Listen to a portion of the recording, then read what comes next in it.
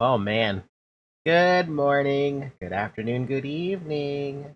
I have a heart rate monitor, and it's pretty high right now because I'm not used to wearing the damn thing anymore. I also just ate, and I've been coughing, so the heart rate's kind of high. Nervous? Probably. That's probably what I'm feeling with this. The reason we have the heart rate monitor, by the way, is because I felt like it'd be a really good idea. Whether or not, whether or not it's actually a good idea, we'll cross that when we get to it. You good? Oh no, I'm good. I just finished I just finished eating, that's why.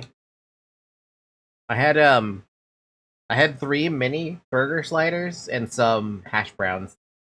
Did you say your heart rate is high? I, is it high? Right now it's saying it's 82, and that should be updating properly. Mind you though, this thing is running out of battery. That looks average. Hey, it looks good to me then. Yeah, the battery on this heart rate monitor is running out, so I will have to, at some point, um, replace the battery. You mind if I just do that on stream? like actually, look up what the hell this thing is? Because I have the model here. Polar H10 heart rate monitor.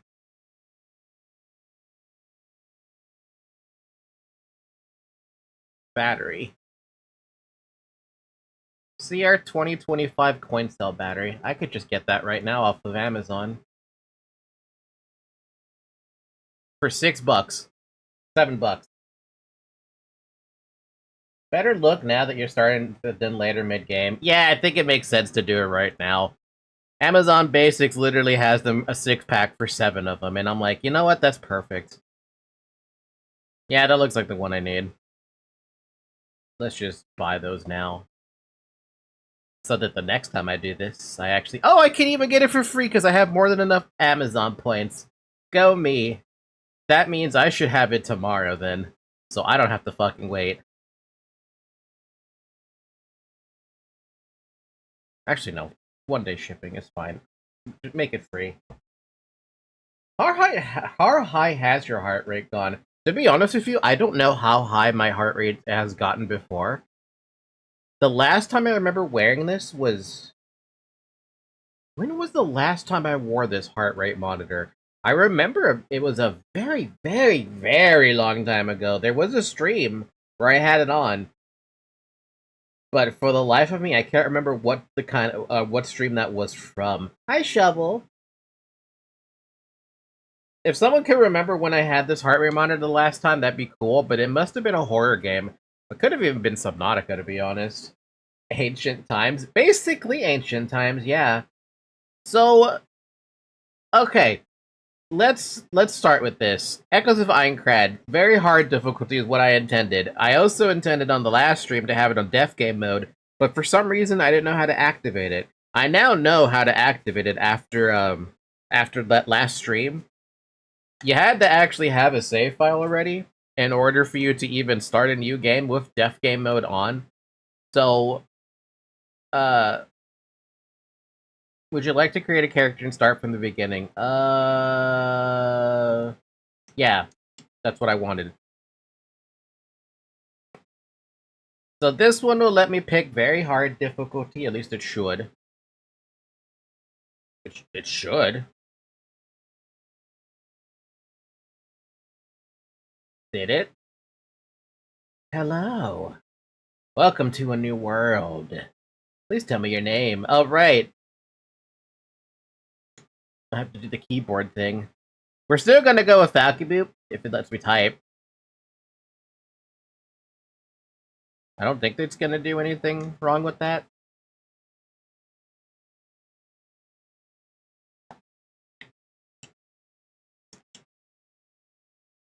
Death mode time. It's death mode time. How many times am I gonna die? We're doing very hard difficulty. That's what I said. And I also said we were doing death game. I have to play substantially better. But that means I don't remember how to play right now. So that's gonna be a fun time. Do you wish to skip the tutorial? Actually, do I want to skip it or do I want a refresher? You can't die in the tutorial. By the way, I believe the heart rate going up to 110 or 140 on an emotional or intense moment is still normal, but anything above that's kind of scary. You guys will have to let me know if my heart rate gets scary. Perfect for our half-assed SAO game, apparently. Right? You guys are gonna probably hear me rant and rave a little bit about my video game idea that I want to throw out there. Don't know if it's dangerous, but it's scary for sure. I mean, some people can go pretty damn high. Falky Boops? Nope, not Falky Boops. I'm gonna skip the tutorial. Do I really want to skip it? Maybe I want a refresher. But the tutorial is so jank. I'll figure it out myself. Skip it.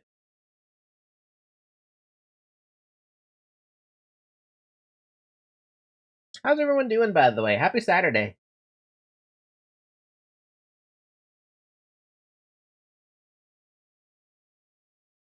Okay. Let's see about this. We should just go to... I remember how to do any of this. We should go back to the inn. I think we have access to the inn, right? No sound? There's no sound? Let's fix that. Because of Aincard being stupid. I know why, too. Hold up. Hold up. Hold up. Hold up. There you go. You now have sound. Teehee. I'm right now waiting for my mom to, in the car to go get Taco Bell. Taco Bell? Taco Bell? What you planning to get, Sinclair?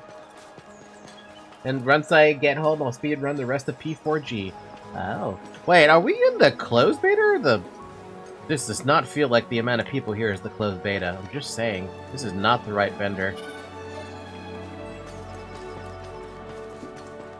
Let there be sound. Let there be sound. Let there be pain. Coming soon to a theater near you. Okay. Now that I'm here, what do I have access to? I've got nothing. I can't raise anything. Okay. My equipment. I don't want to use the short sword. I want to use a mace. I just like the mace so much more. Don't have any new armor. Don't have any new glove. Don't have any new pants. The shield is fine. Get the better shield. And that's all I can play with. Do you think later on in the story the number of NPCs will decrease? I wonder about that. Because what they say is there's 10,000 players in the game, right? And I feel like as you go on, you should have less and less as you see in the towns. I don't know, maybe there's a way to show that. You know what would also be an evil thing in a death game? Would be to show how many are online in the game.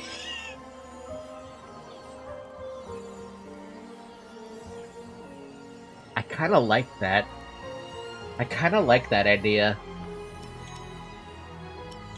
Okay, I need to take all the frickin' potions, dude.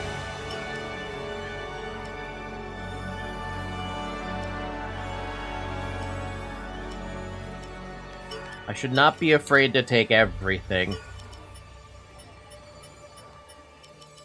Oh, I even started with some mats, too.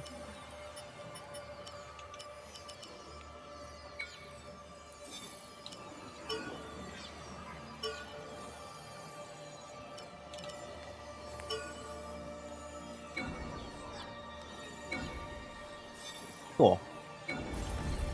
We got everything we wanted to do there.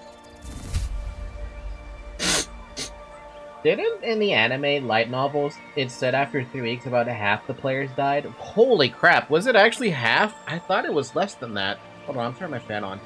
Hot. Yeah, no, I thought it was,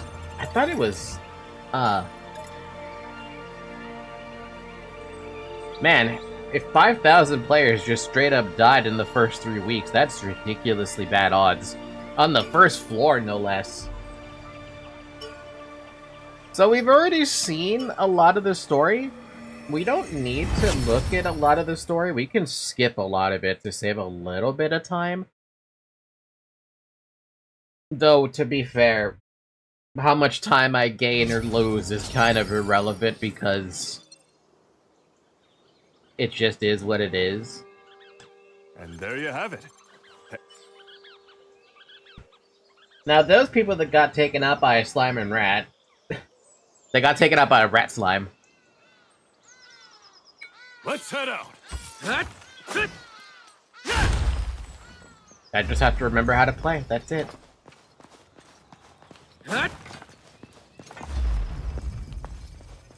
We'll try to remember.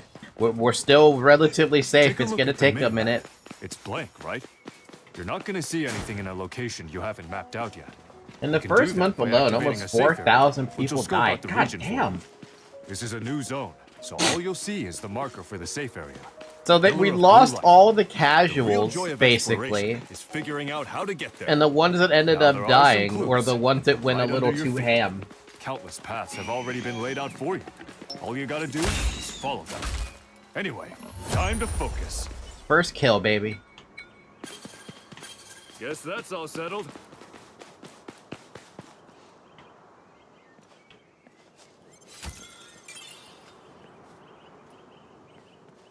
We should still try to love the lore, though, but be warned that I'm not be able to get attached too much because of, just the way things are gonna go, right? Hey, look over there. You see that blue light? There's a safe area waiting for us at its base. We're almost there. Just the only ones that survived were the Souls-like players and the tryhards. Hey, we still had a lot of casual players, though, at least in the anime. We had that, like, that entire area where, we had where they were fishing. I forget which floor it was, but there was a bunch of people who were fishing.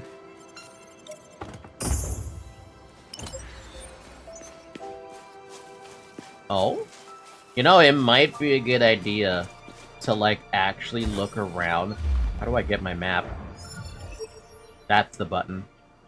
Oh, we don't even see anything. We need to go to the blue light because I can't see shit. I'd be walking around blind trying to find the shit I'm trying to find.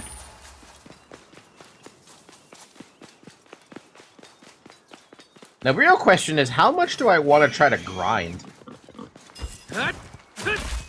In a death game, I feel like there's like no excuse not to grind. You know what I'm saying? The casuals that survive were the pet players and the NPC players. The pet players? Wow.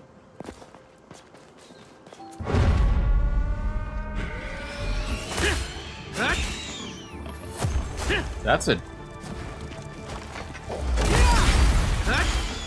Yo, what the hell? That's not the... That's not an enemy I remember seeing.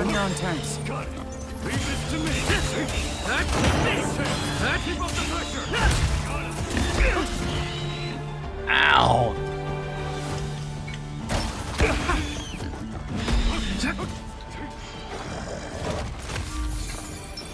Yo, throwing this thing at me is a little fucked.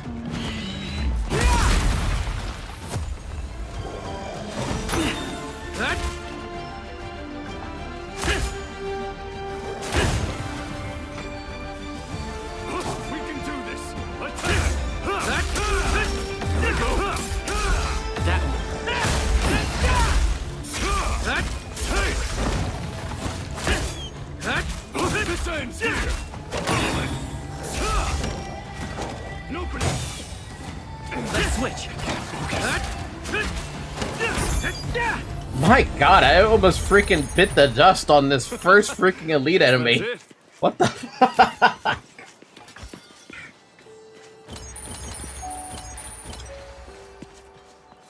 Another one almost bit the dust.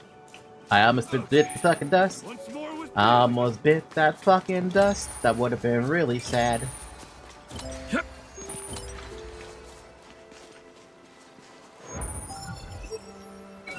Talk about a frickin' star already. Remember to respect your elite enemies because they don't give a shit about you. It'll be good practice.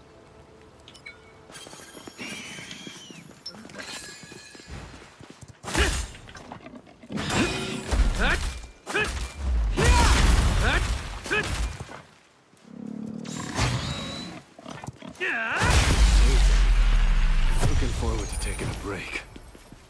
We beat it. What do you mean you want to take a break, Iori? And Tiffany or the Chocolate X. I'm sorry, the Abridged series is so memorable, I forgot the character's name entirely. I don't even remember the name of the characters right now. I think one was Lizbeth. I think the other one was... It began with an A. And then there was, the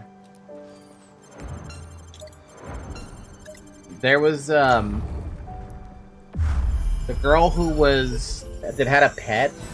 That one I remember too. You know, these chests might actually be worth going back to pick up. Like, yeah. Let's go this way next. We're in a serious situation, right? But it makes sense to, like, loot everything that I missed. The wolf type. Pretty exciting. I do have to go through that fucking white wolf again, though.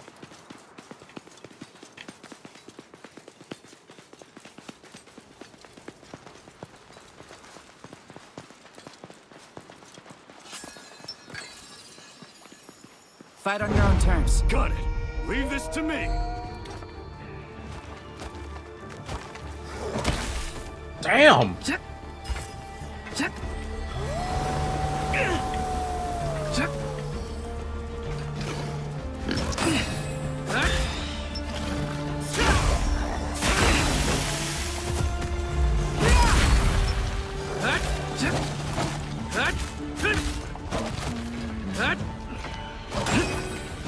Iori really likes to fight the other things, huh? Now he's gonna have to fight with that. Good job, Biori. Here we go. Keep up the pressure.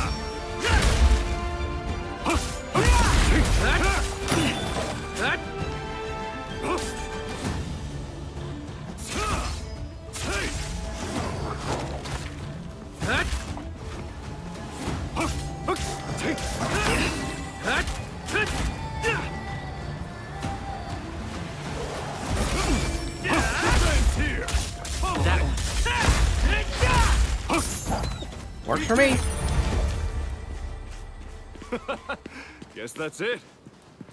A wolf summoning boars is kind of weird. I didn't question it because I think those things were spawning there on purpose to ambush me.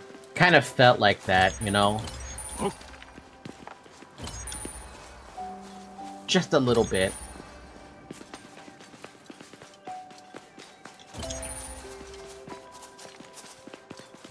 This one shouldn't cause us any trouble. Let's take care of it. Guess that's all settled. By the way, read the comment I did. The casuals that survive are the pet player and the NPC players. Like, either the people that team up with a strong people, or the ones that decide to be a blacksmith or something like that. Oh, so like the NPCs, literally. Yeah, it's basically the NPCs of SAO. Like I said, like Lizbeth, who, or I think it's Lizbeth, who went with the crafting side of, or the blacksmithing side of things.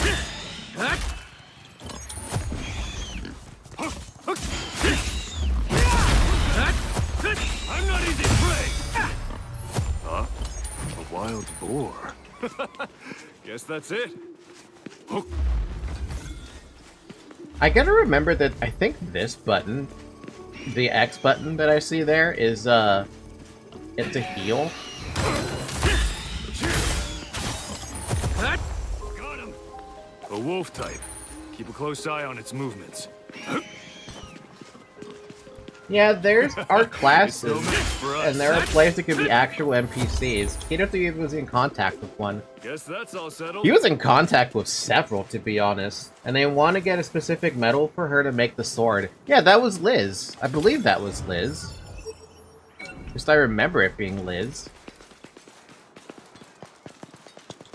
Yeah, no, I've been trying to come up with, I might not be able to come up with names. I might have to use a random name generator for this, but, I've been trying to come up with, damn, dude, you didn't have to go that hard. I've been trying to come up with names for different characters, because obviously I can't use the same names that SAO has already, like, patented and everything, and copyrighted and everything. So, I gotta go down the route of, find a name that fits, right? I'm also still trying to think of a nickname for the main character that you are going to be playing as. Kind of like how with Dynasty Warriors Origins, you have the character name you can pick, right? But some people will call you Zilawan, in the case of Cao Cao. He calls you Zilawan, and I appreciate that a lot because it makes the voice acting flow substantially better. And I love that. I love when the voice acting will actually flow and not sound stupid. Do you want my help come up with names? I need a couple of Brazilian names, actually, from you, Zyrek. Like, the most common Brazilian names, and, like, whatever gamer tags you think are common from Brazilian players. Because I want to have, this game idea have, you know, multinational kind of thing going on, you know what I mean?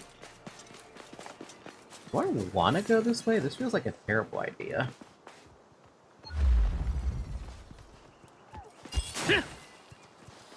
I still see a fucking wolf over there. I can't even go in there because I don't have a thing out.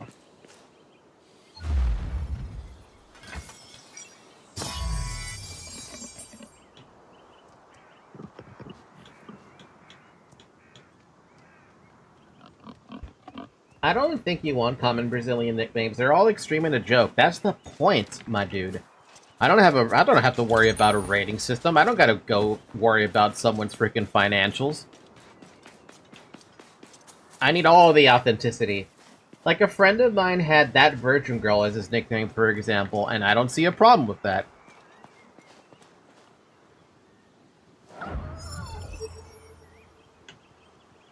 It sounds like the chest is over here. Damn.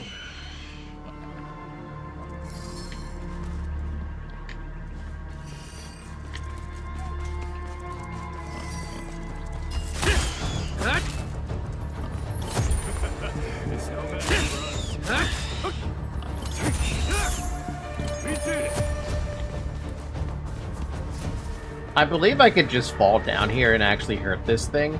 I think, if I can actually see where it went. That's right here.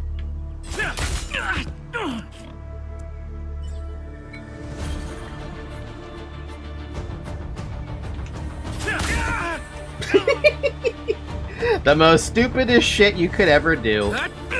Aw. By the way, I don't actually take damage from falling. It's like one of the weirdest things that this game has introduced. No fall damage, and it's a-okay. Ow. Oh, wait, did I aggro the wolf, too? You can use Flying Squirrel and Wizard Potato, then. Those are nicks off my friend. Ooh, can you send those to me in Discord? I mean, I do have my freaking Word document open. Word document and my Google Docky. I have my Google Docky open.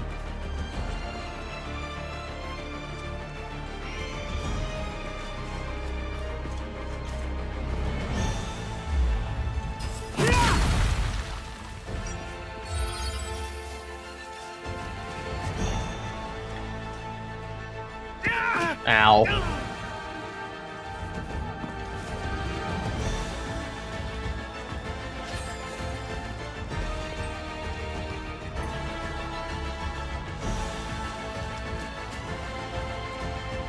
Hiyori wants to fight the wolf, and I'm over here like, alright, fine, we'll fight the fucking wolf, but if we're gonna fight the wolf, you're gonna drop one of these.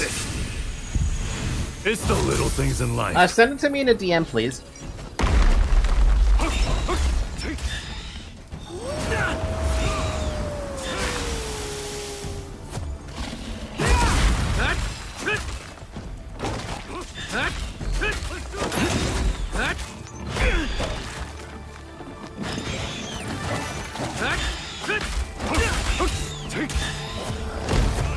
Ow!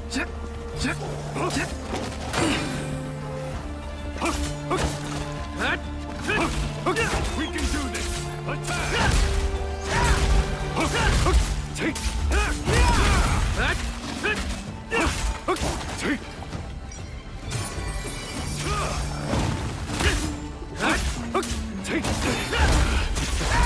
Guess I'm a little tired. There we go. That's another one down. We did it! We beat it! Mod chat? Oh, okay. I had a nick, but I discovered the some in German that is very problematic had a similar nickname. Can you send that to me also in a DM? Because I'm curious what that one is. I can always ask Nemi, because she is my German friend also. My German best friend. My German sister, basically. That I can ask her about these kinds of things. But yeah, I was trying to come up with names. I've been coming up with organization names, like a transportation company.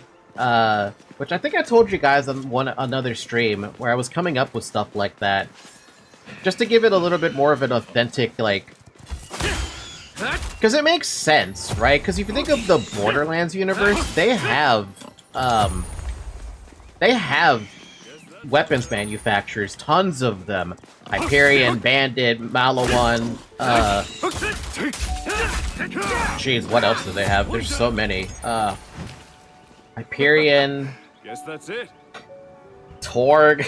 Like, there's so many things, right? And they all have their specialties when it comes to their weapons. I needed that, but for the SAO world. But now that I have, like... Now that I have, like, the primary, like the primary names of manufacturing companies, I need subsets of those manufacturing companies that specialize in different weapon types, right? They specialize in swords, great swords, lances, those kinds of things. You know what I mean? Lead. This one should. We can do this. Attack. This end here. Pummel it.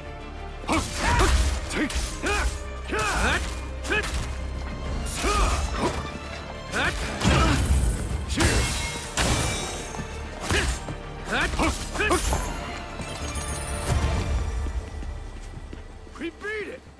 It's Dragon Lord X9. I created it when I was in childhood. Take it easy on me. That's so cute.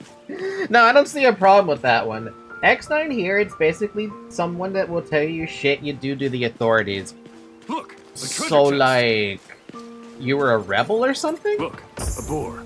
Steel hammer blueprint. Oh, so that's what's up here. Wait a minute, that's a mace. Hey, I could use that. I mean, technically I could use that. So it is worth it to come up to these things. Okay, so there is a point.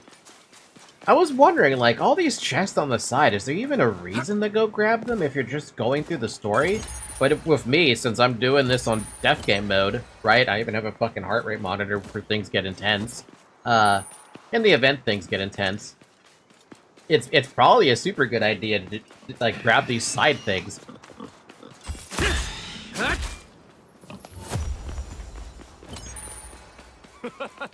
Guess that's it. Yeah, no, let's grab the other 3 chests. Why not? We can pad out the time. I wasn't gonna stop, like, in an hour or 2. I was gonna go for, like, at least 9 hours. Or until I feel like I've either progressed more than enough and I need a break, or we die multiple times over, which is... both are likely. Kinda, but it's more like that asshole kid from the class that you tell the teacher that you left the room for a moment kind of thing. Rebellious? No, not rebellious. I mean, technically it could be considered rebellious the way you're saying it. Yeah, no, for my game idea, I don't intend to let anyone run free. If you're a kid, you're gonna be in the game, and you're gonna be in the death game. If you're an adult, you're gonna be in the death game. If you're a teenager, death game. If you're an elder, death game. Nobody's free. Everyone everyone equally die. Guess that's all settled. I also plan to have the crafting system a little bit more, a little unique-ish, but not that unique. I say not that unique because Ion has the same kind of crafting system, where, you're leveling up your crafting to be able to craft certain things, right? But if you want to, like, let's say you want to make like an uncommon mace, right? You would craft that uncommon mace, right? And the thing that you would do with that uncommon mace is you want to have it... There's a chance that it can proc up to a rare mace, right? That was my idea. But let's say you tried to do it 3 times, right? You failed 3 times and didn't proc anything at all, so you're still stuck with 3 uncommon maces. The thing I intended was, even though you had those 3 uncommon maces, you can still use those 3 uncommon maces to guarantee the craft up to rare, so that you're not actually, like... You're not super falling behind, you know what I mean? You're getting progress, even in failure. I don't want to make it punishing to where you have to successfully craft something with the crit success in order for you to actually get the next piece of gear you want to try to craft. That's just not fun. It might be fun for a Korean MMO, right? But if you don't want to dedicate that much time, right? You know, you should at least give you a chance, like, your failures mean a success at some point. I spy a treasure chest. Koreans don't know how to make fun grinding. They do and they don't. The reason that their model, their play model is so weird is because back then it used to be considered, it was pay by the hour sort of thing. So you had to pay by the hour in order to play a Korean MMO. It was kind of dumb. Kind of dumb like that. It is what it is. Let the Koreans have their game, right? They are too extreme to be fun. It's like if they find fun in pseudo-slavery. Take a look at Korean society and you'd probably find the answer right there, right? A lot of their stuff is the nature of grind. Grind this, grind that, don't not grind this, etc., etc. Yeah. Yeah.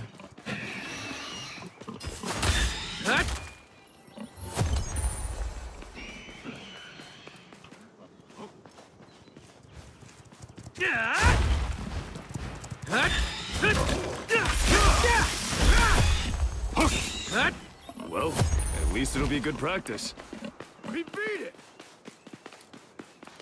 Thankfully, the amount of crafting you have to do for crafting stuff is not that bad. I plan to just have... What do I plan to have? Weaponsmithing, armor smithing. I don't know if I want to call it handicrafting or just jewelry crafting. You know, for accessories and stuff like that. A treasure chest. Probably potion crafting, but to be fair, I could just make you buy potions from the vendor and let that be done with. But maybe there's some unique potion I want you guys to be able to have access to that the vendors don't sell, you know? So potion crafting might be a thing. I don't believe we can go that way, because the game says you're not allowed to go outside the quest zone.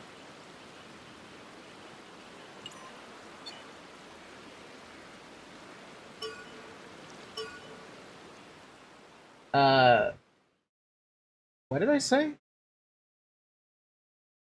Weapon smithing, armor smithing. Let's go this way. Jewelry crafting, alchemy, cooking. That's what it is, cooking.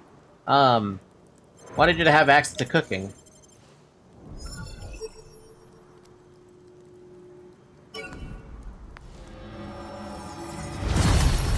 And then... If I go to town beginnings, does that actually take me back, or did I have to do something else? Yeah, I have to... Okay, that's not right. That's not right. I have to do this. There we go. Return to town. That's what I wanted to do. Suspend the quest for a minute, level up a little stuff, feel good about it. Just to clarify, I'm not saying that their games are bad, by the way. It's just the grind, really. I like when they make cooking important and fun in games. I plan to do something with cooking, but it's probably just going to be like... I don't know, it's probably just going to be related to... I mean, what kind of food can I have in there? I don't know, maybe there's a lot of different food items I could probably make that make a lot of sense.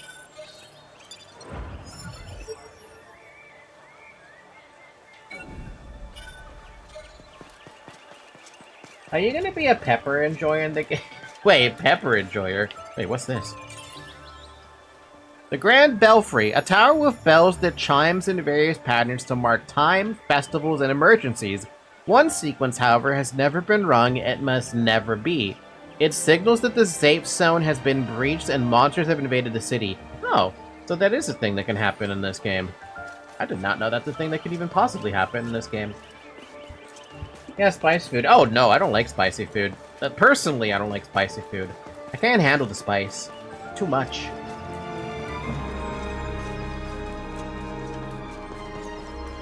By the way, yes, I am running to the inn. Let me say something. This little thing here that you can teleport to the different locations, I think that's stupid. It's nice for super mega convenience, but if I ever make my game a reality, this is not going to be a thing. You're going to have the town, and you're going to walk to different places in the town. I want people to memorize the town. I don't want them being like, oh, let's just teleport to the next location. Why? I'm late from playing Lobotomy Corp. How many times have we reset? None yet. Okay, we want... Not Vitality. Though Vitality would be fun. I want Strength.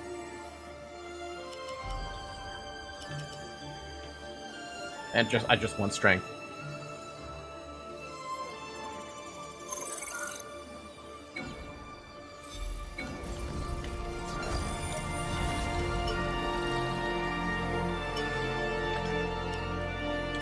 Oh, we did pick up some new maces and a steel hammer.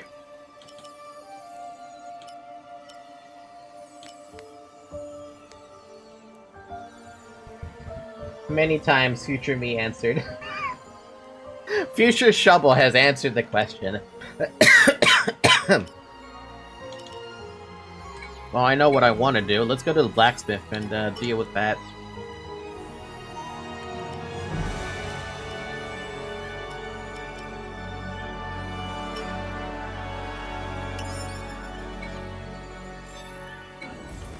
Oh wait, did we get anything for Iori yet?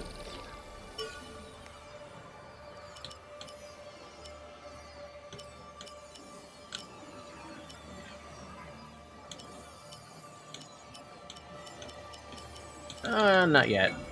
I mean, technically not yet. We could probably use something for him that will be, like, some kind of an upgrade, I guess.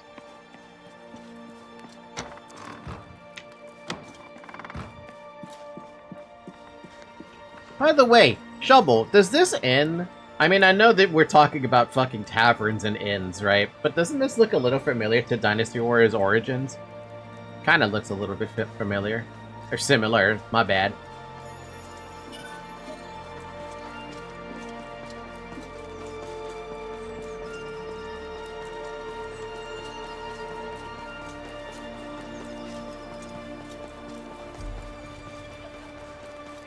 By the way, one thing about the nick I created in my childhood, I was never an X9 and never liked being one. I just like being annoying. Is there a difference, Zarek? You could be a menace with that kind of attitude. If you really wanted to be. Overworlders, eh? So, what can I do you for? Okay, I want to upgrade my mace. What's it take to upgrade my mace? It takes other weapons. Fuck.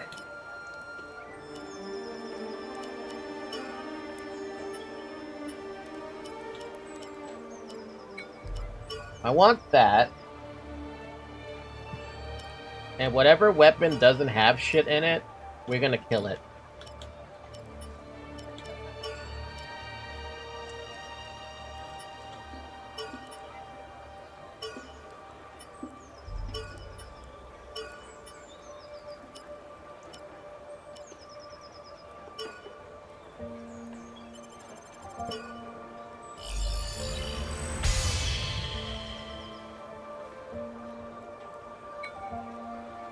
And now let's synthesize so we can get stuff on it.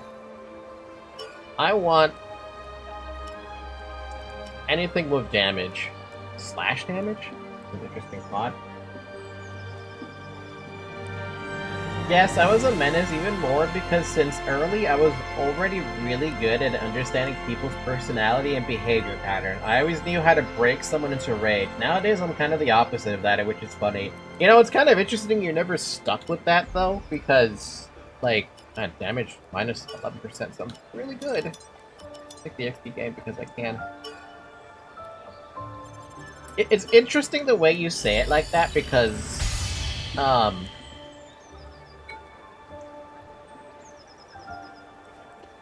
I used to know somebody who severely fucking pissed me off a lot.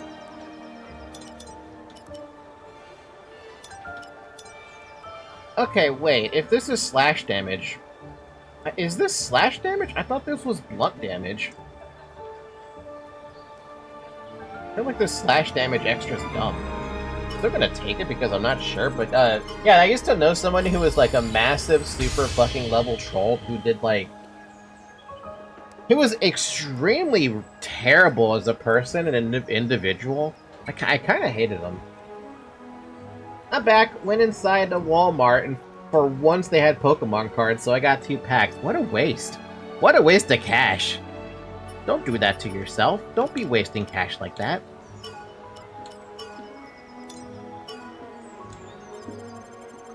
Saki secretly talking about me? No, not you. It was someone who ruined my friendships with one of my guild members. It was really sad, really.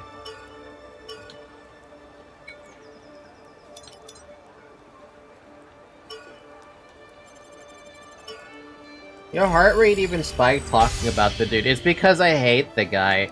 I super hate the freaking guy.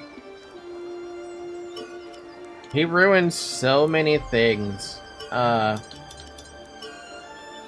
Like, that was the one time I used to have a really fun little guild, right? And they managed to destroy it from outside. I was never happy about that situation. Can't really ever forgive the guy either, because it's like... I don't know, I feel like I lost everything with that. That steel hammer's not that good. Hell, the wild edge would be better. But I already have my weapon, so no reason to upgrade that. We do want to get one of these, though.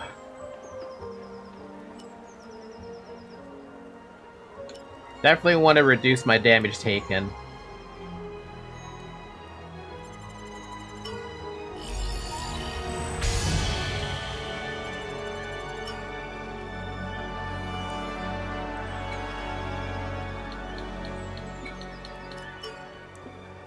Increase normal attack speed. Increases the invincibility while dodging. Increases damage of parry slashes and temporarily increases defense after one's used. Nah. I think I'll take the normal attack speed.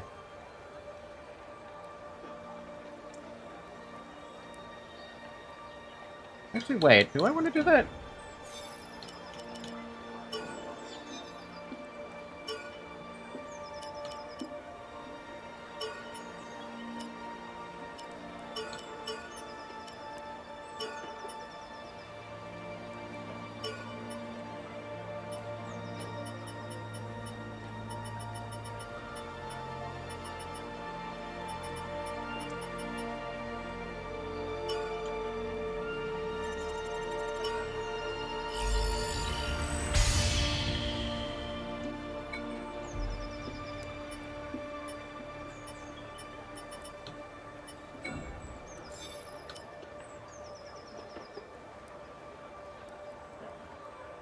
The only thing... Hey, it's been like 6 to 9, not joking, since I had a chance of even buying any.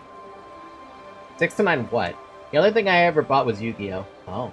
To be fair, it was really annoying, but I knew how to be annoying without making someone hate me for that. So it was like that kind of friend you get angry just by seeing, but can't hate him because he actually helped you with specific stuff that people usually don't. I always love chaotic stuff like that. Yeah, no, this person, the individual I'm thinking of, was just a piece of shit individual that, I would wish death on. Just straight up, I would wish death on. The kind of hatred that you really just don't want to care about. You know what I mean? I'm gonna make one of these so I can use it for synthesis purposes.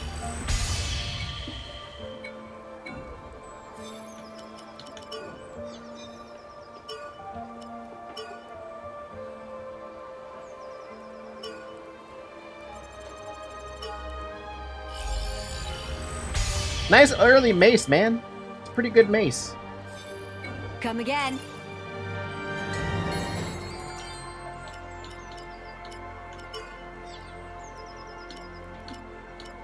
Oh, these things don't have anything on them. Oh, that explains a bit. I guess I should craft the other stuff then. Overworlders, eh? So, what can I do you for? I get it. It's ass when we find people like that. Yeah. I'm kind of glad he doesn't exist in my world anymore. He's gone as far as I care. Not dead gone, by the way, but he's just... I've never seen him anymore for who knows how long, so... If I never have to see him, I'll be happy. Valky has hatred. I have hatred in my heart. Come again. Where'd the hatred in my heart come from? A history. A very, very shitty history.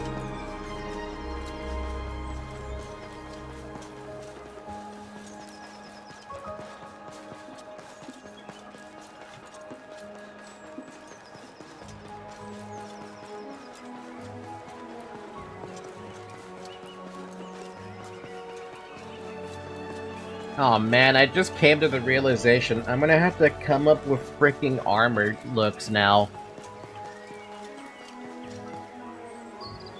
I mean, it's not that complicated to come up with armor looks. Most of the basic armors back in, like, any MMO are usually pretty crap. Even armor that you see in, like... Well, I guess to be fair, Dark Souls doesn't really have that problem. All the armor looks incredible.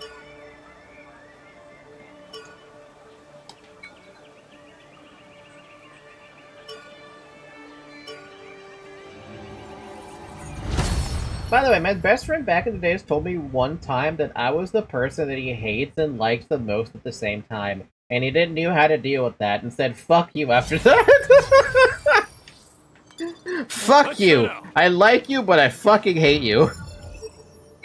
Is that basically the conversation? Because that sounds like what the conversation was about.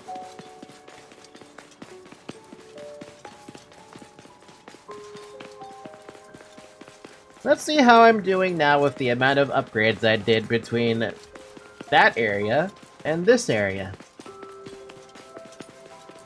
Can I one-shot these now? This one shouldn't cause us any trouble. Let's take care of it. Oh yeah. Absolutely can one-shot them now. Oh, that's gonna feel good. That's gonna save so much trouble. Fight on your own terms. Got it. Leave this to me.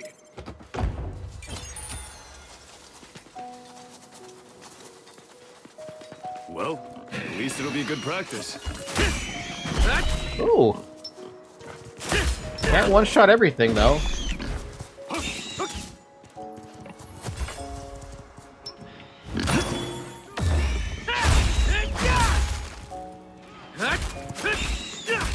You still do a lot of damage, though. Can't complain. Guess that's it. Take that! We beat it!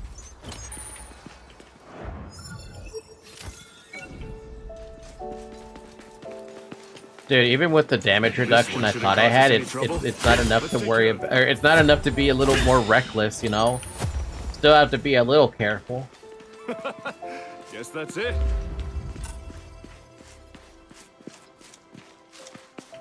Motherfucker!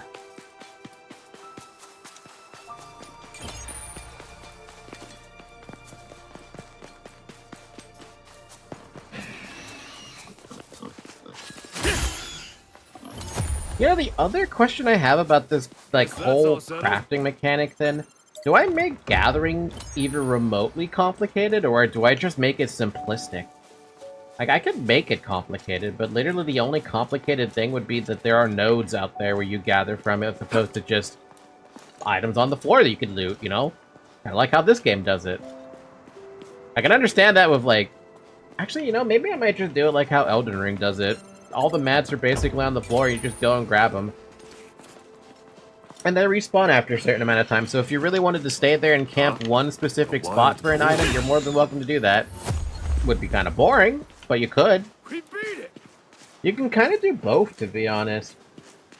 I think it depends on the item, right? If you're trying to pick up a piece of ore, I feel like you should take time to gather the ore rather than just loot it off the damn ground. But if you're picking up a fucking flower, why the fuck do I want you to gather a flower when you could just pick it off the floor?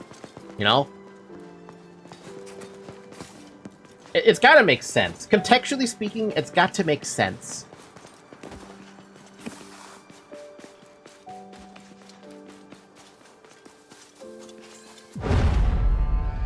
Oh, right, that. Ooh. Ow.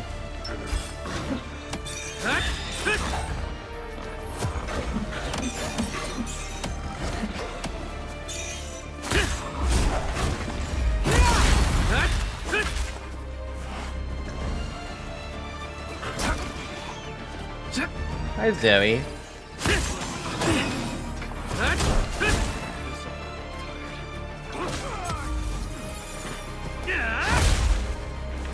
We can do this! Attack! This ends here!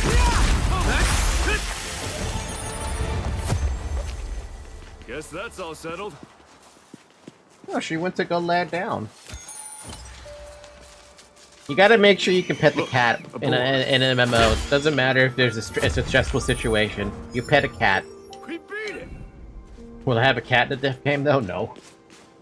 One thing I like about looting and grinding, it's when the common items are quick and easy to get with a bunch without effort, but the rare are and very useful need a chain of things to be done. Usually it's good to have a little bit of both, you know? Yeah, okay. So this is apparently a problem this game has, in that you can't leave the quote-unquote quest area, which is, I think, very dumb. There should be no limitation on where you can go. If you want to go to a level fucking 50 zone where you're level 5, you should be able to go to a 50 zone where you're level 5. The thing is, though, you should be able to see the level of everything before you ever get in combat with it. Like this thing, you can't even see the level of it until you start fighting it. Guess that's it. I'm also going to make sure the aggro range of mobs is a little bit more streamlined than what they show, because some of the things you can do are kind of dumb. Okay, how do I get that chest?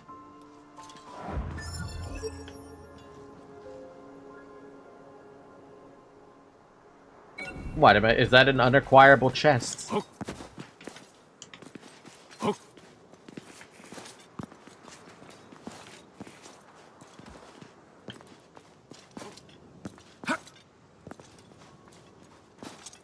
Okay, but can we talk about this for a second? If I have to go like this to get to a chest that should have a path up to it, and it's blocked off by quest zones I can't reach or can't cross, that's just bad game design. Like, that's either bad game design or you fucked up on how you're supposed to move around this area. Because there are things up here you can do, and there's way more stuff over there you can do, but you can't cross the area of no return. Gemstones?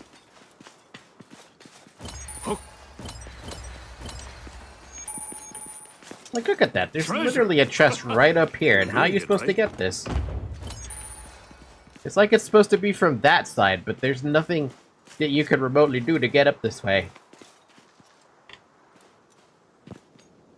You're out of the quest area, returning in bounds. Okay, game.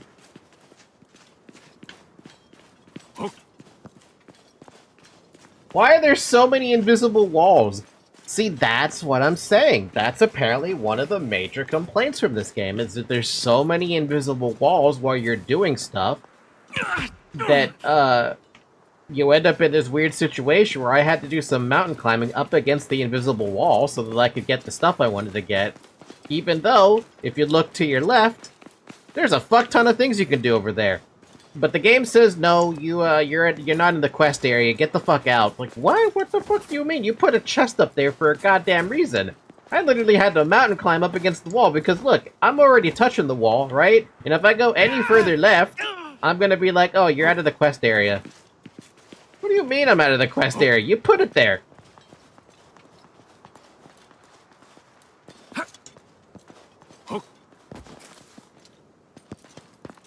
Silly game design. Like on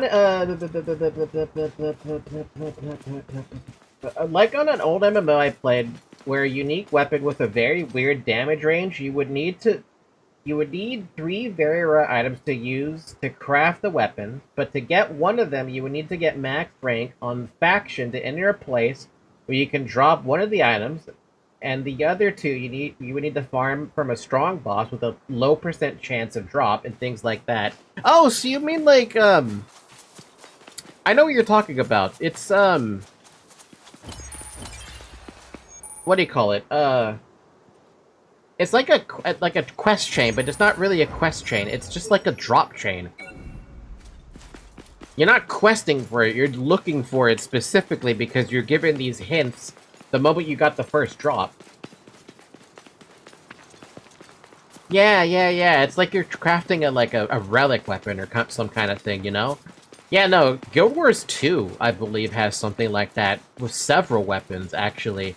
I was thinking about relics, but I was thinking for them to be more on the crafted side rather than the drop sides. So I guess basically it's the same thing, right? You would need mats that are rare drop in order to be able to have a chance of crafting whatever it is you're trying to craft.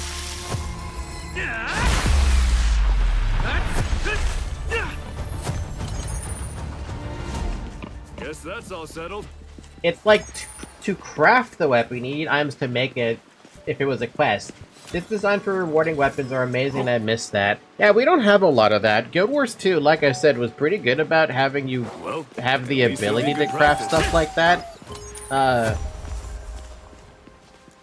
Via collecting stuff from other areas. No, I think Guild Wars 1 even still does it to this day. Because I do remember that being a thing. I just don't remember the context of when I saw this. Ow. Ow.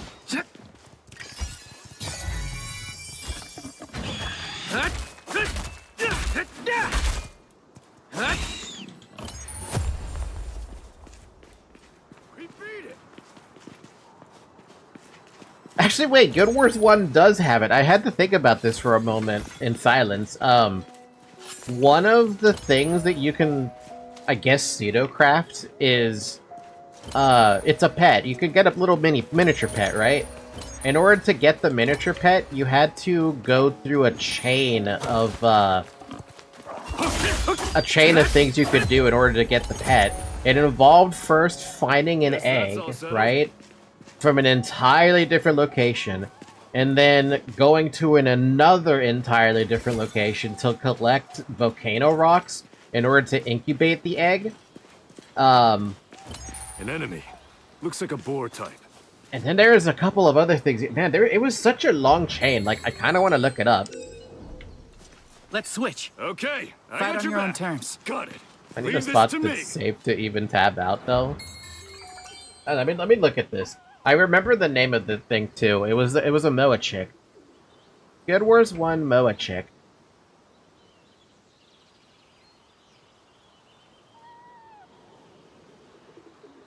Okay, this one is ridiculous. So it's literally a scavenger hunt, basically, right? It involves getting a journal, which you win from fighting in a tournament against other NPCs, and you had to get this specific character to pop up. You beat her, and then you get her journal that tells you, hey, this is how you get this Moa chick, right? The second part of that scavenger detail is you gotta get an incubator kit, right? This requires you to go to one specific crafter located in the second campaign of the game, and you can craft this item with 50 planks, specific planks, right? Spirit wood planks, basically ghost planks, and 10 steel ingots, and it also costs 5 platinum, which is like 5,000 gold, right? And then, with that incubator kit, you have to go find a bunch of specific items in order to be able to start the incubation. First, you need to find a hardened Moa egg, which you can find in the second campaign. You needed to find nesting material, which you can find in the third campaign. You needed to trade for it for 5 wings from harpies. You had to go find the volcanic rock, which was in the first campaign. You needed to go catch a herring, which you could trade for in the first campaign. Sorry, there's the combat. Let me deal with these first, and I will continue with the thought. That one.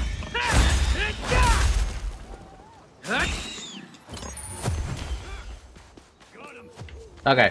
Guess that's it. from the vote, after you get the herring, you need to get a branch of Judy berries, which you had to do a quest in order to get that from the 4th campaign. And on the last item you needed a honeycomb, which could be obtained as a random drop when you do a trading sequence with Nicholas the Traveler, which he can be located in any one of the 4 campaigns. That's how you got this little Moa chick. It was a very cute little Moa chick as well. Oh, and it gets even more ridiculous than this.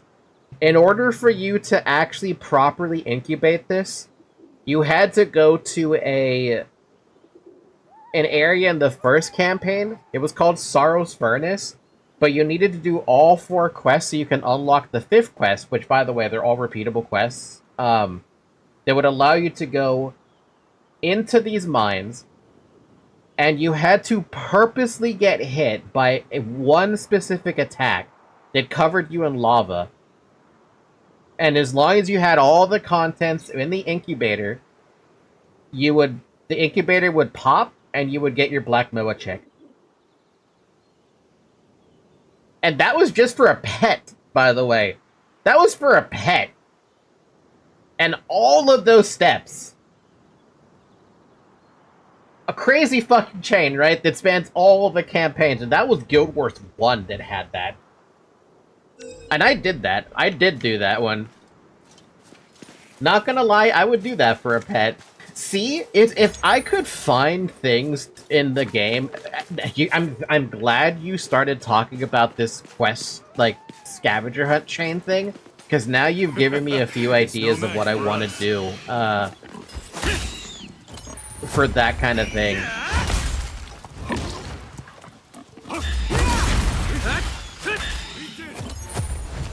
I like where this is going. I like where I like the thought where you got me for it. Let's take care of it. A weapon? Hell no. A pet? Absolutely. Especially if the pet is cute. And people do a lot of crazy things in Guild Wars 1 in order to get some of the things that were available. And it wasn't even weapons, for goodness sakes. It was pets. It was pets. It was, ranger pets that you could use that you could bring in combat with you. They did a lot of things. I think they actually did it too for a moss spider. A fucking little tiny moss spider, right? And people were going crazy trying to get that fucking moss pet. Be careful.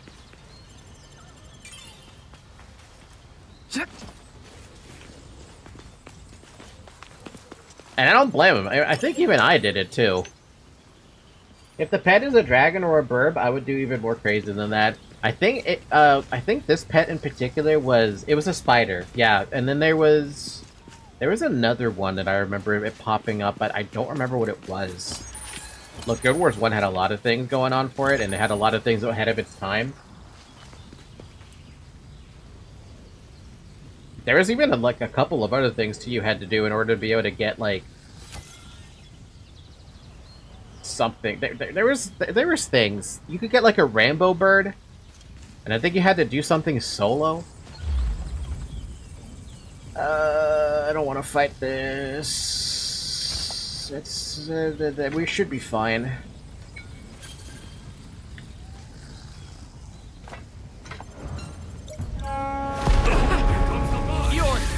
I got this!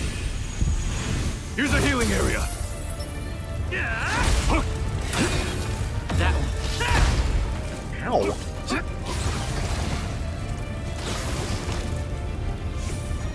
Let's switch. Okay. Fight I on got your own back. terms. Got it. Leave this to me. Guess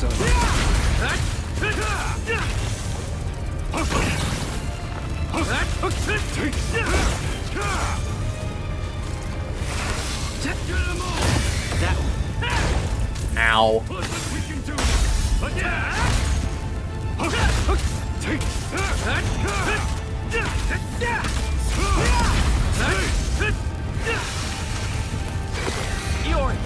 I got this. Right now. Together. Right.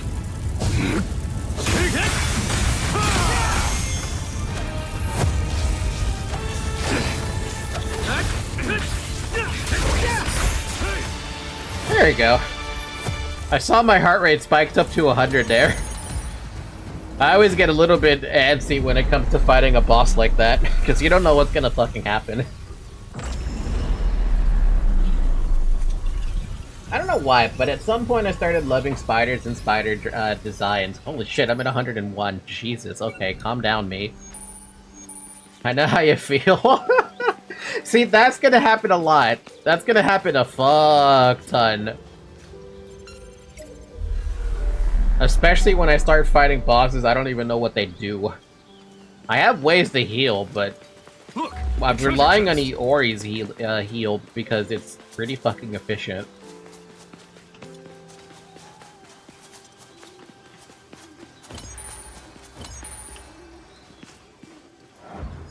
Isn't there a freaking enemy here? I thought there was. I know there's a chest out here somewhere.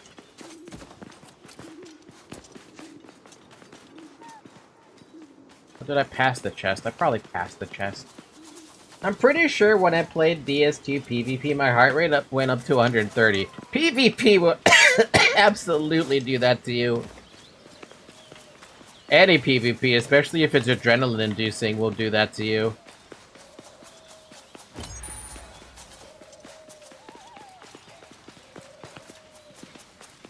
Okay, where the hell is this chest? Because every time I noticed that I start to breathe again, I was heavily breathing. Ah, I believe you. I absolutely 100% believe you on that one. There's the chest. Only a poison stone? How lame.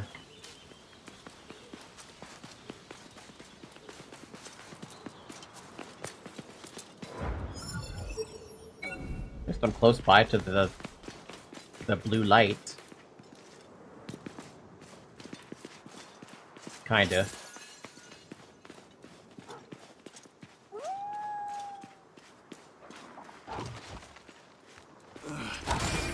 Guess I'm a little tired.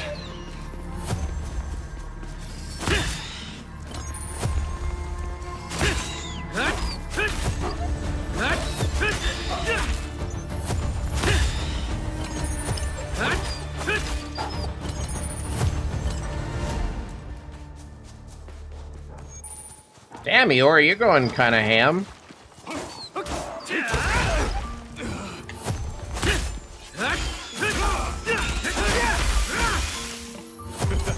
It's no match for us.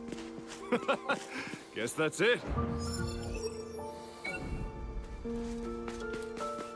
Hurry out for blood. That's what he's out for. She's out for.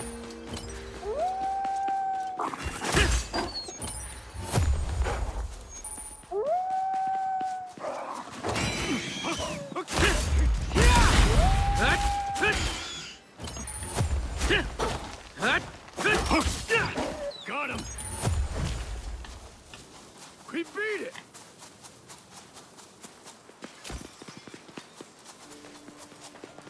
Look, a boar.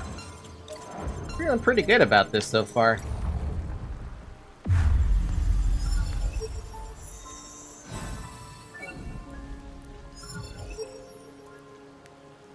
We should finish looting all the chests.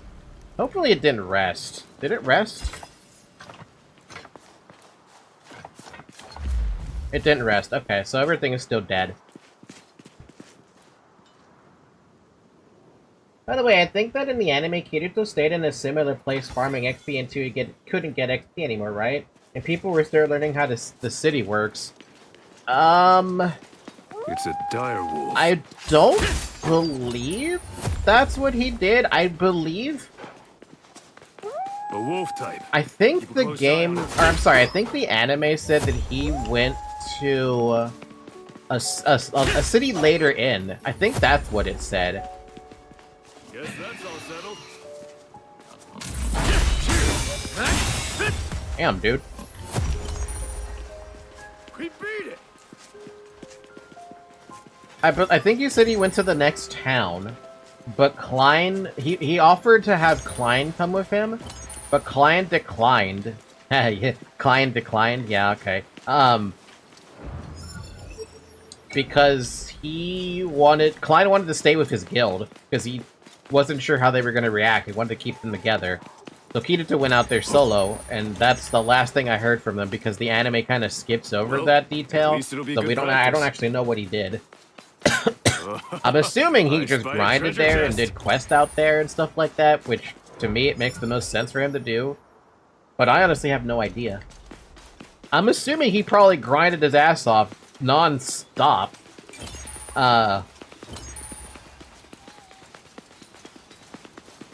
But he was also smart about it, because he never put himself at any, like, risk, you know? And in the movie, I think it was Ordinal Scale, where Asuna was by herself. She ended up exploring a dungeon solo for, like, several days worth, before she eventually got rescued by Kirito, who told her, you should go back, otherwise you'd just be wasting all that map data. Among other things. Guess that's it.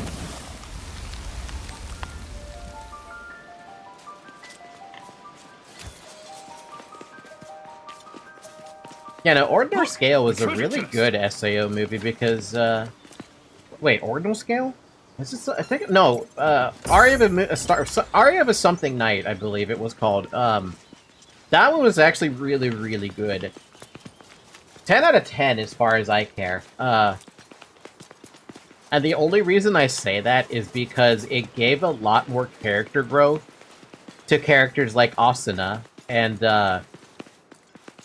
not like she really needed the character growth, but to be fair, she kind of did need that character growth because the events of SAO in the anime, and if you didn't read the light novel, they don't really talk about how Asuna got better at the game, per se, because by the time we see her in the anime, she's by herself already, she's depressed as fuck, and she's already a really decent fighter, which doesn't explain anything, right? How'd she do that?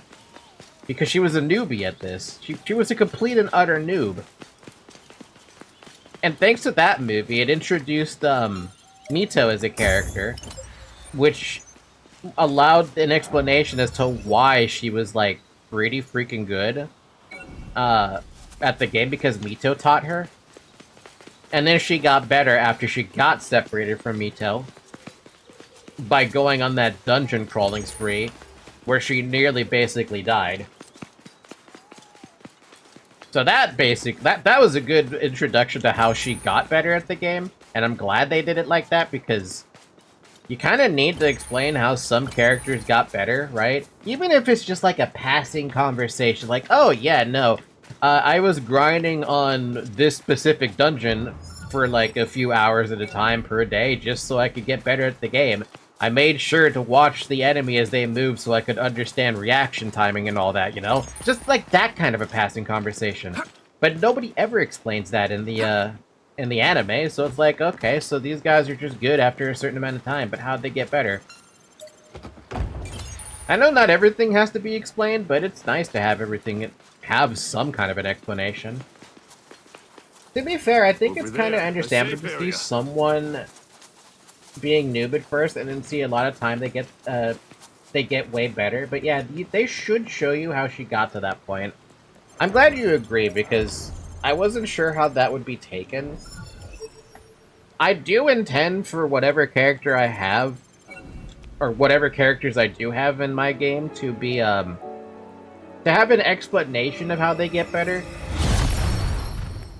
But then you might also have a couple of characters you might meet who they're not gonna be so lucky, and you're gonna see that in real time. Kind of like with, there's another situation in the SAO anime. Specifically, one of the guilds that goes, one of the guilds that gets a little too aggressive with their frontline clearing, and they ultimately end up getting wiped out at one of the bosses because they were being aggressive and they didn't take the time to rest and stuff like that. That kind of a cocky attitude. You're gonna see people die like that. Like, it's not completely necessary, but it's good to make the show more complete. Character growth being shown, it's always amazing.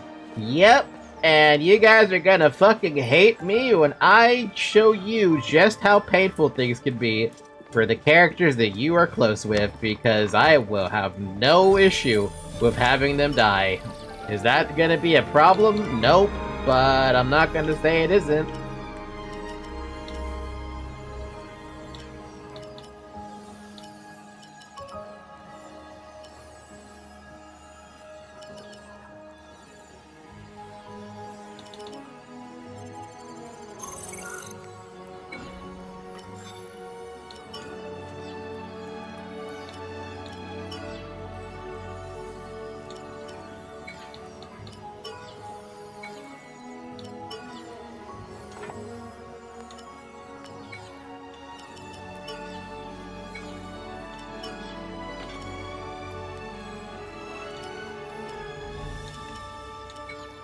Ooh, support SP increase. Ooh, I like where that one's going.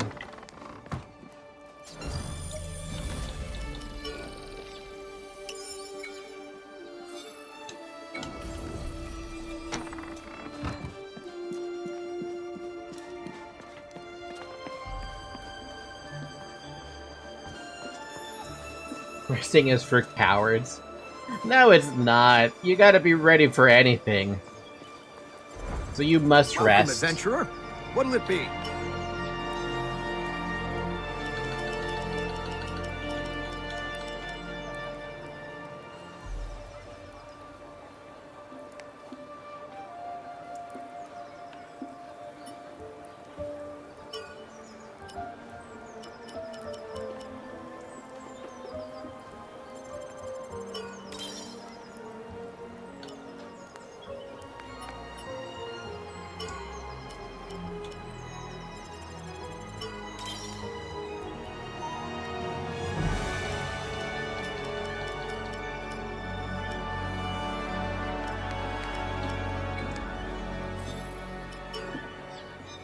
Free rest when we die? Go Doom Guy path? Bruh.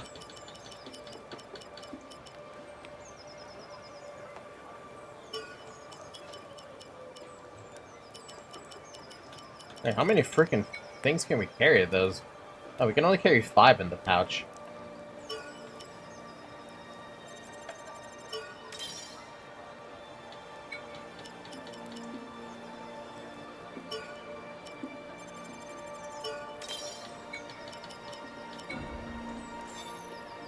My doors are always open.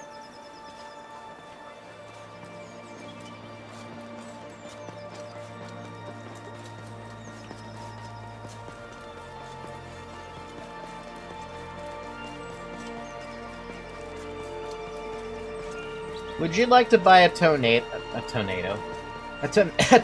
from a vendor on the side? Overworlders, eh? So, what can I do you for?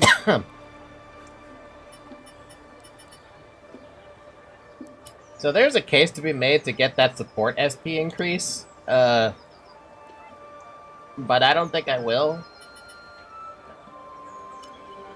Whoa! Oh, damn.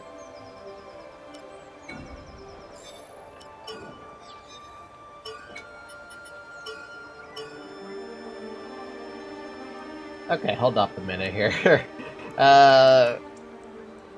We definitely want damage taken down. We definitely want him to have more stamina, but I don't know how much stamina affects someone like Iori or an NPC in general. I feel like they just have unlimited of that, and they have better...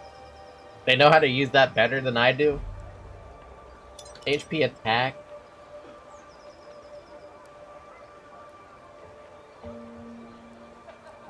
And probably just go with sword skill damage, so he loses this... He doesn't get a chance to get sprint speed, doesn't need it.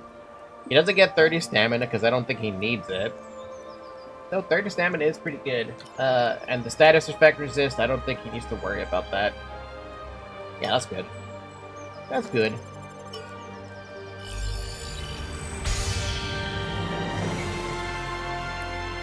Iori, I'll even level that shit up for you to at least +1. So you can do a little bit more damage.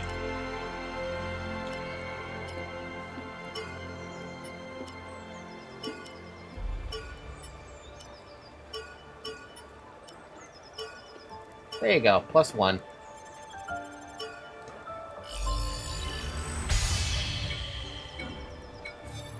Come again. Overworlders, eh?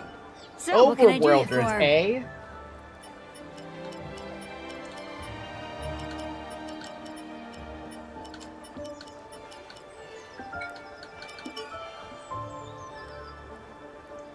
Master of Slashing increases the damage of slash attacks and makes them easier to activate.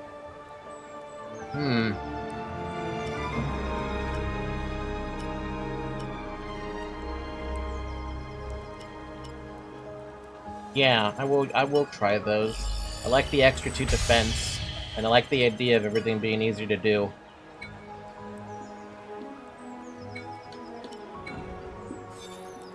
Come again.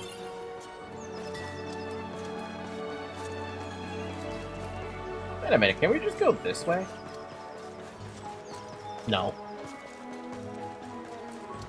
I'm gonna make the town a little bit better in my game idea, though. At least a little bit more intuitive than what this is, because having the blacksmith as far as it is away from the inn and the item vendor. I mean, okay. I'm not gonna say this isn't a bad choice, but like, you don't have anything in between the way from here to over here. And you don't have anything from the way over there to there. And these two are like right next to each other, so this makes sense. But what's gonna be over here? What about over here? What about over here? What about this entire pathway? What about the rest of the freaking town of beginnings? Like, goddamn.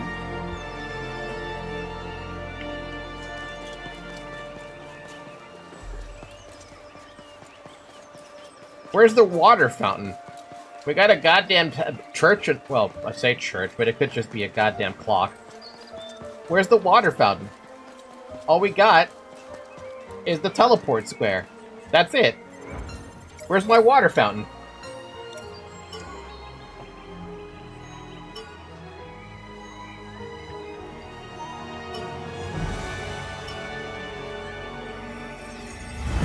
Wasn't in the budget.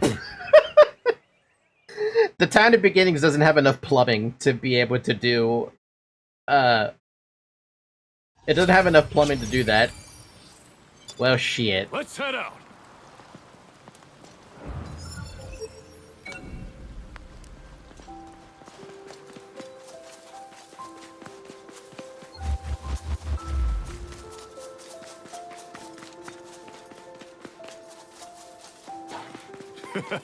It's no match for us.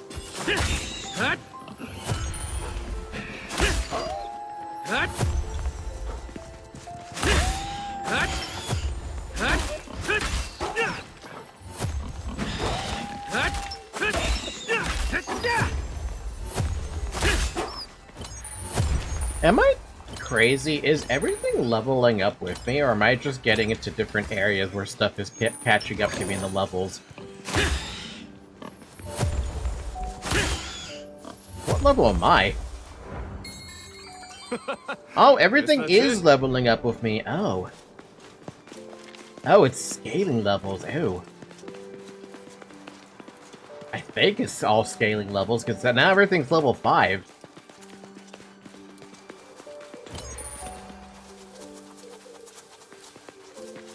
By the way, does anyone know what the level cap was in SAO as a whole? It's no match for us.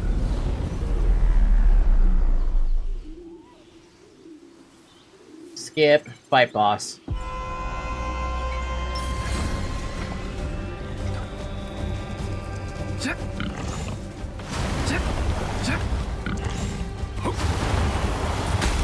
Ow. My good god. Fight on your own terms. Leave this to me.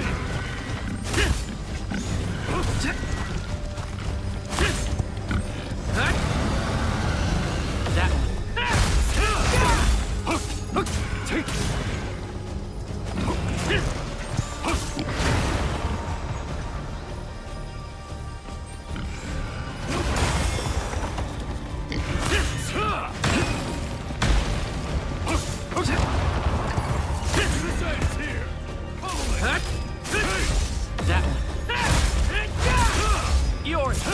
I got this! It's the little things in life.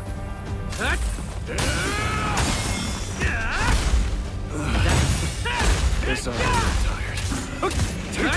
We can do this! Attack!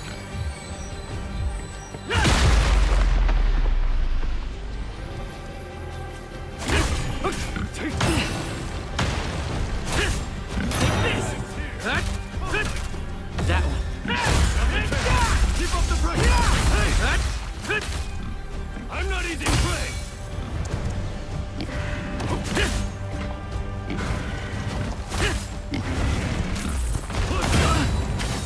Ooh, damn.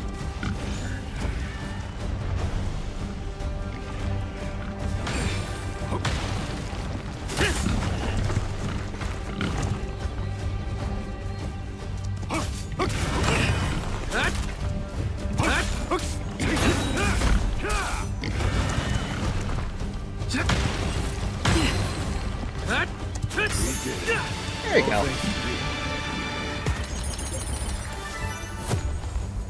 Oh, I learned the new. Oh, right, I have skills. Oh, yeah. We beat it! I forgot about this. I completely forgot that I had other stuff that I could use.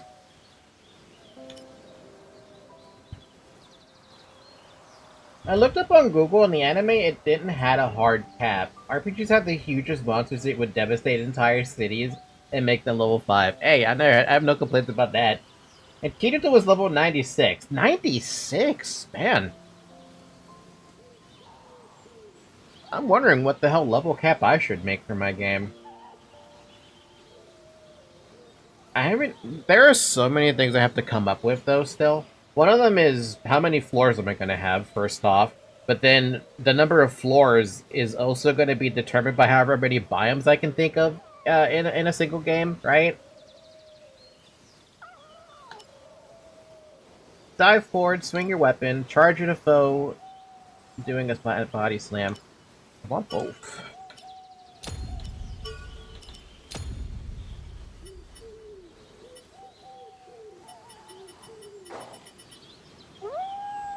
RPG would have large, fuck-ass dragons destroying armies and cities and then make them level 15.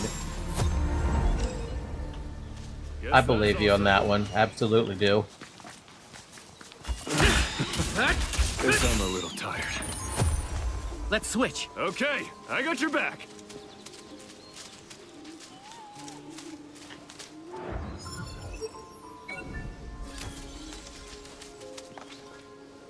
Skyrim right there. I think dragons start at level 25 or 30. Okay. No, actually, Once RPG more would with have us feeling. fight a bandit lord and then finish with fight God himself. To be fair, I'm not wrong on the idea that you would technically be fighting a god at the end of the game, Not though. far But now. you're not fighting a bandit lord at Enemy. like floor Looks like a 90 and then the board next floor is a god. That would just be silly. It's got to make at least a little bit of sense, to some extent.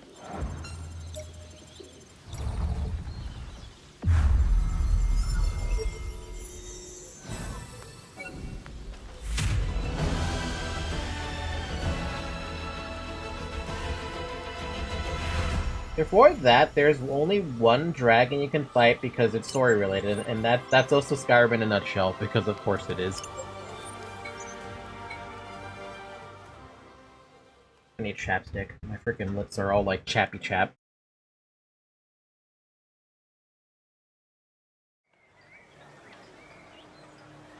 Nice one. We got a pretty decent look around. That seemed easier than the ruins, didn't it? You and I make a damn... So, how about sticking with... Hi, Argo. Intel, if you've got some...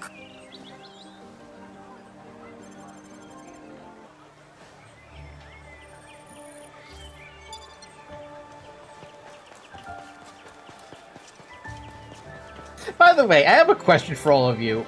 When you're running around with a character, and you see that there's a branching path that both lead to the same destination, do you end up going right, or do you end up going left? Because my brain usually defaults to going right. In Aeon, though, it used to always default going left, even though they both winded up in the same destination. Over? Over?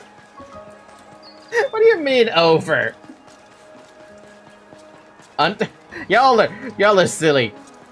That's Minecraft logic right there. Excuse me.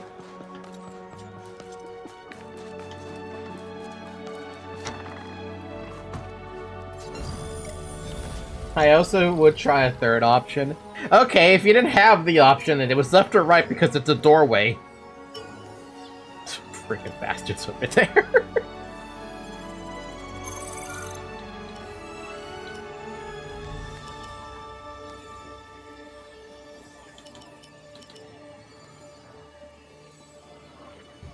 Through it.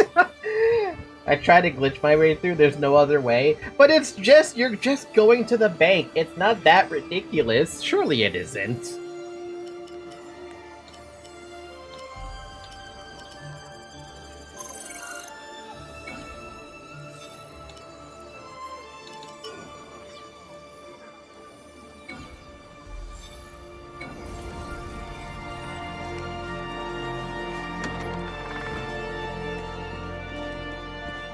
For an actual answer, it depends on how the UI covers my vision. Your UI would be your camera straight behind your character, basically. So you'd be able to see it from... Well, I mean, like the vision I have right now. It's not tilted a little bit to the left, it's just straight on. And you're heading towards the thing straight on. On my Stellaris playthrough, has entered a new arc. My empire is receiving refugees fleeing from a genocidal empire, and I now declared war against them. Wait, aren't you the one who lost like 100 million people, though? On your empire? Isn't that a little bit fucky? I'm pretty sure that's a little fucky.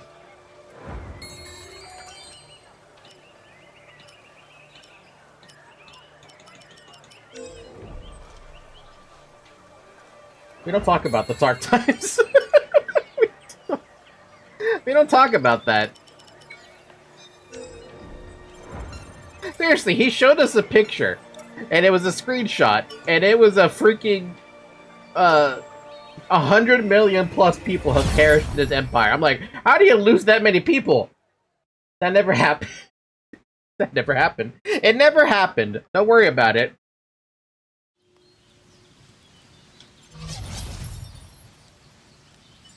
And if it did, they deserved it, bruh. First things first. I've got some information on our mystery monster. Apparently, it's pretty agile. So fast, in fact, it's hard to see. If we're not careful, it may steep... Whoops! Nearly spoiled the surprise. Forget I said anything. The mystery monster should appear farther in, so let's keep going. You know, I'm glad in the universe that there are so many varieties of monsters that exist, right? Anyone else before? Well, aren't you nosy? They're from a quest, if you must know. It'll cost you 10,000 coal if you want to hear any more than that. It's always about money with you, huh? Of course. You can't browse the internet in here, so information is everything. Yeah, but 10,000? That's insane. They're from a quest, okay? But I advise against taking it on. You'll only get hurt. Just That like blonde I character did. sounds very punchable. Nah, she's beautiful. I love her. I love her so much. She's like my favorite character that's part of the, like, I guess not technically part of the main group on SAO, but I love her.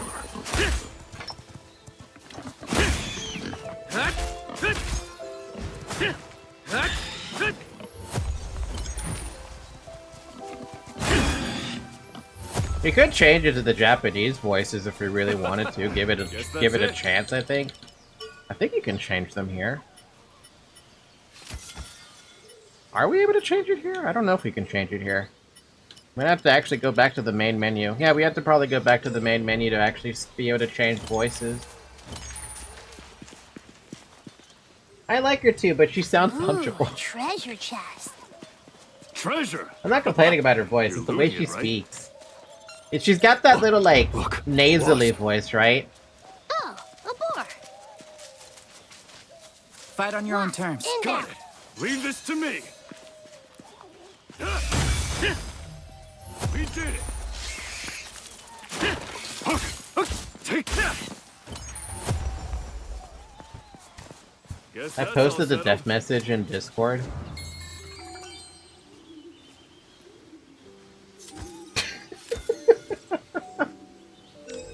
Freaking 100 million dead in fucking Frostpunk of all things.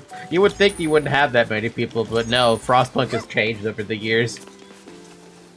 She has some cat girl mannerism that makes me angry. What do you mean it makes you angry? You must love the Argo. But no, it sounds like she's she's speaking up here. You know what I mean? A little bit up here. And it's got that little nasally voice going on too. You know what I mean?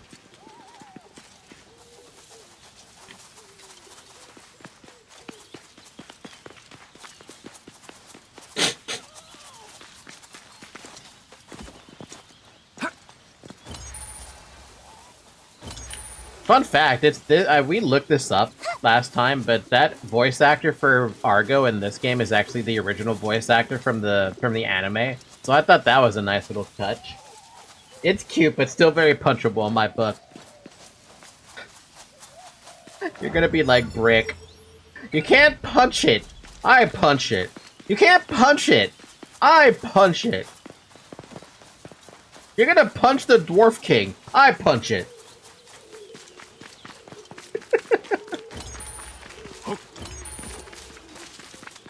Exactly.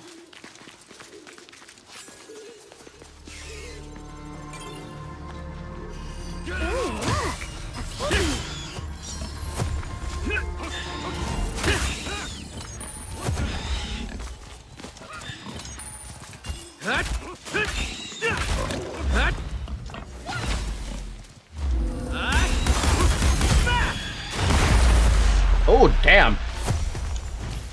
I thought that was gonna miss the dude who was behind me. Turns out it didn't miss.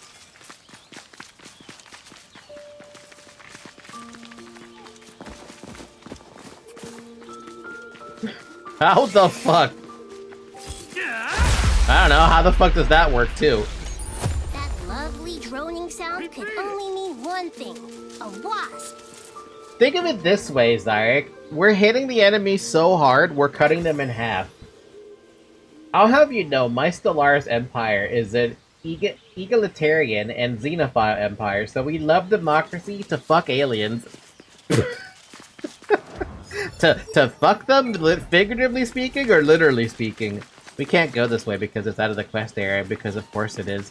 I don't know why they make you do that. I mean, I know it's a closed beta and they're still technically in the tutorial part of the game, but come on. Come on, game. Let me have at least some fun.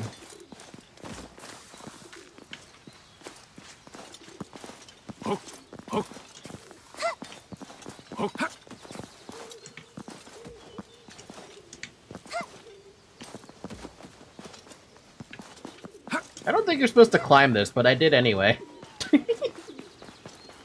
Mountain climbing in my SAO? It's more likely than you think. Get a free PC scan now.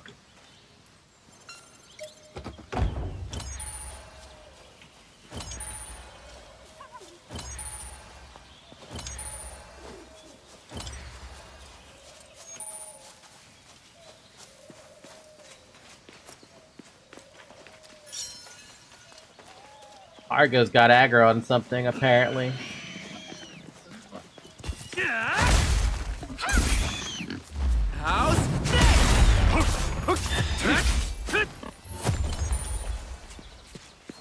Feels like we're punching down with these Is the guys. main leader a woman? I've noticed that fucking monster is something very common among women.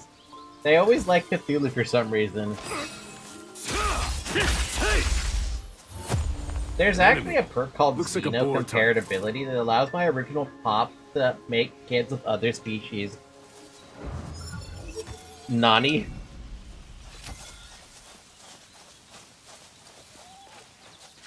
Sorry, it's correct. What the fuck?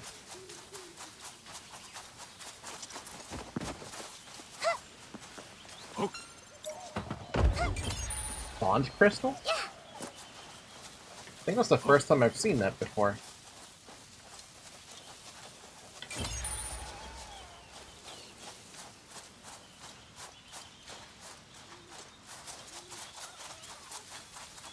Oh god, as soon as it said Bond Crystal, I immediately started thinking about the fact that I have to, I'm gonna have to come up with romantic interest in the game for both genders. And I also have to think about it, how to do this from a, oh, that's a big thing.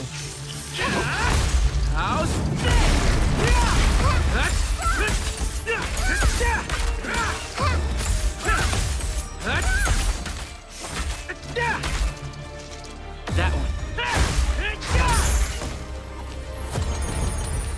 It's a big dude. But yeah, no, I have to think of romantic interest for both genders, and I have to, like, I need to include romantic interests that aren't, like, the norm. You know what I mean? The norm. You know, when I say norm, I think of heterosexual and gay and or lesbian ones. That's what I meant. I need something that isn't that. And I have no idea where to even tackle that. Do I even want to try to tackle the harem thing, too? I don't fucking have any idea. I thought about it in my head, but I'm like, how the hell would I ever make something like that work? I couldn't even make it work for Galaxy Girls when I was trying to do a rewrite. What do you want to do?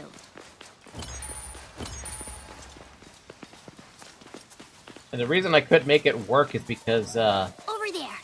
I kept running into problems about how to make it mesh within such a small time frame, and I just couldn't make it mesh.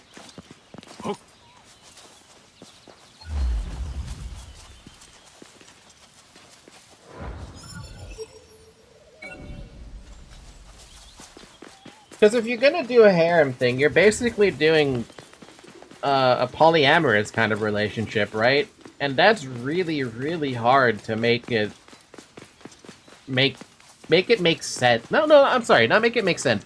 It's hard to make it seem believable, you know? Because you need so much time with all the characters in order to actually get them to have enough character growth to be able to even pursue the idea of a polyamorous relationship, especially in a visual novel. Play it safe. There are some pretty high-level monsters around here. We'll have to tread carefully. This is your first time doing this quest, right, Argo? So, how'd you end up so well informed? I collected info from players who've tried and failed this quest, and carefully analyzed the results for useful data. I'd love to ask the ones who actually beat it, but you won't find many of those guys on the lower floors. Right. Guess it doesn't make much sense for skilled players to stick around down here. Still, I was itching to try this quest before the end of the beta. That's why I reached out to you two. Well, we're happy to help, as long as we get the information we need.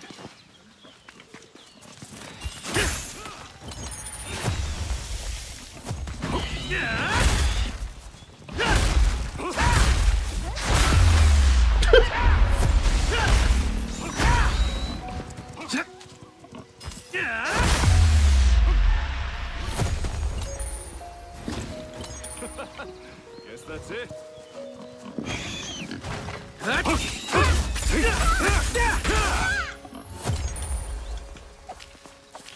Guess that's all settled. Make an extroverted and charismatic bard that is asexual. Best trope ever. You know, there is a character that is a bard in the movies? The movies, yeah. She wasn't asexual, though. Actually, probably one of the most tragic characters from the movies. Like, straight up. Just the way that she ended up dying is... It hurts, man. The movie made that one hurt. Who would have thought that a 2-hour movie could make it hurt that bad? Especially a character you don't even see in the anime. It's only in the movie. It's because they had an official music, a song with it. And it's like, fuck, did you really have to, like... Did you really have to destroy my fucking emotions like that? Like, god damn. The best I could do is a kiss scene and then straight to marriage. It's the first kiss. What do you mean you're getting married in the next scene? Look, a boar. Look, there's a bug buzzing around. Watch yourself Well, if it flies up at least it'll be good practice. Ah, here we go. He gets his shit stolen now. Ooh, look, a piggy. Yeah, piggy. Looks like a board game. What do you want to do?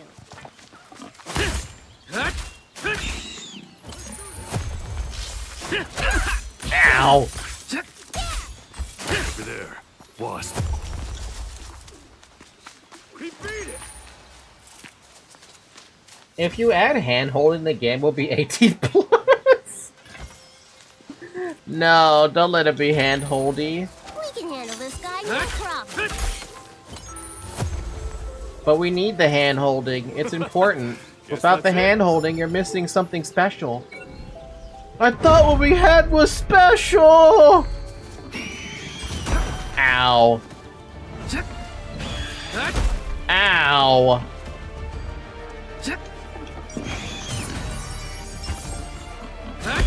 Ow, again? Being kind of a dick there, man. That one.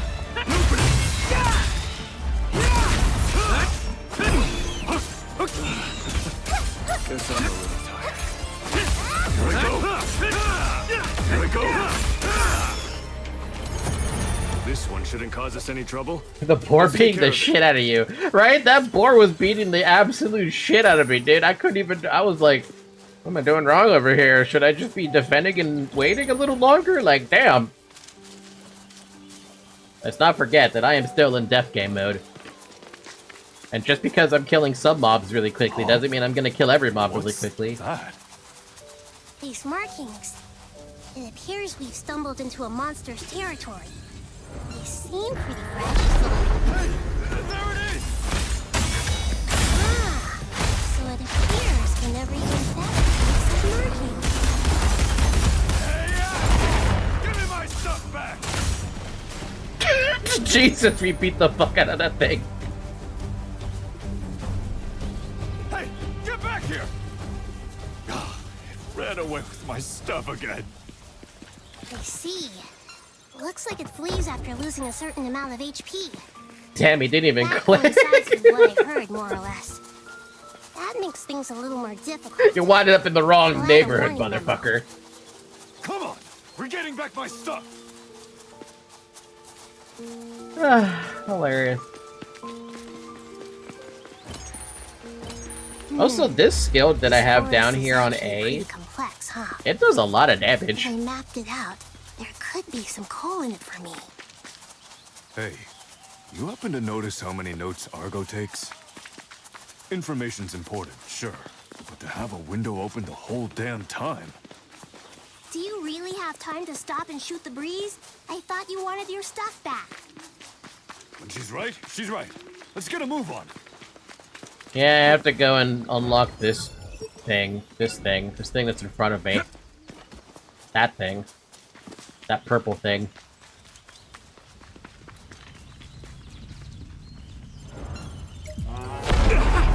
Sorry, it's too late. Time for a Ow. Let's make short work of it. Iori! I got this! Here's a healing area.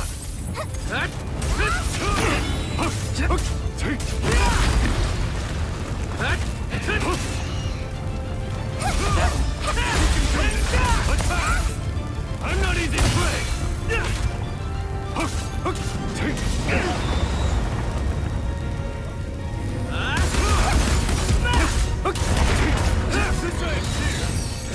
And quiet.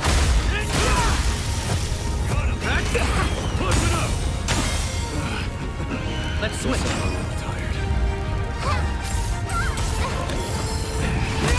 Fight unknown terms. Leave this to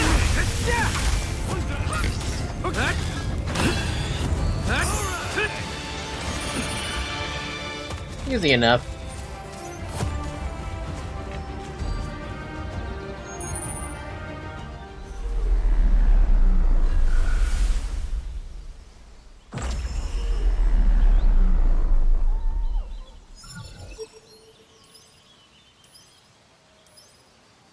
Well, at least now we have access to that.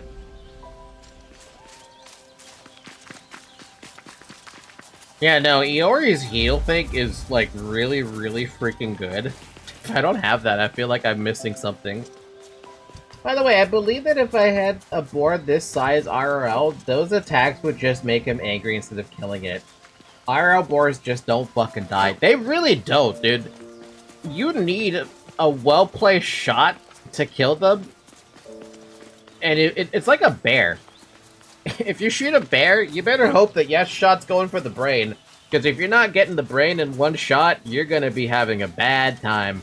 A real, real bad fucking time.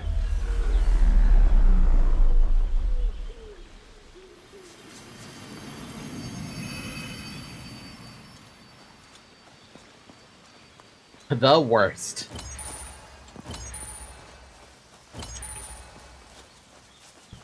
Or punt gun. If you don't know that, if you don't know, that was a gun mounted to a boat. A punt gun? I don't think I've ever heard of a punt gun before, or at least this is the first time I've heard of one. Yeah, if it goes to the brain, there's still a chance that it will go after you for some seconds. Well, like every other animal out there, they still have some control over their body when their brain is gone. It's not gonna last very long, mind you, but there is still some control left before the sweet embrace of death really truly takes you. An elite. I think we can take it. Once more with feeling.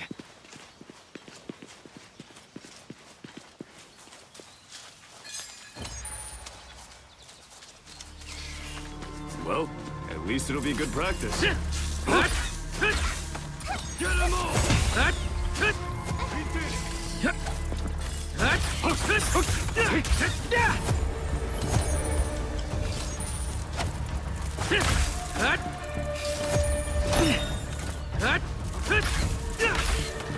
That was a really good block. I wasn't sure if that was gonna land, or I wasn't sure what was gonna happen with that one.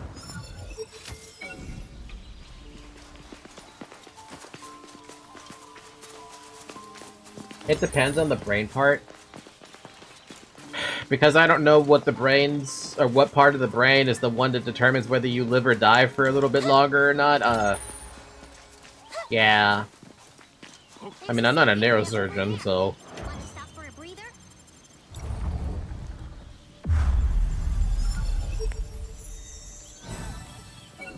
Oh wow, there's a lot of chests that I missed. Holy crap.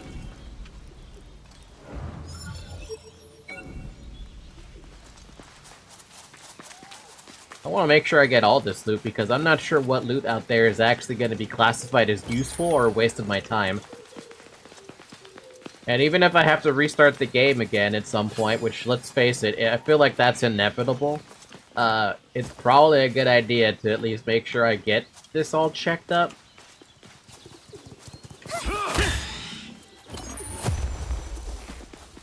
I think most of the brain parts make you die if you damage it enough, if it all comes down to which part is essential.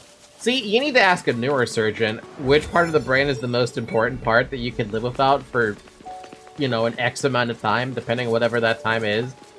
And even then, I feel like certain brains are just not the same. Like an animal, like a bear brain, like yeah, it's a brain, but is it the same kind of brain? Do they need the same kind of thing to survive?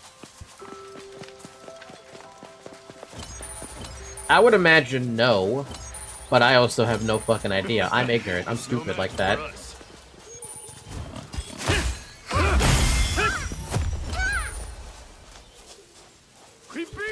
Or someone with some high level of study on it. That too. Over there. The Bite of 87 says the frontal lobe isn't necessary.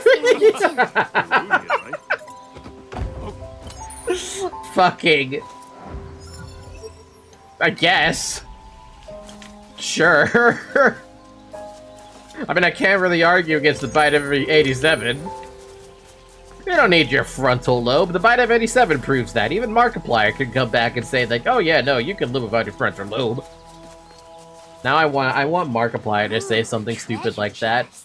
Markiplier, if you're watching my video or my stream for whatever reason, for the love of God, you should tell people that the Bite of 87 means you don't need your frontal lobe to survive a brain injury. You can still live a fulfilling life without your brain, your frontal lobe, if you got a Bite of 87 happen to you.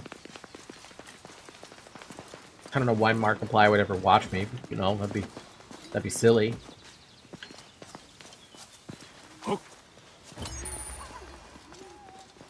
Don't do that. But it's Markiplier. Markimoo. There's actually a piece of lore out here. Oh.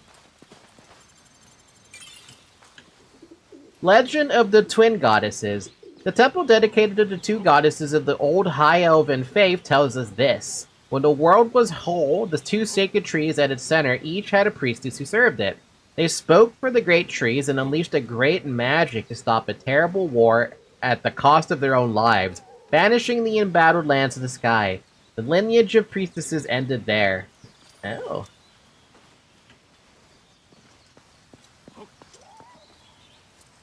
You know, I'm gonna make sure you guys can fish in my game. He repeated the famous line of, normally the first night of any night isn't very hard, and then immediately died.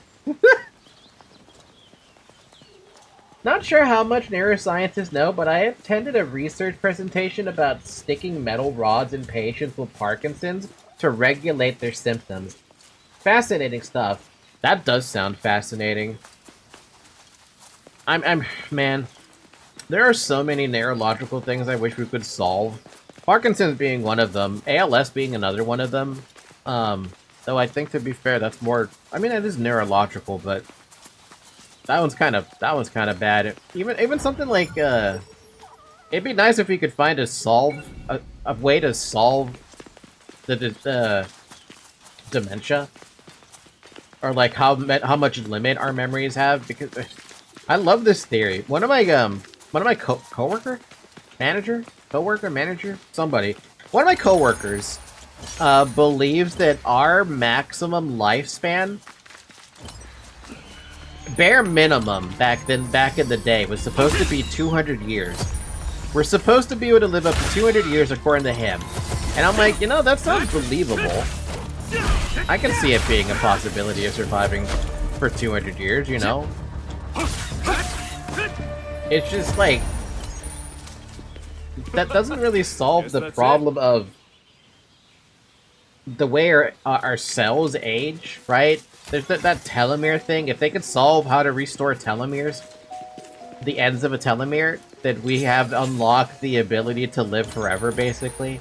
But we need to figure out how our brain can store all that information, because I guess apparently it has a limit, and whatever that limit is, we don't know it yet.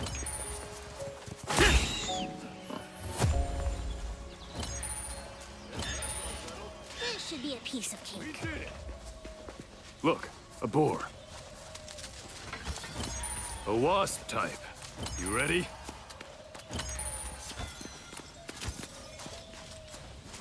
Look, a treasure chest.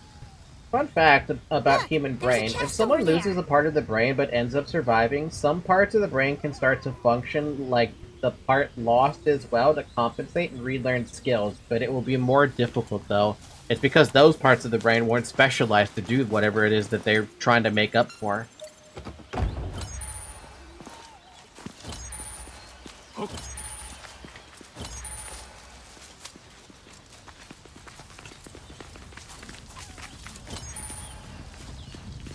Iori!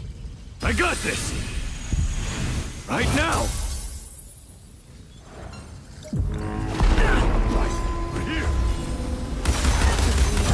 I'm almost certain they do the same thing as last Fire is going down! That one. We did it. All thanks to you. He got one hit in. What the hell? Quit running away, you damn coward! I suppose that warrants another memo. We'll keep trying to escape when HP is lower. Knowing what the monster looks like will fetch a pretty penny too.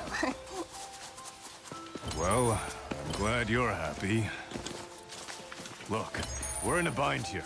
If there's something you know, spit it out. Huh? Well, I've offered all I know. All you've done is take notes. Seriously, what are you playing at? What do you mean? If we're only doing this to fatten your purse, then you can do it alone.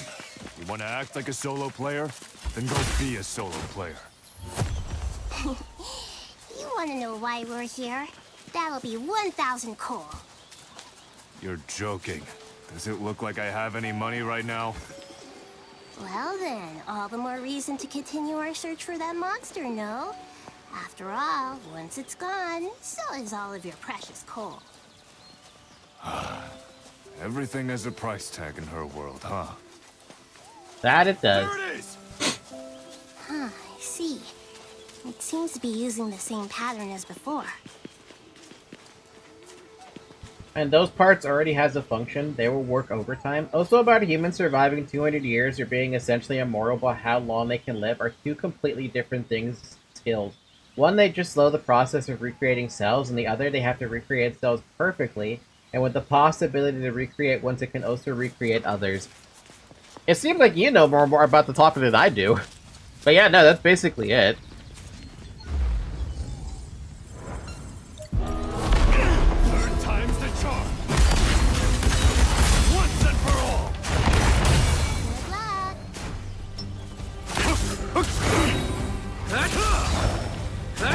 Good luck! Let's do this!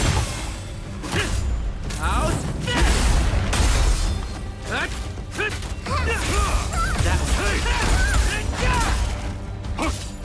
Take it! Alright! Again. Damn it! Not again! How much longer are we gonna have to chase this thing? We beat it and the quest is cleared, right, Argo? Perhaps. Perhaps? What are you hiding? Nothing. This is as far as my data goes. Honestly, that's the truth. Well, the most we can do for now is continue on. This discussion isn't over, though. You know how autistic people dig into stuff they put their mind on? I kind of do that on a slightly small pieces of information, so almost anything that can be interesting. Well, anything that has to do with the brain is by far one of the most fucking interesting things anyone can look for, right? Because it's just that ridiculous.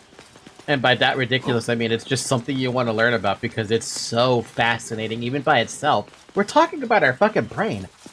Our goddamn brains. Safe area. To be able to decipher any of that is just crazy talk. I could rest here, but surprisingly, I don't have to. So let's keep going. Yeah.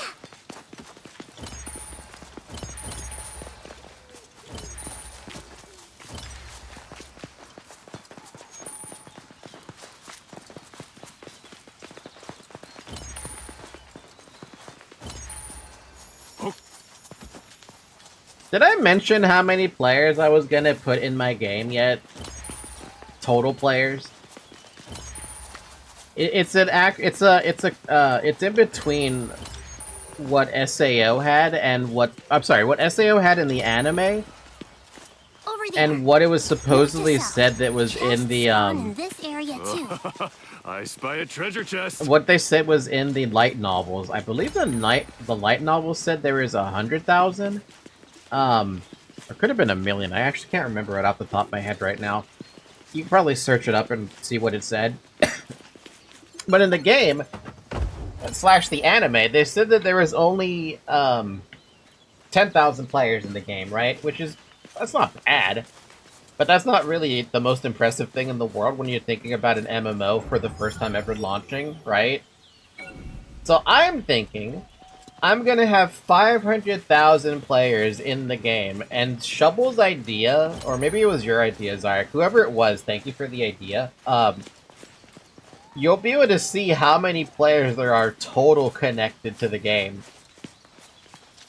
During a death game, no less. Imagine the kind of stress you'd be feeling seeing that number start going down. And those are alive players. I think it was Shovel. Thank you, Shovel, because that idea is by far the most sadistic thing I've ever heard. Everyone gets to see the amount of players that are still alive. Like, permanently in your HUD? Yeah. Imagine if you could see that at all times, you know?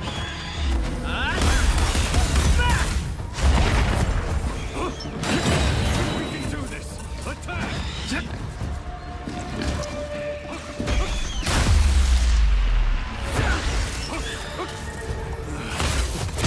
Guess I'm a little tired.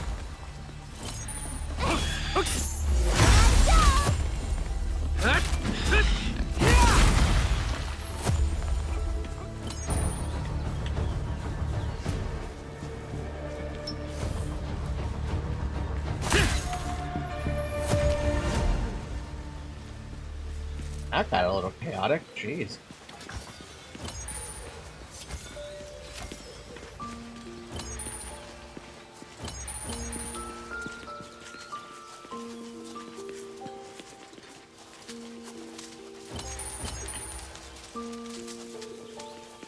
Hey, I can see a safe area.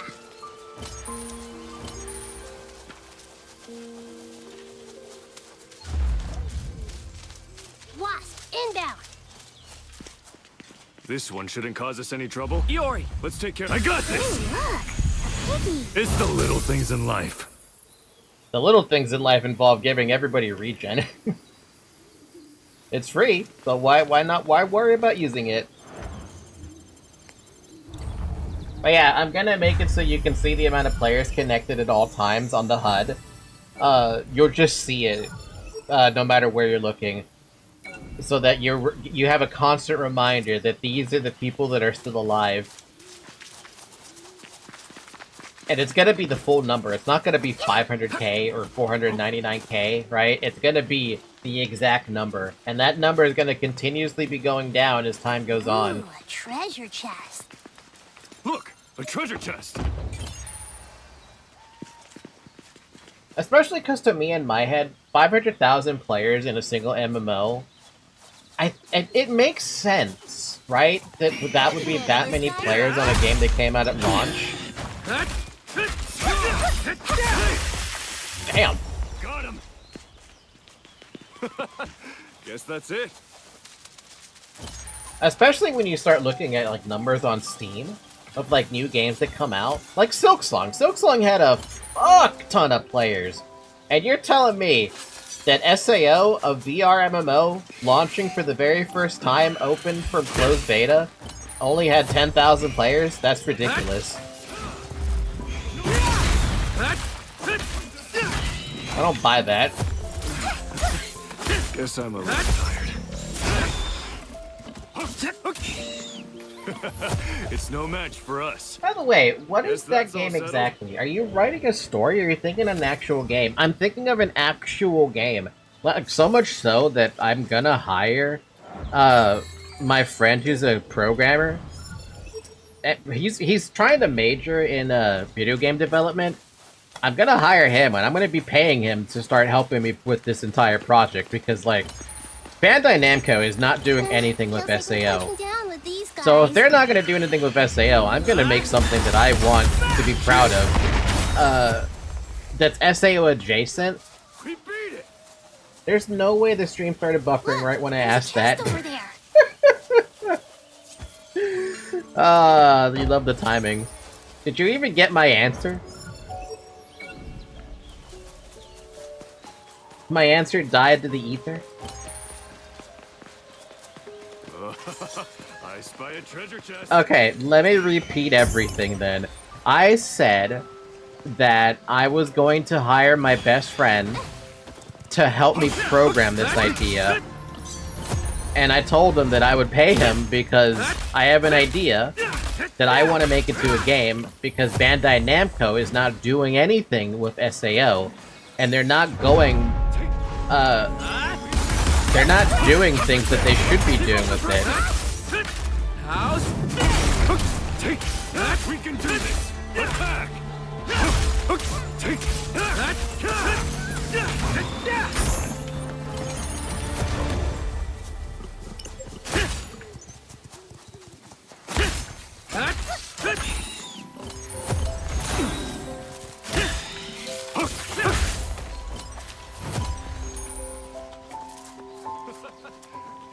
Hopefully you at least heard that answer, for the love of God.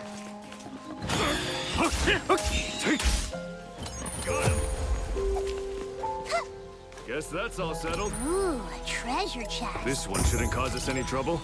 Let's take care of it. The only thing I'm running into problems with right now, because it's just so early into my, like, thought process, right? I don't have names for all this stuff. I need names for it, but when it comes to thinking of a name that is SAO adjacent that isn't SAO, it's very difficult to come up with something. I have an idea of how I want to do it. You know how Dante's Inferno exists, right? I was thinking of having it be, something heaven-related. Like, Inferno refers to hell, right? And then you have heaven that refers to going up. Dante's Inferno, you're going down into hell, trip through Hades, basically. But then I'm like, okay, but this SAO-adjacent game that I'm thinking of, the whole point of it is climbing a tower. Climb up floors until you reach the top, so you can clear the game, right? So I'm thinking, why don't I have it, like, instead of Dante's Inferno as a name title, right? What about, like, something like... Goodness. Name Heaven or something. I don't know. I'm still trying to think of something. That was one of my first thoughts, initially.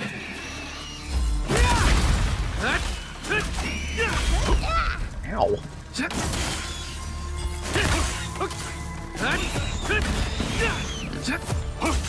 Together! Right.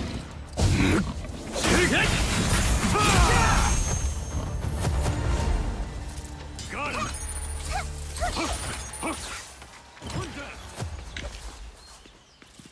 We beat it!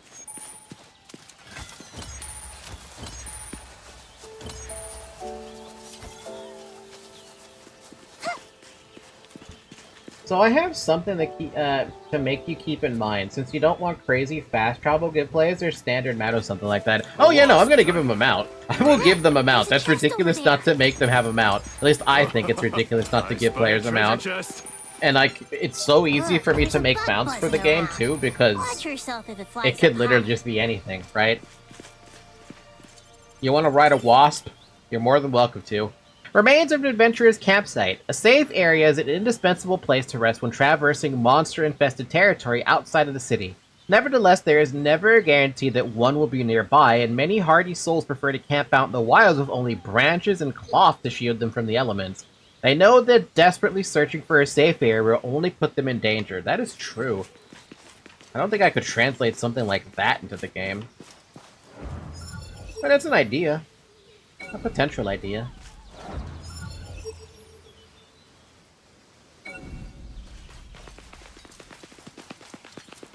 Fun fact, Inferno literally means hell in PPBR. I mean, it is hell.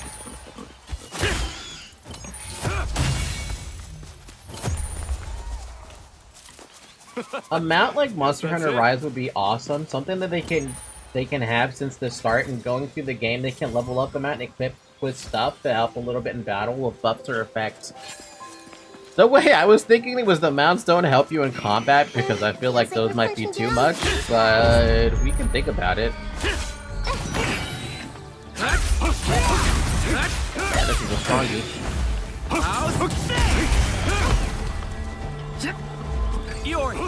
I got this!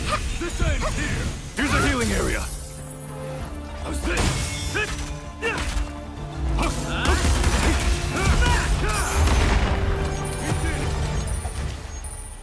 Guess that's all settled.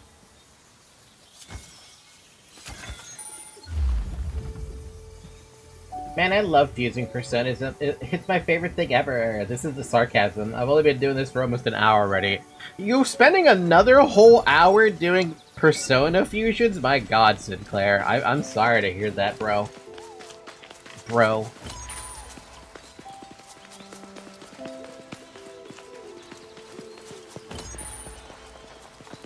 Zarek, listen to this idea. The way I was thinking about tackling the mounts is that you can use any mob that you fight in as a mount. So if you see a boar and you want to use that as a mount, you can beat down the boar and capture it for a mount. That's basically it. And capture is basically free.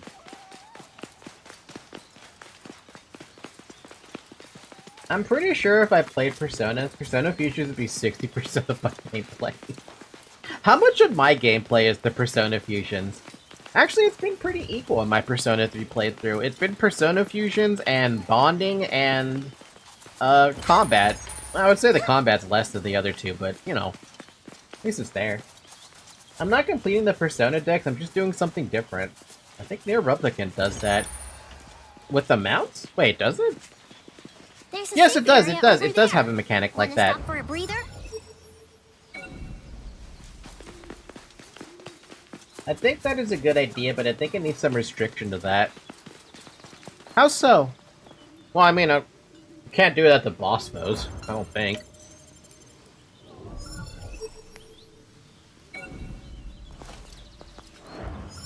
That's interesting. Did I not open this? I should open that. There's a level cap, so most of the game will be dungeon to level up. By the way, I do have to go back into the, I do need to start up Persona 3 at some point today, so that I can do a little bit of grinding in that game, because I do need to do some grinding in that game in order to catch up Akihito. He's a little bit behind. Like, it's not good to force every enemy to be able to become a mount, because all the enemy designs would be to be thought of. So you can't add enemies that can't be a mount, and that would be ass to balance and make it interesting. Makes me wonder how Aeon 2 does it, because basically every single enemy, with the exception of bosses, can be a mount. Literally, there are hundreds of mounts in that game. And there's a different seating position for basically all of them. I don't know how Aion 2 got away with that, but they do. They do that. Basically, every single enemy you see can be your mount. And if you want to get them, you kill the enemy after a certain amount of times, and you unlock it as a mount. So I don't know how Aion 2 does that. It makes no sense to me how they get away with that, and yet it's a thing. It's a fucking thing they can do, somehow. Maybe copying that system might be a little too much. Maybe I should just have it be specific mounts. Maybe unique to... Unique to the mobs, rather. I'm sorry, when I say unique, I meant separate to the mobs. What if you want to make a cloud of wasp into enemy? It can't, because that's not rideable. Wanna bet? Would you like to ride a bunch of wasps that are on your butt? You get to sit on a cloud of wasps. Somehow. Somehow. Make it work.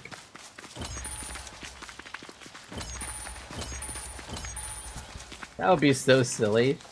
I should show you the mounts that are actually in that game in Aion 2, because it's absurd. Target, maybe? Not a great sign. Let's hope nobody else has killed it, because that would mean your stuff is now their stuff. To the victor go the spoils. You can't let that happen! Looks like there's something strong around here. You might want to heal up first before we move on. It's close! Must be just up ahead!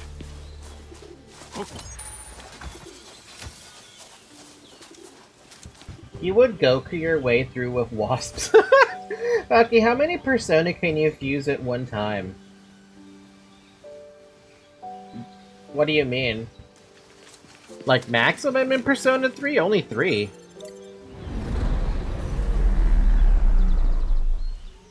Over there! Yori! I got this! Right now!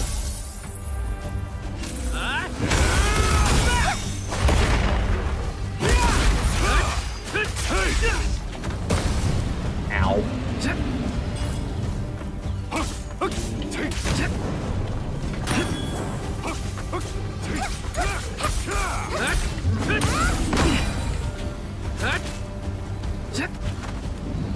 Let's do this! House!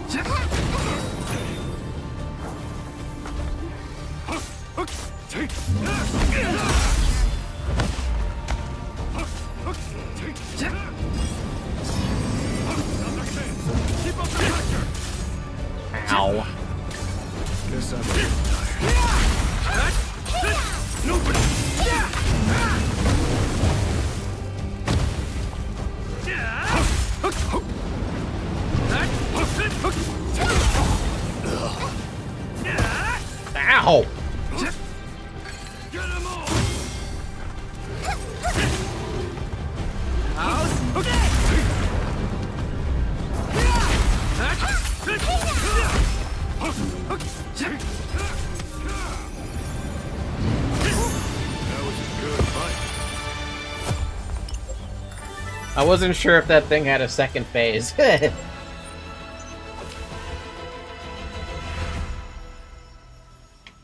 Decided not to mess with my odds.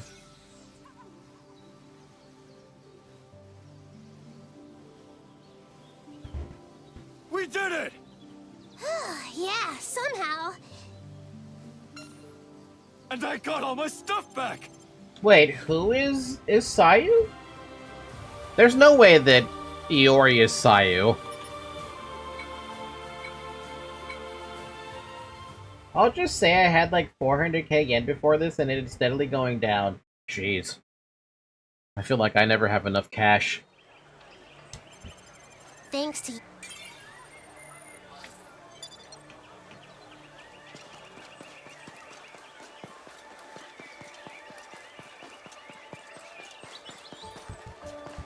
Bear ass. You gotta slap that ass with this mace. Slap the bear. Dabba dabba da.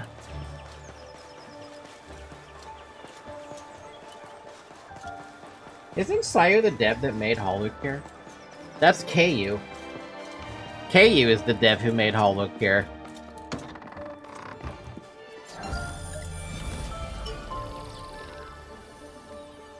Oh no, he is in the game, just someone else. Oh! Well, I can't wait to hear Sayu then at some point, because he's always in a game. Grab this, because I want more SP. And I guess we should add more strength. Actually, I kind of want more stamina. Yeah, that works. I like that.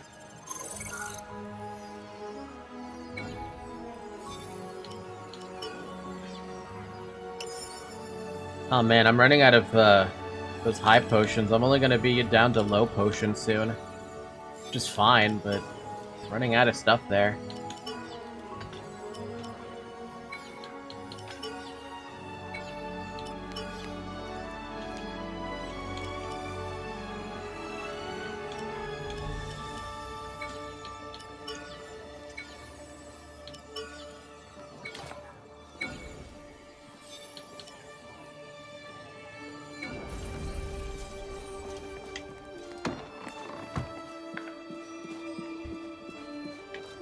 Close enough. Welcome back, Sayu.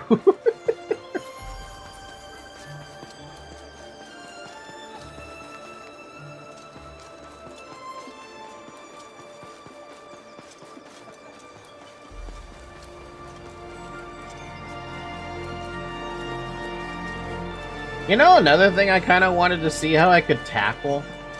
A day-night cycle. Obviously, you know, when we talk about day-night cycles in video games, those are like... Overworlders, eh? So, They're what can I pretty do you for? simplistic, right? We understand how a day-night cycle works in every game we ever see. But I wonder if I could make it tied to your in-game time. Do I want to do that, or do I have it set to, like, its own internal clock, you know? Like, no matter what time it is, it's the in-game time will always be this specific region, no matter what. So you don't have the ability to change it, or, you know, mess with it in any way. You can also make a season cycle. True! But also, that's a given.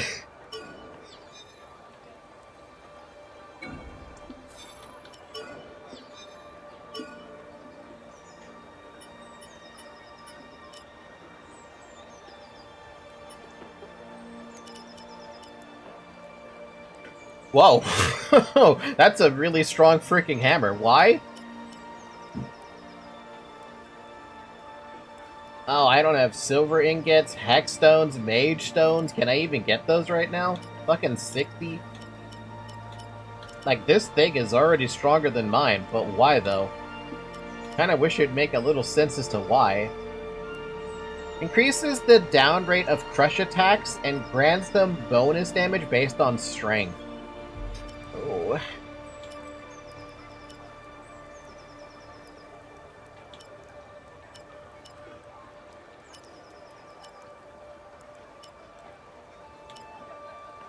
Silver ingots, hex stones, and mage stones. I don't know where you can get those at all. But I want that.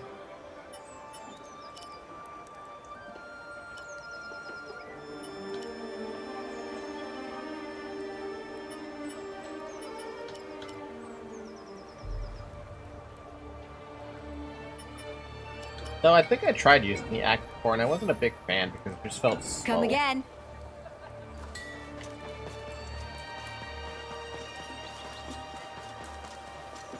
Since it would have to work a lot of textures and things, you can make a game really well optimized and not have to worry about those kinds of textures, though.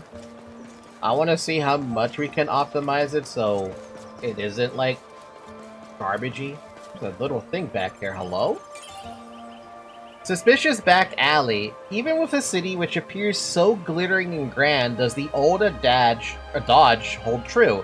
The stronger the light, the darker the shadows. Adventurers should be wary of requests offered from the gloom of back alleys, as they are often illegal and rarely endorsed by the Adventurers Association. I have not... I saw this on the corner of my eye, and I'm like, what's this about? Why is there a back alley over here? Because there is a back alley, and there's probably some back-end stuff you could probably do. Some illegal thinking going on.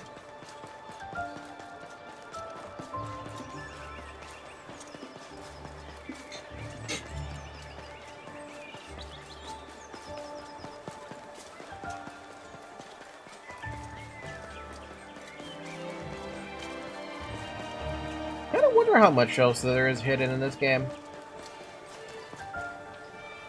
It's not an optimization problem for season stuff, it's a texture hell problem, since you would need new textures to each season, or at least some specific details for every stuff there. Yeah, nobody ever said a game was going to be easy to make.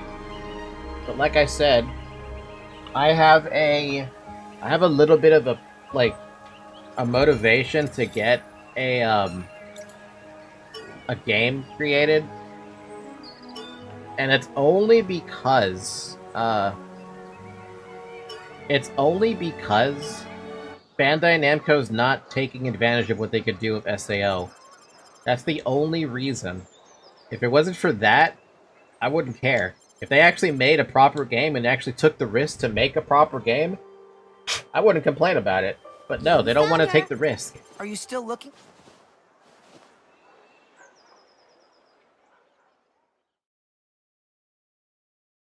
Which I don't get it. I don't get why they don't want to take risks. You would think if they took the proper risk to make a game that people would find much more fun and interesting, like how I expected you to look. They would. It isn't? When I heard you were a great solo player... Just keep in mind that actually making a game takes an average of 6 years for indies. Yeah, I know, it's gonna be a long time before that game ever sees the light of day. I wanted it to reflect the real me. I think it's more fun when you can see yourself pulling off all those cool sword skills. That makes sense. Sadly, the real world works a little differently, though. What was that? Nothing. Let's get moving. Yeah, they're a lower level. Yeah, everything is leveling up with me. These things are now level 8.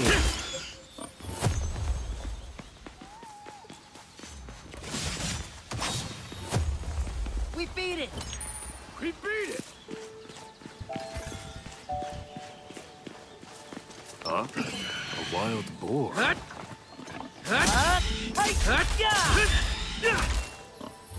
Man, he hits so much harder than I do. Guess that's all settled. Found a kobold. Oh, that was bright.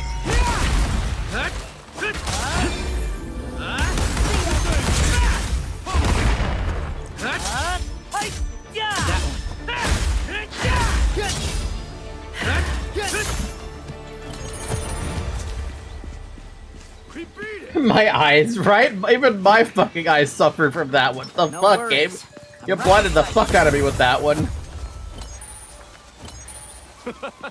Guess that's it.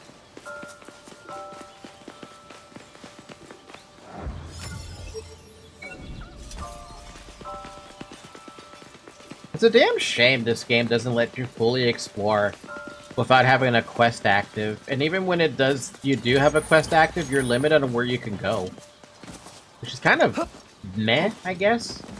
It's kind of a foolish decision. You should be allowed to explore wherever the fuck you feel like. Safe area. Oh, look, a wasp.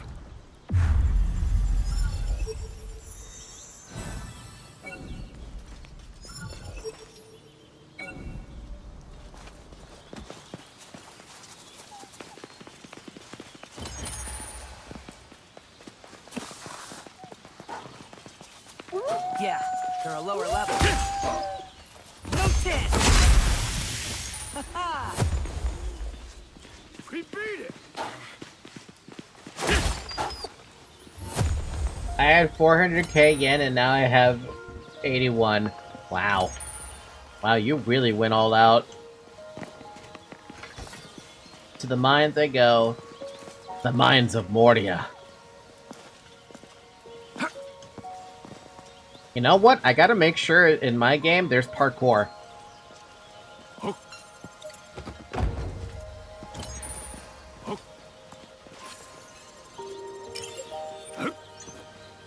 Forgotten inscriptions. The archetypal High Elven faith is a form of dualistic polytheism that focuses on two twins, the black goddess Laura and the white goddess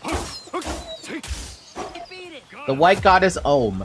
These are probably variants of the two priestesses of myth, from an inscription left by a researcher.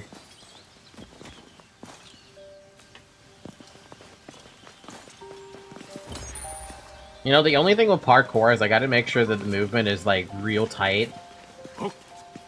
That's the only thing I have to keep in mind. If movement isn't tight, where you can do parkour, don't even bother. I'm not done either. Are you trying to make a Souls-like? I'm thinking... probably, but there's a lot of specific things with the Souls-like I need to be very careful about. Like, there's a lot of do's and don'ts with Souls-like that I have to keep in mind. Well, at least it'll be good practice. Yeah. Look, I gotta flesh that out a little bit, you know? Souls and parkour aren't a good match. That's why I'm saying the controls have to be really tight if you're gonna try to do a Souls-like, but have parkour in it.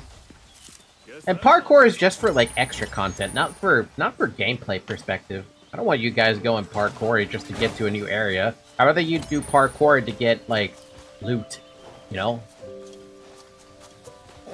Just make a Monster Hunter like instead.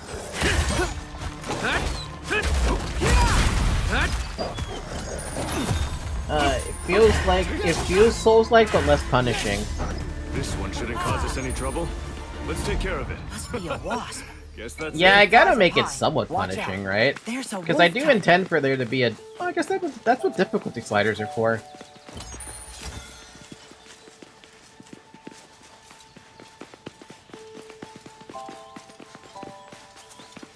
A treasure chest.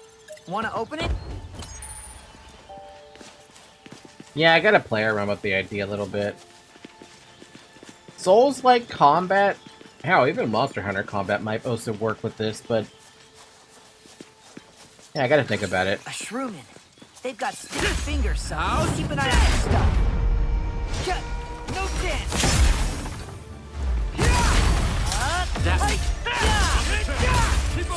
Okay. See ya. We can do this. Attack. Fight on your own terms. Got it. Leave With a this to me. difficult slide, you basically means it isn't a soul-like. Because I do want a difficulty slider. I don't want people to be like, Keep a close eye on I have a story to tell you.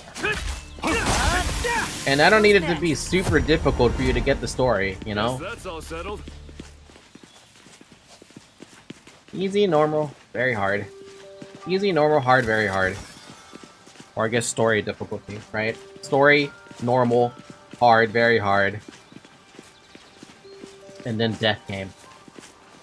I'm not saying to not put one. I think it's better to have difficulty sliders. I will always be a proprietor of accepting people having difficulty sliders. There's an arc. Wanna check it out? I believe in difficulty slider superiority. Here comes the boss. I got this. It's the little things in life.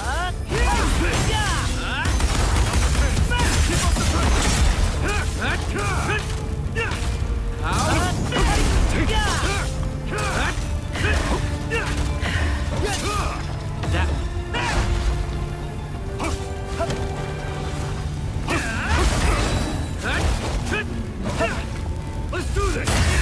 This ends. Follow it.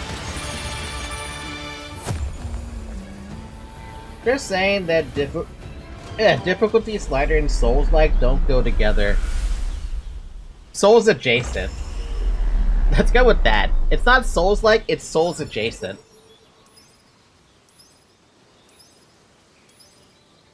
That sounds better in my head. Treasure! You're looting it, right? Over there! A chest!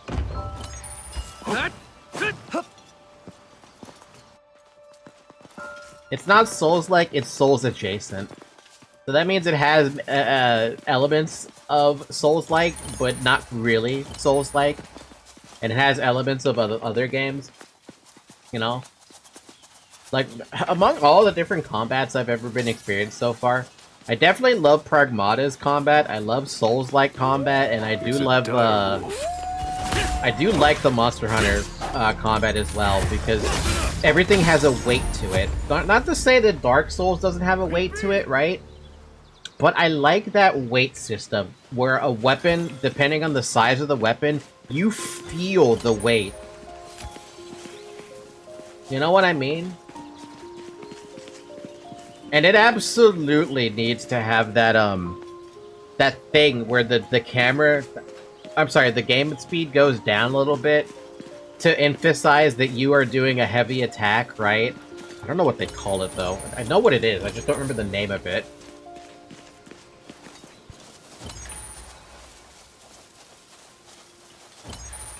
Yeah, the hit lag. It's that hit lag thing. I don't know if it's gonna be real good for an SAO game, but if you're playing with your friends, I would think that it probably works out. It should just slow down time for everybody if it goes down that route, you know? God damn, that's blinding as fuck. We can do this!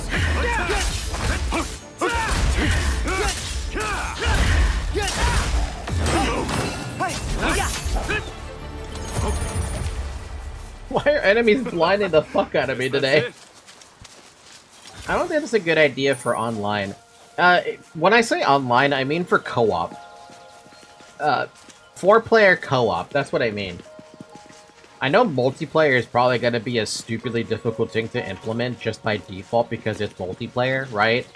But I was thinking of giving the server creation of that kind of thing. You know how with Terraria, you can, or Stardew Valley, you create your own server at the time of, and everyone gets access to it? That's how I'm thinking of tackling that entire situation, so I don't have to front the server cost.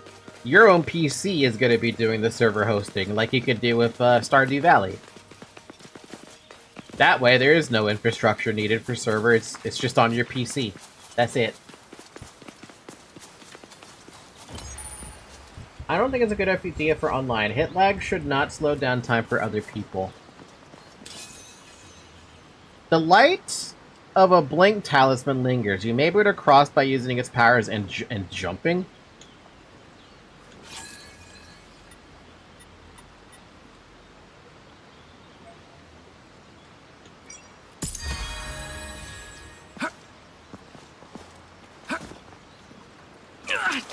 Huh?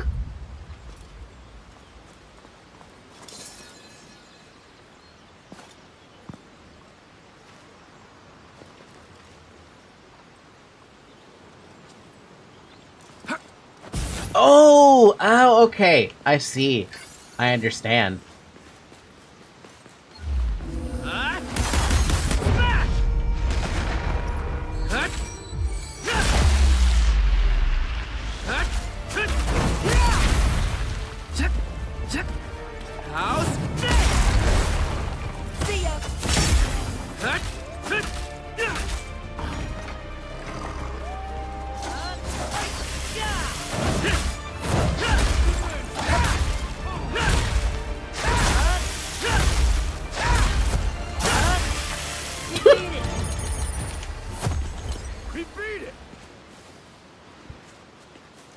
Hit lag should only slow down the character doing the attack itself. If everybody freezes when someone connects a hit, imagine 4 people simultaneously having hit lag. Nobody would move sometimes. You're right. Now you say it like that, and I'm reading it like that, you're absolutely right. I was also thinking about having, you guys remember in Pragmata's combat when you were trying to do hacking, how it would slow down time completely for you? That only works for a single-player game. It does not work for a multiplayer game, per se. And I don't know how I would make that work. But then I also remember that, what's it called? Red Dead Redemption 2 Online lets you have that, like that bullet time thing. So I'm wondering, I gotta look at that game specifically on how they do that. Rollback netcode, but I don't know how that would work outside of fighting games. Great Wolf's Jaw. One of the many fascinating sights to be found on the first floor, a small cave lined with fang-like rocks. Its name comes from the resemblance of the cascading falls to hungry wolves on the prowl. Despite numerous monsters blocking the way, one glimpse of this scenery somehow makes it all seem worth it. Honestly? Yeah. Beautiful sights ahead. And a chest I never actually got when I was playing through the game. A treasure chest. Wanna open it? Iron Hatchet Blueprint. Interesting.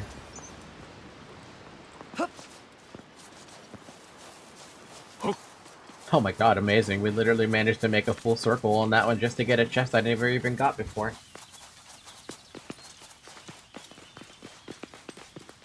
I'm gonna drink some water. It's been like 2.5 hours, 3 hours.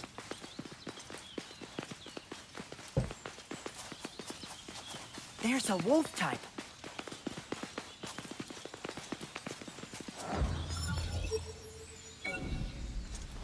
Wait a minute, there's another chest up here. How the hell do I get that one?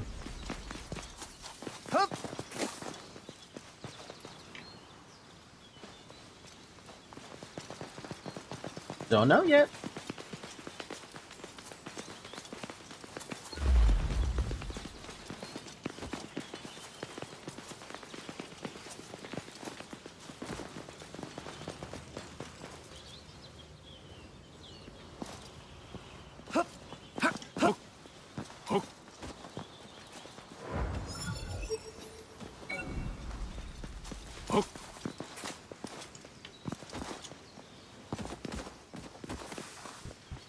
Rollback netcode. What is rollback netcode?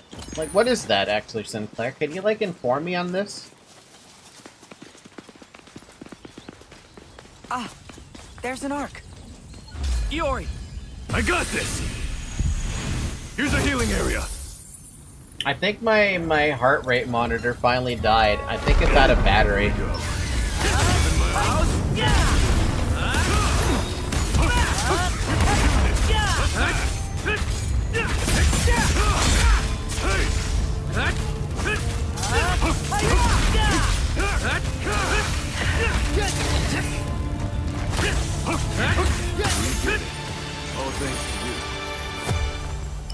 Let's see, did it actually die on me?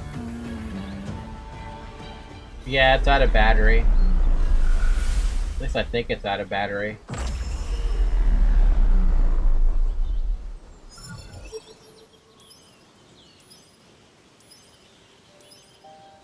I'm so bad into noticing details, I didn't notice the heart monitor vanishing. It only just vanished, though.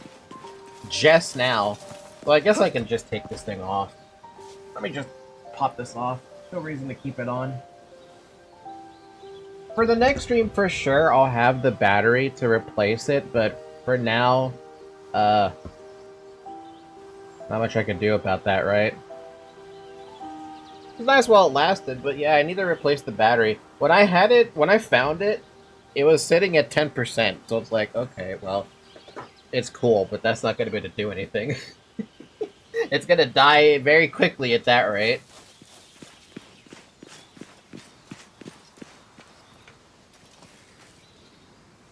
Even though I was keeping an eye on it most of the time, it's a really good thing to keep around, right? Because it keeps you informed of my emotional state.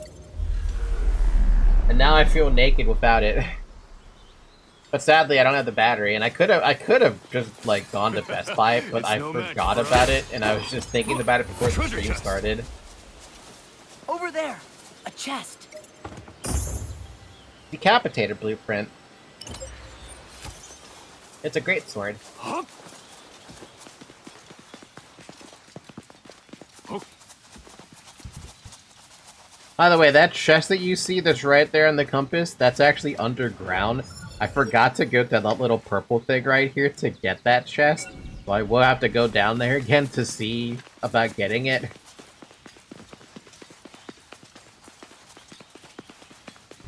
I would probably go with Greatsword in this game. I don't know how it plays. I didn't get a chance to go through all the weapons. I should probably open up the, that other save file, the one that's not Def Game, just to see it.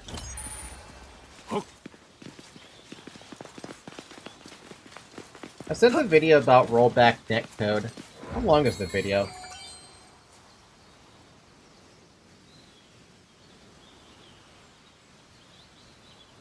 Let's give this a listen.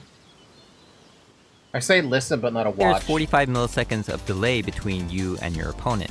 If the character you control has no lag and your move comes out before the input reaches your opponent, what does your opponent see?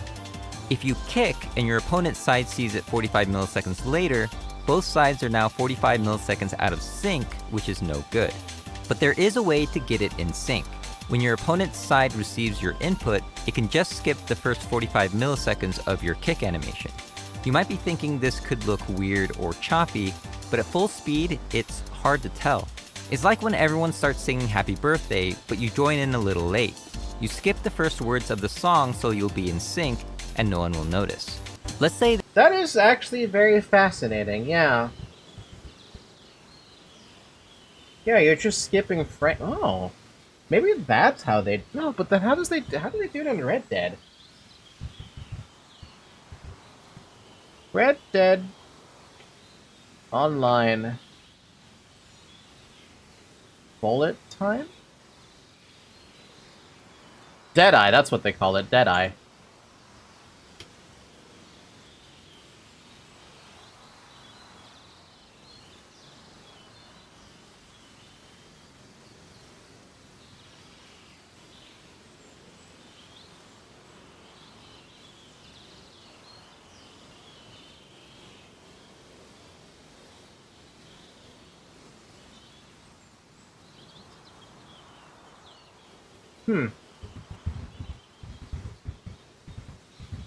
If it's a spear, I would go spear just to change things. For some reason, spears are kind of not common. I don't think an RPG is fast-paced enough for that. It shouldn't be that fast, but, like, you never know, right? Sometimes this game moves a little fast. I mean, I get freaking hit, and I'm like, holy crap, dude, I'm about to freaking get my ass absolutely pelted. And then I do get my ass pelted.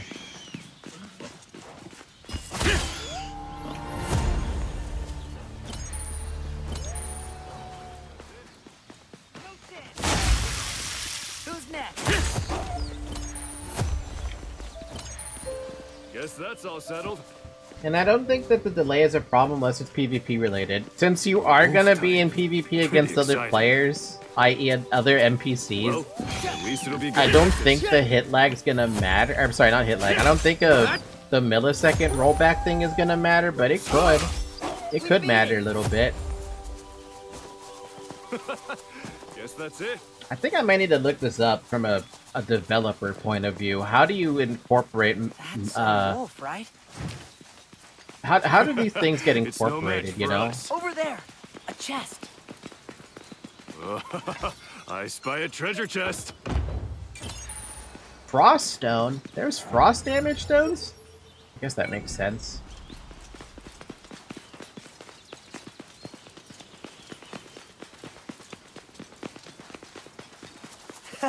Nice! A treasure chest! Look, a treasure chest.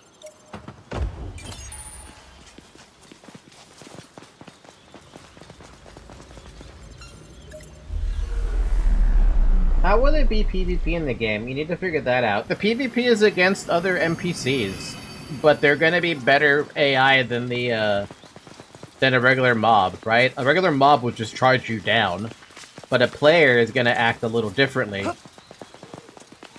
A safe They're gonna area. be much more How about a break before we intuitive go? about their decisions rather than just go at you completely blind to the thing. That's not PvP. Okay, I'm saying it's PvP because it's still against one of the players in the game. They're just trying to kill you because it's permadeath. That's what I'm saying.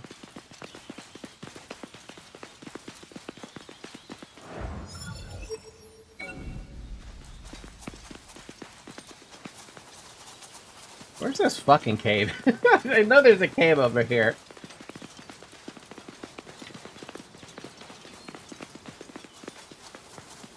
There you are, cave.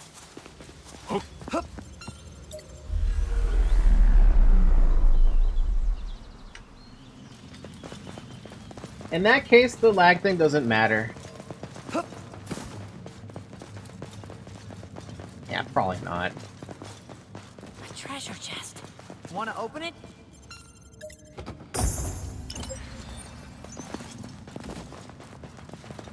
Because the lag only happens for player versus player. But what if you have your co-op friends with you and you're going out as a group of 4 to go PK players?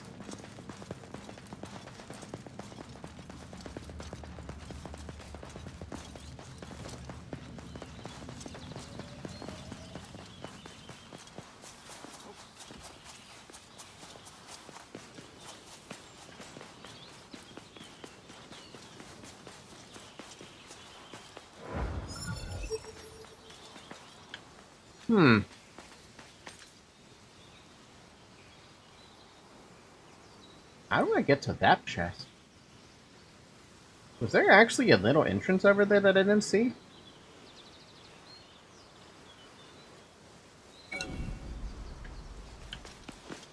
Now I have to check.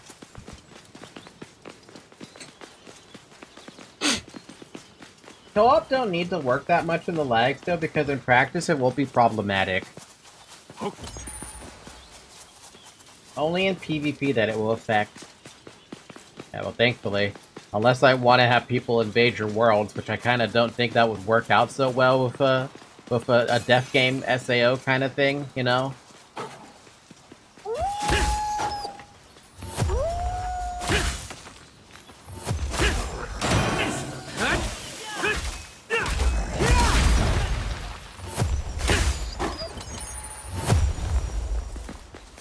Guess that's all settled.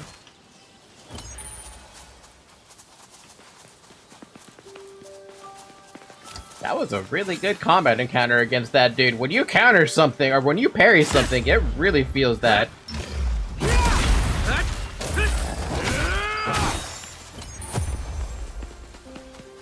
beat it. And PvP could be a thing where you need to accept the PvP request, and that specifically could add the rollback thing that Sinclair said. You would be able to duel other players, and by duel other players, you know what I fucking mean. Old village ruins. The ruins of what used to be a village. It was recently destroyed. Monsters in Aincard encroach on human lands more and more every year, and an increasing number of people are being driven from their homes. So that's completely backwards. Adventurers are needed to control their spread, and this is how many overworlders make their living. That's very backwards. It's usually the other way around. It's usually the humans that are taking over the lands of the animal. What the heck is going on with this? There's actually like a... There's... What? There's a cave. Wait, does that cave actually link up with this? And now I have to check. Is there actually a... Okay, so that's below me, right? There's a cave below me, that much I know. So that must mean that cave that's back, over here can link up to here. Somehow. And I'm gonna have to be a bumbling idiot, and a bumbling idiot in order to figure out how to get to that cave. Damn it.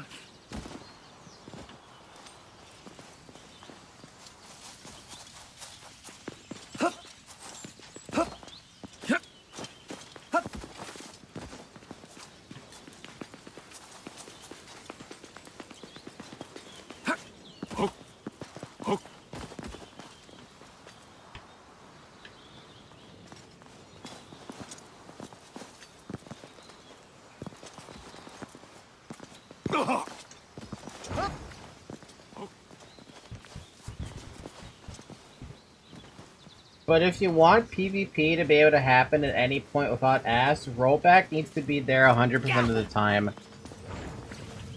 Yeah, like I said, I have to figure that kind of thing out, and I don't know how to figure something like that out right now. I'll bench that idea until I can think about it. But definitely right now, can't think about it. Kinda silly to die from that height, isn't it? But it's fine. You break your ankles at one story. It's fine. There is a way over to that cave. It's just way deeper in, and I can't see shit because I don't have the right item with me.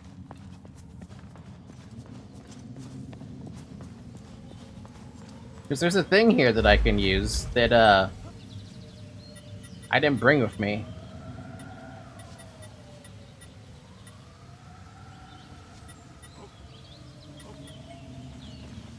I mean, in Elden Ring, one little ledge of fall damage can kill you. I would be able to jump down IRL from that height. True. It's true! Sinclair's right. One freaking little tiny jump and all of a sudden you're dead. And I don't think I want to deal with fall damage in this in my game either. Fall damage is kind of bleh. It would make players more careful in such a death game situation, but like it's also a cheap way to fucking die. So I might just make it so if you do take fall, if you would take fall damage, you just fall. That's it.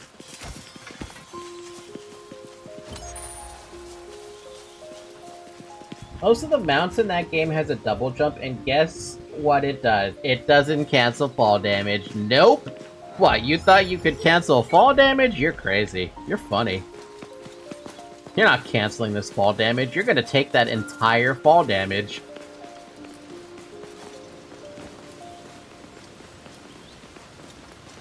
No, it doesn't. You can't cancel the fall damage with that double jump. If you double jump off a cliff and you don't get to a spot where you can save yourself, you will die. You will die a miserable death with your mount. Because your mount will also die to the fall damage, and you will die to the fall damage.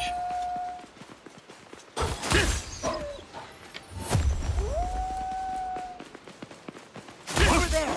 A chest! Treasure! You're looting it, right? A Neo Blade.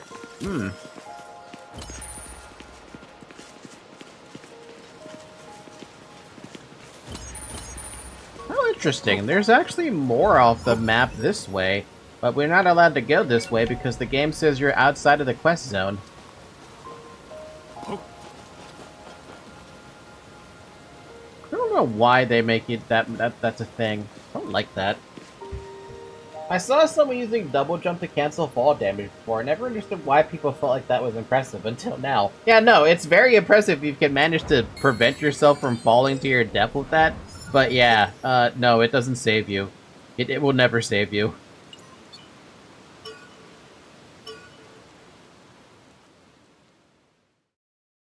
I'm not gonna walk all that distance, that's ridiculous.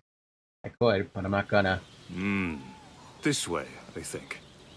How many growth points do I have right now? I am level 10. I am sitting on 5 points. I think we're good to not use them yet. I think we'll just keep going until we get to the next little safe spot. That's not the one I wanted to go to.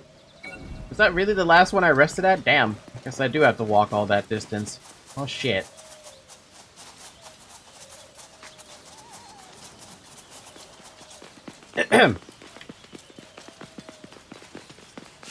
Over there. Wasp. Guess that's all settled.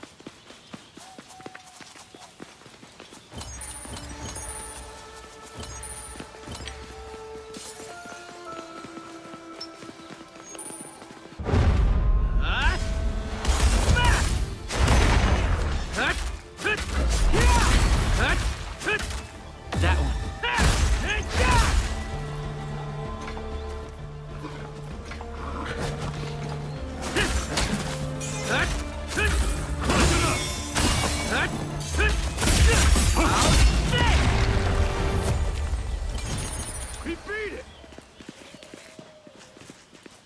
fuck this enemy? Why?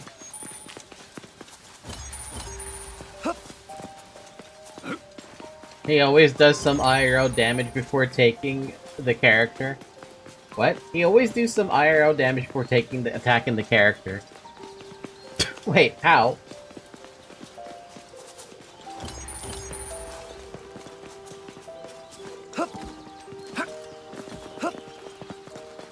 My eyes. Oh.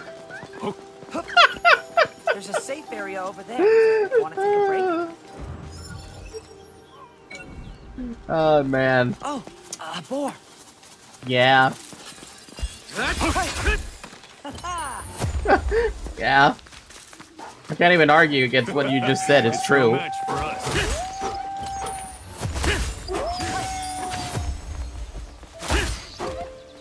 Okay, I have to run this one by you guys. Guess that's How all do settled. you feel about lifesteal? In any game?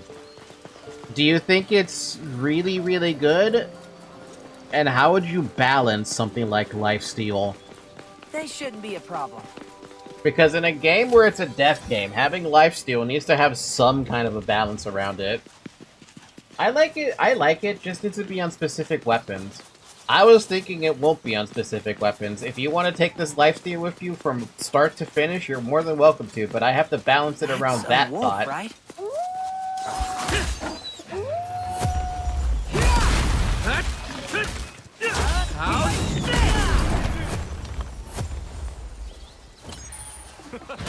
Guess that's it. It's a dire wolf.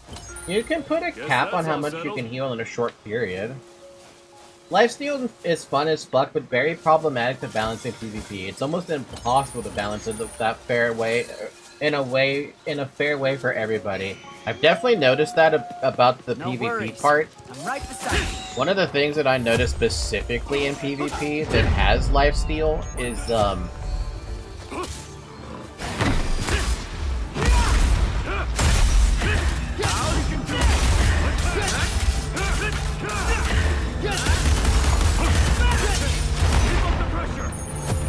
yeah, one of the things I noticed specifically in PvP is that when there is lifesteal inside of PvP, most people will go and attack a mob, then attack a player to get their life back, which is fine.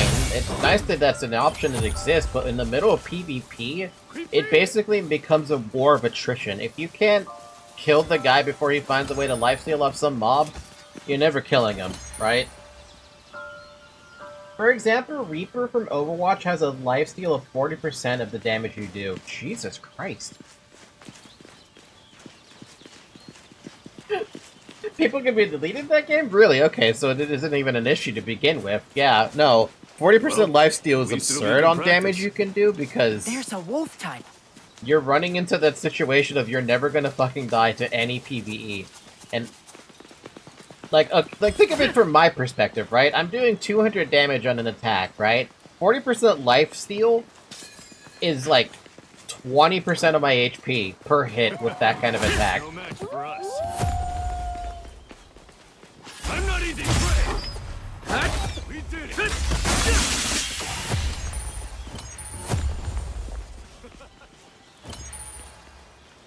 Thing is, he has shotguns, aka you need to be in their face.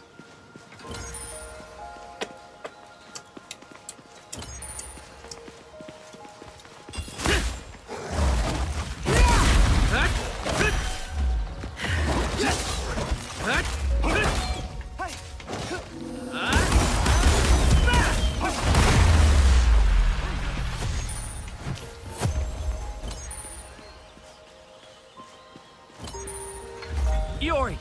I got this. Right now. Let's see, Reaper has 225 or 250 HP, one Hanzo arrow can one-shot you. Guess that's all settled. Fortnite has some weird fucking balances. I'm sorry, Overwatch has some weird fucking balances.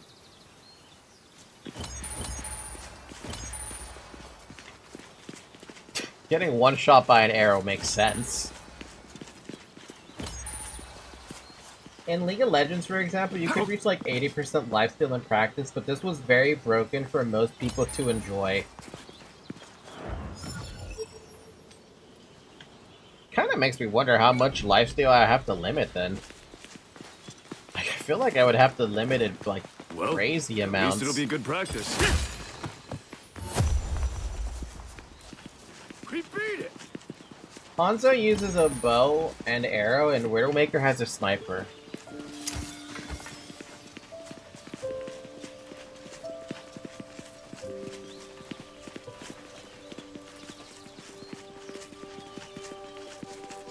Maybe I have to... You know what? I can take it from Guild Wars 1.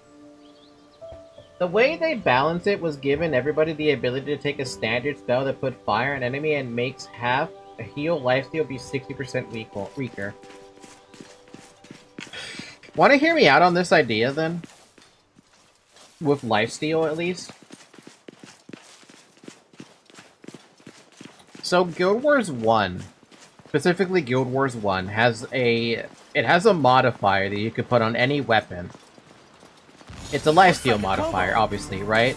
The way the lifesteal modifier works in that game is that every single hit you do will only lifesteal a maximum of 5 HP per hit.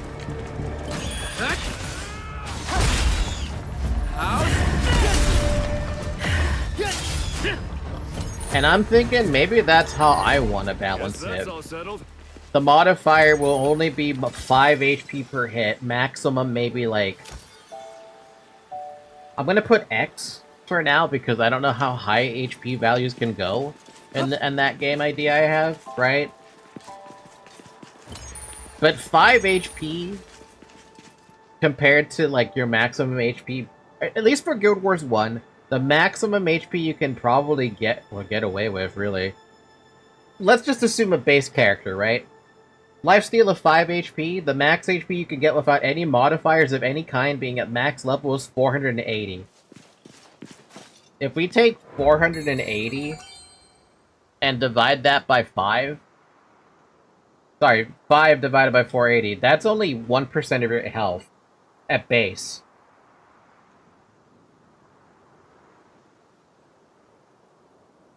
If I were to max it out at, like, 15, it's only 3% of your HP. I kinda like that idea better. So it'd be a 1% lifesteal or... No, I'm sorry. Not a 1% lifesteal. That's dumb. A flat 5 lifesteal. That's it.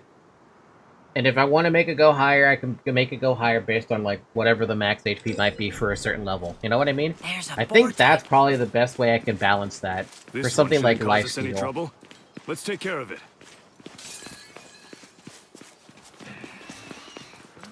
It's no match for us. Oh. This one shouldn't cause us any trouble. Let's take care of it. The problem starts when you can heal like 130 health with one hit. Yeah, thankfully I'm never gonna allow for that to be a possibility. I know how strong lifesteal is. It's always been one of the stronger things you can get in any game, right? Once you have lifesteal, you're like, I don't want to let go of lifesteal, that shit's too good. But I want to have a balance around lifesteal where your lifesteal is only going to be so good, right? It's only going to be, in this case, 5 HP per hit. And you're not going to be, unless you're a dagger user, you're not going to benefit that greatly from it. Like, if you're using a hammer or something, which is a slow-ass weapon, 5 heal, not going to be the greatest thing in the world, right? But someone who's using a dagger who could get up like 4 hits over the course of a few seconds, I say a few seconds, but let's be real, in a second, they're going to benefit greatly from something like that. But they also have less armor, so they can benefit from something greatly like that. So I kind of like that idea a lot, because even in PvP, it's the same value. You're hitting for 1 attack, and you're only getting 5 HP back from it. What do you guys think of that?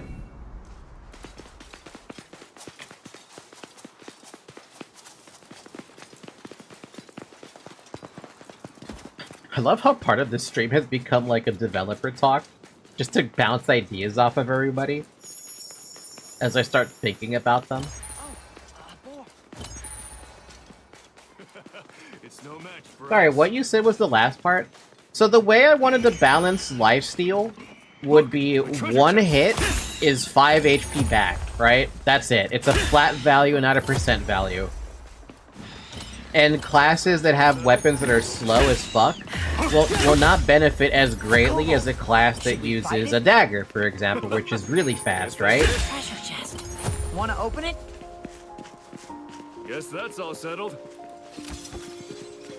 And it makes more sense for a squishier class to, like, at least for an assassin type class that uses a dagger or whatever, to use something like that to get 5 health back per hit, because they can get attacks off faster and their armor's not exactly the best in the world. Get it. I was thinking about that and typing while you said that. Hey, I'm good, man. This shouldn't be a problem. I got the brain going on. The brain juices are cooking. I want to put this on my my Word document, my Google Doc. 1 second. I'm just gonna put this on a different page.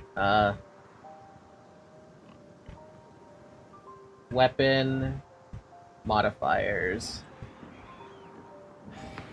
Lifesteal limited to 5 health per hit.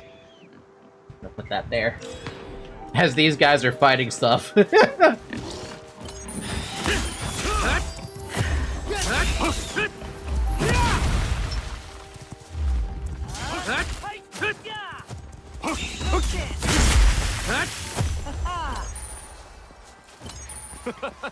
Guess that's it. You could create 3 types of lifesteal. Make it be able to do heal percent of their health per attack, flat amount by hit, and flat amount based on damage, and all 3 of them are based on the character level. Because the way you're saying is exclusive to fast weapons. I'll think about it. I'll definitely think about it.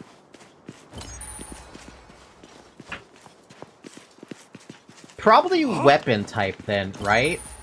Maybe it should be weapon type that benefits greatly from that? But then... Let me use this game as a good example. We have swords, which are pretty quick. We have a rapier, which is very quick. We have knives, which are very quick.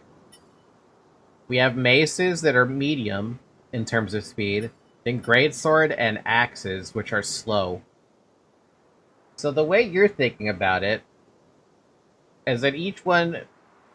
Every single one of these weapons can get those different lifesteal effects. But depending on your weapon type, you probably want one over the other.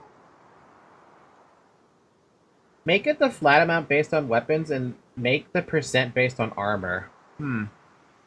So tank characters can have more lifesteal.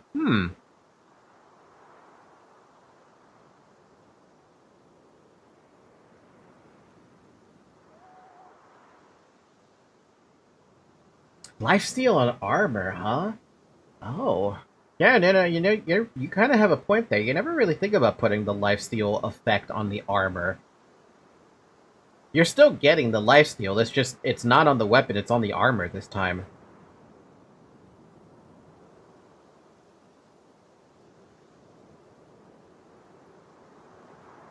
This also goes back to my idea of introducing magic into this game by using those devices I was telling you guys about. So cloth armor would benefit from something that's percentage-based lifesteal. I don't know. Also, tank characters can focus on any weapon while still having lifesteal. Okay, wait, hold on. 3 types of lifesteal. Percent of their health per attack. Percent of their health per attack.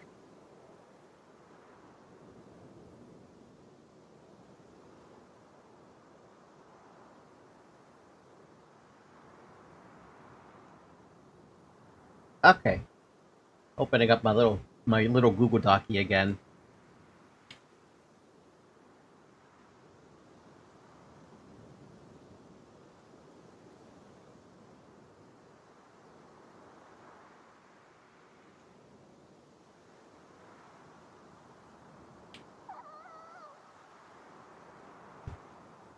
No, let me think about this with the way that Zayek's putting it out here. I'm just gonna put this here as a thing.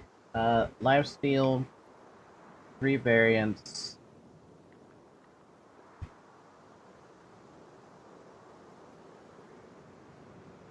Heal percent of their health per attack. Flat amount.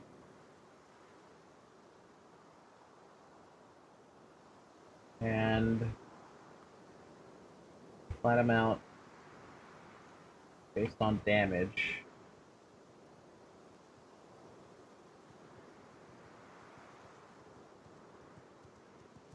I hear a bird in the background. Well, at least it'll be good practice. It was not a bird, it was in fact a boar. We beat it!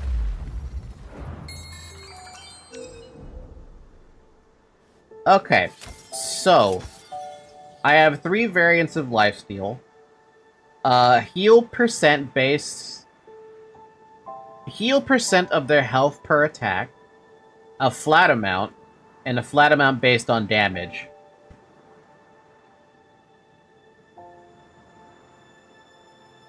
So if we're talking about some dude with cloth armor, right? Like someone who wants to have a better advantage with their heals or their magic, right? We would want their lifesteal on their armor to be a flat amount based on damage. Basically. Because they're throwing out big number, and big number gets bigger amounts of flat heal. Because they're taking the time to cast something, and they're gonna get a thingy thing. They're gonna get a certain amount of health back. Like there's, for example, weapon that attack fast, like 3 attacks per second. While there's greatsword doing 1 attack for 1 to 2 seconds, getting up to 30 health per attack.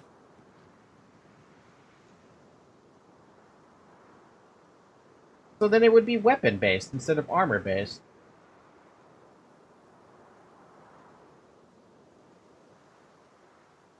Or am I getting confused? I feel like I'm getting confused.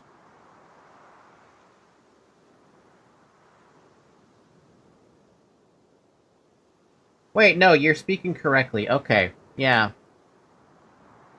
It should not be armor-based then. It should still be weapon-based. So the flat amount should be the, yeah, the flat lifesteal would be weapon-based. So, a crappy little dagger that hits 3 times in a second should have the flat amount of 5.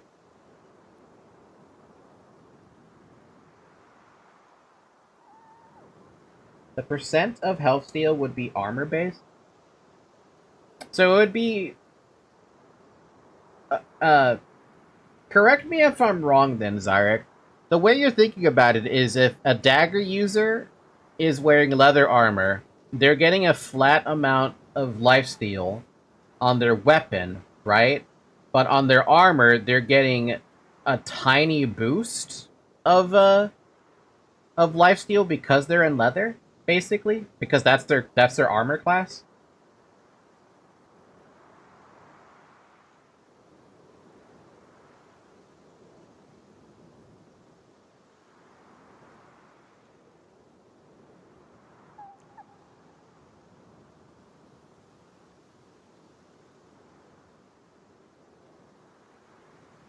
We discussing weapon stats? We are. I'm trying to figure out how to balance lifesteal. If their armor is tank-based armor, then yes, they get both. Okay, so not every armor is going to have that advantage then. Or I guess disadvantage, however you want to call it. So in the case of an assassin, I'm using assassin as just a catch-all, right? They have the flat lifesteal. I'm gonna say just a flat lifesteal of 5 with dagger. So dagger with comes with 5 lifesteal if they get it, right? Armor does not gain any bonus. But then with something like greatsword or heavy weapon,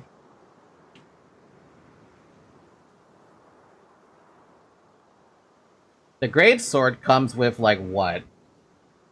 Let's just say 30 lifesteal because it's slow as fuck. Armor comes with an additional 1 to 2% lifesteal on top of the heavy weapon bonus. There. While assassin armor can only give attack crit and attack speed bonus, imagine an armor that only have like defense and resistance bonus or health bonus, but no lifesteal. Wait, no, I misread your freaking shit. Imagine an armor that only have defense and resistance bonuses or health bonus, while an assassin armor only gives attack crit and attack speed bonus, but no lifesteal. So then how does this sound to you? Let's just pick dagger, right? Dagger, 5 lifesteal, that's flat. Armor doesn't give any bonus to lifesteal. But greatsword, or a heavy weapon of some sort, right? It comes with 30 lifesteal, which is already 6 times better than the dagger when it comes to lifesteal because it's substantially slower. I say substantially, but you know what I mean. But the armor, it comes with an additional 1 to 2% lifesteal on top of the heavy weapon bonus, in order to encourage you to be a tank. Because you want to be there in the front line. You don't want to step away from the front line unless shit's getting bad.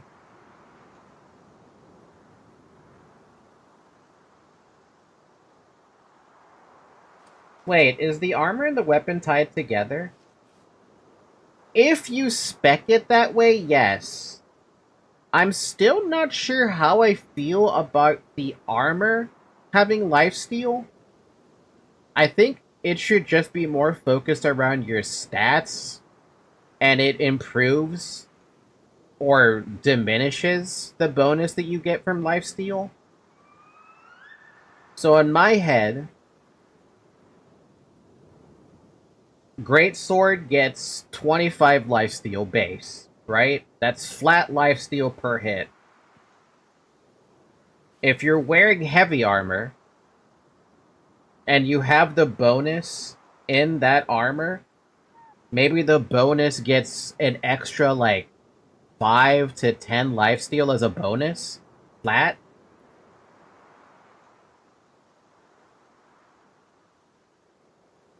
So if you want to go down the route of trying to go with lifesteal, you have to spec your armor into it.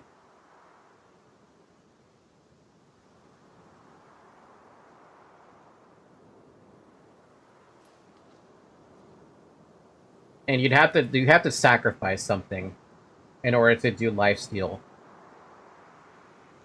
Because I'm thinking now to I'm thinking of Fire Emblem, right? And there's a magic in that game called Nosferatu. What it does is that you heal up any damage that attack does. Doesn't matter how much damage. If you did 23 damage, you heal back to 23, even if you go back to full HP, right? The side effect, though, is that weapon does not have a lot of damage attached to it, and it's also heavy as fuck, so you get slowed down by it dramatically. So I'm thinking if there's going to be a balance around armor, and you want lifesteal on your armor, you have to accept the negative that it's going to make you either A, less tanky, and B, probably slower in some regard. Like, you added bulwark to the armor or something. Or something that makes it less... Like, there's risk involved with doing lifesteal because you lose defenses.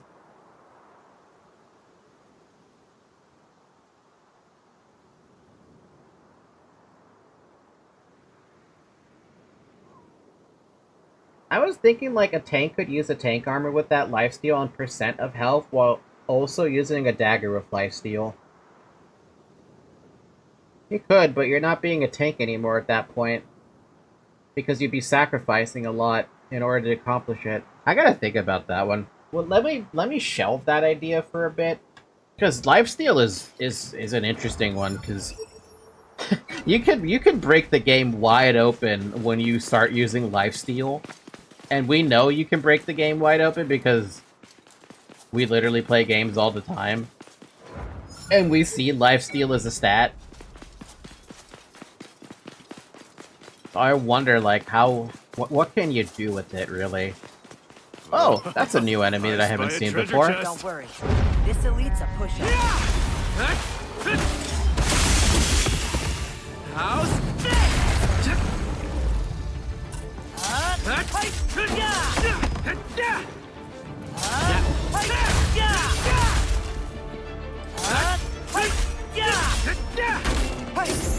We beat it. Guess that's it.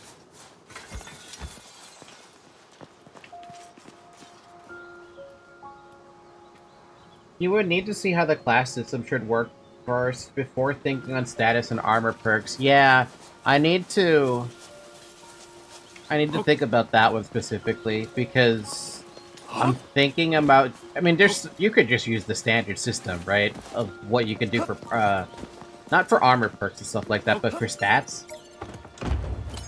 Just take it from D&D. It's basically right there. Vitality, endurance, strength, mind, intelligence, dex. You know, those things. You could literally take any of those stats. Don't know if you really need charisma, though. I don't think charisma would help you all that much. You could. You could definitely take charisma and put it in a single-player game. I just don't know how the hell I would make that one work. Meanwhile, Shovel drinking the water. Oh yeah, I added a couple more emojis, just so you guys know. I was able to add more emojis, somehow. I don't know how, but I was able to add more emojis. So we got water now. Speaking of that, drink water. Charisma can work on buying stuff and getting rewards. I guess that's like the only way I can make that work, huh?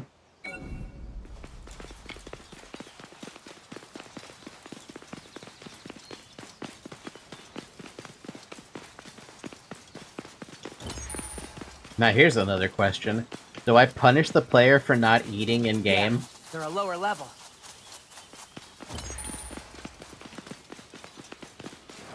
I don't know about that one. By the way, where's Zoe? Oh, she's down here by my foot. Could be luck instead of charisma as well. Actually, I kind of like the idea of luck better. Because, again, I'm gonna open up my Pathfinder thing here. Where's my Pathfinder?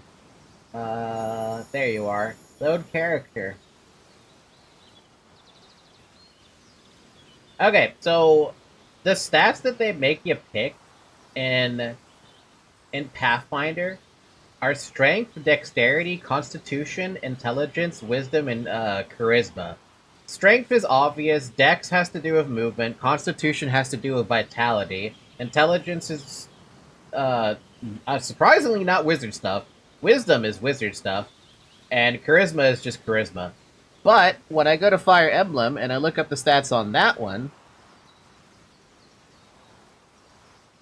you have strength, skill, speed, luck, defense, resistance, your movement, your constitution, your aid, which is a special stat, your affinity, and whatever status conditions or buffs you have. And I don't think that's changed in any of the Fire Emblems for a very, very, very fucking long time. But then you have the overall stats, right? Which is what we have here with this attack, vitality, endurance, mind, defense, strength, dex, agility, intelligence. There's so many different routes you can go down when you want to pick, like, what kind of a stat system you want to have. And I think I might just stick with the standard one, where you just have vitality. It's no match for Or us. the same one from Dark Souls, or the same one from Elden Ring, or the same one from, like, whatever other game that exists out there.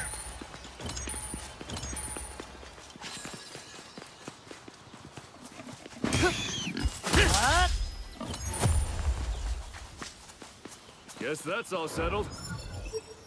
Huh? A wild boar. Huh? Oh, a wild boar.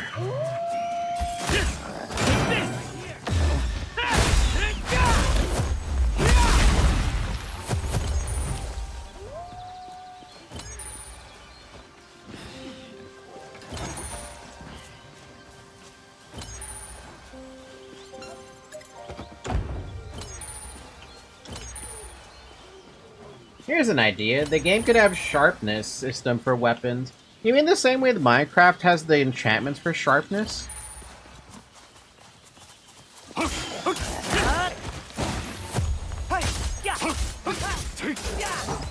We did it!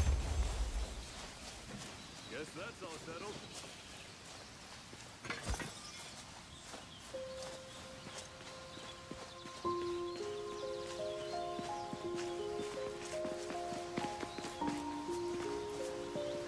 An enemy.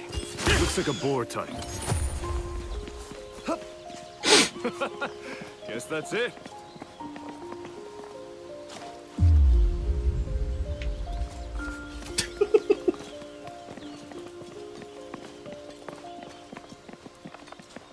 I mean, similar to Monster Hunter. Oh, you mean the weapon sharpness thing. I'm trying to think, like, what? Wait, sharpness? Oh, the weapon sharpness.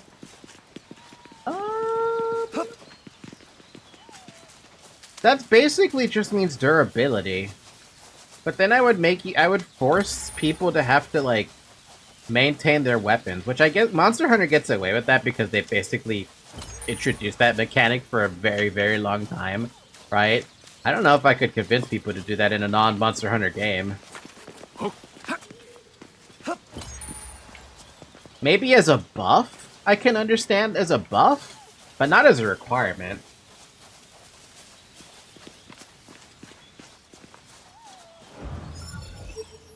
Like, maybe, like,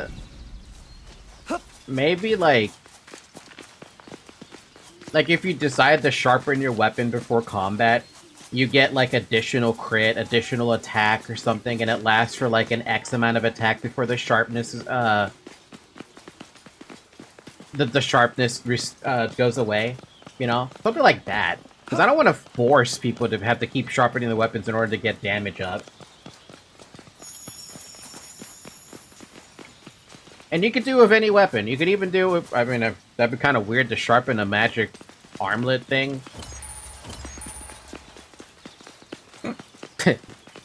Let me sharpen my arm thing to cast magic, so my magic becomes sharper. Yeah, that makes no sense, but will I do it? Absolutely, I will. No, it's direwolf time. Who's next? But instead of buff on crit and something like that, just add a base damage modifier to the weapon. Oh, so like 1.25 or something instead of 1. Something simplistic. The Grand Canal. The waterway is the only safe way to cross the first floor, which is teeming with monsters. Because there are no seas on the first floor, boats and other vessels remain underdeveloped, and the most that can be managed is a simple craft across a lake or river. Though simplistic, it is enough to allow for trade between the various cities. Oh, so there's actually trade within the cities. Funny enough, I don't even think there's actually any water monsters in SAO. And you could do quests to find sharpness stones, something you don't have limit to be used. So if you do the quest once, you have it forever, basically, kind of thing.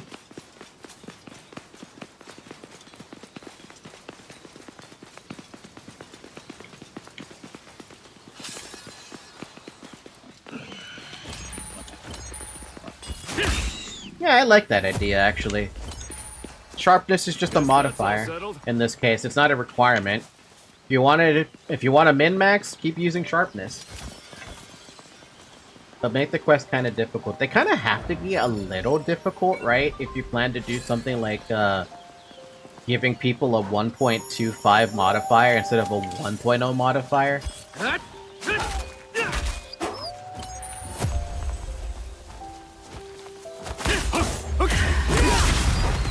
There's a safe area. Keep a close eye on its movements.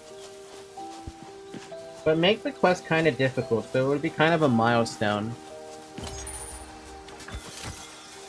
Yeah, like it's a permanent upgrade there to work for any weapon.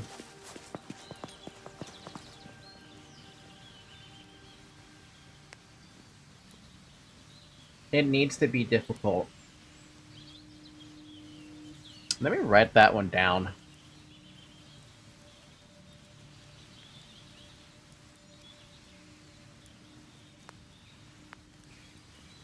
Sharpness mechanic. difficult quest to acquire would allow for any weapon to be sharpened, increasing damage by, like what, 1.25x? As opposed to a standard 1.0 damage modifier.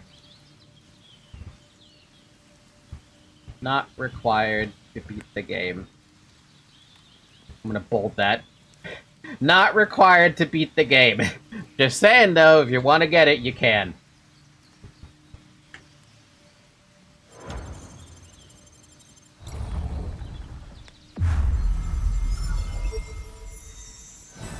I can see clearly now, the rain is gone.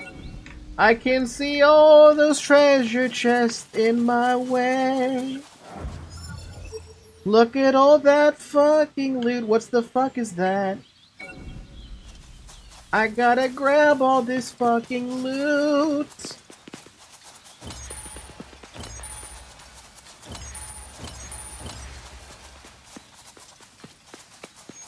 Maybe I'm playing this too safe. But like, considering I've only take one hit, I feel like my health bar is evaporating. I think it's fine to play it this way. Not gonna be able to play it safe permanently because I'm gonna have to keep on fighting new bosses and stuff like that. So, you know. This one shouldn't cause us any trouble. Let's take care of it.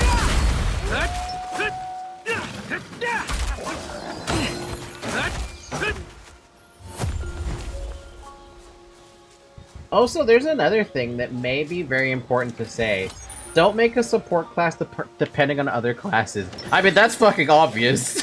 We shouldn't have to rely on other classes with that one. Make it good playing solo, and that the buff works well for itself. I don't know if it's gonna necessarily be a class system. It's just gonna...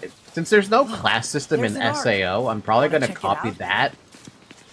And the reason I'm saying that is because your specs, whatever you decide to put your points into, is going to determine your quote-unquote class, right? But I have to make it so if you decide to put it all into support, you better have enough support. You better have enough damage to be supporty. And not super comparable to someone who's actually spec'd full into strength, right? But if you spec full into like a supportish area, and you don't really have attacks, your damage should at least be comparable enough that you're not feeling like you're not doing anything, right? And I know exactly what game I need to look at for that. Final Fantasy XIV. I need to talk to Nemi about this. I need to see how they balance their healer classes. No, I think it should be similar, comparable to DPS. Okay, well then, how about this then? Answer me this. If we're talking about a dedicated healer versus a... Let's not talk about mage. Mage is already high DPS by itself. What's the closest thing that I can compare healer's damage to? Literally, the only thing I can compare healer's damage to is a mage. Okay, how about this question? A mage does 200,000 damage, right? I'm using very high numbers. A melee DPS class in the form of an assassin should be doing equal or more damage than the mage. Just because of the nature of it, right? While another melee class, let's say someone who's using a greatsword, right, is doing 150,000 damage. How much should the damage of the healer be in the event that you have a mage doing 200,000 damage, an assassin doing roughly the same or more damage, a sword user, a greatsword user, doing 50,000 less damage? I feel like the greatsword user is underpowered in that regard, and they should be higher up. And I feel like a healer should be able to do the same amount of damage that a greatsword should do. Am I wrong? What do you think? Iori! I got this! It's the little things in life.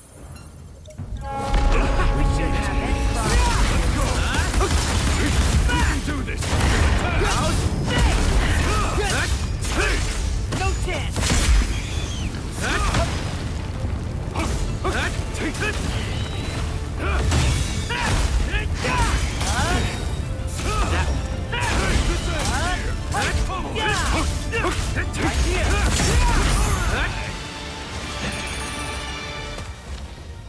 I got confused on the number since I'm not good translating it, but let's say...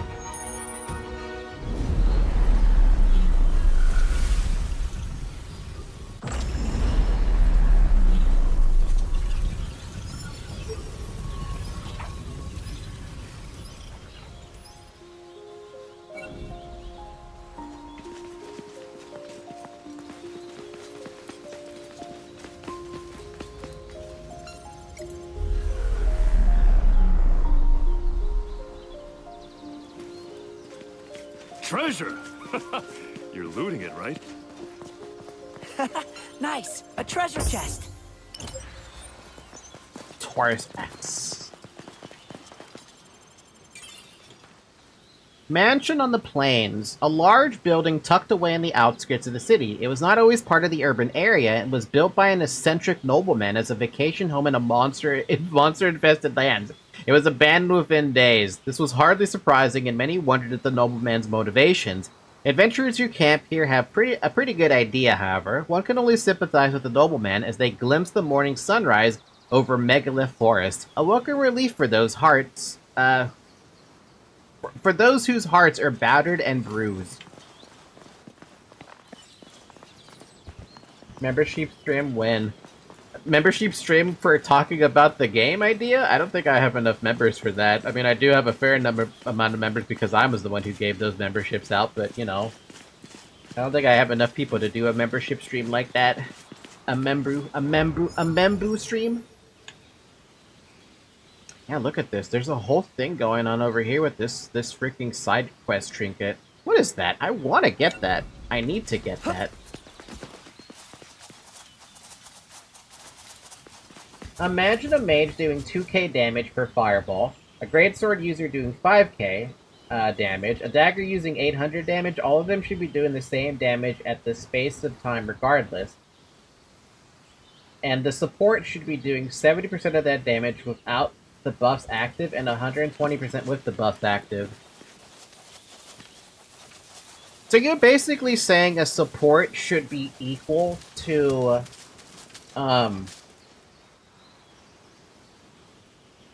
should be capable of doing the same amount of damage as, like, a mage?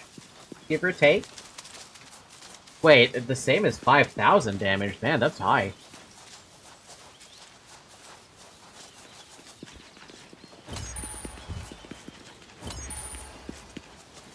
Yes, if they play it well. You know, I can agree with you really well with that one on Aeon. I guess fun fact about this one. I was playing a healer class, right? A cleric.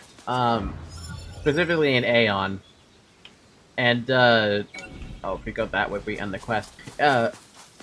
My damage was so incredibly well played that I was competing or even completely obliterating the damage that, a sorcerer could throw out. And that was me playing as a cleric, who could also heal on the side, you know? So the fact that I was able to do that as a cleric, it kind of encourages the whole concept of maybe you should be able to play as a healer and be able to do more damage than the mage. Maybe I do have to stick with that, don't I? Yeah, if you can decide to go down support, you should be able to still do the same damage output as anyone else. How about a break before There should still be there should still be a gap of some sort, but the gap should be not unachievable, is what I'm thinking, you know? You can still achieve that damage as long as you play well.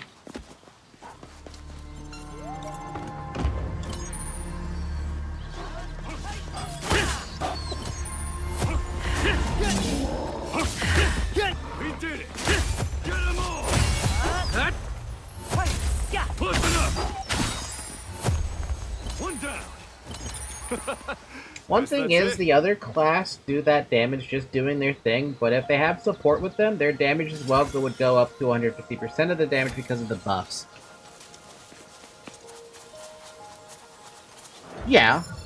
Yeah, no, I see where you're coming from. I definitely see where you're coming from. Honestly, your game idea would work well as a D&D campaign. I can't deny that. I think a lot of this also gets influenced by the fact I've been doing those Pathfinder sessions with that group I've been playing with every other Sunday. Right now we haven't been playing anything, so it's been a lot of no Pathfinder sessions, but yeah, no, it would basically work as a D&D campaign. I spy a treasure chest. A treasure chest. Wanna open it? Iron Tooth Blueprint. Hey, that's the same fucking sword that the Kobold King uses.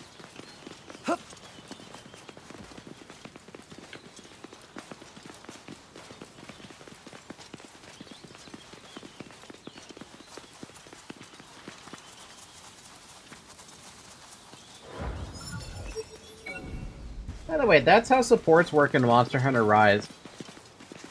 Support in Monster Hunter Rise is you doing damage and you benefit everybody else.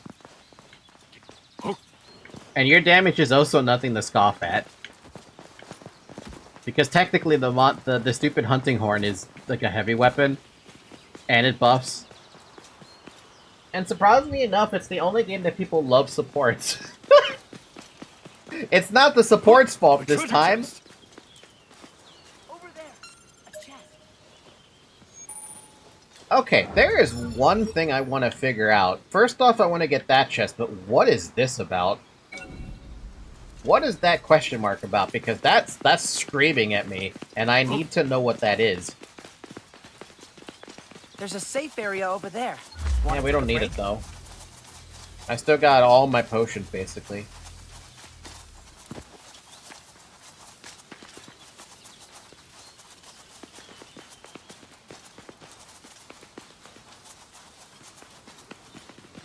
Yeah, okay. I think for sure I'm gonna keep all the well, I say classes, but all the things that are basically classes in the game, they're gonna be as similar as they can be. I think I'm going the wrong way. Am I?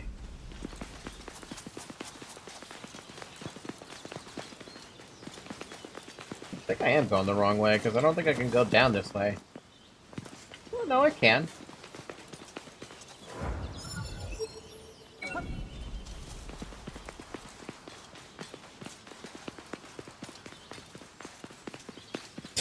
Damn, looking up is just terrifying, dude.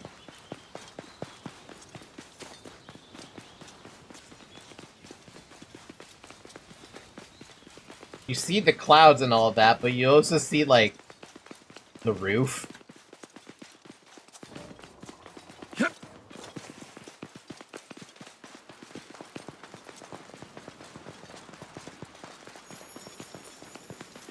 Okay, let's go for the chest first, this way. And then I can try to figure out what the hell's going on with that freaking question mark.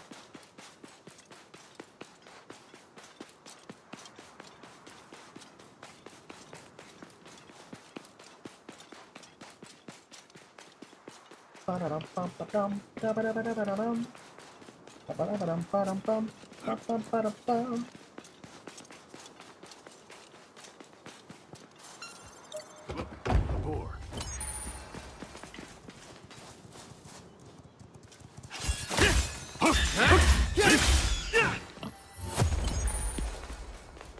That's all settled. And now to figure out that question mark. How do I get to that question mark? If it really is just walk up there, then cool. If it's not, then what the hell?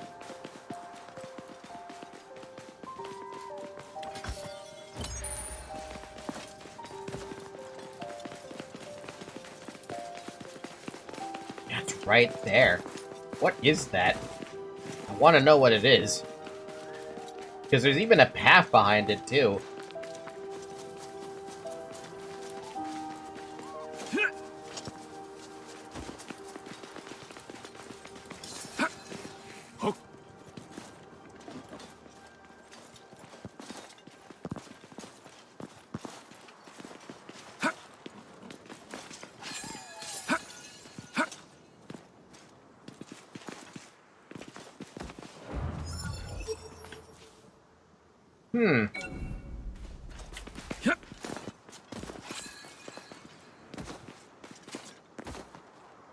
You're out of bounds. Shut up, game. You're out of bounds.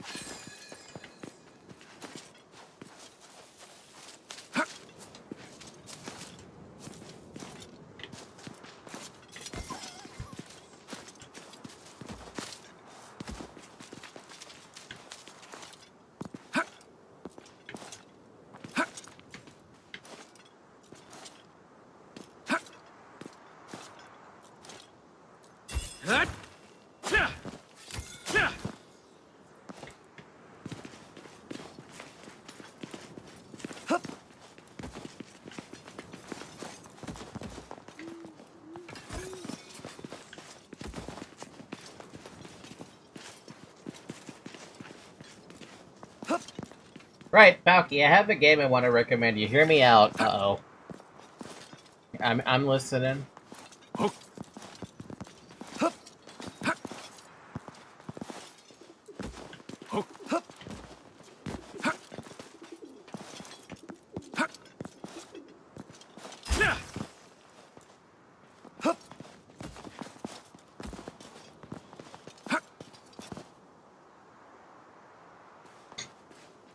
Ow.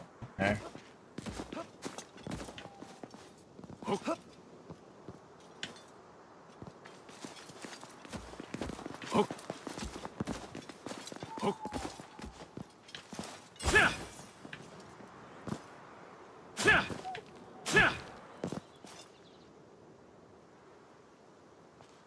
Well, this is dumb. How the hell do you get up to this thing?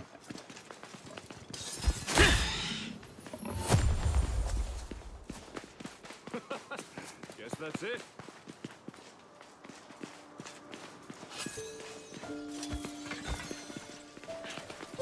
Well, at least it'll be good practice.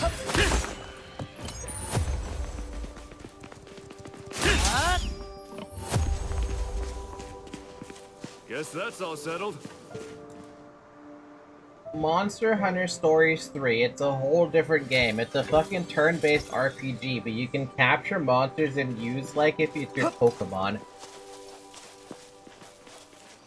Does this have any... Is the gameplay anything similar to something like Tactics Ogre or Final Fantasy Tactics Advance?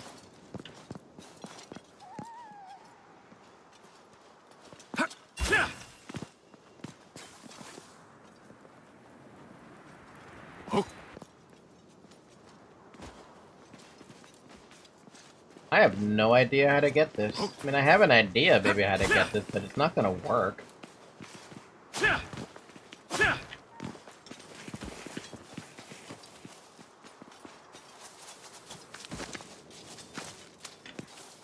Unless you want to tell me there's double jump in this game, but I don't think there is.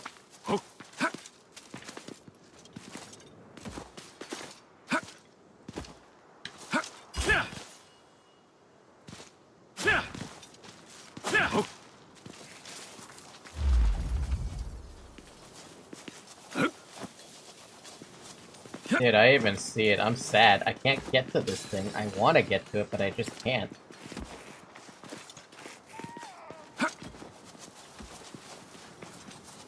Maybe there is no way for me to get to it.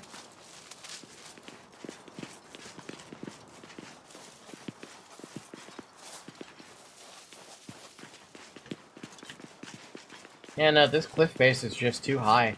I guess the only way to get to it is from up here, which means that this is just a preview of like, oh, this exists, by the way, but you can't get it because you suck, or something stupid like that.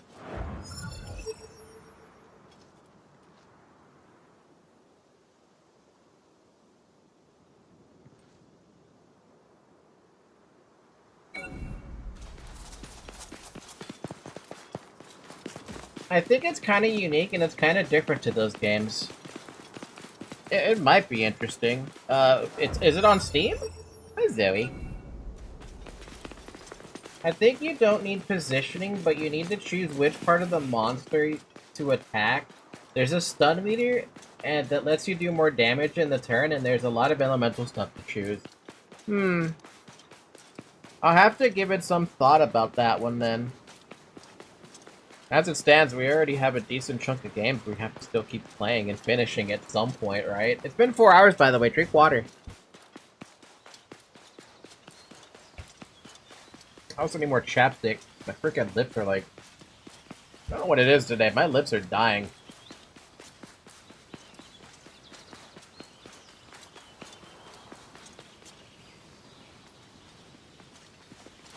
Zoe, move.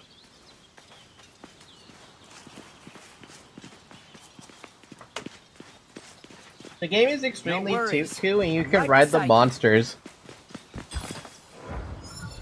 Cute, he says. The game is extremely cute, he says. The game is trying to kill me, he says.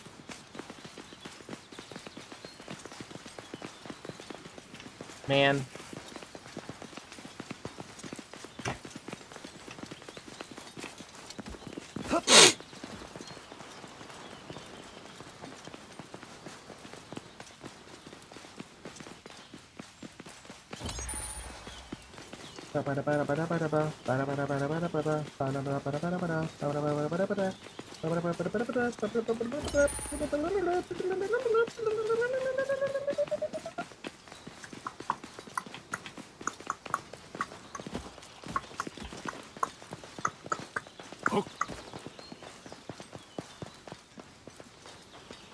Oh, I thought there'd be something up here. I don't know, I came up to the rock expecting something, but all I got was a sight.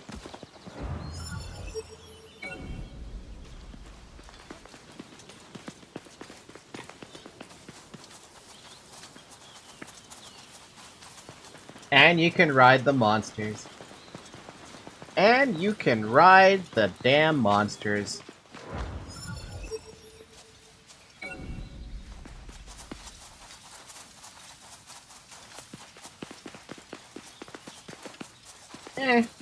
I'll give it some thought. By the way, I think I might have mentioned this before, but apparently, I was on the topic of Fire Emblem. Apparently, there's a GameCube emulator on the Switch now.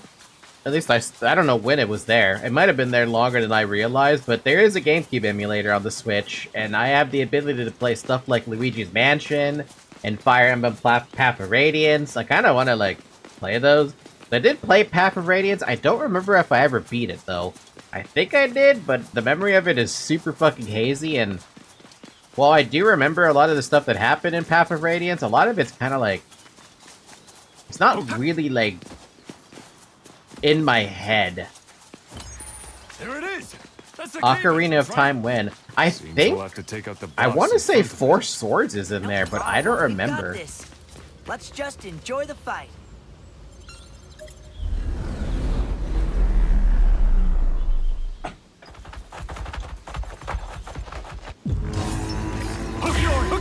I got this! Here's a healing area! You can do this!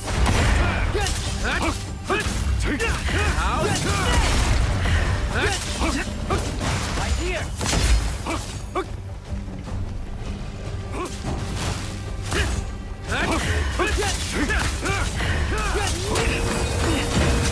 Ow! Now's our chance!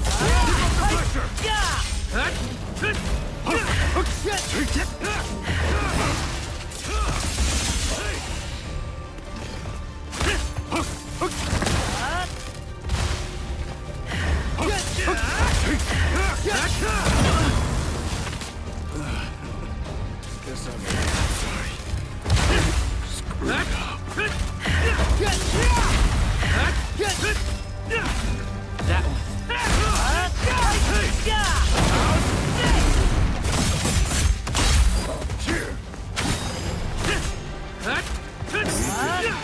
All thanks to you. I've never seen Iori take such massive amounts of damage before. Dude lost like 70% of his health. We beat it! Monster Hunter Stories 3 is kind of expensive though. $56, 300 to 430 Rias. Jesus fucking Christ. I don't think I want to spend that kind of cash on that.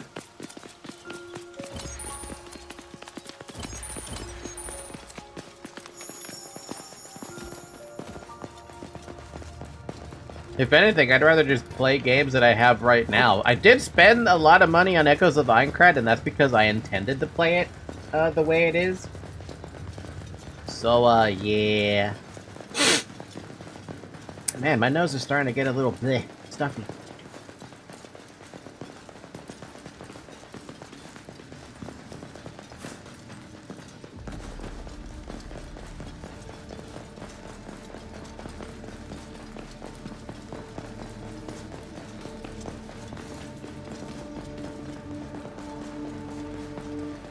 Oh, a warp terminal!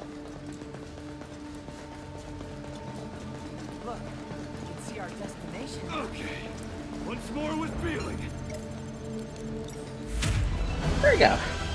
I don't remember if you like Pokemon games and stuff as well. It's not that I don't like Pokemon games, it's that I fell off the franchise on the second generation of the games.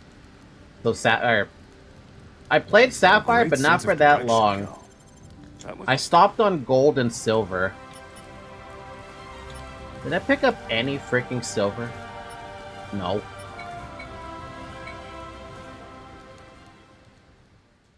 But yeah, just let's sit there for a while and pick it up if you get interested in it. We'll see. We'll see when that happens. Thanks.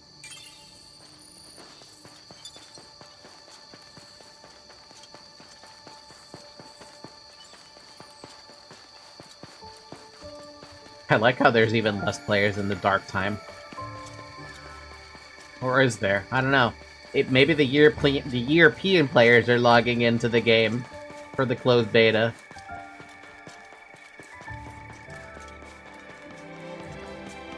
No, I never took a look at there. Is this anyone here that I might recognize? Probably not, because everyone's got their avatars, not their real-life persona yet.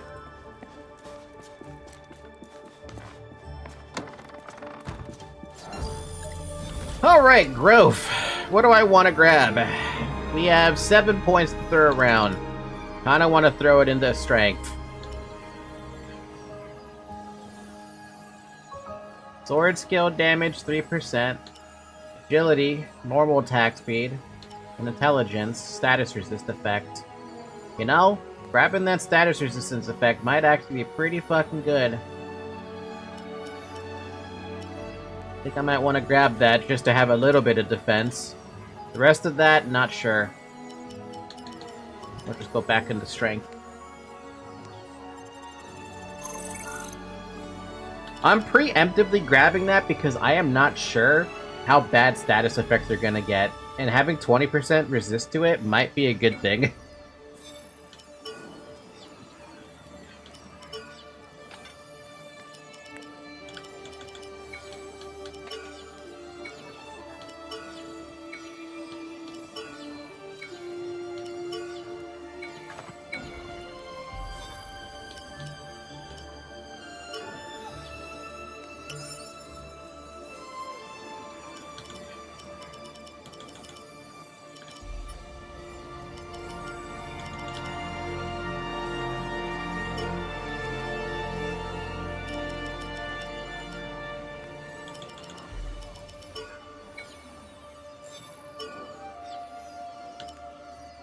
Poison Stone, Might Crystal. Increase attack power for all party members by 20% for 60 seconds.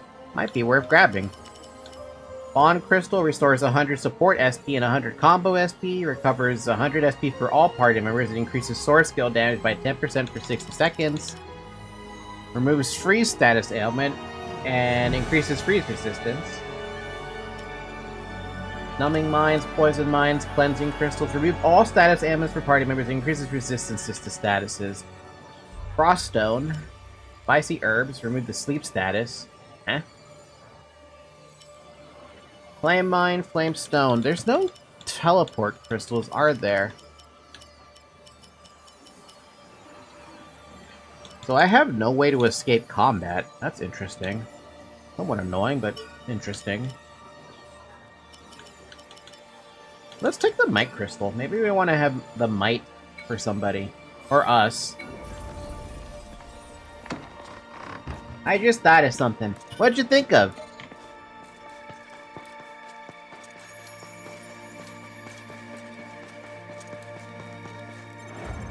Welcome, adventurer. What'll it be?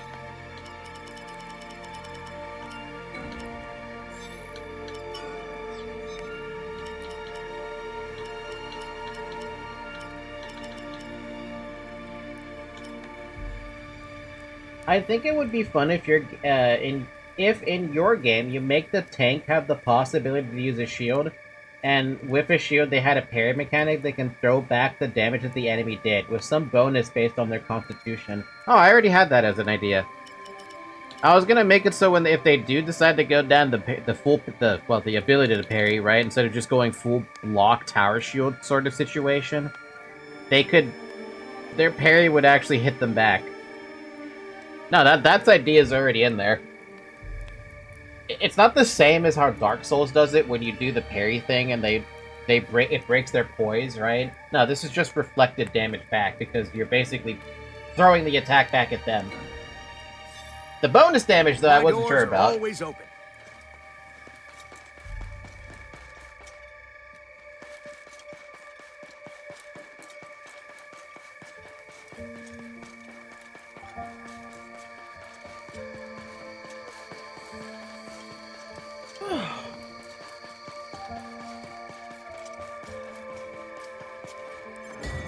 Overworlders, eh? So, what can I do you for?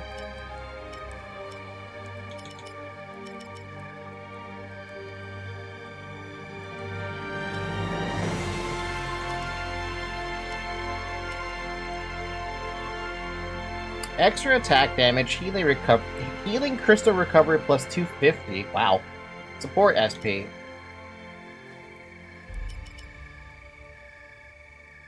Defense plus 9 is really interesting that's on a freaking... that's just sitting there. But I like my damage taken percent instead of the 9 defense. Though 9 defense could be better, I'm not sure. I was thinking on it being more of a tank exclusive thing, the damage back part at least. Probably just something you'd have to spec into if that's the case.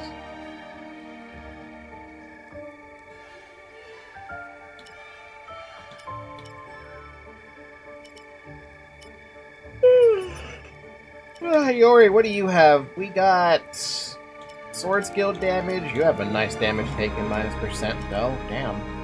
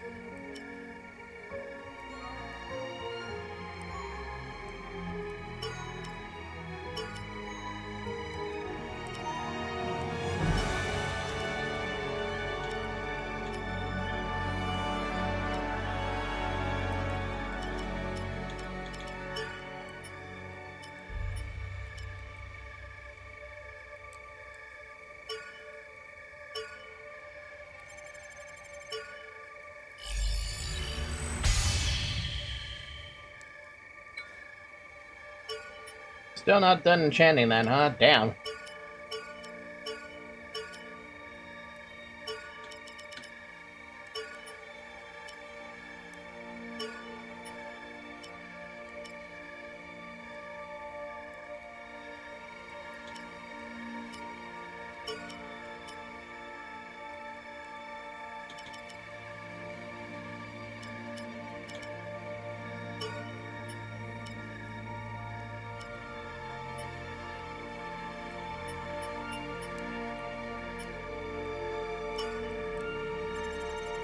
I need to make a random weapon so I can enchant his to level 4. Where I need to craft something.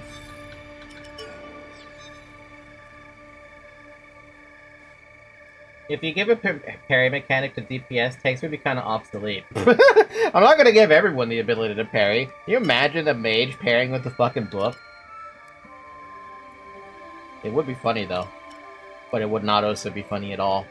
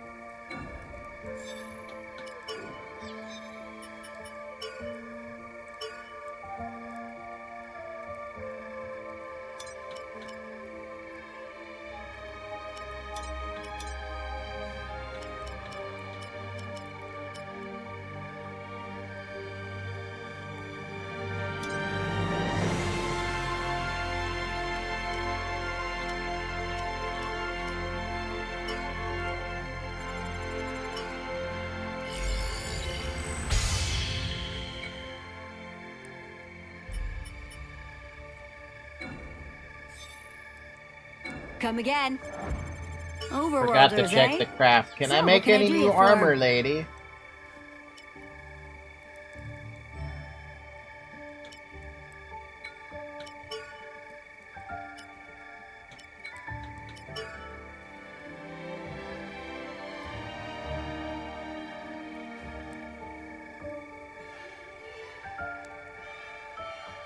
Yeah, I'll make it. Why not?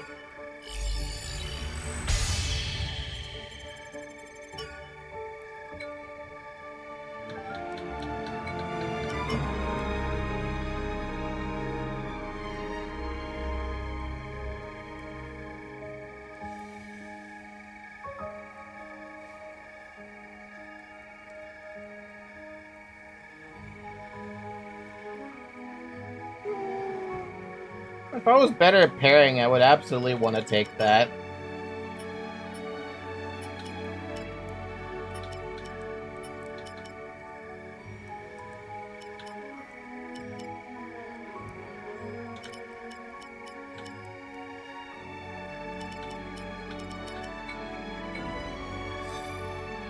Come again.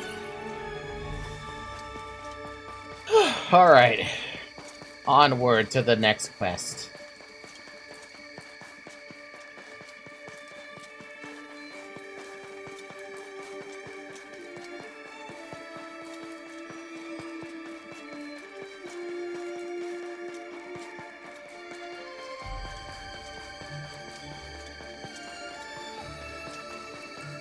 Actually, you know what? Before we do that, I wanted to change...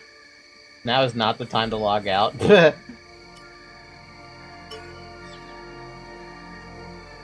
wanted to change the voices, but I guess I can't do that, right?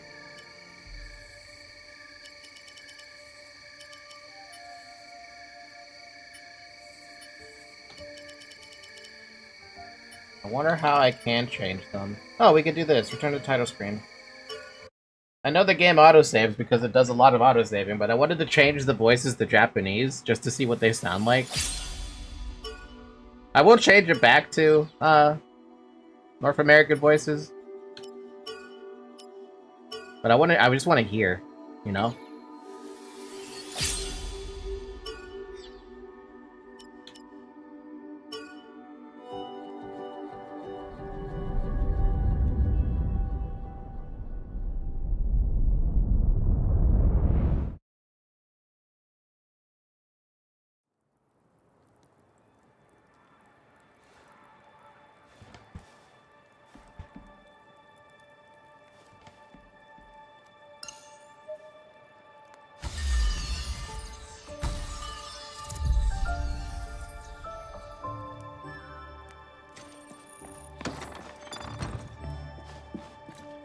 I did that in ZZZ just to see if I like it more. Can ZZZ let you actually change that?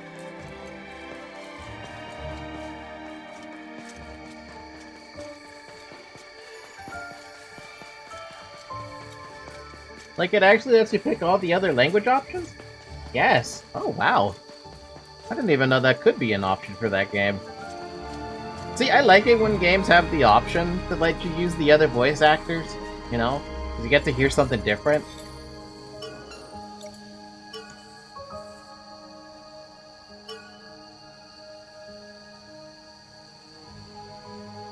Oh, いい顔してんな。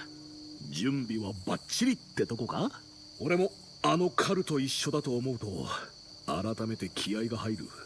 Wow, Iori sounds way different. メッセージ出してと。さあ、行こうか。The language of the voice act in ZZZ. You need to download an update with the voices, though. Oh, well, so you still have to do that at least.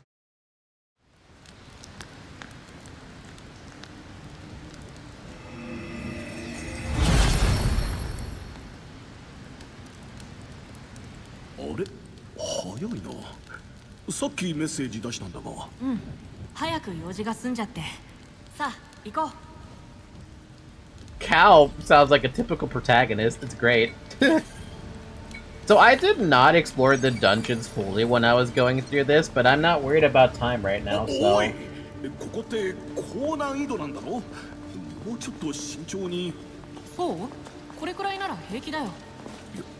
Man, Cal sounds like how I do imagine him to sound like... He sounds like a twink. Like, straight up, he just sounds like a twink.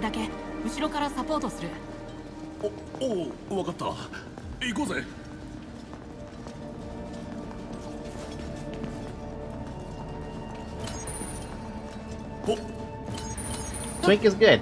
I didn't say it was a bad thing. Also, 6 to 14 gigs for a voice pack sounds appropriate. Depending on how much voice acting there is.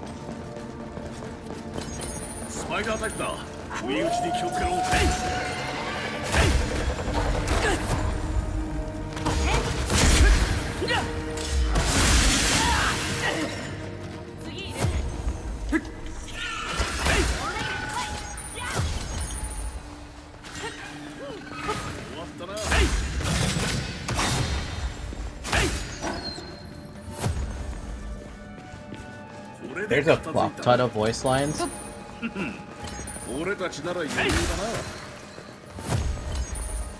Enough to fill up a book many times over. Oh, there's a chest over here. We should make sure we loot these, because I don't actually know what's in these chests. I skipped a lot of the stuff in this dungeon, so... I want to make sure I get it all.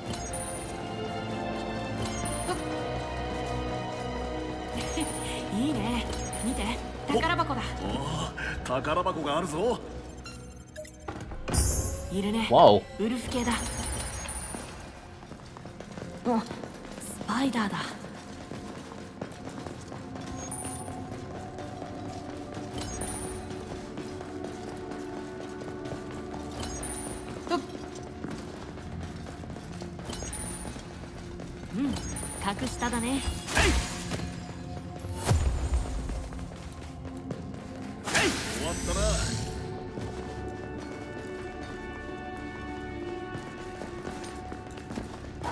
By the way, why is a wolf hanging out with bugs?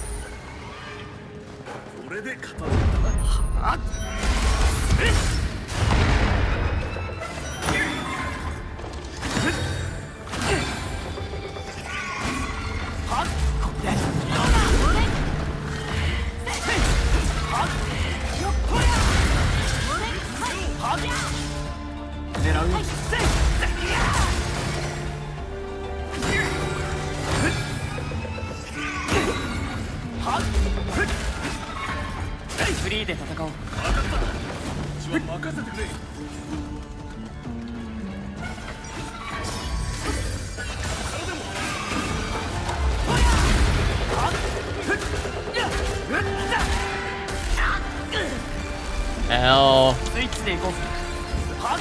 I don't know how to get off of that. おっと、スパイダー系か。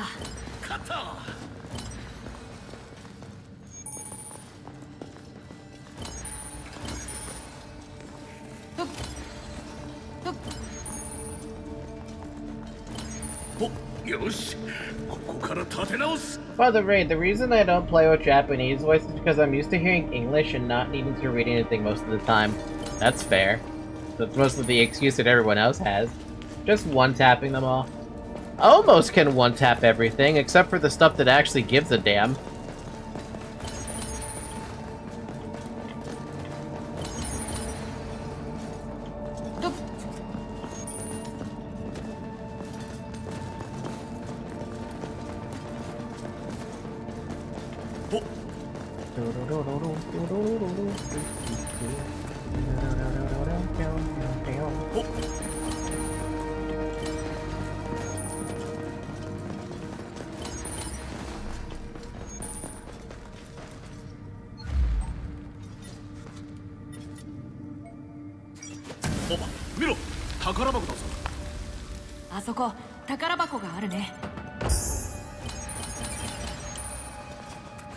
Loot, baby. It's all about the loot.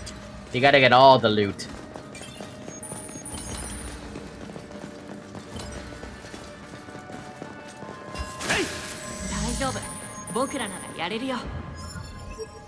I heard him saying tobacco. Do you have some tobacco over there, Mr. Zyric? You want some tobacco? Tobacco? Tobacco? Tobacco? Tobacco? Tobacco?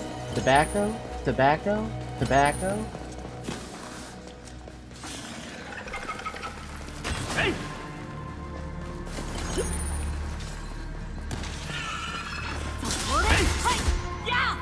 No tobacco. Tobacco. Want cancer? Want cancer? Want cancer? You don't want cancer. Nobody wants cancer. I don't want cancer. Nobody's interested in that. So who the hell wants cancer? If someone actually wants cancer, first off, what the fuck? Second off, what the hell?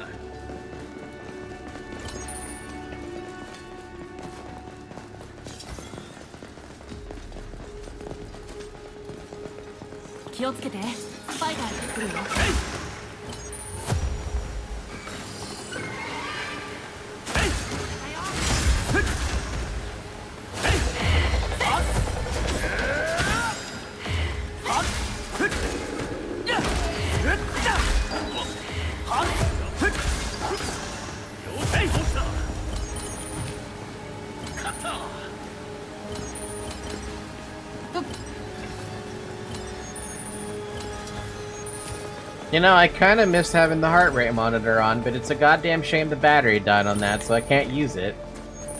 But where the hell is this chest? Hello?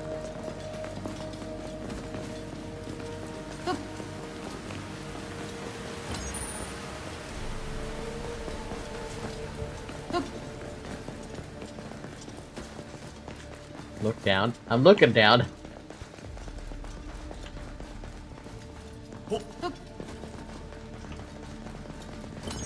Looking down, looking up, looking all around.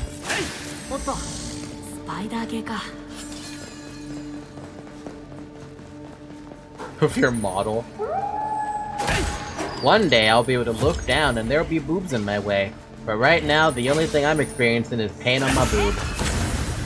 Because having boobs kinda hurts. I guess fun fact. 俺たちなら余裕だな。あれはウルフだね。これで片付いたな。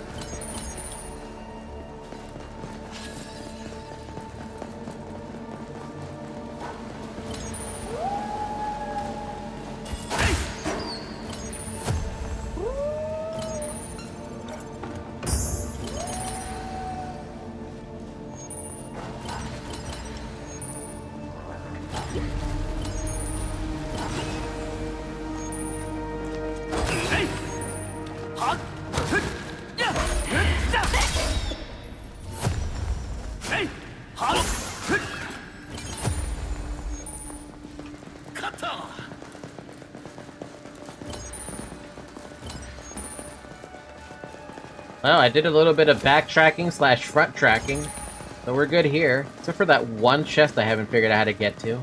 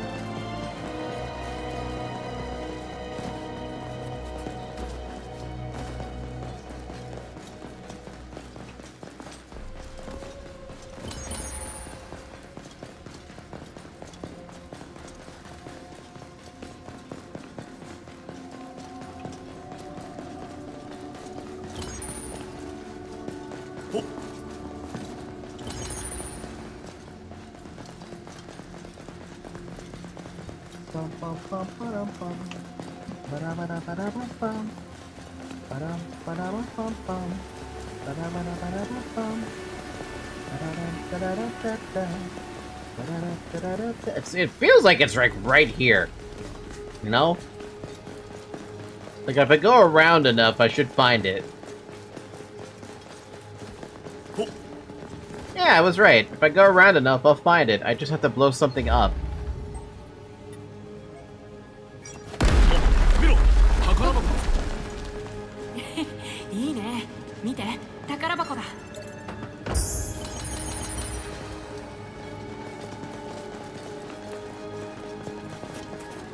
You know, I do kind of dig that as a mechanic, that one of your items will help you get to another item chest or something.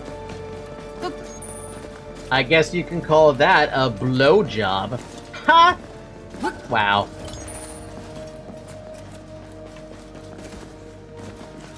You blowjobs! Gotta go north.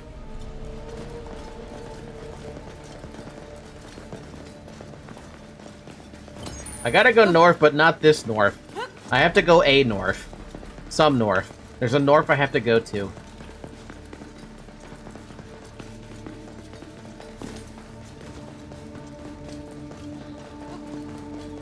Dungeons, am I right? Yeah, dungeons.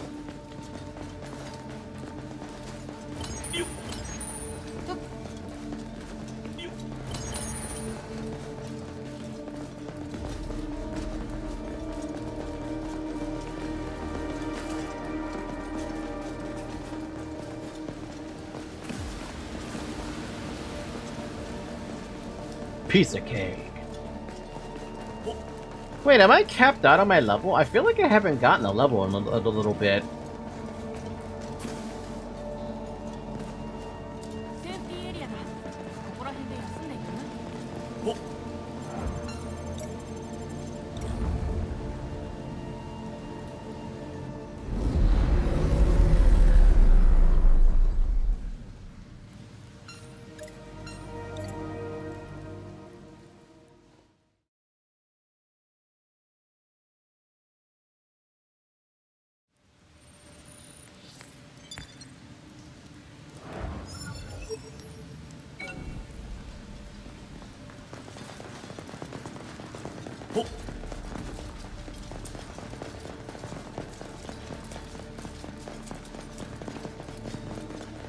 Now this is the kind of shit where you should hide something on the off-beaten path, or the unbeaten path. Off the beaten path, there you go. You should hide something off the beaten path so you can have something that somebody picked up.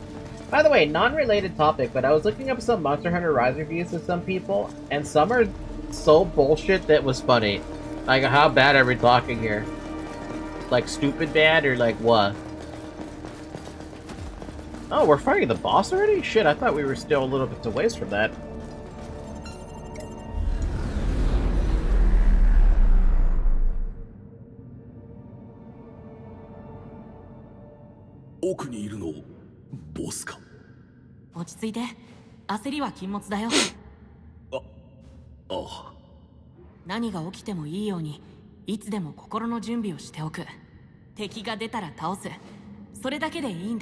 I saw a guy complaining one time that got the game, got bored after 200 hours of gameplay. Wow, 200 hours?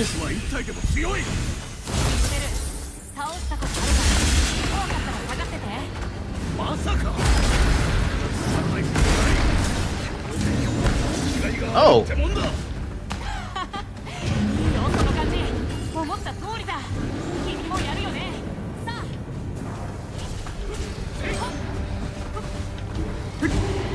あ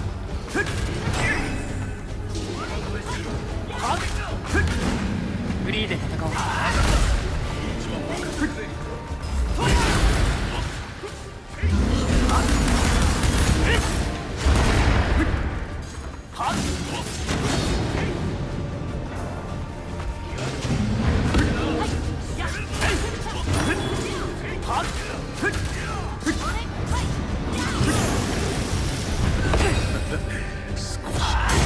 Wow, there's the level I've been running about.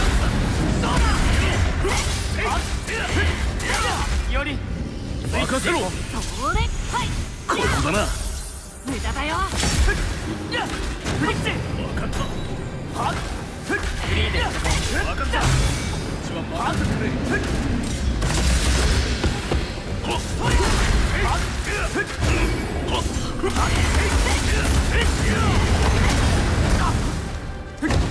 Holy crap, okay.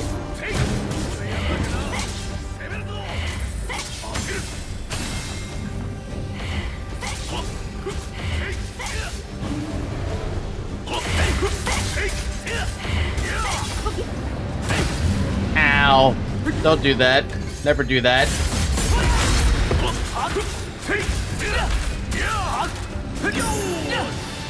Nice.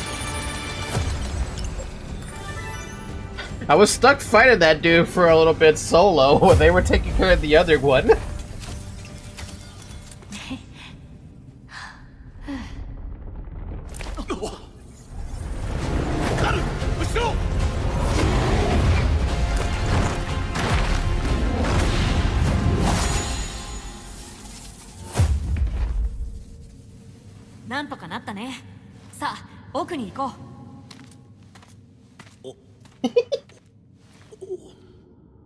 I was like, well, sure, I think most games would be boring even before that. I mean, if you spend 200 hours in the game and you're finally getting bored of the game after 200 hours, first off, I think you enjoyed the game a lot. Second off, I think you had your expectations set a little too high. Actually, way too fucking high if you think at 200 hours you're supposed to not be bored. That's impossible. I mean, there are people who have played games for thousands of hours, right? And they still never got bored of it. But for something like Monster Hunter, which has a limit, I think it's ridiculous to expect that after 200 hours you're not gonna feel boredom. Because at the 100-hour mark, aren't you just grinding in order to get the best gear at this point? Or at that point, you know? At 200 hours, you're done with the grind. There's nothing to conquer.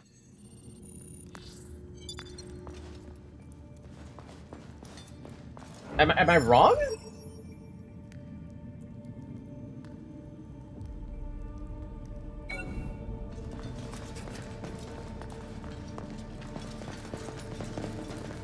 カル、さっきのバトル驚いたよ。噂通りとんでもない強さだな。二人分の活躍どころか、一人で Monster Hunter can go between 120 to 250 hours of gameplay, I believe. Now, is that doing everything, or is that just the story? I know, I say story loosely, but you know what I mean. よって何が？その僕がそんなもんか。そうあんだけうまいのか。ゲームの本気な仕事だろ。尊敬はしても嫌なんてありえない。本当に？ああ、本当だよ。けどどうしてアルゴの誘いを受けたんだ？あんたにメリットがあるとは思えないが、まさか攻略以外の目的があるとか。If you play this way, you played Monster Hunter World, you can finish in the 150 range. その腕ならこんな場所練習になんないだろう。ああ、そっちじゃなくて、なんというか、共闘の練習というか。To play the way I particularly play, you would take up 600 hours. 正式サービスがスタート Bro. したら、兄貴を誘おうと思ってて。I have a limit. I don't have the time dedicated to such an ordeal. I remember I used to do that for MMOs back in the day, but like most MMOs now, it's just not been interesting to me. Which is sad. It's a sad state of affairs, right?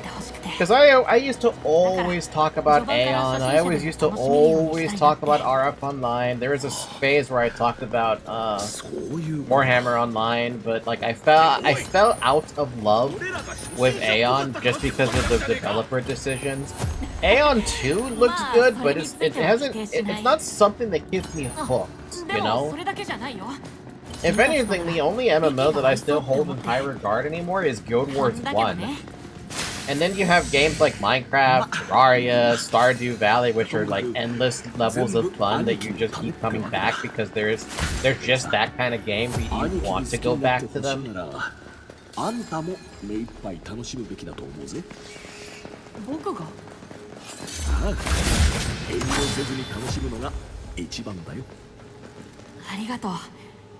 It's because I enjoy doing hunts for the sake of it, and I farm for every type of weapon with the exception of Gunblade, so I really take more time than the average player. You do definitely sound like you take way more time than the average player.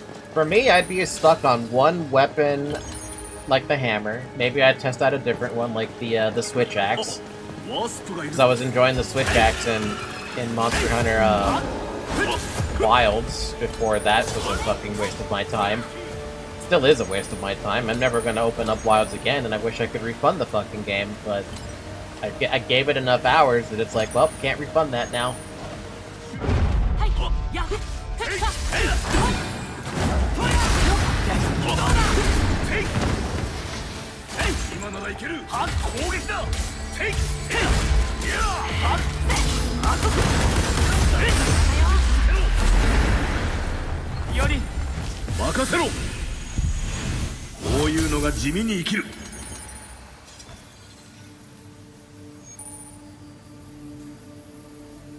I gotta sit here and heal, because I took a little too much damage from that little guy.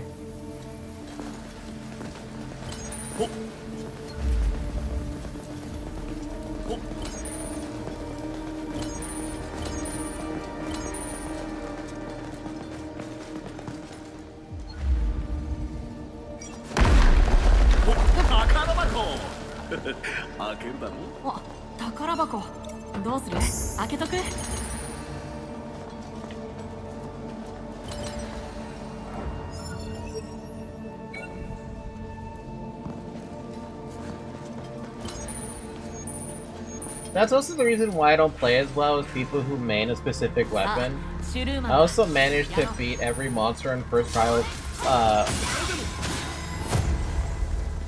with any weapon with consistency. I do notice that about you. You definitely know how to use every freaking weapon, and you never really complain about any weapon. I feel like the only weapon you may complain about might be like if they introduced a new weapon at this point. It's because I specialize more on basic mechanic that works for any weapon than a single weapon style. Imagine if you had the time to dedicate hours to, like, to sink in to learn every specialty for every weapon. You might actually be considered one of the best players of Monster Hunter, no matter what genre, or no matter what, which console it was on.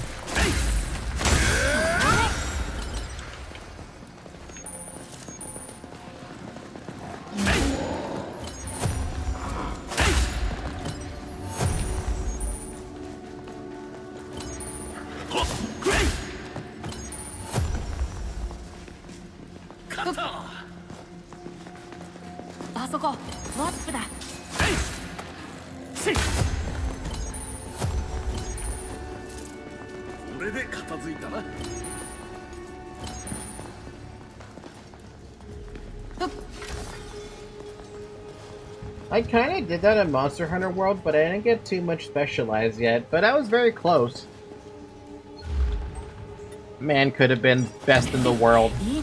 Decided not to be.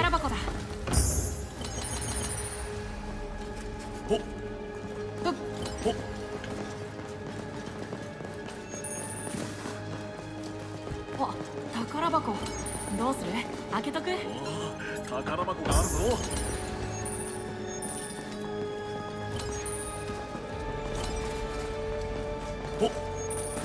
I keep seeing the glowing orange loot and think it's legendary loot from Borderlands. You too? I'm thinking the same thing. I'm like, ooh, something cool. No, it's just money.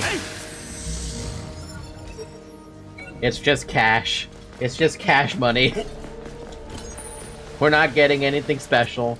We're just getting money. But money can be used to buy goods and services. 終わったな。ワスプタイプ。準備は Like, いい see, か。 you think that's legendary, but no, it's just money. 大丈夫。僕らならやれるよ。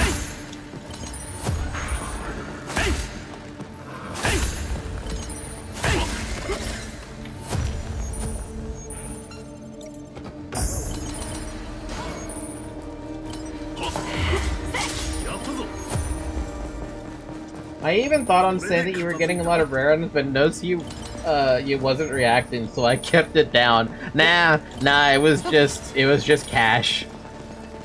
I mean, it's not bad that I'm not getting cash. I can still use cash for something. The thing is, though, I don't know what I can use the cash for. Like, all of it. Like, what else can I use the cash for?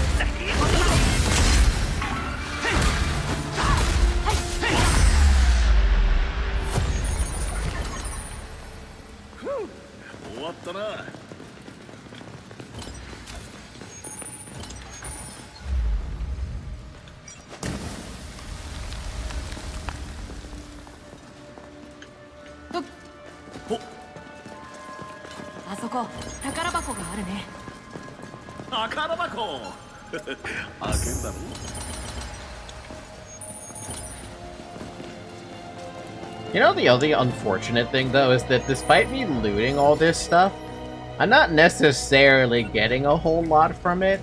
Like, yeah, the loot's nice. It helps me enchant weapons later down the line, and I might find something I want to, like, move over as a synthesis. But I'm not getting much, you know? The best thing I'm picking up is a green item. I haven't seen a blue item drop yet. A blue weapon or armor drop yet. I've seen blue mat, like iron ingots, but nothing really else, like, nothing crazy, you know? Granted, though, we are still on floor 1 of SAO. I don't imagine there's gonna be, like, an epic item dropping all of a sudden, or a purple item dropping all of a sudden. But it could happen. I can have some copium around that.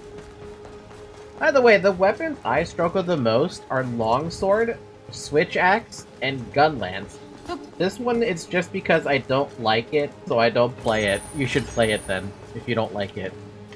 Encourage yourself to try new things, says me, the one who'd rather just use hammer all fucking day. The fact that you guys had to convince me to use the switch axe, at least in Monster Hunter Wilds, was already an achievement by itself. You know?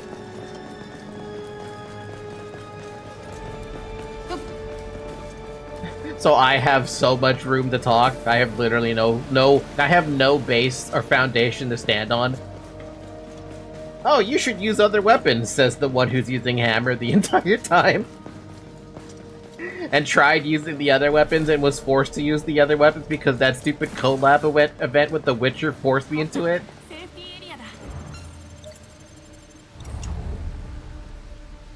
I remember that.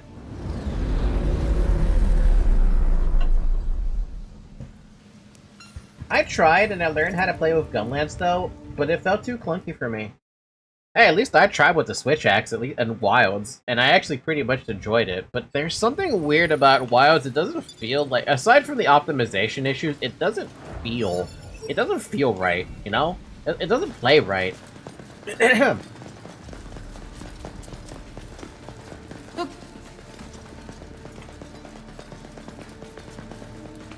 Like, even you noticed it, right? It felt different to play. Like something was missing. Actually, I think we might have said that the thing that was missing ended up being it ended up being the hit lag. But the attacks didn't feel like they were really like hitting.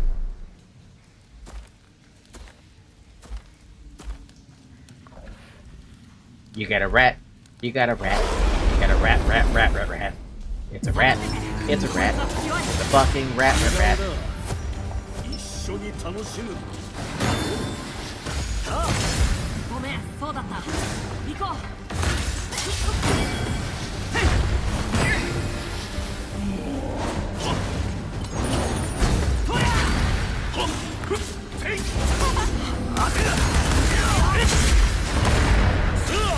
やっ。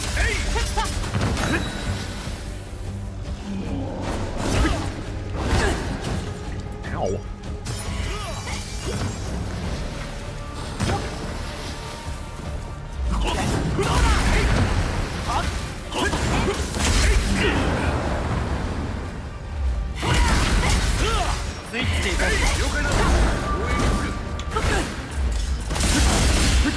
Yori. 任せろ。回復エリアあるぞ。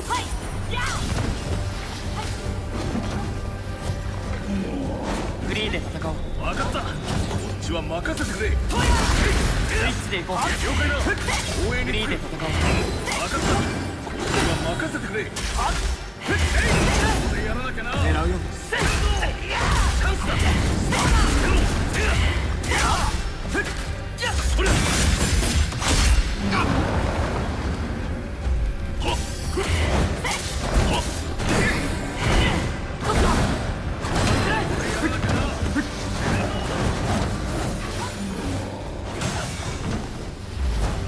一緒に行くぞ。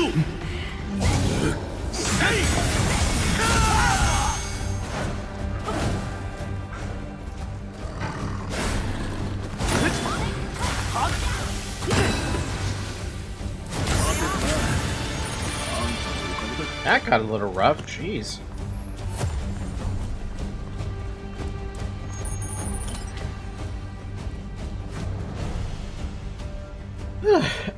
Nice game. Nice game? 何？ That's how they say GG? Actually, that is a pretty good way to say GG. どういう意味なんだ？意味はよくわからない。え？最初にやったのは兄貴なんだ。小学生の頃、2人でヒーローごっこをやってた時、悪者をやっつけたぞって急に兄貴が僕にやってきてさ、意味わかんないけど楽しくて、それ以来僕らの間でやったぜって伝えるサインになった。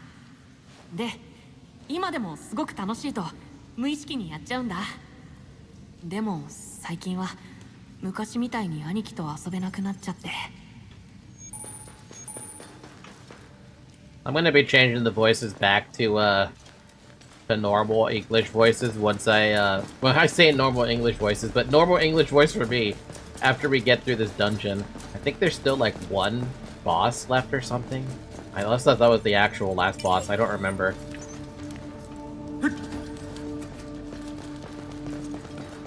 I think we still have to fight the fucking kobold. ここいろんな鉱石があるんだな。あれって I think this is the same dungeon we fight the kobold. That might have been in the tutorial though, I can't remember. おう。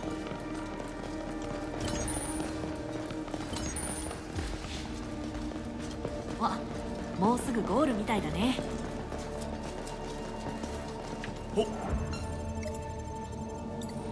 Oh no, we're done. Okay, I wasn't sure about that. Anyway, I tried and I learned how to play with Gunlance though. No, this was on the beta, I think, but I think they added back. The main issues were really just optimization. A little bit of the tracking system is kind of non-existent in the wilds, and it doesn't have a reason to be non-existent. 楽しかった。 I'm sorry, Master Splinter, but you need to go down. True. In Rise, the tracking system is also kind of inexistent, but there's a reason for it. The game is way too fast-paced for a tracking system to be good there. I don't like when a game has a tracking system like that takes you everywhere. It's cool in its own right, but like, it makes you fucking lazy. Because you don't try to explore anything.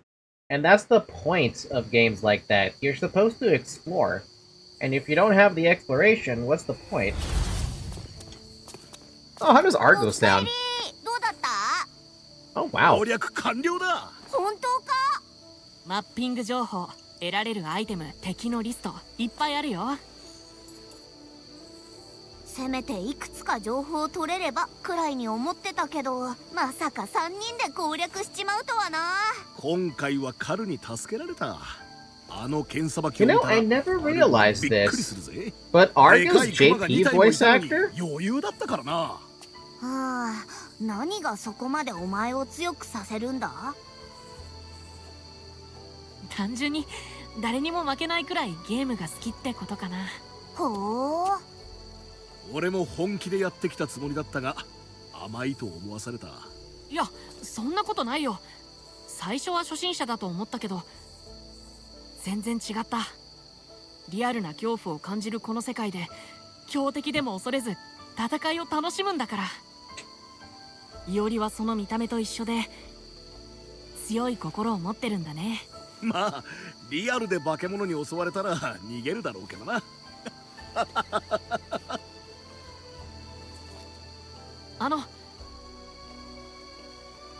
よかったらフレンド登録してもらえないかな。今回2人と冒険したら楽しくて初めて仲間に出会えたと思えた。だから Excuse me, you're leaving the quest area. You better go back. Ah, damn, I probably have to do that, huh? Oh, we're done with the closed beta portion of the game. Uh-oh. Now we're going into the area of the game where I actually have no knowledge of it.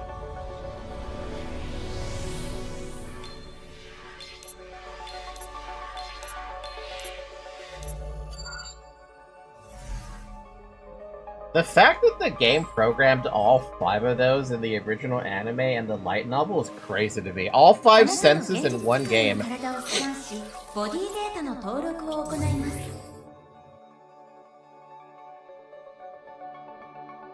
Too bad my freaking preset won't get saved in here, huh?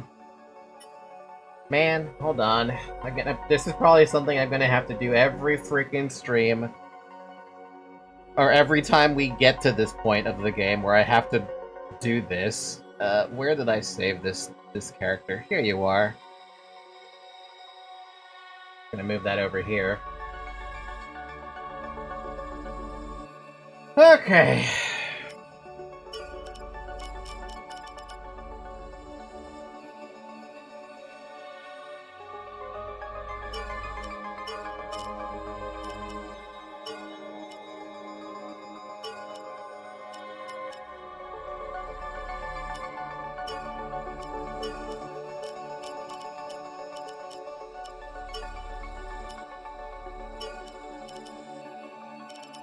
See, this is why I'm kind of glad I saved this, so I could just go through the options and easily get through this part.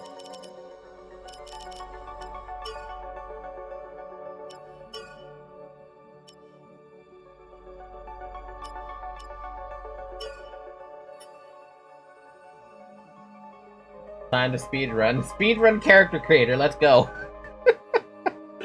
Okay.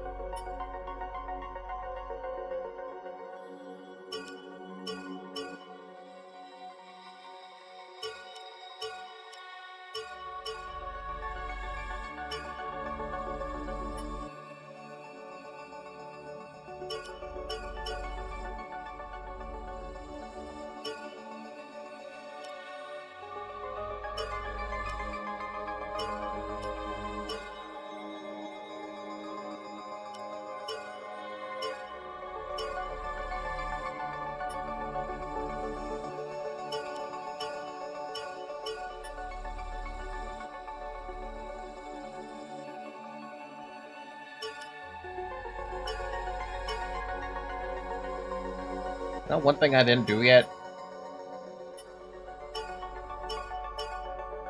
I have to change that to body スイ type ッチで 2. 行こ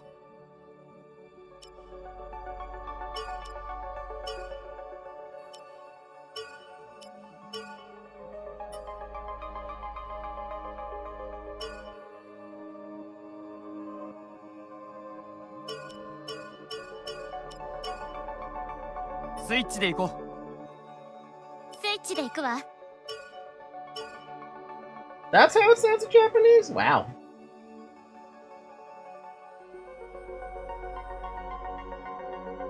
Now, I wish there's a way to actually save that character. はっ、このよろしく感謝す。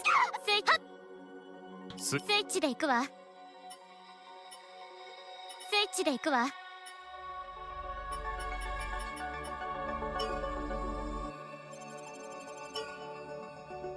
Time to save the numbers, I guess. I did. I already saved the numbers in my Google Drive. データが登録されました。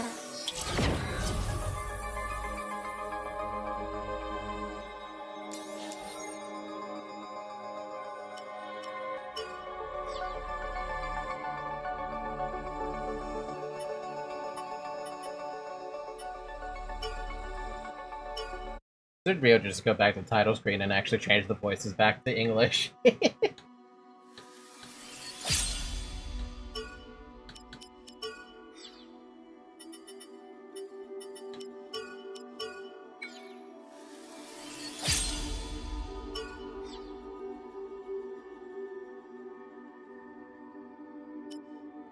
Oh, by the way, if you needed proof about the deaf game thing, notice how on this one it says difficulty very hard, but then I have difficulty very hard, but it has that little scythe there. That's the proof that this is deaf mode. Or deaf game mode.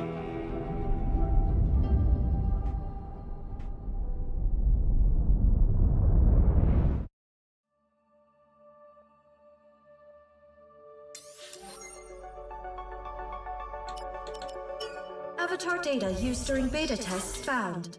Would you like to use this to start the game? Welcome to a new world. Now let's see how early I die, because, this is the start of the game, and I'm by myself for a good portion of it. Proof that the Grim Reaper is there. Proof that the Grim Reaper is haunting me. Forever waiting to kill me.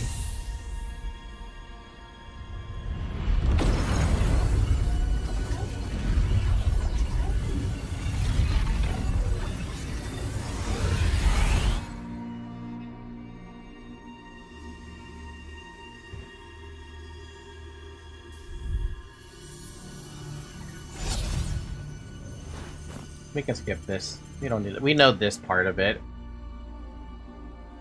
Welcome, Overworlder. This world has been connected. Doomed to be in an endless abyss. Swing your weapon, landing a crush attack that deals 110 plus 200% of strength damage, or attack damage, and sends your foe flying. Holy fuck.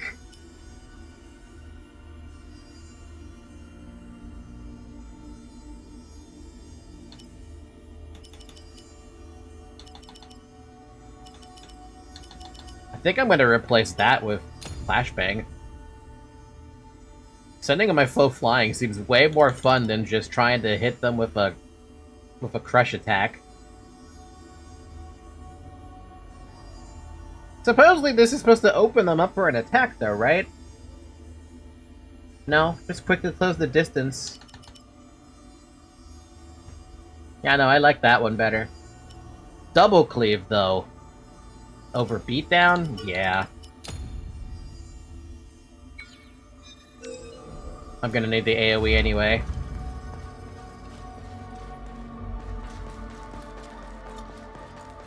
Okay, what do I have in my pouch right now? That's it. All I have are 2 potions and 1 big potion for a party heal and my self heals.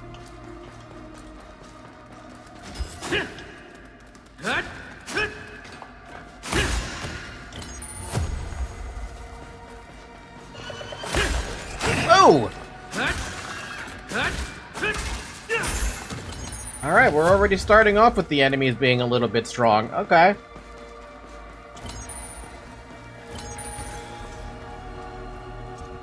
This game would be so funny if it had an online co-op. Imagine 5 hammer players sending enemies with bosses flying one after another with skill. Yeah, I can imagine that.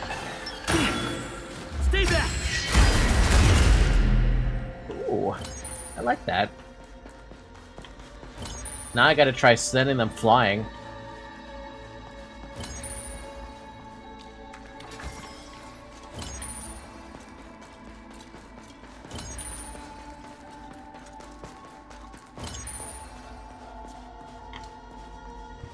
By the way, you skipped some chats. Did I?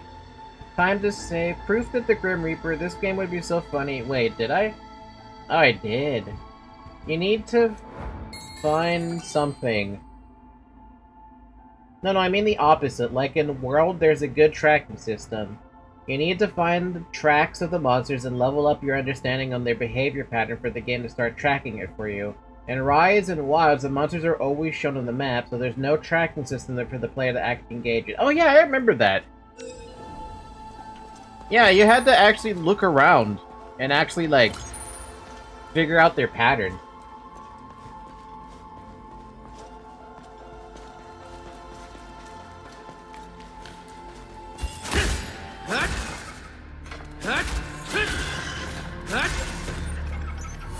I'm leveled up! Level 13, baby. I never did get to use those last couple of growth points before the game ended the closed beta. So I have just growth points sitting in my stash, waiting to be used.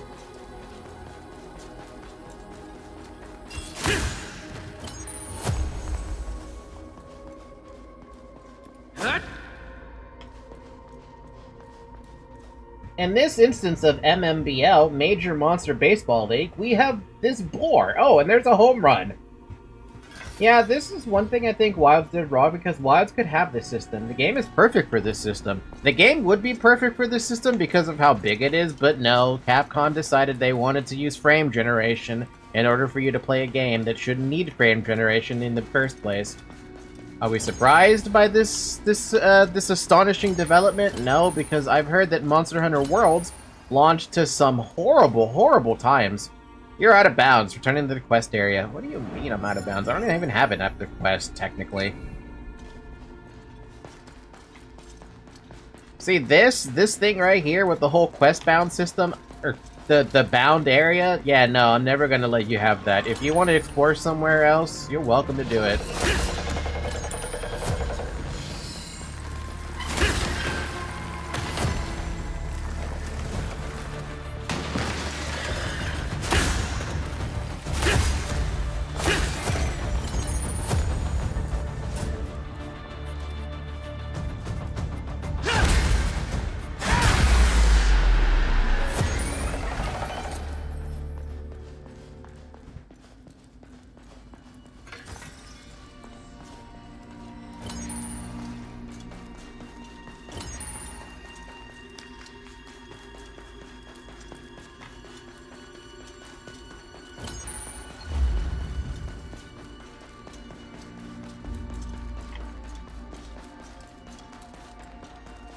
If I had a bomb. If only I had a bomb.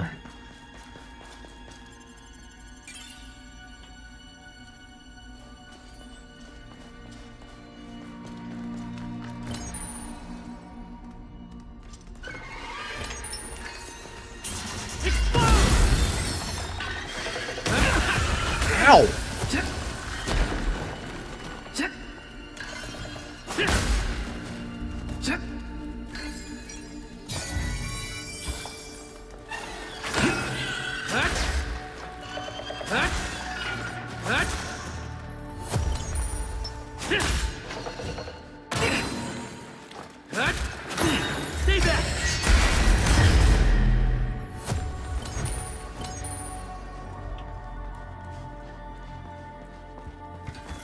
Not gonna lie, this out of bounds thing would annoy me that much, but the lack of good bosses would. Wouldn't annoy me. It's annoying me, but from a different perspective. Tata knows how annoying I can be with the bosses and enemy variation. From what I know, from what the reviews say, the enemy variation in this game is kind of very low.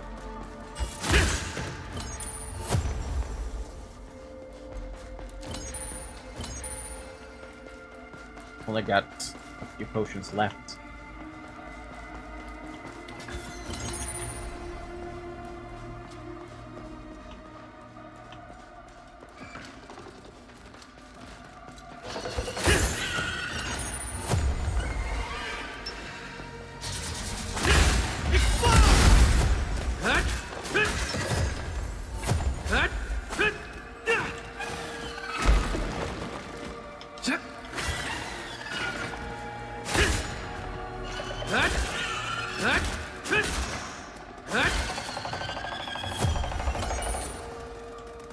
Stay back!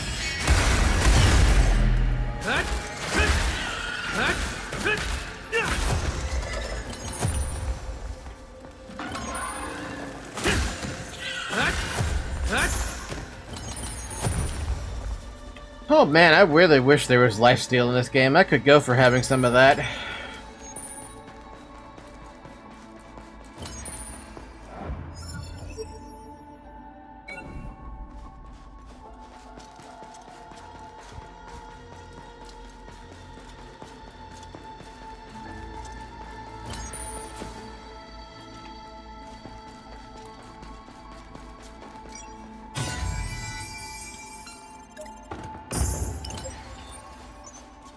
Ranger boots.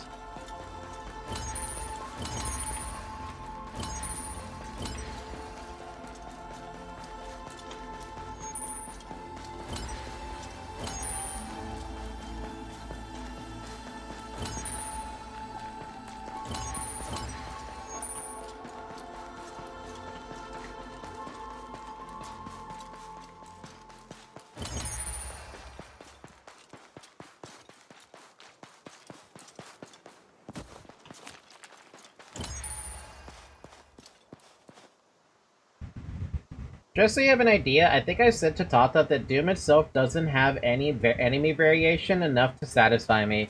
Obviously, he got kind of annoyed. Of course he's gonna get kind of annoyed. You're talking about his love child there.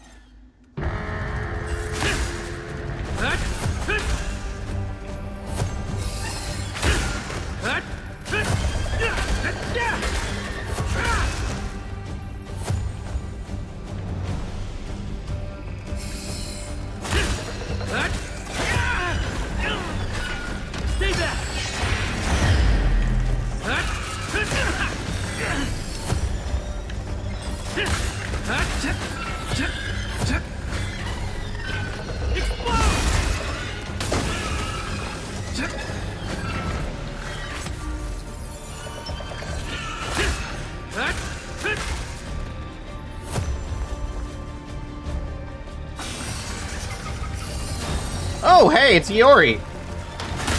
Hey, there you are. Guess we should save the reunion until after the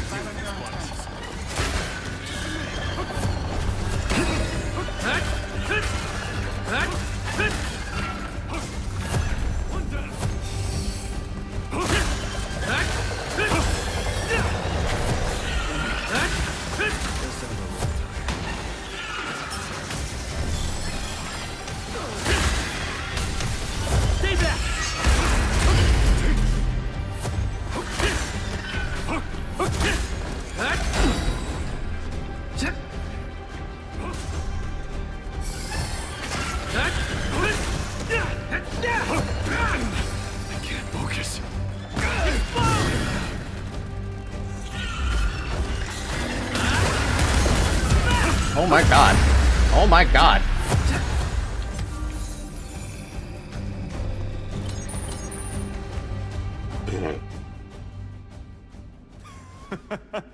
This situation feels familiar, though this time was a lot less tense. You sure about I that? just logged in myself. I'm glad our friends list carried over from the beta. I was just hanging. I almost died. I still have one heal left, and that's all I got. Thank God there's a frickin' thing up here. The beta, but Man, am I glad to have you around for the real thing. I'm aiming to make it all the way to Aincard's top level. You're more than welcome to join me if... Oh, right. I suppose it depends if our free time matches up. Just consider me ready and willing when you are. I'm down to jump online whenever.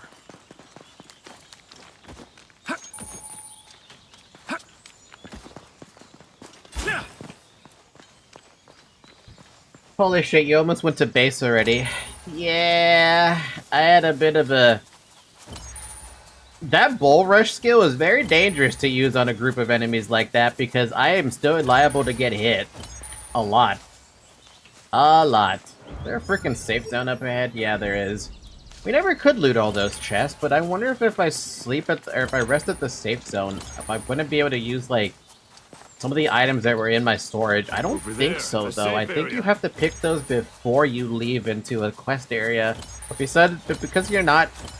What you start with is what you have here. I don't know if any of that stuff is, like, with me yet.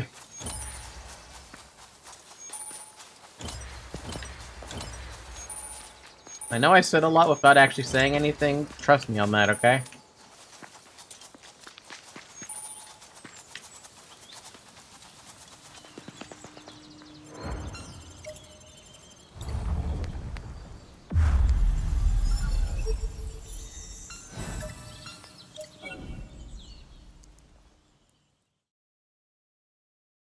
Nice stretch, Zoe. Let's go this way next. No, let's go this way instead.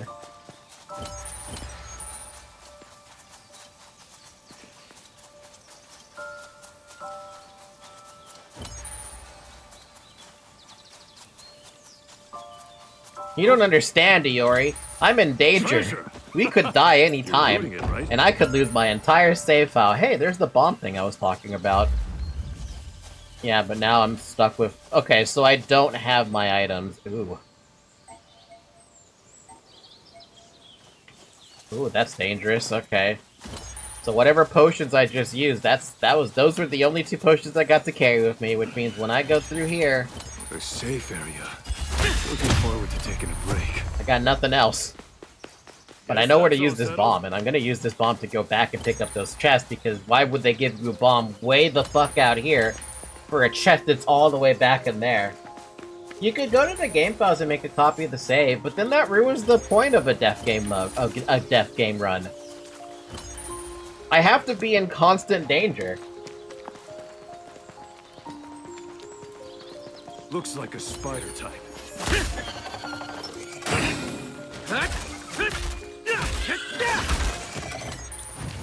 No, just to this point.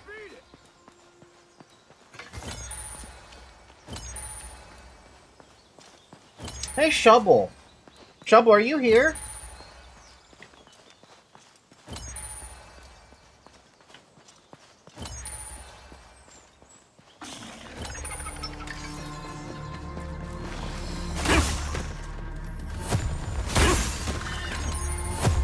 Can you look something up for me?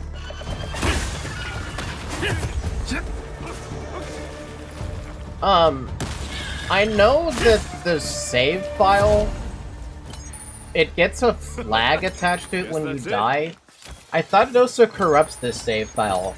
Are you able to make a backup of save files just to save a little bit of time? It's a spider type. Watch out for surprise attacks. Because honestly, I don't count the closed beta portion of it as liable to be death game mode, because literally anyone can die and there's no risk. But I am curious about when we start officially in the death game mode. Okay, once more with feeling.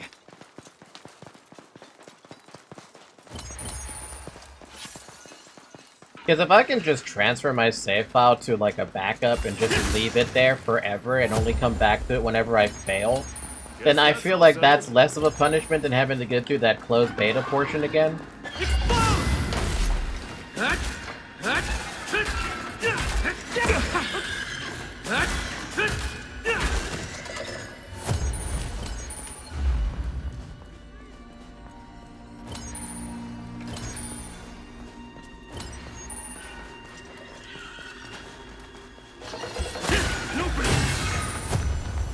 This one shouldn't cause us any trouble.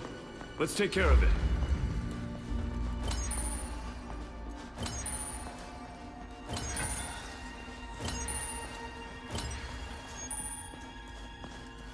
Yeah, like, you know you can do the beta part, and this part would just be annoying to go over because it's kind of long. Yeah, I see where you're coming from. I understand where you're coming from there. I just don't know if you can or cannot.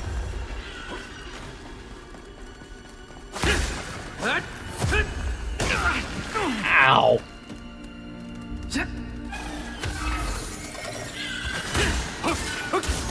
Got him! Guess that's all settled.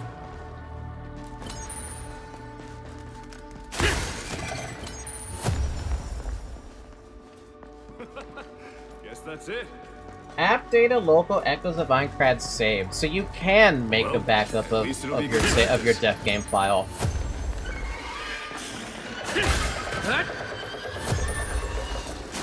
If you want to make a backup of the def save game. I think that's a good idea, only just to save ourselves time, because I am very, very firm on my belief that def game mode should not officially start until you're actually in the beta portion. I'm sorry, until you're past the beta portion. Because the beta portion, like Kirito said, he died multiple times over, especially to boars. But because it was still the closed beta, there was no penalty for that. You still had the ability to log out and everything, you know? But once you get past that portion, all bets are off. You die, that's it. File should be deleted.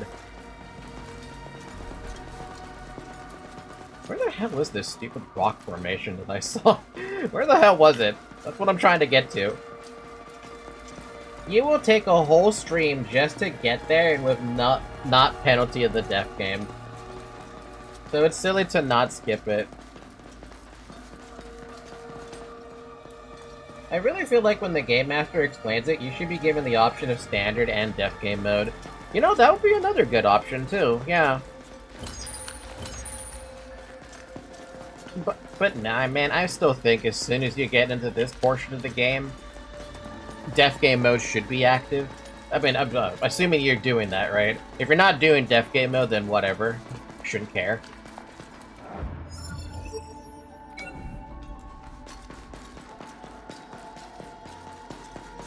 But if you are... There it is, that's what I'm looking for.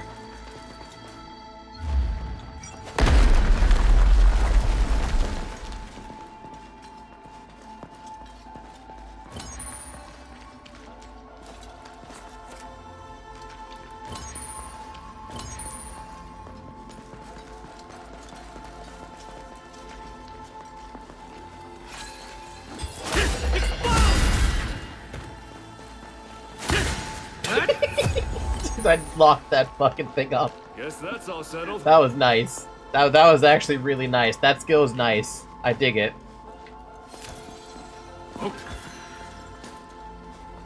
But yeah, do that to make a backup since you know you're deleting corrupted, but the game is kind. If you suffer any crashes or power outages, you'll be fine.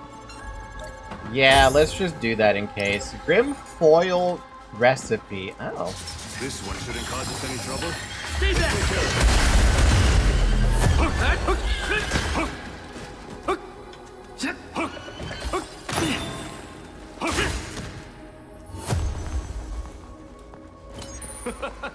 Guess that's it.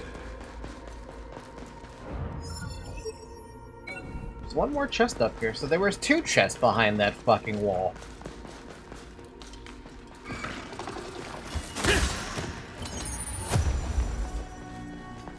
We beat it.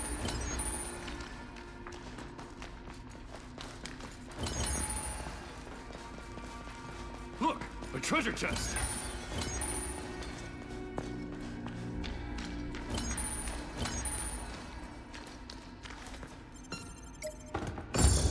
Final Judgment Blueprint. What is that? Is that a hammer? Is that a mace? Was that a mace? That looks like a mace. I want to know if that was a mace, because that looks like a fun-looking weapon.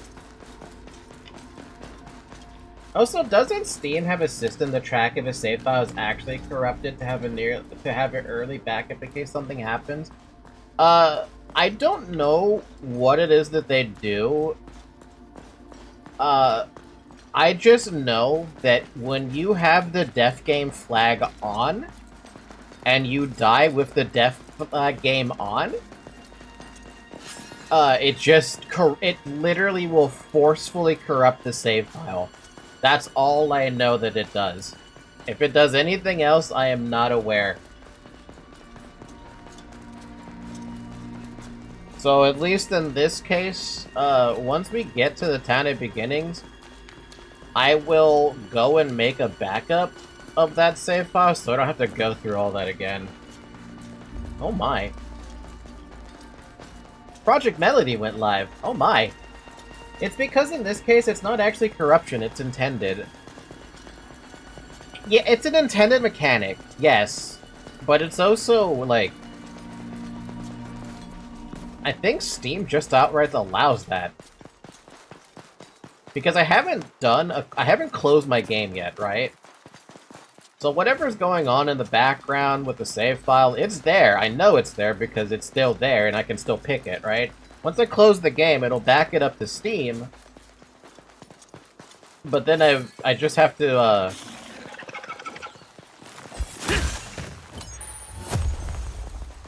yeah, it should be just fine.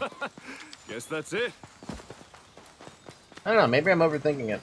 Probably am overthinking it. I never had to actually back up a save file like that before. But going through that whole closed beta portion, while it is fun and it gets you an idea of what you should be doing in the game, I still don't think death mode should be active there.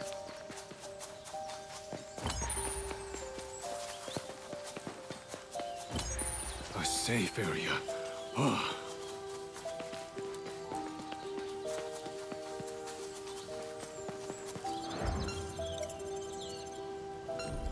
I mean, I can even just do it right now.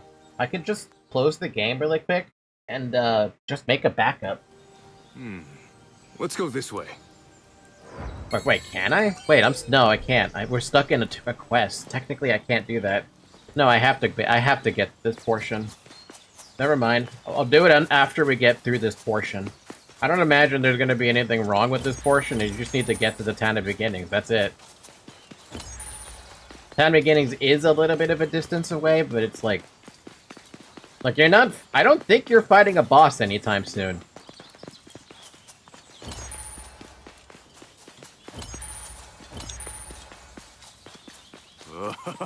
I spy a treasure chest.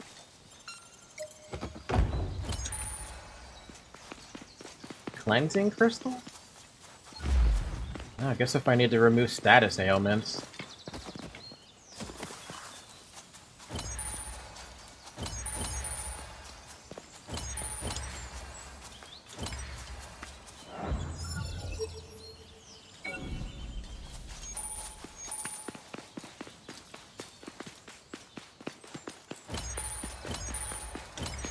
Treasure! You're looting it, right? Couldn't give me a potion, huh, game? Couldn't give me a goddamn potion. All you did was give me a fucking whatever the hell this is. Status ailment remover. Look! A treasure chest! Oh, and a landmine? Don't think I'm gonna need that right now, but hey, if I have it, I have it. I'll use it if I have to. Actually, I'll use it first chance I get. The game goes into the app data when you reach 0 HP and it instantly deletes the save to make sure you can't retrieve it if they make it junk. Oh, damn. Let's switch. Okay, Fight I on got your your own back. terms. Got it. Leave this to me.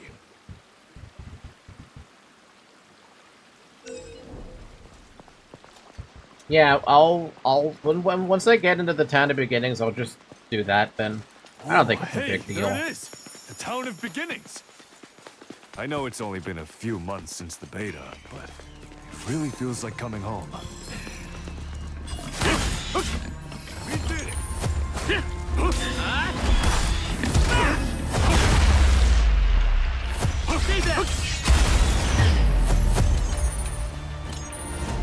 Guess that's all settled.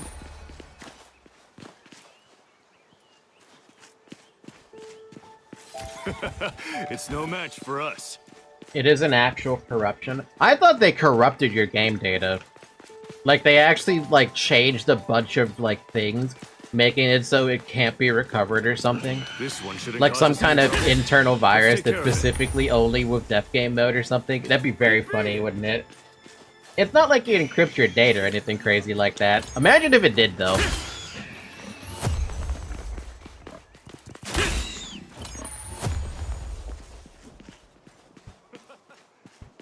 That would create too much junk file. Yeah, I guess. I guess you can't have it like that, huh? By the way, I just came to this realization here. Guess that's all settled. This is part of the active quest area. Even though you can go directly here, why? My curiosity is getting the better of me because I kind of have to know why this is the case.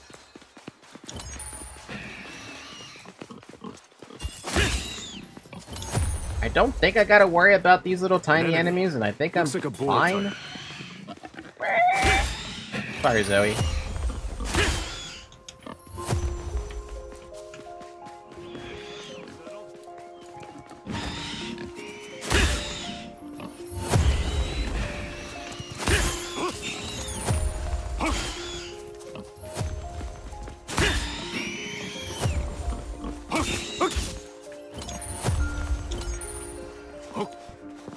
Also, I believe there's a way to roll back fires to a previous state.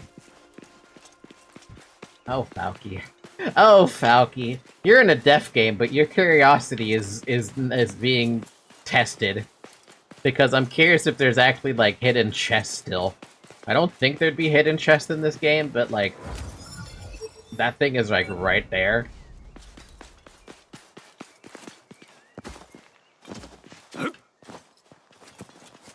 Huh? Remember that VTuber did the World Cup prediction? And lost every single team? Yes, I do remember that. I very specifically remember that.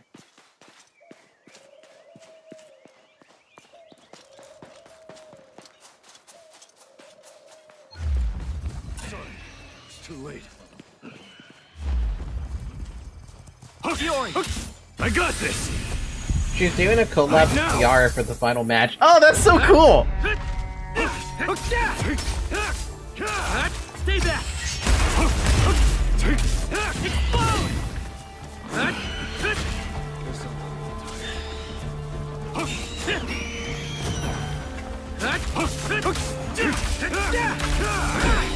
Ow. Now's our chance! Keep up the pressure!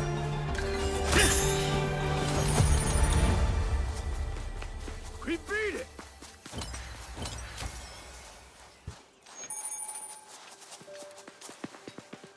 Which one is the final match again? It's between,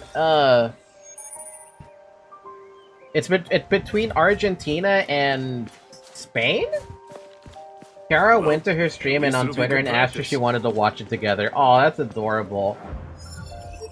That's like one of the... See, that's why Kiara is still my Oshi. Like, I don't watch her anymore. I don't watch her much anymore, and I'm not, like, I'm not membered up to her anymore, but she still has a heart of gold, even if she is horny. Guess I'm a little tired. Guess that's all settled. Who the girl choose, and who did Kiara choose? Argentinian Miku versus Spanish Miku. Excuse me, what? You heard what I said. Kiara is always freaking horny. She's been even more horny now because of playing Final Fantasy VII Remake. She understands why everyone was so, like, everyone loved Tifa so much. You cannot teleport at the moment. Oh, so you're forcing me to rest? Fine. That girl isn't choosing anymore since she got death threats for the England and the Argentina match. Oh, yeah. Yeah. I think I saw her tweet saying she wasn't gonna pick anyone anymore for that This because way, I think. everyone was just so mean. No, look at that. We already have a root chest. Okay, cool. We could just go to the town of beginnings then. This was just a detour that I took. An extra teleport that I picked up. Of course society would be stupid about it. Society, when it comes to their sports addiction, is really bad. Like, extremely bad. I don't like how they handle their sports thing. Like, they get way too fucking serious over that, when it should be just all about good fun.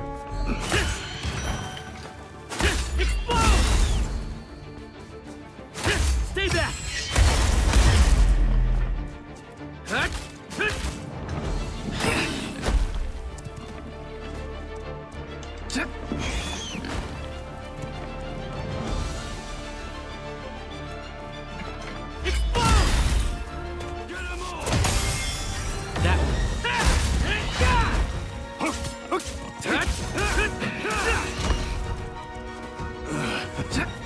Guess I'm a little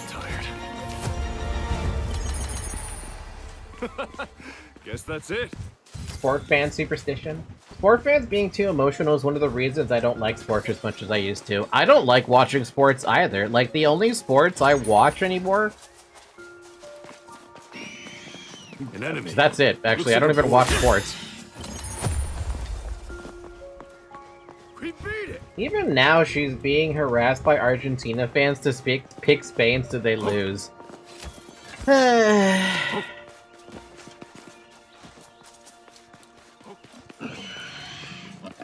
Remember the good old days where you just pick a team you wanted to root for, Guess that's it. and that was it? Remember those days? I remember those days. But no. Everyone's got to have a fucking opinion. Everyone's got to be like, this my team's better than your team. That's all settled. But I think Kiara's going for Spain. Wait, I thought she was not going for Spain because Austria got kicked out by Spain, or was it something else? An enemy. Looks like a board type. One down. We beat it. I don't remember. I remember something about Austria getting kicked out, but I don't remember from which team. Welcome to the Shire! Doesn't this look a little bit like it's supposed to be the fucking Shire? For the Hobbits and stuff like that, with that little hovel there? It feels like it's supposed to be the Hobbit. Didn't even realize that until I looked left.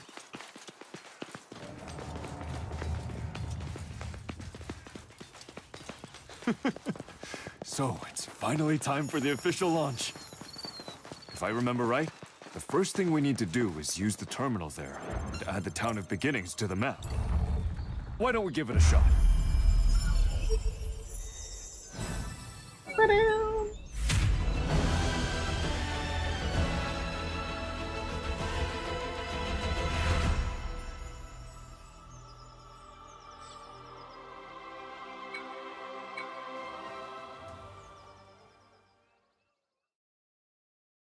Okay, the moment I'm able to have control again and I can move around and stuff, I will hit the game with the save. Man, that's a lot of people.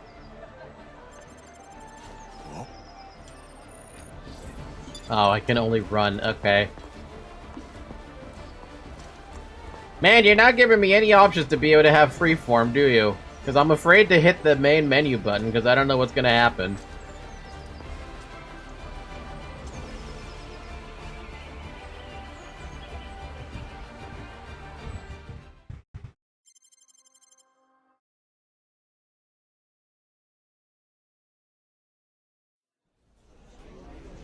Ah, yeah, depth game mode. Attention players, I welcome you to my world. My name is Akihiko Kayaba, and as of this moment, I am in control here. Kayaba. That's the developer. I'm sure most of you have already noticed an item missing from your main menus, the logout button. Let me assure you this is not a defect in the game. I repeat, this is not a defect. This is how Sword Art Online was designed to be. You cannot log yourselves out of SAO anymore. What? Is he serious?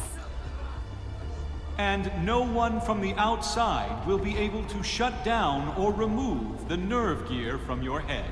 If anyone attempts to, a transmitter inside the nerve gear will discharge a microwave signal into your skull, destroying your brain and ending your life. This can't be happening. Despite my warning, families and friends of some of your fellow players have attempted to remove the nerve gear anyway.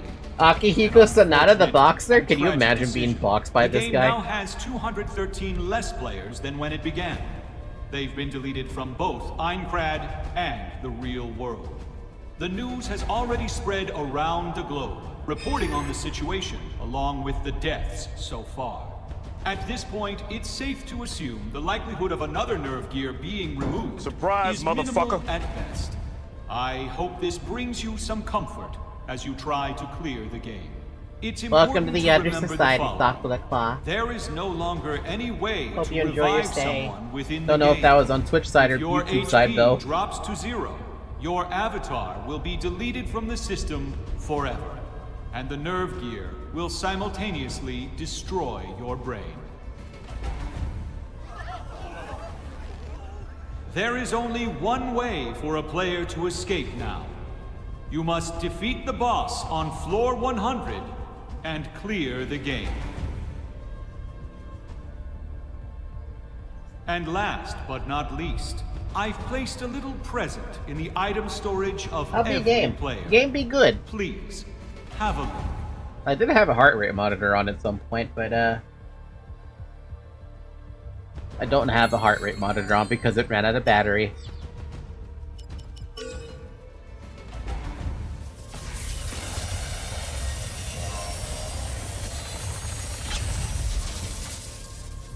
It me! Huh?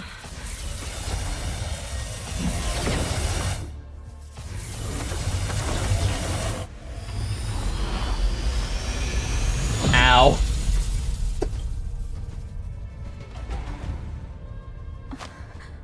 It hurt! What the? Right now, you're probably wondering why. Why would I, the developer of Sword Art Online and the Nerve Gear, do something like this? Ultimately, my goal was a simple one. The reason I created Sword Art Online was to control the fate of a world of my design. Asuna As you in can see, Mito. I have achieved my goal. Kirito. Who still looks pissed.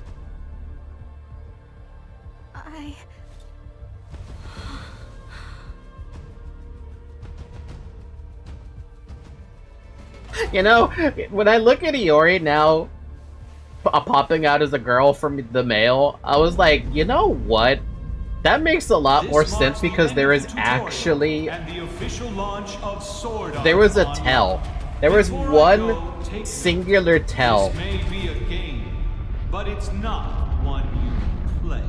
You remember the other girl, but don't remember Kirito's friend. Who, Klein? I remember Klein. I don't remember the other one, the one who was the blacksmith. 2022. That's the day I logged into Sword Art Online. The world's first full-dive MMORPG. Just put on the headgear and you were transported to a virtual The chocolate world. accent. Yes, I'm gonna say yes. That's who I'm talking about. I don't remember his name. I couldn't believe it. I'd finally arrived in the world I'd always dreamed of. Sorry, again, sorry. The fucking abridged is too My life had quotable. never allowed me to be myself. Elizabeth is the blacksmith, isn't she? I lived behind forced Elizabeth smiles, is the blacksmith, yes, but... that made it hard to breathe. Oh, I'm sorry. It was the tavern guy. In this world, Aincard, things The were guy who different. was in charge of that tavern. Nobody knew who I I'm was. sorry. I'm For the first time in my misremembering. life, I'm forgetting I was his free. name. At least, that's what I thought. This may be a game, but it's not one you play. Those were Kayaba's words. Hi, Zoe. Good morning. If you die here, you die for good. The pain. The fear. I agree with you, by the way, all real. Sakura. I just love escape the it. anime, but they could have done so much more with While the I've been in the Aincrad beta, arc. I never We could have imagined I had would go so like far a as to do whole this. fucking like a long It's fucking terrible being anime. Like alone. we're talking like the same But I need length as like companions One I can Piece or trust. something, just for Aincrad alone. It's okay. I'm sure I'll find them. I should Even rewatch the here, Abridged. You in the should link me virtual the world, Abridged because I Mika's didn't even warmth, know the their Abridged was heart, a thing. still shines through. Hi, Zoe. You're so For cute. now, all I can do is move forward. Okay, I should be able to have full control of the character pretty soon. And then I can, like, make a backup so I don't have to go through all of that shit again. Let's skip this. We've seen the introduction before. We've seen this portion before where she apologizes for being a girl. Denying that she was a guy. Sorry. She apologizes for no reason because she lied about the whole she's a girl and never told us. Okay, let's hit the return to title screen button. That's what we have to do. I just want to double check to make sure it's all there. Yeah, it's right there. Okay. Let's exit the game.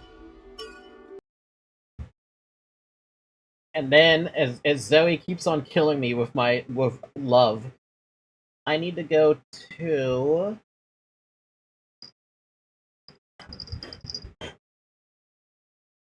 I need to go to, app data. You know what? I'm just gonna copy that. App data, local app data, C drive. That's not it.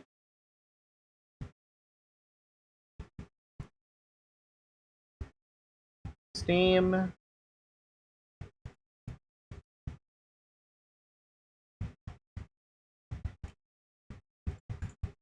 God damn it! Where is this app data? I don't even remember where app data is. The first phrase you made sounds like you were sorry for being a woman for a moment. Technically, it is sorry for being a woman is basically what that is. Where the hell is app data? Steam apps? No.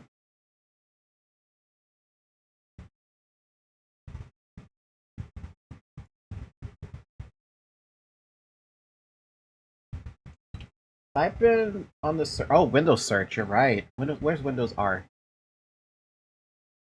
There you are, Windows R. There you are, app data. Oh, it was in my documents. Of course it was.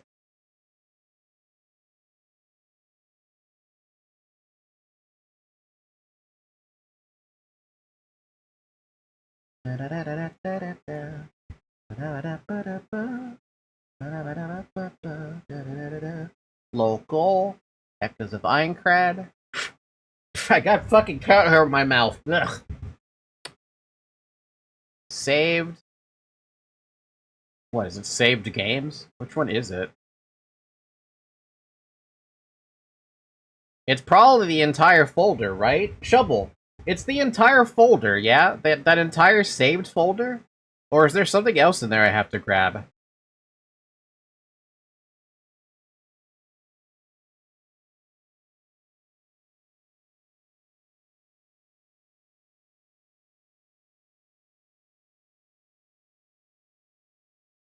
What day is it today? The 18th? This is a file that was made 3 minutes ago.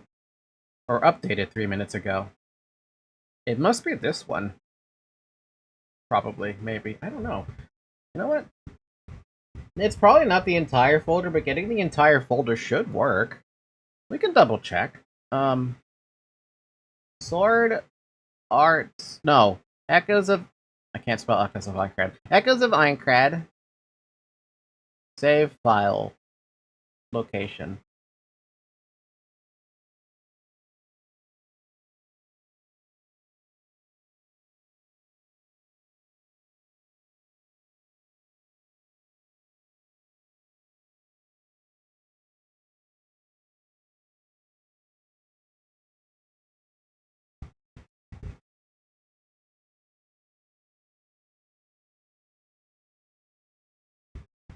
It's that whole folder? Oh.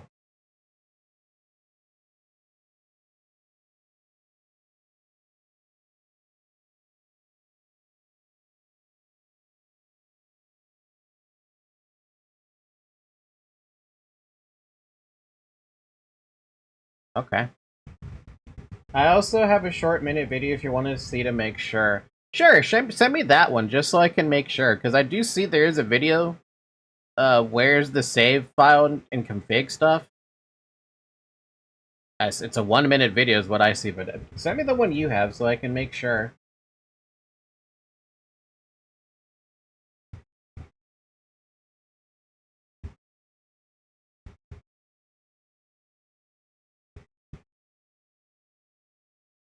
Thank you, friend. Oh, that's the one I was looking at too.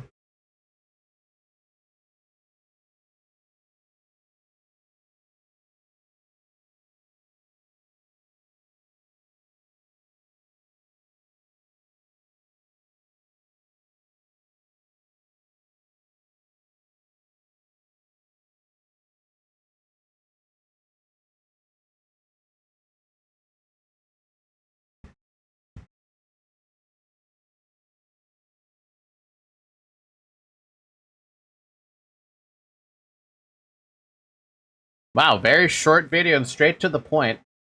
So I'm just gonna copy the entire folder, and I'm just gonna plonk it in my Google Drive somewhere. Put it in my SAO character folder, just so I have it there. That way, I don't have to go through all that entire portion again, and I could just, in the event that I die, I'll just reload the save there, right at the very start of the game. That's how the good tutorial videos are. That's very true. Very, very, very true. Let's see. We got Sakura Claw following me on Twitch. We got a shipping notification for my, why is it considered essential items? I mean, I guess technically a battery is an essential item. That's being shipped out. Project Melody has gone live on Fansly. I got a message from Saraway. Pulsoid sent me an email. Pulsoid sent me another email. Apparently Cinder went live on Fansly. I thought I stopped following her.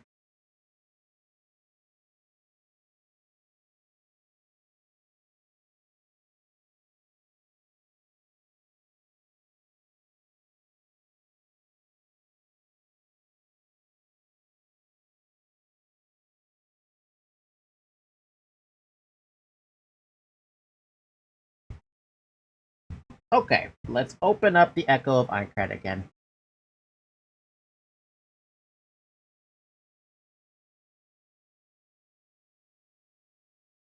Oh,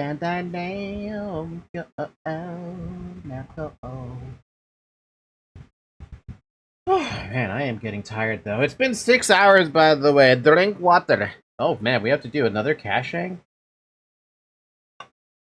Actually, that's not that bad. It's already done. Maybe it did do another caching, and I wasn't aware that it was doing a caching before.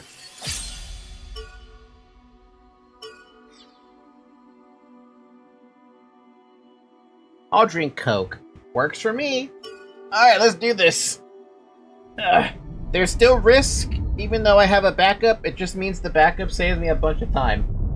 It saves me 4 or 5 hours, basically. Actually, technically speaking, it saved me 6 hours.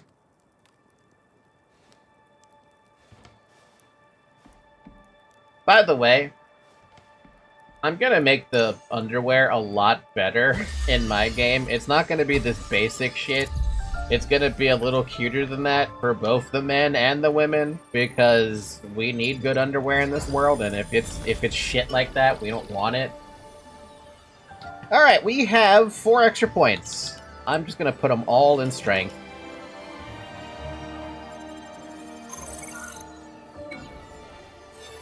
It's gonna like Aeon. Oh! I could do that. You could argue that those are like nightwear. Damn, you canonly sleep nude, huh? Actually, no. I usually just sleep with a shirt and underwear on. That's what I do. I don't like to sleep with shorts on or pants on because it's so uncomfortable. Been doing that less so because I've just been doing that less so. Talking for the game. Oh. No, I don't think I would go down the nudity route. Not for this. I mean, I could, but, like, not for this. There's nothing technically stopping me from it. What do you mean I got a cotton shirt? Increases defense based on number of enemies nearby. Why did it change to a cotton shirt? It used to be leather. Oh, wait, this is a different thing. This is what I started with. Oh, that explains a lot. Well, give me back my reduced damage taken. Reduces the cooldown time of sword skills. That explains why that shit was popping up so fast. I actually kind of like that one, but I don't like how much defense it gives.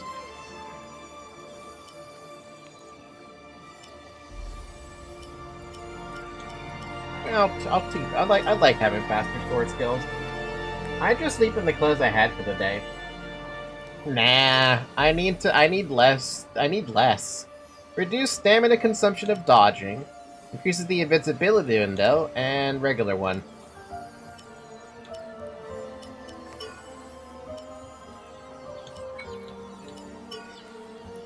Oh look, we got a new shield too. Reduce the stamina consumption of guarding. I think I'll keep my SP shield. And then for my partner. Oh god, I have all three of them. I can mess with all three of them? Oh boy. I did not know I could mess with all three of them. Okay, Iori, you're using a crappy sword. Use your normal sword, please. For Wise Man, you're a mace user. I am not giving you my mace. I will give you a better mace than that, though.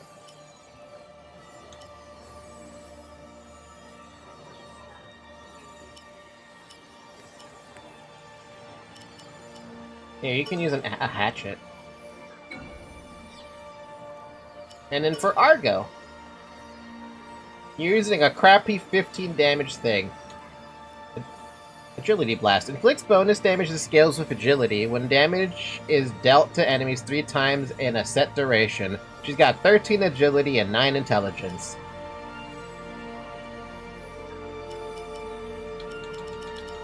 I think I'll just give you this one and I'll buff it up a little bit. Oh right, they have skills.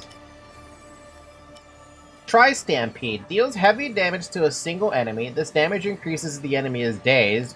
And Discordant Resonance. Deals damage to enemies within range and inflicts daze stacks. Twin Moon. Deals medium damage to a single enemy and knocks them back, damaging foes they collide into. That's actually kind of cool. Analyze.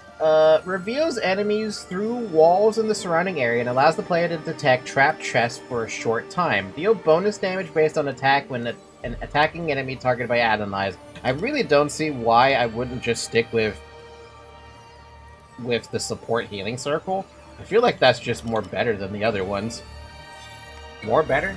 Sorry. Alright, I'm blind at this point. I don't know what's gonna... Oh. We can talk to people just here?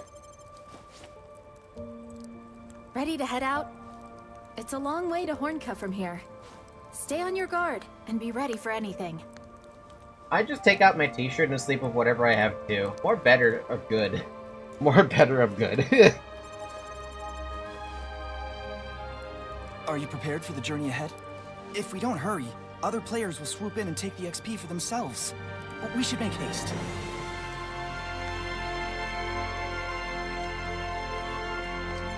Go.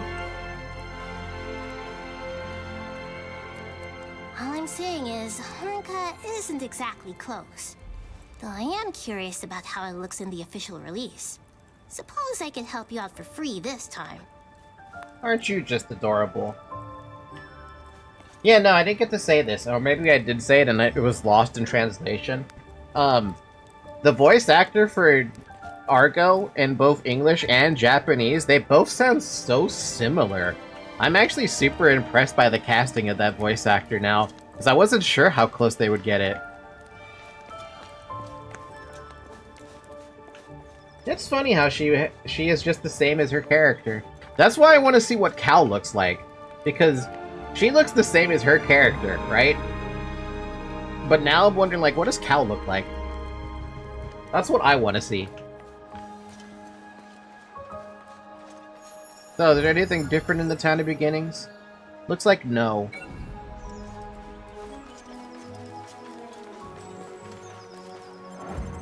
Welcome, adventurer. What'll it be? Oh, shit. Oh, whoa, whoa, whoa. My doors are always open. I need to go back to the box. I did not take out my items. I need items for this shit. I am not gonna go out there with no items.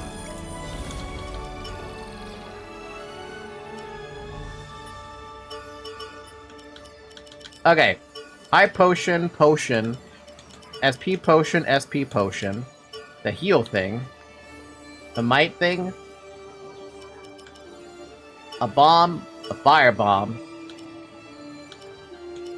And then I get to decide what I want.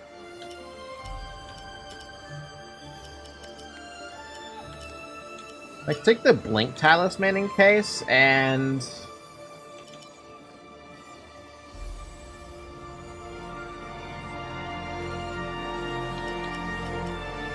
maybe a landmine?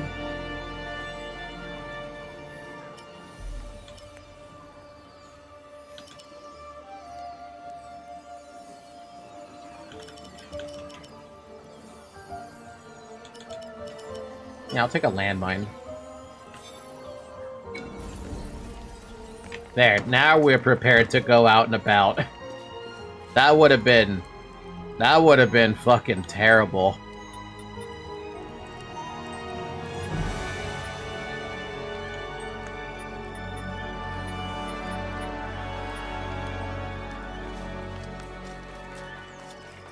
That would have been... oh boy, that would have ended poorly. Absolutely poorly. I go out there, I only have two fucking potions. That would have been bad. So we can't make the better potions yet. So I should probably just make a couple of these potions just so I have more of them. Yeah. My doors are always open. And then we can go all the way to the blacksmith. Do people actually have different looks now? I wonder if they actually updated the looks on some people now that the game is like fully active and stuff like that. See, I don't think I'm gonna go that far with the different kinds of models in the game. That might be a little too much. I don't think I could come up with like hundreds of different models to look at. That might kill like optimization to like at a horrible extent. Synthesis allows you to transfer the EX mod attributes of one weapon to another. I already know that.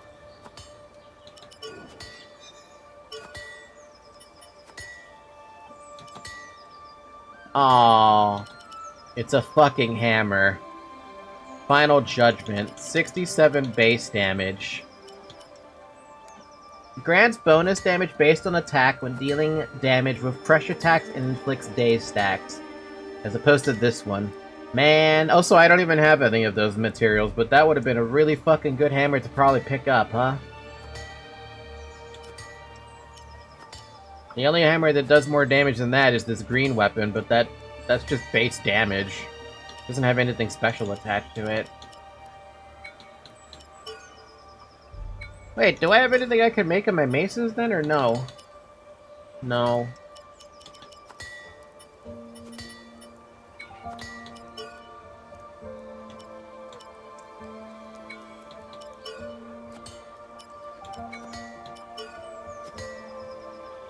Increases agility. Huh. Wait, my agility goes from 1 to 6 with this thing. You know what? I kind of like that.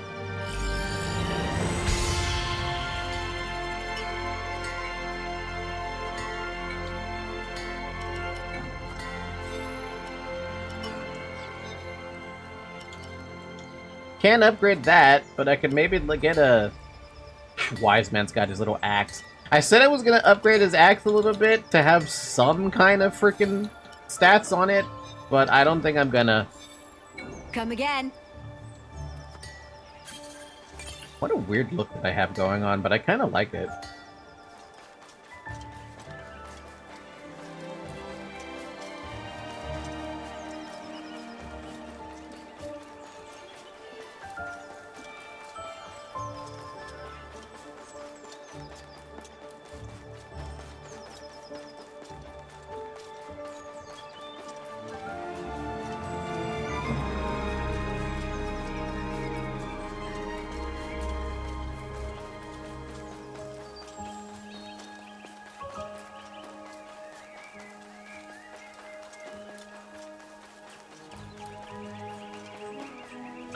Alright.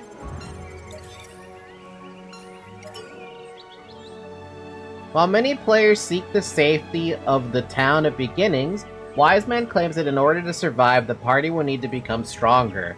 Using knowledge gleaned from the beta test, they swiftly head northwest to Hornka. Not gonna lie, being inside this SAO game would be a nightmare for me. In what way? Enemy levels are fixed for this quest. Recommended player level 10 or above. Do I have to worry about my friends? Holy crap, that is far. I think I opened up that one. Nope, I don't have to worry about their levels. Not because of the danger of dying, but because I would have to put aside the faction. Fucking relatable, yes! I agree. I need my fashion, baby. I'm level 13. I'm good, man.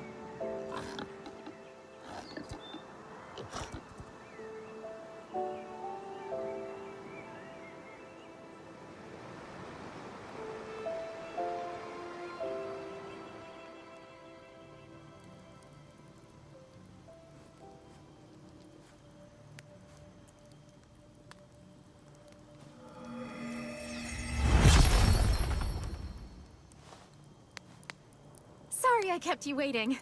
I'm pretty honored you chose me to travel with. The Game Master said our deaths here would be real.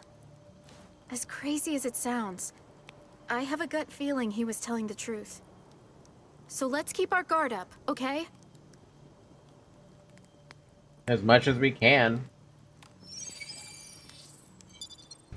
Endgame of any MMO is fashion, but this game fails at it. Hey, I don't know yet. We gotta see what kind of fashion I can get my hands on, right? Elden Ring death game. Yo, she runs better than I do. Or maybe I do run normal. I don't know. I feel like I'm not running normal.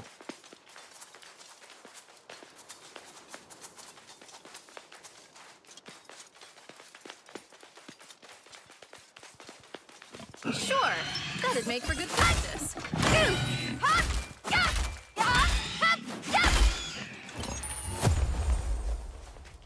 Let's do our own thing. Okay. I think I would end up dying because I decided to go fashion at some point. You know, I don't actually know how the skin system works in an SAO. They never talk about it. Looks easy. Let's go rock its world. Wow, the way you just said that, though. I think there is actually a skinning system in the game. I know the first SAO game that I played, it did have a skin system, so you could pick any, like, skin you wanted and have it over your armor.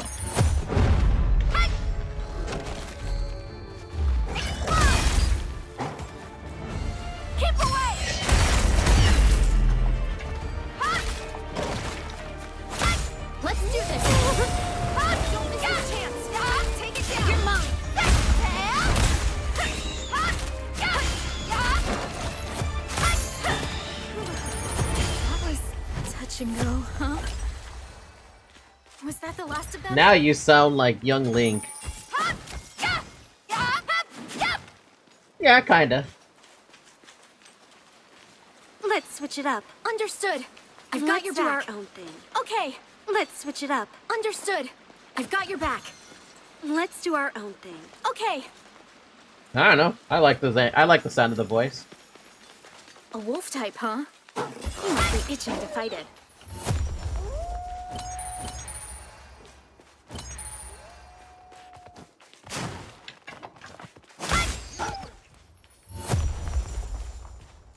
We beat it! Esta means this in PTBR. It's Sure. like this That'll road. make for good practice. Wait, what if it isn't? If the original translation is actually PTBR? Was that the last of them? Would you believe it? Do you believe it? Can you believe it? Do you believe? Do you believe? Can you believe? Iori wants blood.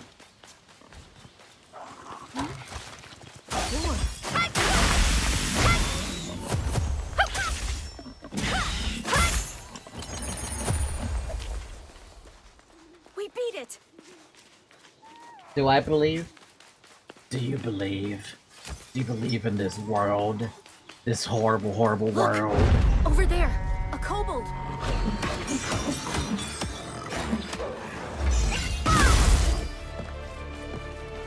Light up the way!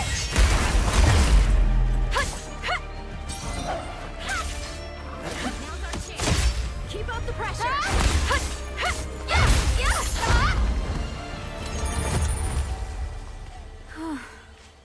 Good job.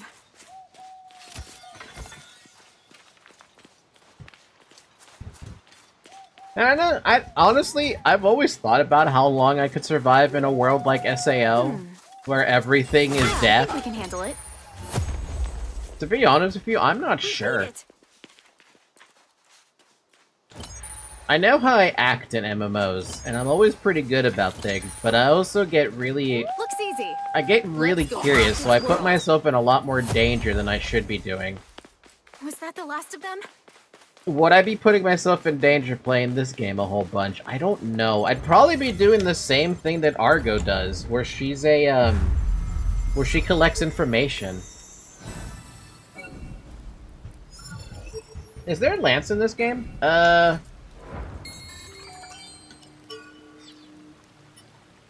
Great sword, great axe. Is that close enough? I don't think so.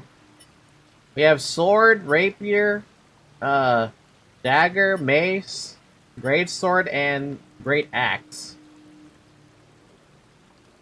That's what we have. Weapon variety is actually kind of low now that you think about it, huh?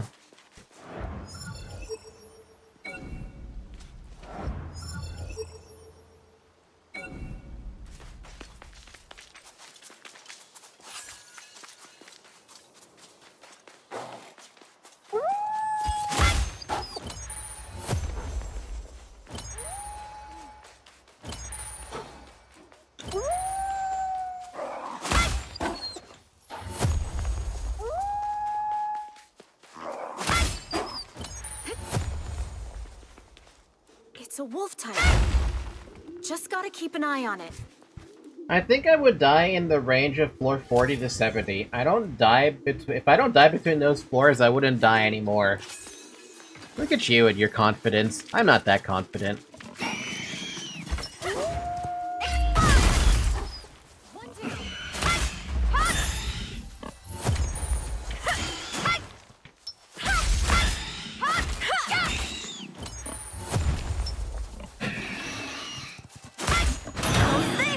You're mine.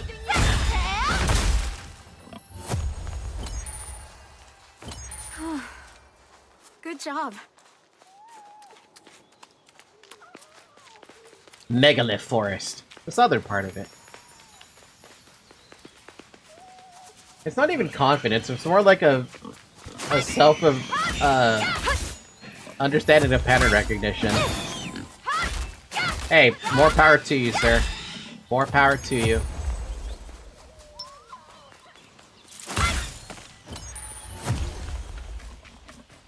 Was that the last of them?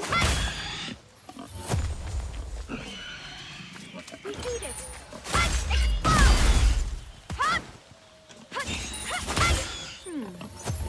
Hey, you leveled I up. think we can handle it. Good job. The chances of me dying would still be pretty high. Yeah, no, I don't know if I didn't get to play the closed beta of the game, which is so unlikely with someone like me. I would play a beta of a game like that if it was the first of its kind, for sure. Then I think I'd be fine. However, I will acknowledge the fact that if I didn't get to play the closed beta, I'd be in a very, very terrible spot. And I can't deny that simple fact, you know? I actually am gonna rest here. Even more since I don't like to group up with people. You can get away with playing solo, but you have to play substantially better than everybody else. And that's not in everyone's cards.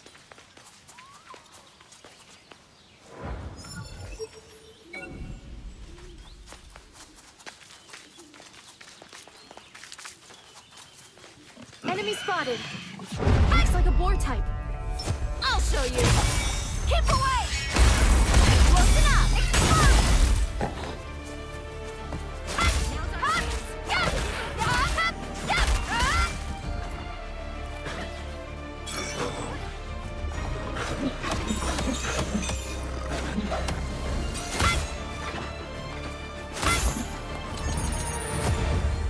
But it is pattern recognition, right? With a game like this, if you can start recognizing patterns of when you can go for openings, I think you excel. Surely. I also like to play with every weapon, so I would be constantly bored having to min-max a single weapon. Sure, that'd make for good practice. I would be too afraid to switch weapons. Once I start getting used to a weapon, especially in such a high-stakes like situation, I wouldn't want to switch. I'd be afraid. Even now, like I'm like the stakes aren't as high, but I still feel a sense of fear.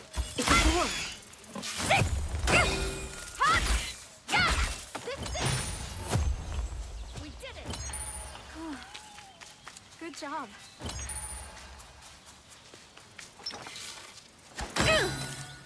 Let's do this.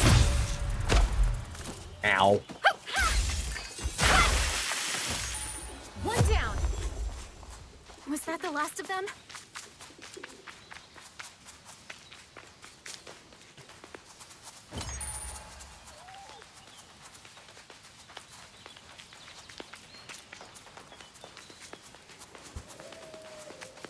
Though, to be fair, if you're in the low-level areas and you're already, like, level 25 or something, fighting, like, level 5 stuff... Yeah, I think we can handle it. I think it'd be fine to, like, practice different weapons, right? To see how they work. Right now, given how things are going for me, and how the game seems to be handling it, everything scales to your level, which is a little terrifying, because... you can't really test out weapons like that when stuff scales to your level. Enemy spotted. Looks like a boar type.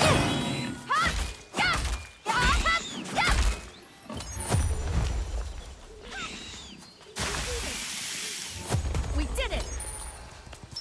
Wide open. Damn! Was that the last of them?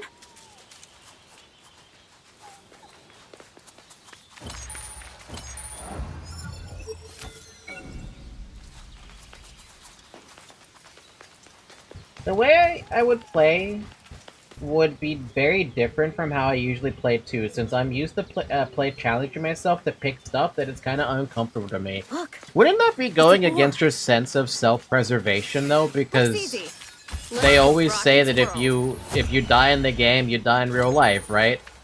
Wouldn't that kind of be hard to do challenge stuff when you have to worry about your own life on the line?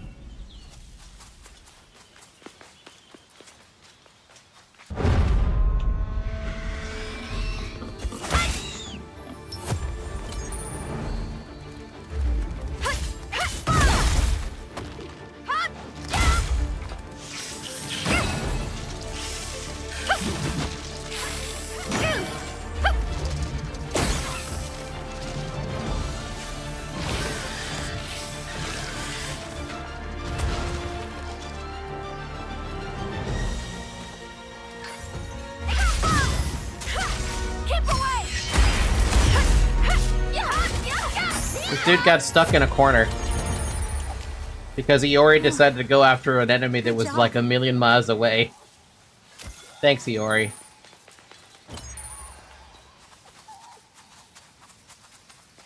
Yes, that's why I would play differently. I would have to pick the most boring things.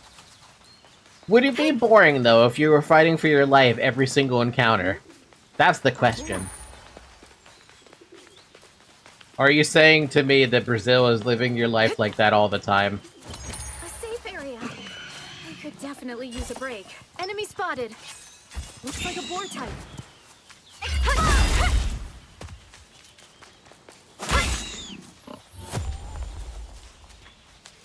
Was that the last of them? Junpei being stupid. Yes, I would still be bored regardless. This guy can't be satisfied unless his life is really truly on the line, fighting at 5 HP for the past 2 hours. Here next, I think.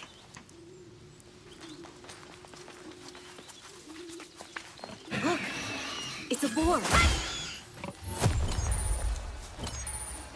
We beat it. An elite. But I don't think it's impossible.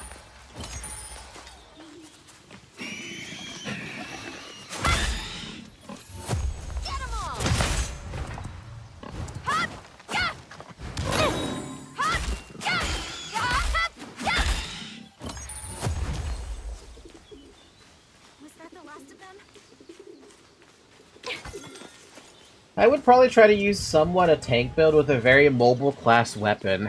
Greatsword, then. It sounds like Greatsword's your weapon of choice.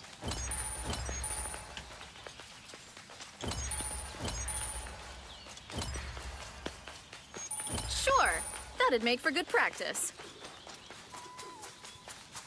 A boar. Greatsword with an agility build. That's what I meant. So that is speed. A wasp type, huh? Ready to go?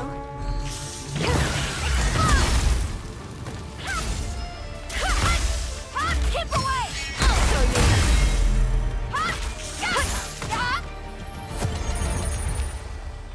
you. We beat it. Greatsword is one of the worst options. No mobility and attack speed. But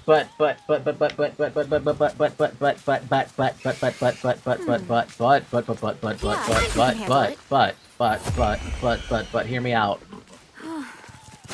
Good job.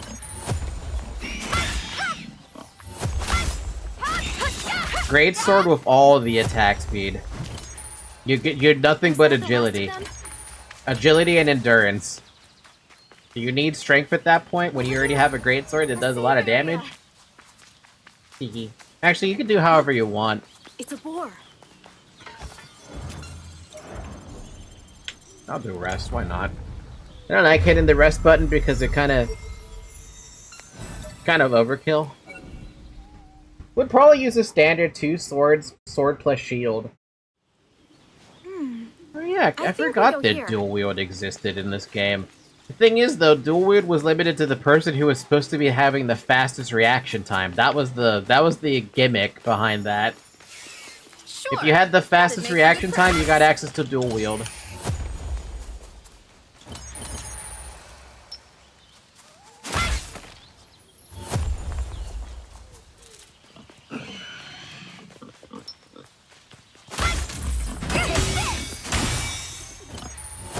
Are actually talking about SAO? Yeah, if you were actually in SAO, what would you do and how would you survive something like that? I've always thought about that hypothetical situation because it's just a fun little situation to think about.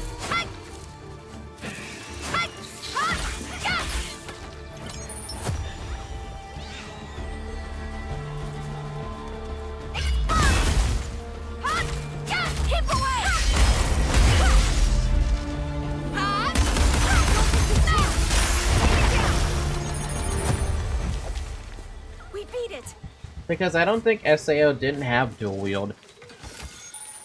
Yes, it did. the gimmick behind the dual wield was Kirito got it because he had the fastest reaction time. That was apparently the gimmick. So only one person on the entire server of SAO could ever have dual wield at a time. Which is silly when you think about it, because it shouldn't really work like that, but whatever. A boar.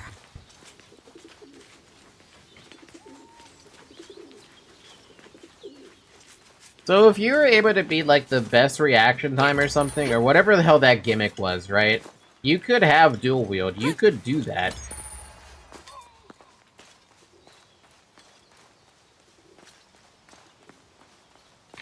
A safe area.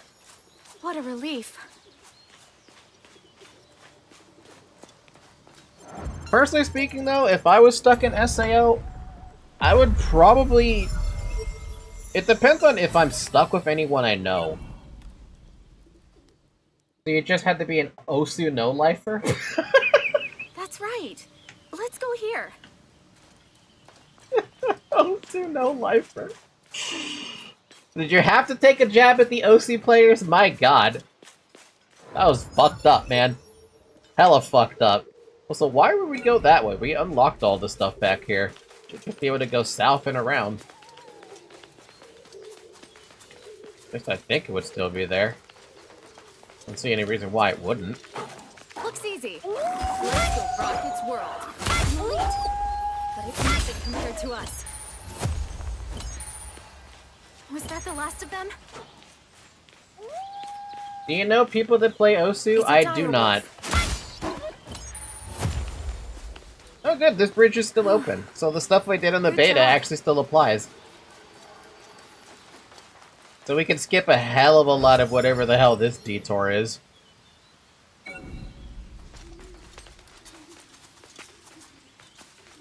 I used to play Osu for some time. I don't have the hand-eye coordination to do Osu. I would fail miserably. Couldn't do it, man. Couldn't do it. Enemy spotted. Looks like a boar type.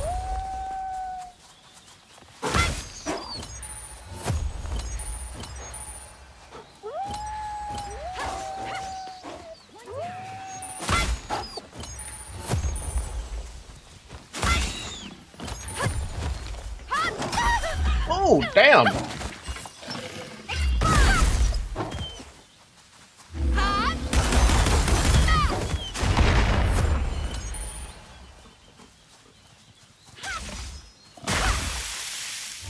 Nice work. Was that the Yori, we went on a really big detour there. We should not be... Let's switch it up. Should not be going after these enemies.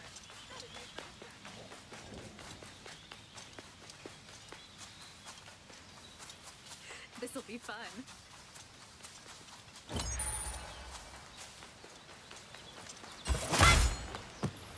Over there. Osu somehow made me angry because I didn't have the perfect coordination to click on the notes perfectly. Seeing this place brings back memories. That's why those kind of Riveting games are kind of hard to actually play. A friend and I parted ways here in the beta. Oh, more importantly, there's a giant boar boss in front of the main Hornka gates. So I wouldn't let your guard down just yet. A war boss? Oh, come on. Let's do our own thing. Okay.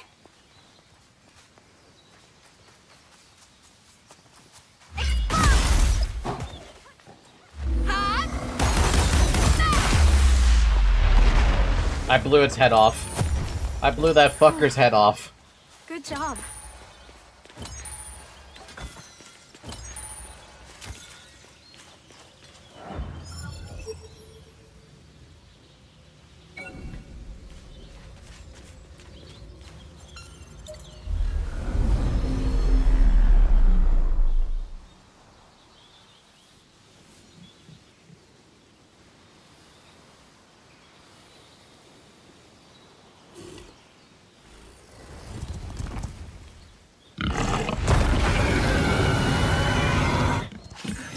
Give it everything you've got. Whoa!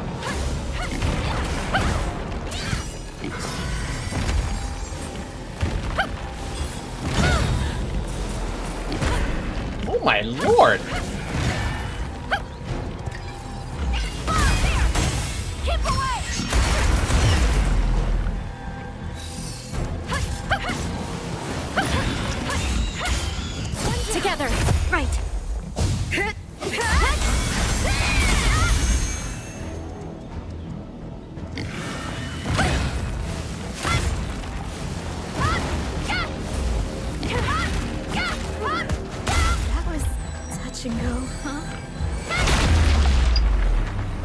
Got a phase 2, because of course it does.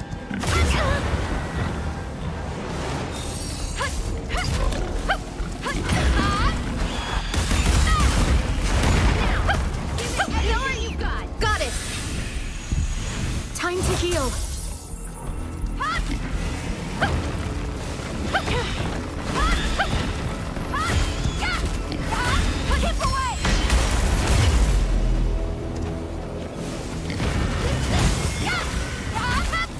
Let's switch it up.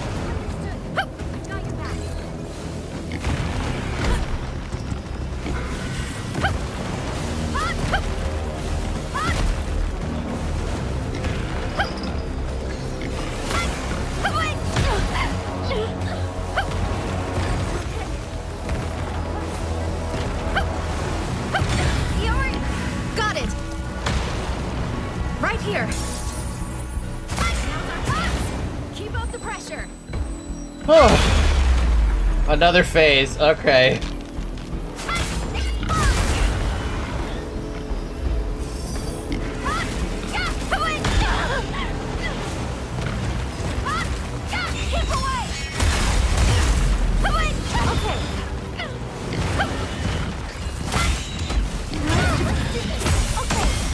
Oh my god.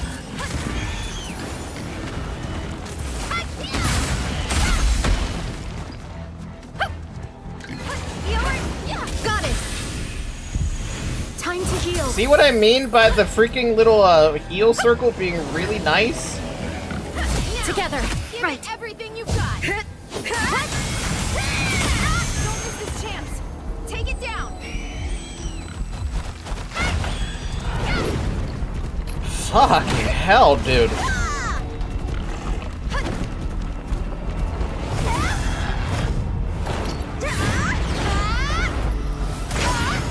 Damn!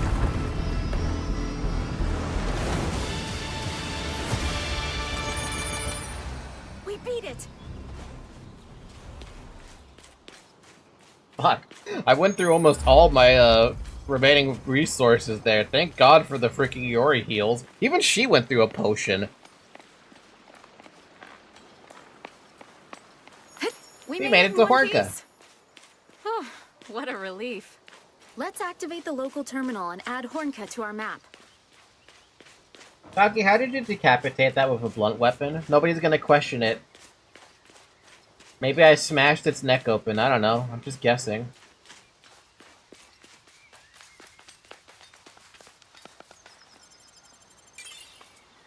Horka, a small human farming village located beyond the Northwest Forest. Wheat cultivation may be its primary industry, but its main attraction is the idyllic scenery, with many nobles from the town of beginnings traveling here for their summer retreat. Their specialty product is cow's milk, but the only way to obtain it is from cow-type monsters, which are rare on the first floor, meaning they must rely on adventurers to get it. Well, so much for that. By the way, you skipped the comment. I'm sorry. I read the comment, but I couldn't read the comment out loud. I played Muse Dash 2, though, and in that one, I actually play stuff on Extreme and almost do perfect in most music. Hey, some games, when they're ripping the games, you can do amazing, well, other games, not so much. Osu might be one of those. Visit Horka for the first time. The world has been updated and the following changes. New equipment can be forged at the smithy and can be enhanced further. The item seller has new goods to buy and craft. Level limits for enemies have gone up. What was that? What was that last one? I didn't get a chance to fully read that. Something about level limits.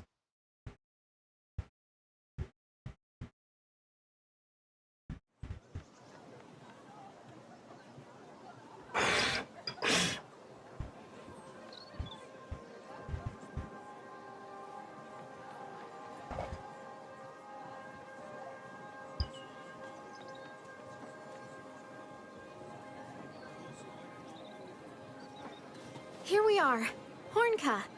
It's only been a couple months since I was last here, but it feels good to be back. Oh, hey!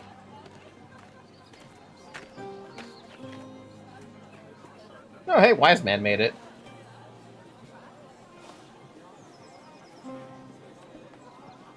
Ah, there you are. Looks like you both made it unharmed. Sorry if we had you worried. So far, not much has changed from the beta build, so it's been pretty easy going. I think you're correct. So there's a good chance the Forest Elixir quest hasn't gone through much of a change either. If that proves to be true, then the quest giver should still be that depressed-looking woman. Follow me, please.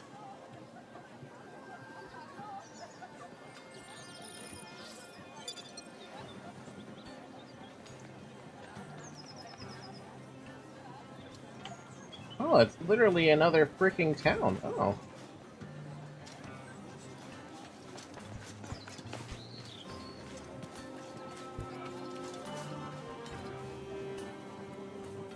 It's because it's similar to Guitar Hero, but only have 2 notes, but with some nice mechanics to make it more interesting despite only being 2. And I was already used to some crazy extreme stuff in Guitar Hero, but Osu is a whole new style, which is why I would never play Osu.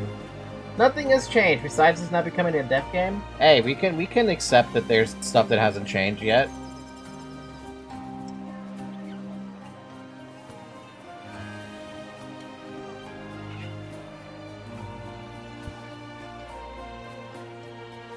Is something the matter?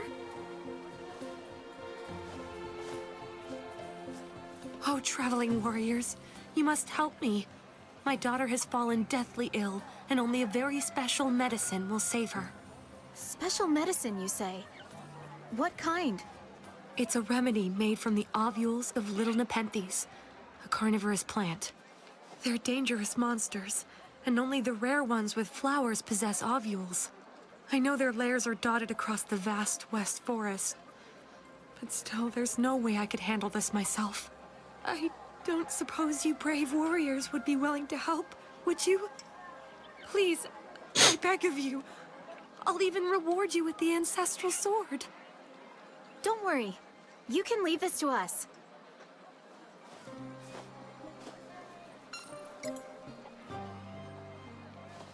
Let's double-check the particulars of the quest. It seems we'll be traveling through the West Forest.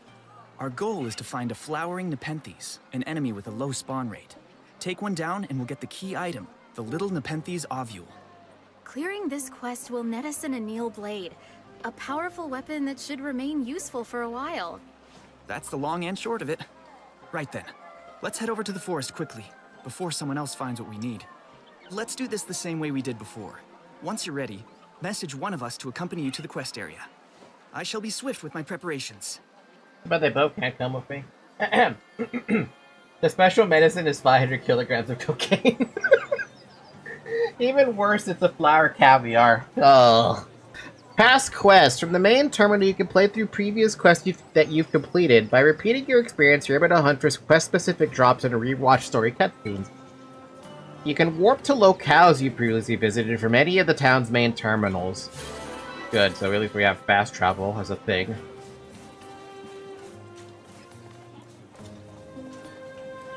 So we have a new little town. We've got a new couple of shops. Like this guy. Girl. Welcome, friend. Come to spend some of your hard-earned coal? Oh no, what do you have for sale? You have holy water for sale. Removes paralysis. You got the freaking crazy mystic crystal thing. Which takes gemstones? Ouch. Cleansing crystals, might crystals, spirit crystals, bond crystals, poison stones, flame stones, frost stones, the mines. Every mine. But you won't make me get better healing potions, huh? Ow.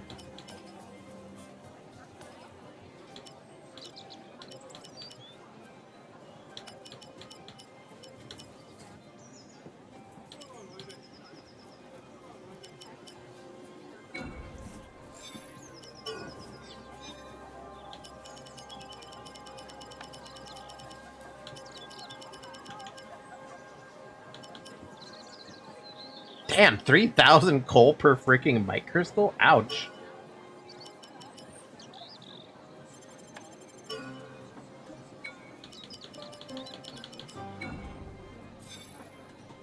Already finished.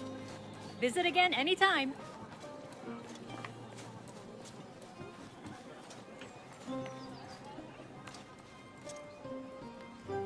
There's side quests? Wait, hold on a minute. Wait a minute.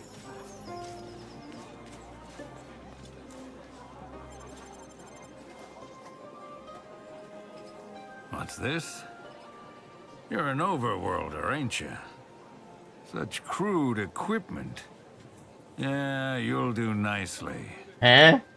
As head of the Leone Trading Company, I run these merchant houses.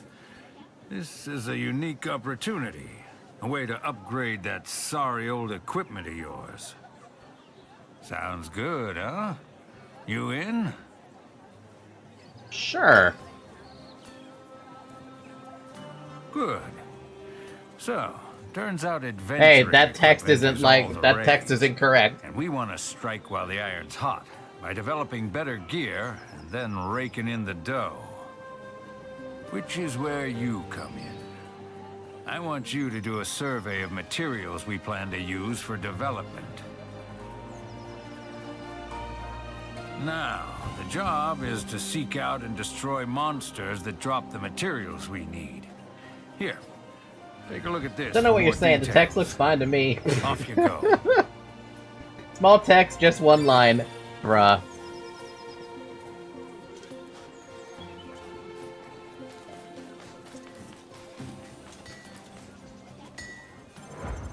Well met, adventurer. If it's gear you need, just leave it to me.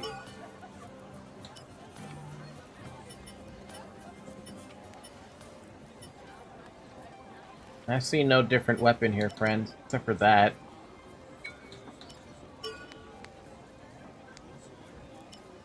Increases maximum HP by an additional 50. Wow. Opposed to the one I have equipped where it reduces damage taken. Though I don't know by how much, I prefer that one over just having more HP. And there's a new glove. Reduce stamina consumption of attacks.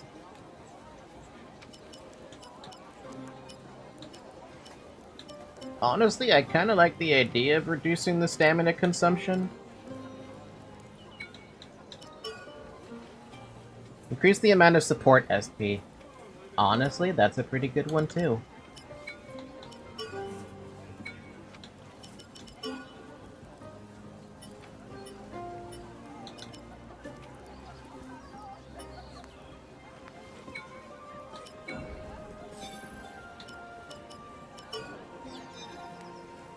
Oh my god, we could go to +8 now? Damn! I didn't think it was gonna go to +8. I thought we would, like, get 2 more levels at best. No, you could go to +8 now. Congratulations.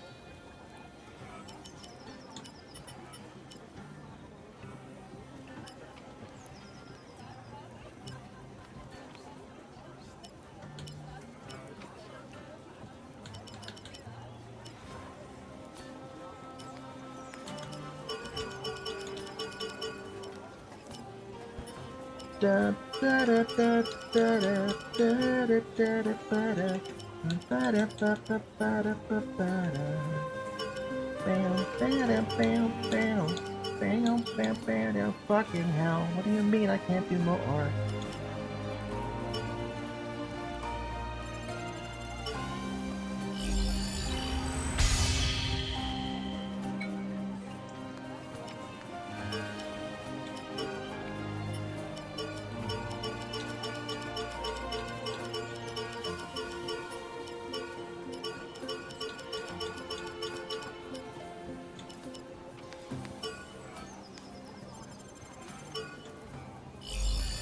Why are you humming All-Star?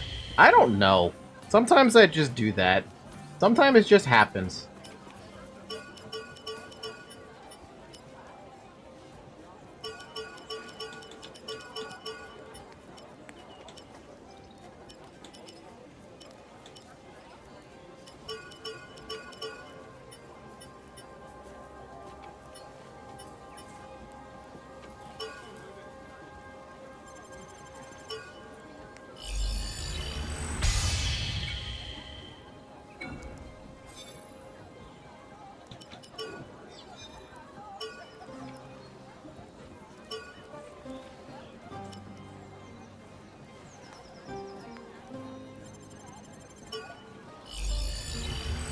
By the way, would you go for a profession in SAO like chef or something like that?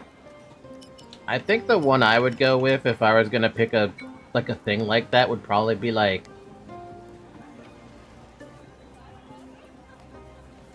gladiator. Oh wait, profession? Probably cook, probably chef. Yeah.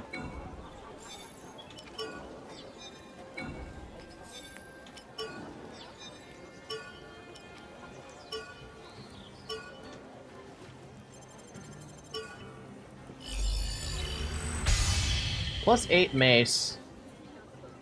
About the best that that's gonna get. Hope you come back with your life and wallet intact. My god. Okay.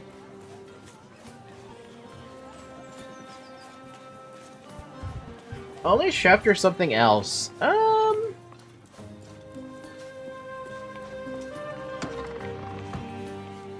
Nice room.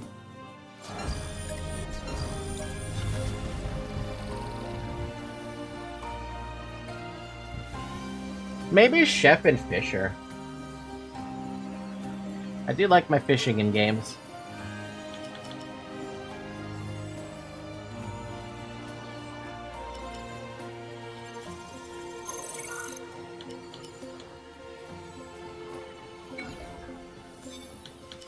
We love dark jokes, right? We love our dark jokes. Fuck me, that was a dark joke that came out of fucking nowhere, though.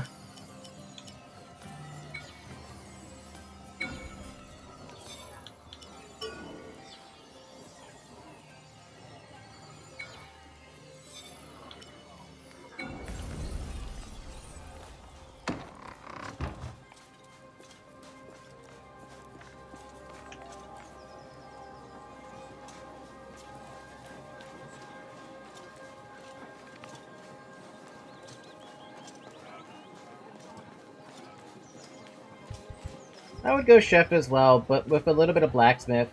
I didn't get the joke.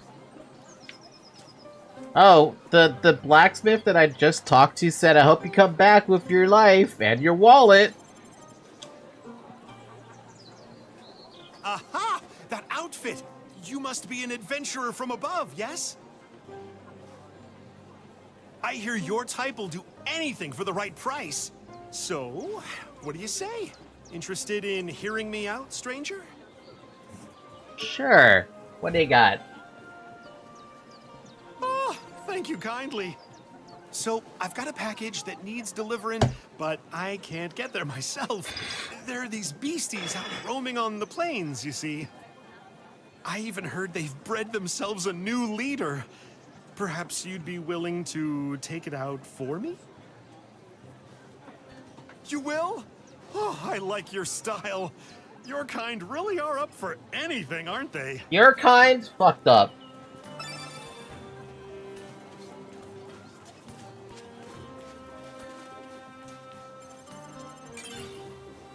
Insect farms. Ill. In the past, Horka thrived on sericulture, harvesting honey and silk from insects. Oh, well, fair enough. Today, only a few enthusiasts continue to preserve the tradition.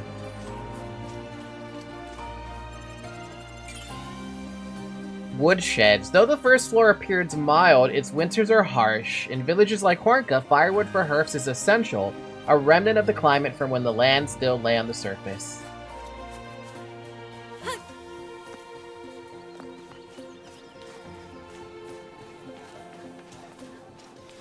For people I am already a friend with, I would say don't die, I need your business, just like Marco and Borders 2. How fucked up do you want to be on your joke today? The answer is yes. Oh, I got some silver ingots for that. Horka specialties. Horka is famed for its dairy farming. Cream made from the milk of bovine monsters procured by adventurers is said to be so delicious that it can lift even the lowest of spirits. You know, I'm starting to wonder if I missed a lot of stuff in the town of beginnings now. Public fire pits. The gentle people of Horka often gather at public fire pits to rest or chat. Anyone may use them, and what starts as grilling meat or fish often turns into hours of conversation. See, I never had a town situation like that before. the people that that live near me, we're not that close. We're not close enough for that kind of thing, you know?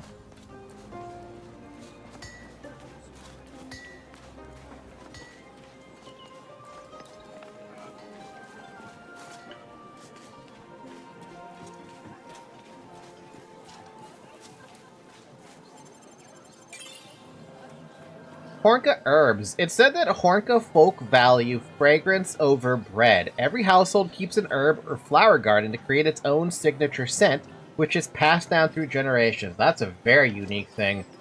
That's extremely unique. I don't think I've ever heard of anything like that. That's almost like, kind of like Native American stuff, right?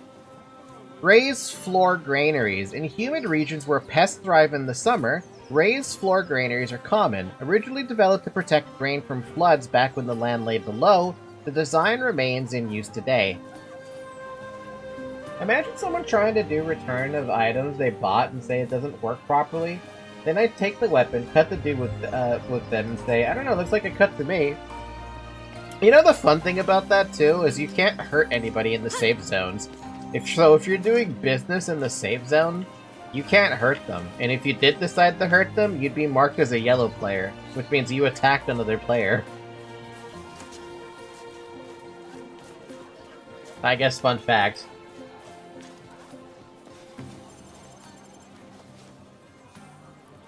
Forest elixir, yeah? If I remember Forest right, elixir the when it quest says involves secret the medicine? Nepenthes. I hate dealing with them, to be honest. The way they look just freaks me out.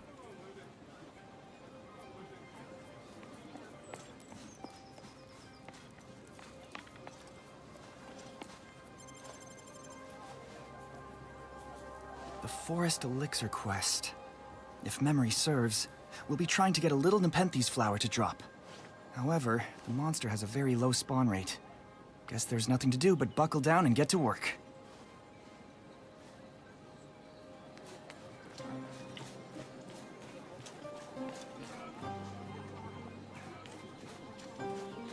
Alright, let's get going then. Next quest. It's almost been 7 hours. I think this will be the last quest I feel like doing for the night, unless, like, I don't know. I would like to go do something else for the day, for the night. Oh, we can do the side quest too?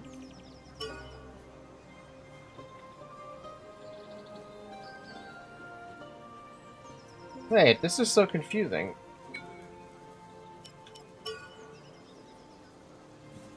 Oh, wow. Okay. Wow, they're going entirely different directions. Christ.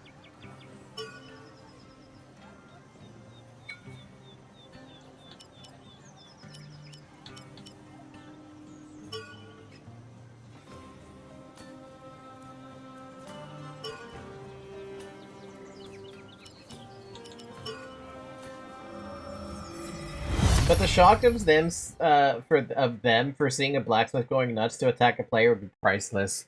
It would be very funny, all things considered. Especially if you're not serious about actually killing them, you know? It would be hilarious. Ready to go?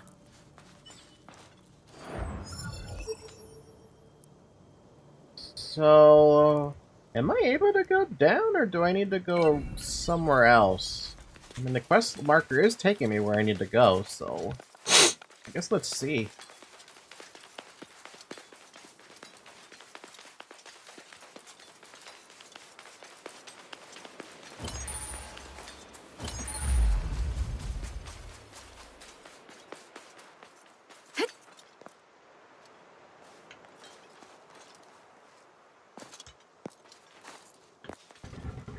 Yeah, also I think there's a distinction on the signs for attacking someone or actually killing one. Ah, well, most players won't... Most people wouldn't trust someone who's a yellow player, though, just by default, because they would immediately think, oh, a PKer. You know?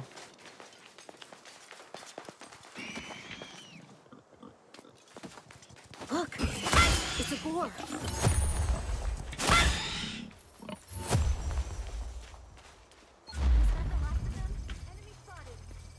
Looks like a boar type.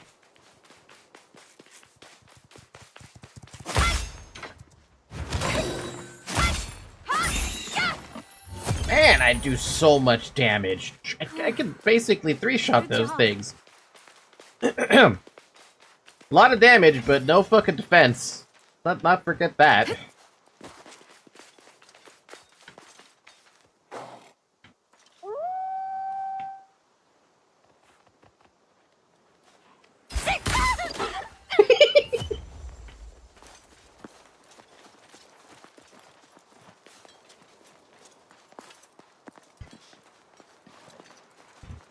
I could just say, so, what would you do if someone tried to rob you? Sit and cry about it? I'm gonna attack any motherfucker that tried to mess with me.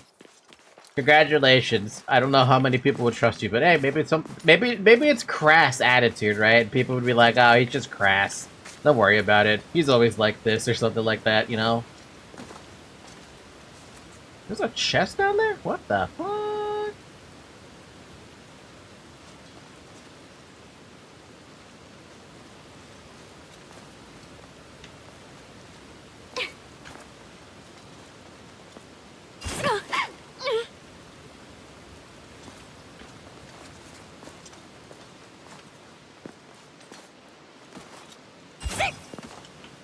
Wait, I can do that? I feel like that should not be allowed to do that. Wait, I can do this? I feel like that's not how this should work. Broadsword blueprint. Was that the last of them?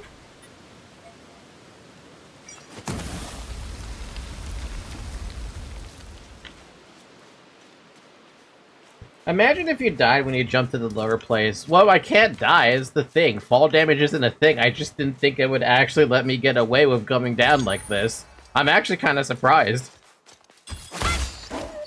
I love my mountain climbing in any game, but that was weird. Ooh, we got new stone thing. Ooh, we leveled up our proficient. Ooh, what's that? Solid sling? Throw a mace at your foe, landing a crushing attack that deals 280 damage. Hold on a fucking minute. I think I want that over Bull Rush. Yeah, I think we can handle it.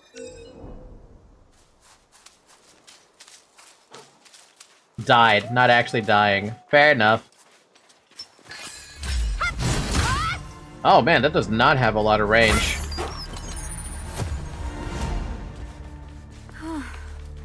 Good job.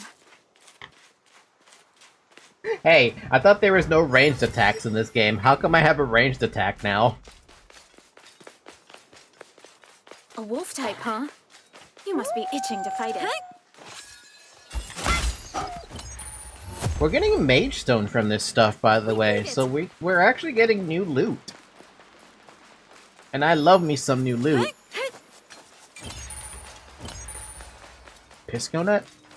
Pisco nut. Pisco nut. Remember the name, Pisco nut.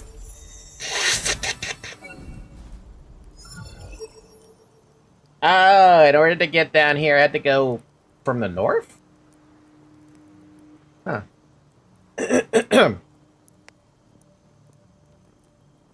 Actually, I have no fucking idea. All I know is I'm near the quest marker. But I want to go back up and collect my loot.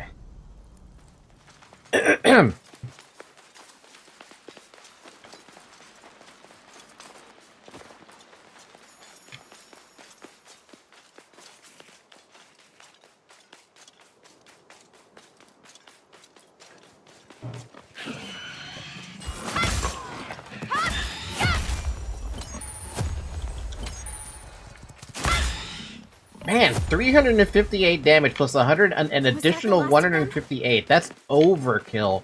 I have so much damage. A boy.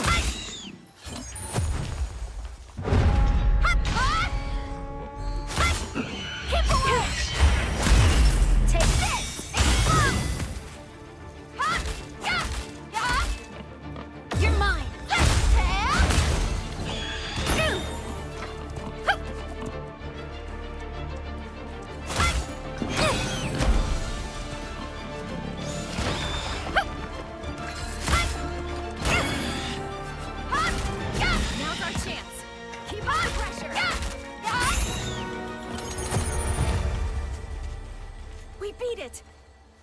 chest down in the water. Maybe that fucking chest. Why do I smell fish? Oh, it's not fish, it's meat. Treasure chest. Oh, just money? Who puts money in the fucking waterfall?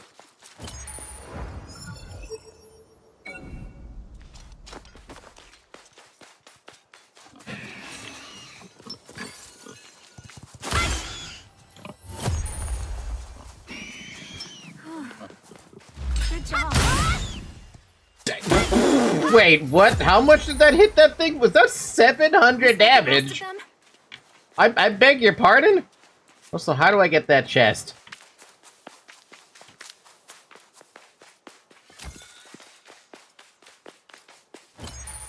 I feel like I just saw 700 damage. And I'm over here like, what do you fucking mean 700 damage?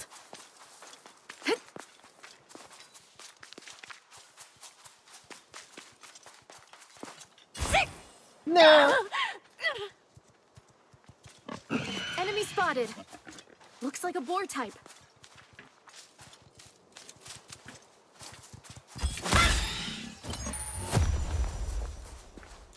We beat it. No! Stop making me fall! No! I want to go back up! I want to go up! Let me go up! Bitch! There we go. This is not how you're supposed to go up here, but I did it anyway. The despair. You saw me struggling to go up. Where is this fucking chest? I thought it was up here. What the hell's going on here? Does that mean I just went up to an area I'm not supposed to? Where am I? This is like an area I'm not even supposed to be on. Hello?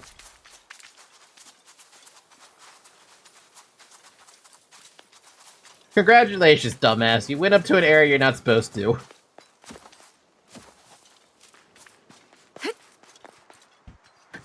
Why do I do this to myself? Why do I always go to these areas I'm not supposed to go to?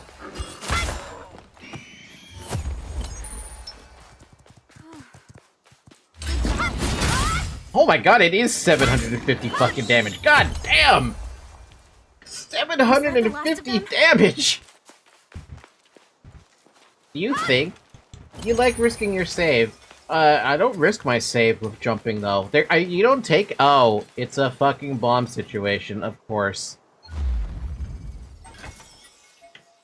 Yeah, you don't risk your save file jumping around like that. A treasure chest. You risk your save file fighting stuff.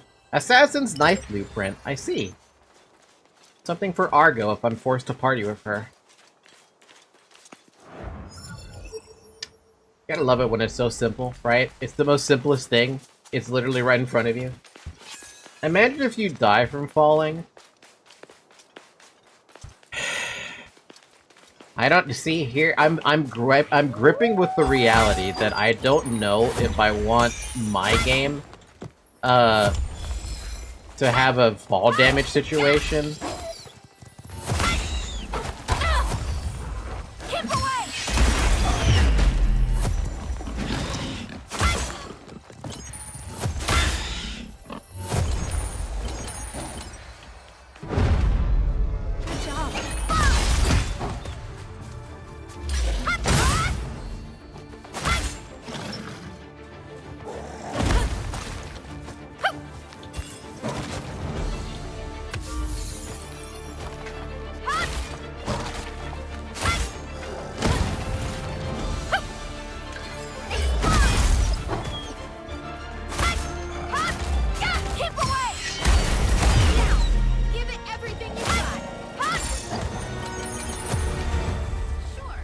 Let's do our own thing. I think games are more fun when it doesn't have fall damage. See, that's what I'm coming to grips with, because I don't want people to deal with fall damage. Especially with a death game situation I want to introduce, right? I think that's just a cheap way to die. I swear, Monster Hunter Rise have so much fun to me because of that. Well, yeah, no fall damage, you could do whatever the heck you want. Not even Dynasty Warriors Origins has fall damage.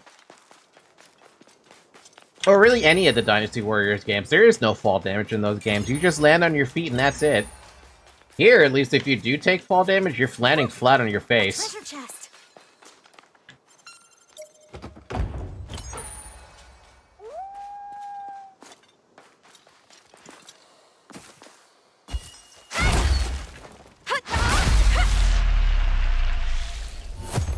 Too bad you don't get HP for those kinds of execution kills, huh?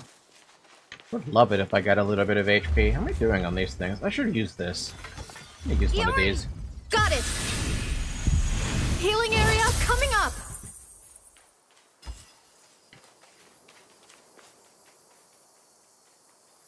I can climb a big-ass mountain there and jump straight to the monster. That's one thing I appreciate from Monster Hunter just in general.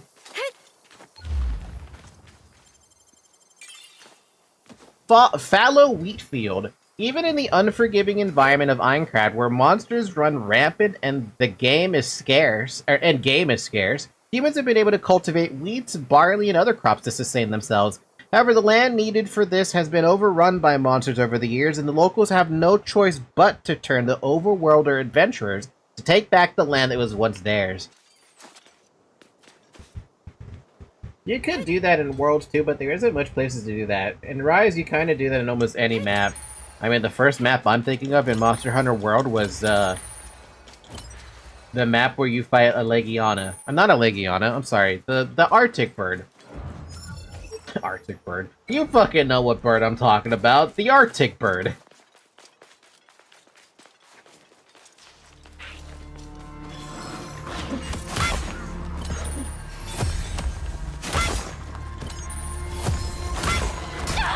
Ow! You fucking threw me in the water, you dick.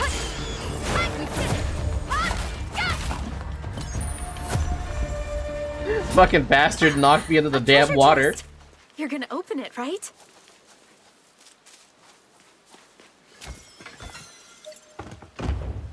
Luminous Talisman. A boar.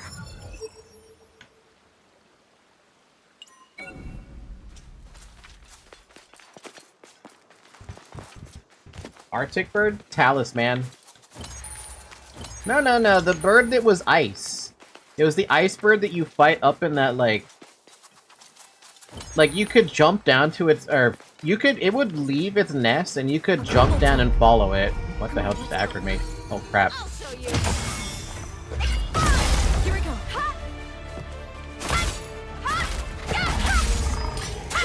Use this chance. Take it down.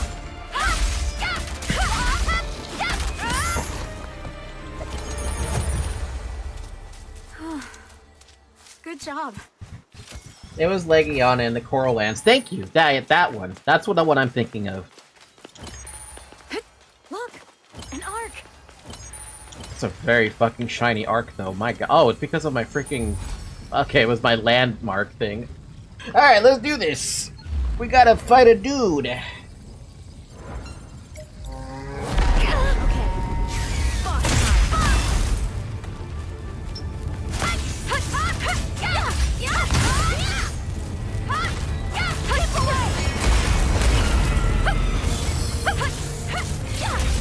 Together, right. Now, give it everything you've got. One time. Get wrecked. Thanks to you.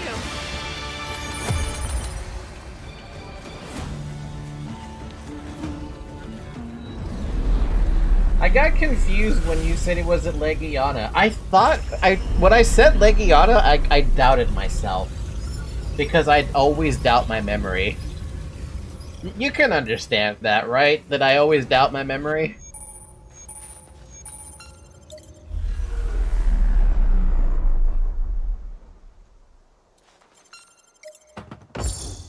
Guardian jacket blueprint. Ooh. Ooh, looks kind of fancy. Understandable. Thank you. At least you understood why I felt like I wasn't remembering correctly. But yeah, it was Legiana, and that was the only map I could think of where you had to do a lot of, like... You could do, like, a crazy jumping thing. But it was really hard to do, like any jump attacks with with that game, because you had to find like a little sliding area, and if you couldn't find that sliding area, you couldn't do one of your best attacks with the hammer, and I got really sad about that simple situation, because I really wanted to do the hammer attack. Yeah, I think we can handle it. The spinny hammer. Looks easy. Let's go rock its world.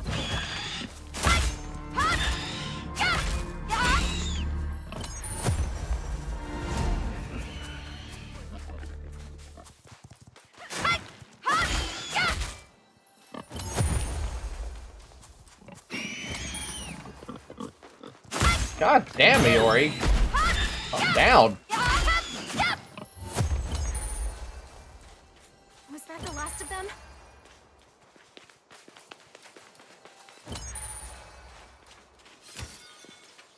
I suffer from that. I know how you feel. In Rise, you can do jump attacks from any place because you have the wire bug that launches you. You can even hang in the air and do a double jump. Yeah, no, we didn't have that. There!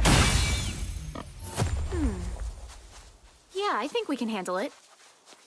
A safe area. What a relief.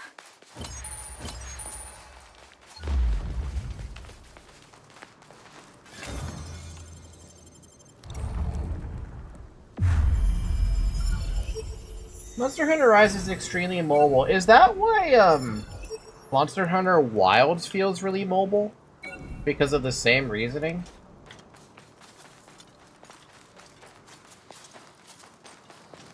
The complicated thing is that monsters are also very mobile. Of course they are.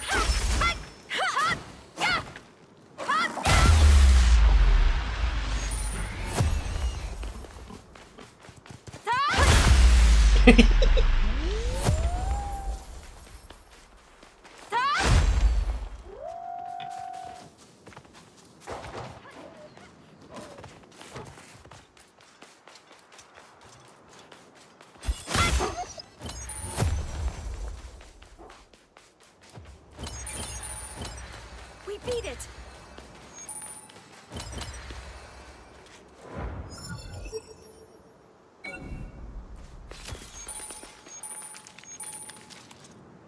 No, I think it's just some quality of life there, but Wilds is more similar to Worlds than Rise. The only similar thing there is the bird that you can ride on. Yeah. Do you ever think we'd ever go back to Wilds? I honestly don't think we'd ever go back to Wilds, just the way it is. I don't think Capcom is ever going to want to improve that game, and I think they're trying to double down on AI again, which means it's even more of a waste of time. This is a lot of fucking enemies here. There's a kobold there. Get 'em all! Nice work. Whoa, hi, Shield Man. How's this? You're mine.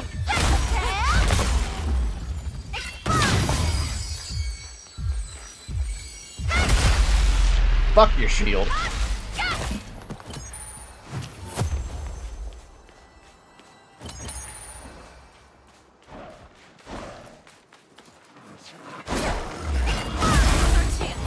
Keep up the pressure.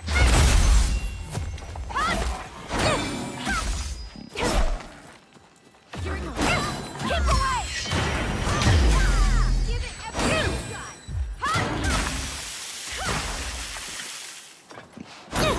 I'll show you. Thank you for getting the back attack, because I kind of needed that. I was kind of stuck there in this weird-ass stalemate with a dude with a shield.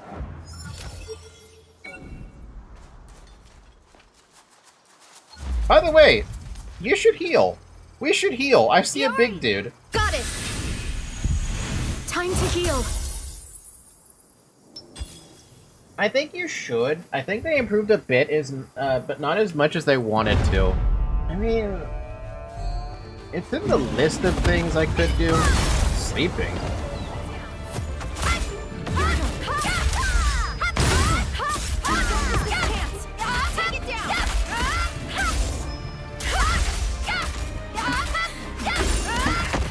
Conundrum Claymore, interesting. We beat it.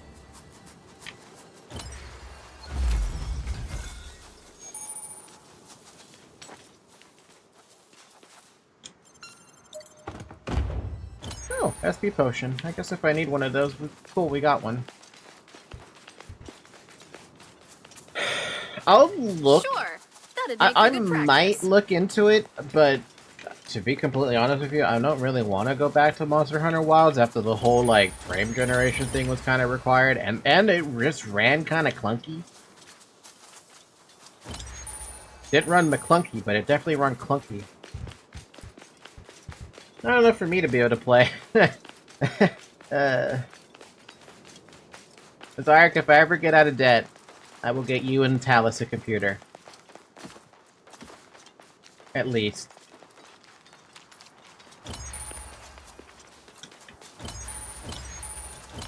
So there's a lot of things I would do first before I do that, but one of them is getting Nemi more cash so she can actually migrate over to the United States like she wants to. Now's our chance. Keep up the pressure. Over there. A safe area. Good job.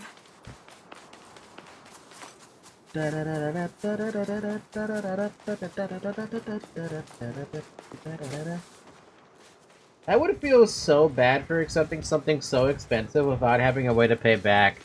You continue to be my moderator. That's how you would pay me back. If I ever make it big, well, we have 1,000 viewers at a time. There's a treasure chest over there. You get to be the moderator of the year. Much like how Shovel and Talus are also moderators, and same with Nemi. Money! Cool, we can travel down to the, well, I'm gonna say travel down, but I guess we can walk our asses down to the bottom and do the quest for real. Now that I've looted everything I needed to loot.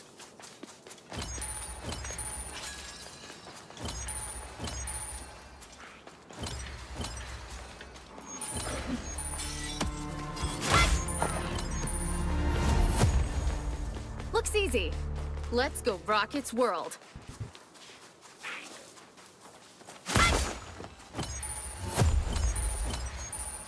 We beat it. Jockabone fragment. Oh, the compass is doing something weird there. You see that? That weird effect going on with the compass?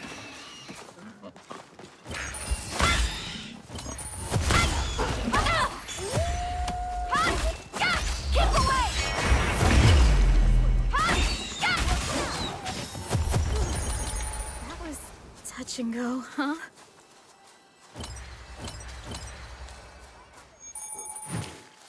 If I see what? You see that weird black line forming on the compass? What is that? It's like it's doing some weird thing.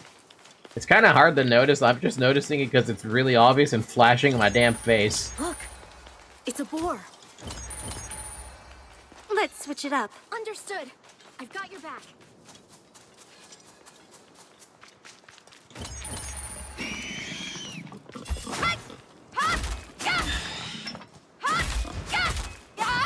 Okay. Once more with feeling.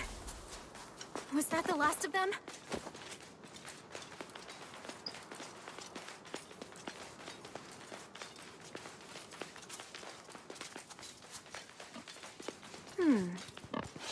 Yeah, I think I can handle it.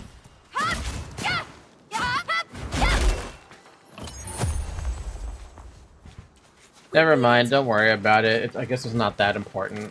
It was just something I was noticing as I was running around. Just a little glitch. A little tiny bug. A little bug, like Arachne. Doesn't need to be squashed or anything, but it was noticeable.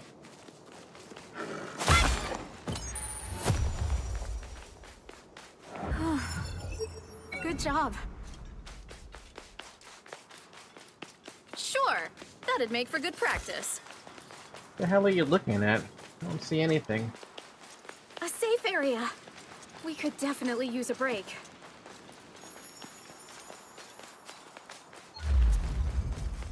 We are missing potions, so let's do this. I'm so horrible spotting details.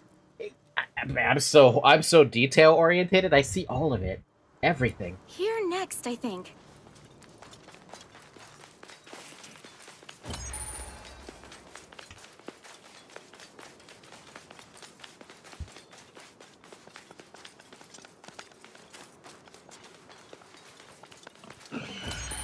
A boar. Was that the last of them?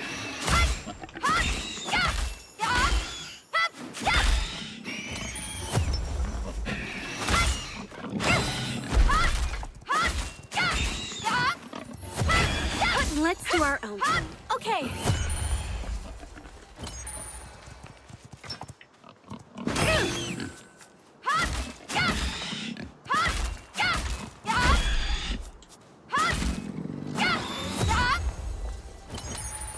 We beat it.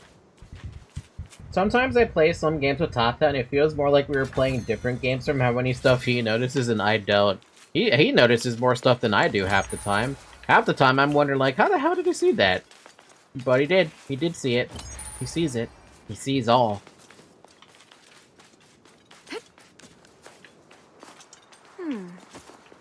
Yeah, I think we can handle it.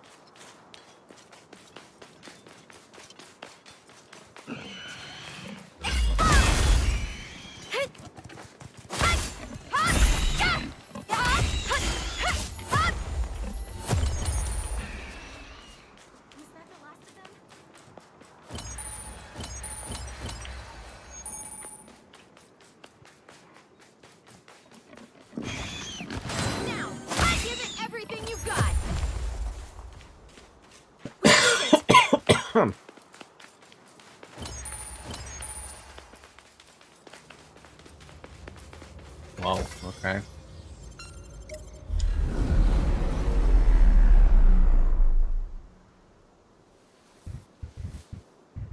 He is like the opposite of me for details. Hey look, it's a reskinned enemy.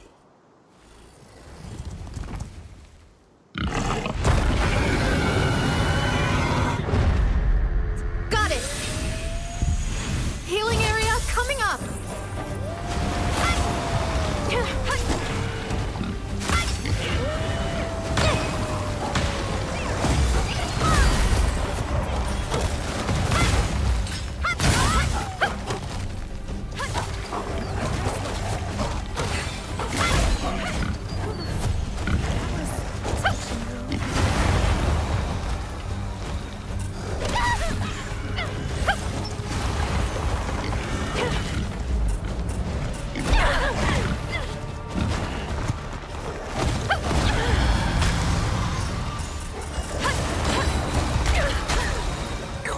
God.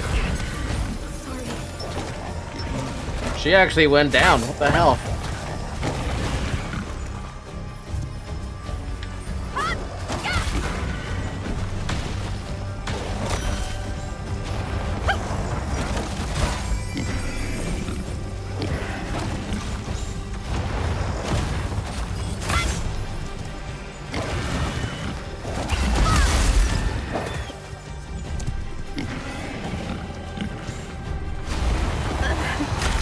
Thank you.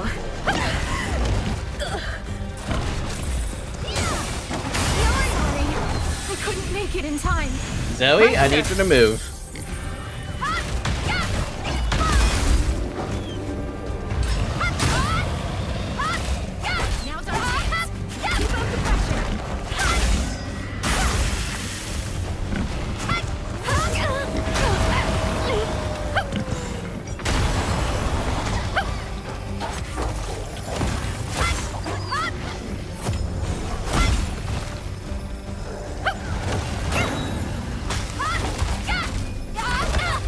Fucking hell, just die already.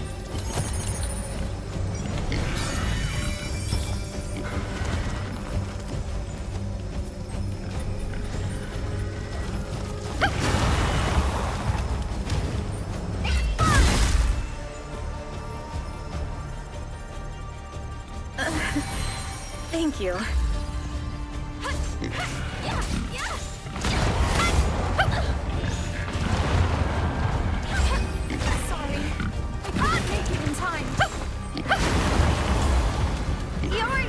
Got it!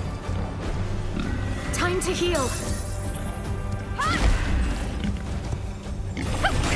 Let's understood. Together. Right.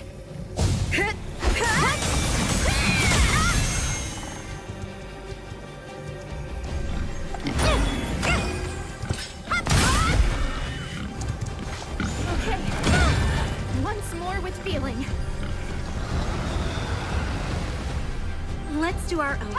Okay. Now, everything you've got.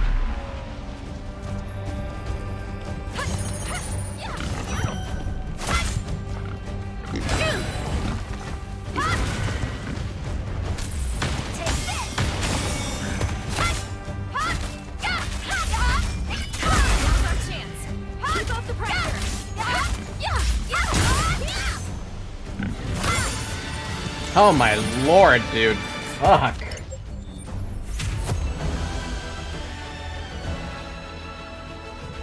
Having two wolves there was really rough.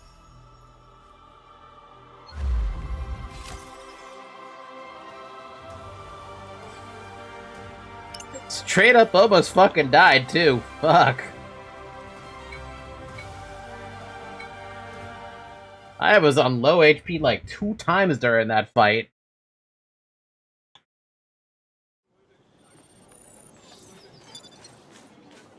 This game really hates epileptic people. Yeah, I gotta say, I'm gonna have to agree with you on that one.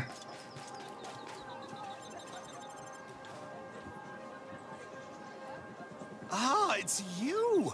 Word is those beasties have calmed down some. Amazing, truly. I owe you adventurers a debt. Here, it's all yours.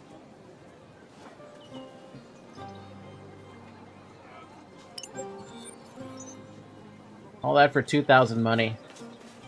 I would argue it's not that great of a reward, all things considered.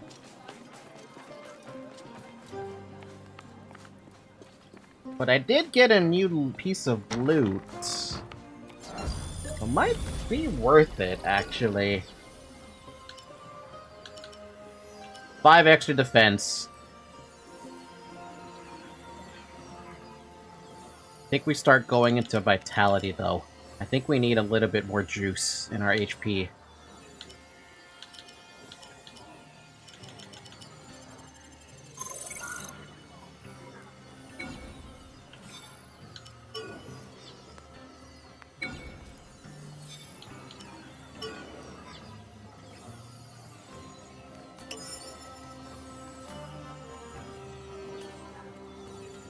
So in terms of my healing ability, I only have 2 ways to heal that are extra above the little Estus that I have. A healing potion, and this thing that recovers 200 HP for everyone in the party. That's all I got.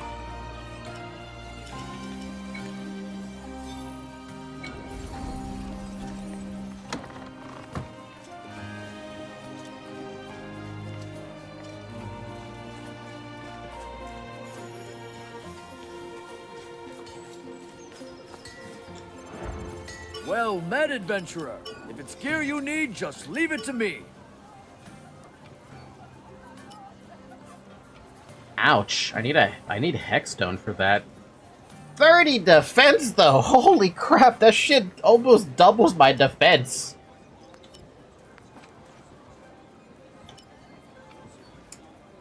Reduces the invincibility window of dodging. Ooh. So you're not gonna be able to dodge well, but you can still use your shield.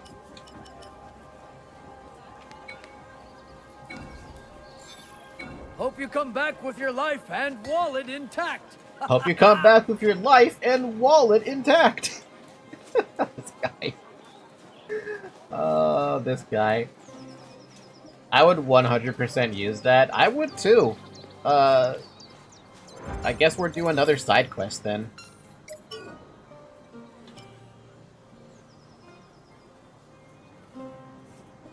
I just need to destroy a monster. That's it. It's an entirely different an entirely different road. Esta Road.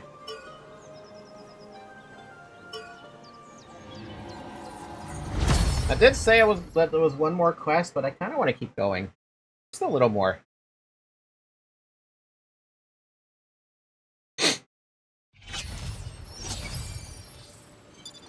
Ready to go? So you will be a monster hunter? I will be the best monster hunter you've ever seen in this entire fucking universe. No one can compete with my monster hunting. my ability to monster hunt will be superseding your ability to monster hunt by at least a magnitude of 10.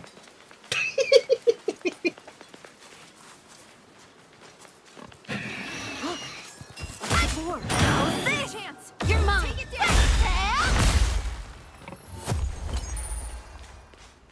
Was that the last of them? And then Monster Hunter all over the place. Yes.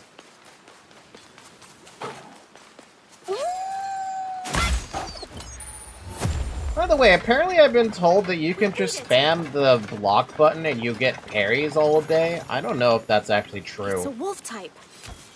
Just gotta keep an eye on it. Sure, that'd make for good practice.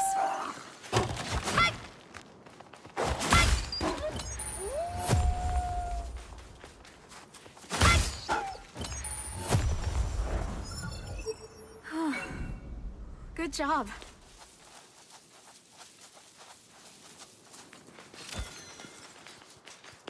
Enemy spotted. Looks like a boar type. Man, you need to be on top of it to use that skill. It does not have any range. Kinda sad, actually. Looks easy. Let's go rock its world.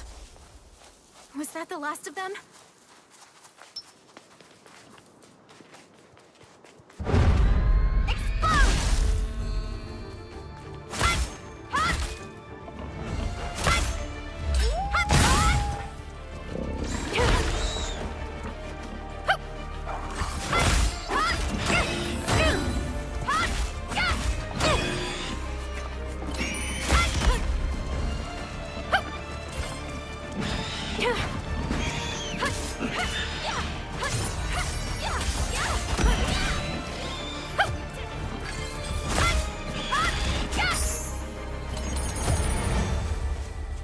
My eyes again. Yeah, that needs to be fixed. That's a little too bright. If it's supposed to tell you you're aggroing a strong enemy, then I think it needs a little less fucking blinding light.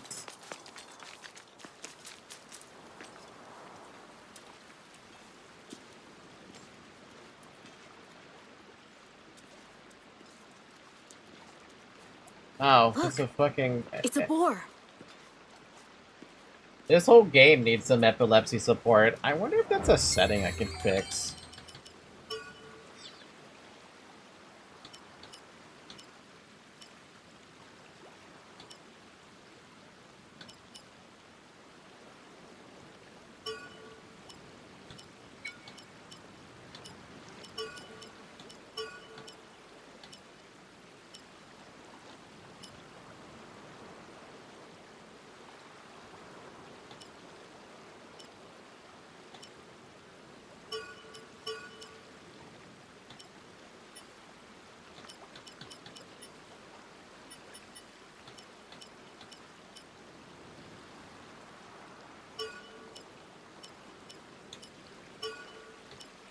You know, I didn't realize I could change the quality of this game like that. It's been on Equilibrium this entire time. I was wondering why does it feel so nice? I'll leave those settings at high and see what happens with my model.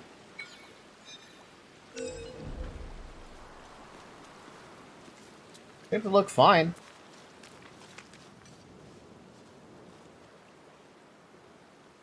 Oh wow, we even have water wet textures.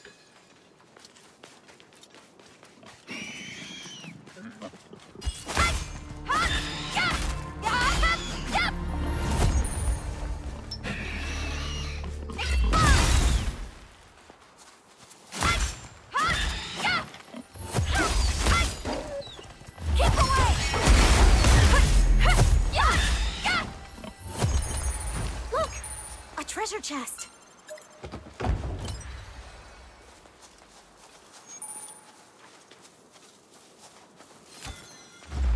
Enemy spotted. Looks like a boar type. It's a dire wolf.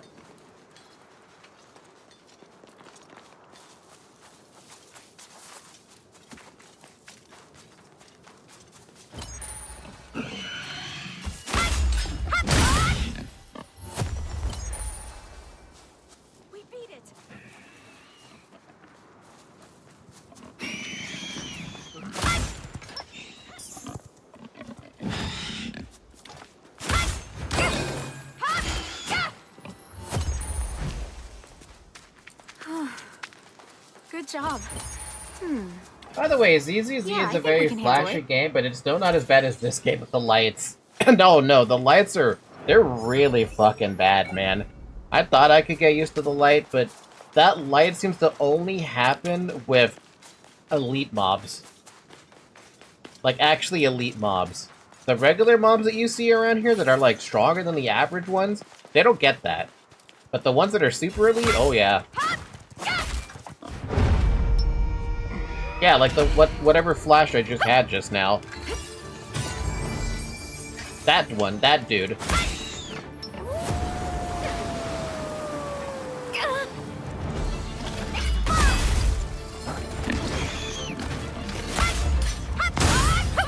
Okay, keep away!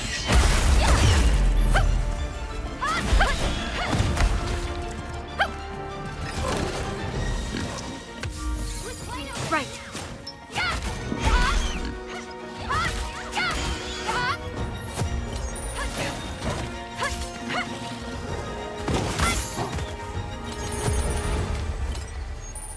Was that the last of them?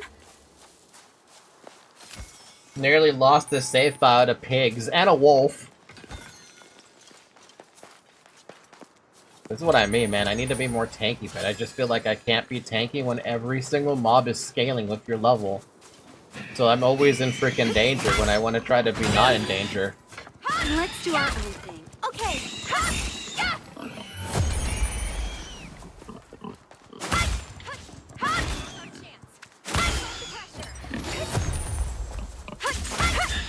Nice work. We beat it. Like, I can't build tank because the more I start leveling, the stronger everything starts getting. And I'm starting to wonder if I'm going to get to that point where it's a self-fulfilling prophecy where if I'm not building enough tankiness, I just straight up will die. And I really don't want that to be the case.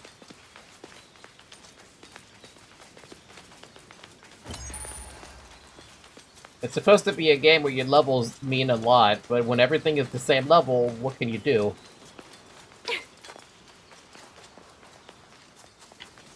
I see that little shrine down there. I'll go pick it up in a minute.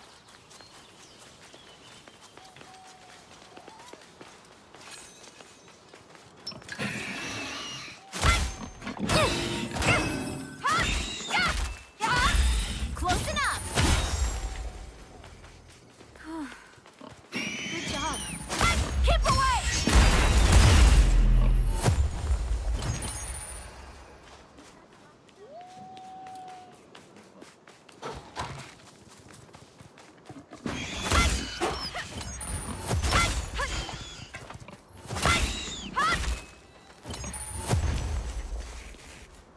We beat it. You're kind of getting punished for doing stuff. Wait, what? That sounds kind of like of an ass safe system for an area. RPG. You're getting What a punished for relief. doing stuff. It does seem like it, right? But I am not 100% sure. I just know that every enemy I'm fighting is keeping up with my level, even though technically they shouldn't be. Realistically speaking.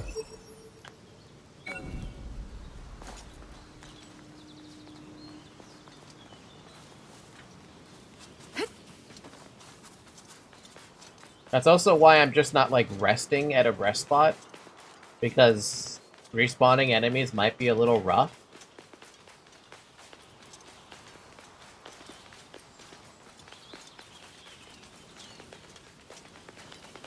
Like, I wonder if I was, like, level 50, right? Oh, that's out of bounds? It's Wait, an is arc. Should we open it? Is that thing out of bounds? Wow. Okay, that right there is stupid. Why is that considered out of bounds? Unless the game is very generous with weapons, this system kind of destroys the game.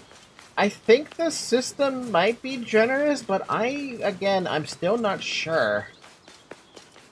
Seriously, who thought that was... Someone had to have coded in that arc area. was out of bounds, and I don't get the logic of that. I really don't get the logic. Because, can I even cross that? Can't cross that, but I can go over here to get that one.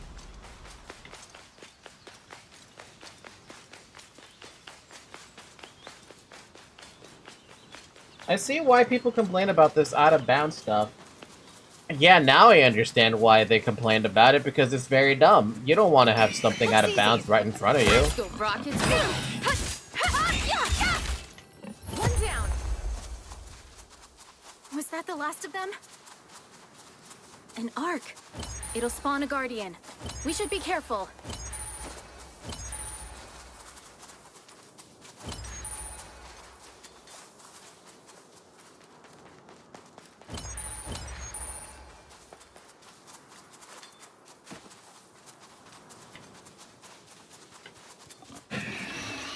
A boar. Piercing EP. Good job.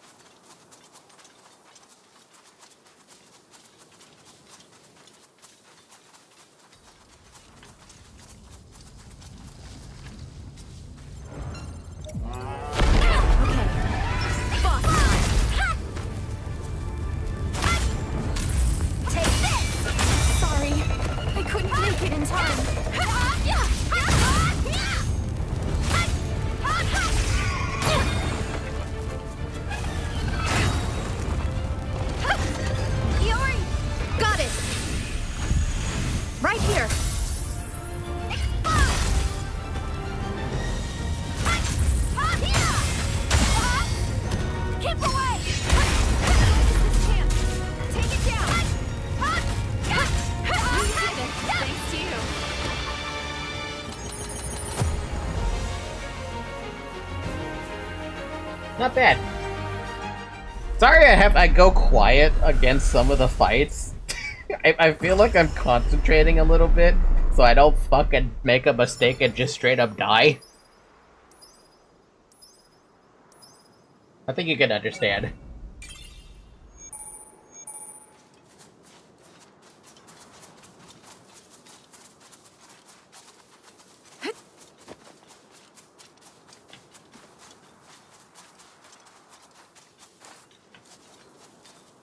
It's fine. Yeah.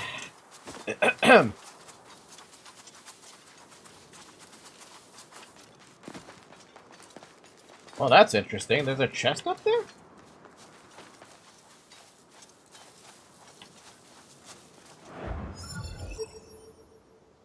The way it makes it sound, it's like there is a chest up there, but I also don't buy that because usually this kind of chest is down below.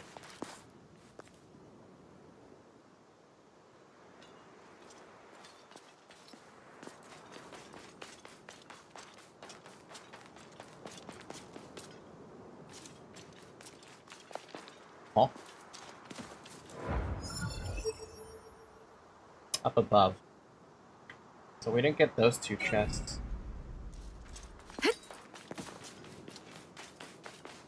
I think I wouldn't talk half the amount you do, let alone talk in the middle of battle. I had a lot to say in the beginning of the stream. I'm impressed my voice is still able to keep going. It's been almost 8 hours of talking, basically, you know? A couple of silent moments here and there. Understandably. But a lot of this stuff has been able to give me some ideas for how I want to tackle my game and the development that I'm gonna probably think about, right?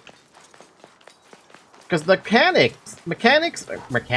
It's a wolf type. Battle systems and stuff like that, we can probably, like, hammer that out as time goes on, right?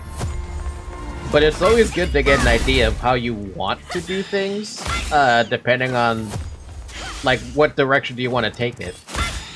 I know for sure I want to take it into not the Souls-like combat 1-to-1, but a mix of Souls combat and Monster Hunter combat, where you have that hit lag thing going on, so you feel your hits do something, rather than your hits just kind of like hitting something and it's not doing something, you know? Like this attack, here.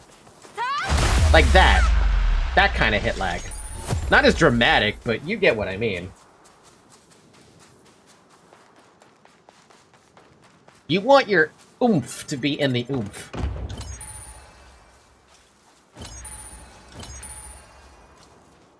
It's good to think of the whole system before they start building it. That's what everyone should do. You should always focus on the system itself, like where you want to go with the system, before you start building it, right? Good job. And then all of a sudden you're like 3 months in, you're like, how's the combat supposed to look?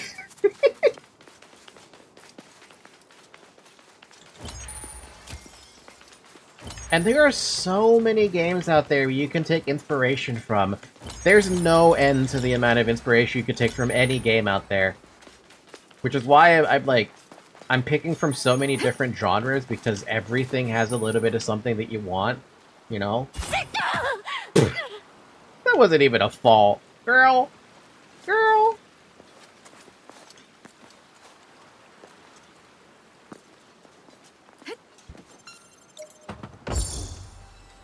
A neon rod blueprint. I think this might actually be a mace.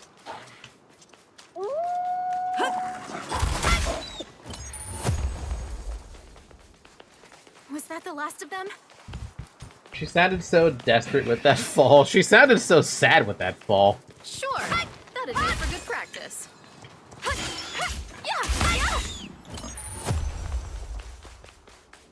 We beat it. Overall, though, despite some of the things you wouldn't see in a Souls-like game, the combat's not half bad in this one. Granted, there is definitely a bias that I'm seeing, at least, with your weapon choices, right? So I feel like some weapons might be better than others, but I might be Good job. I might be projecting a bit there. I need to see the other weapons in action, which, you know the other save file I have that isn't a dev game file? I think I might play around on that one, like, I don't know when, but sometime off stream, just to test the other weapons to see how they feel, you know?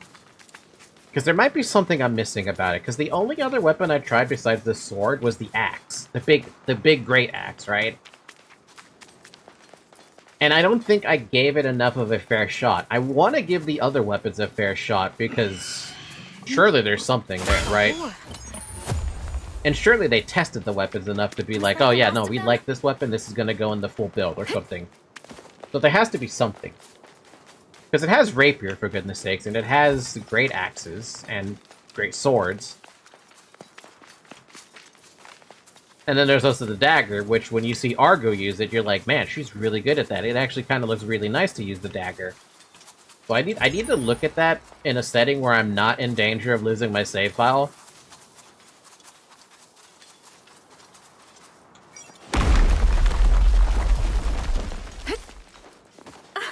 A treasure chest. I'm not biased, and I say that the combat looks fine. I feel like it could be slightly better, but it looks good enough so far. Well, yeah, definitely. Which is why Steel Hatchet Blueprint. Which is why I, when I'm thinking of how the game I want to go about doing it, that's why I want to have a mix of combats. I want players to be able to experiment, and I want them to have a chance, to play around with some stuff. But also, I fully intend, absolutely fully intend to 100% include a training arena. Where you don't have any fear of death or anything like that, right? You can fight, or you can hit a training dummy, or you can fight a training dummy. So that way you can test every weapon in any situation you feel like testing, right? Because if you don't have that, people won't take the opportunity to learn, and they'll go out there and be like, shit, dude, I'm gonna fucking die trying to test this new weapon out. You know? I want them to have a chance to, like, get used to the weapon, get used to the combat, however I plan to have the combat look, right? Things like that. The enemy looks kind of janky, though. The enemies are very janky. That one I can't even deny. We could definitely use a break.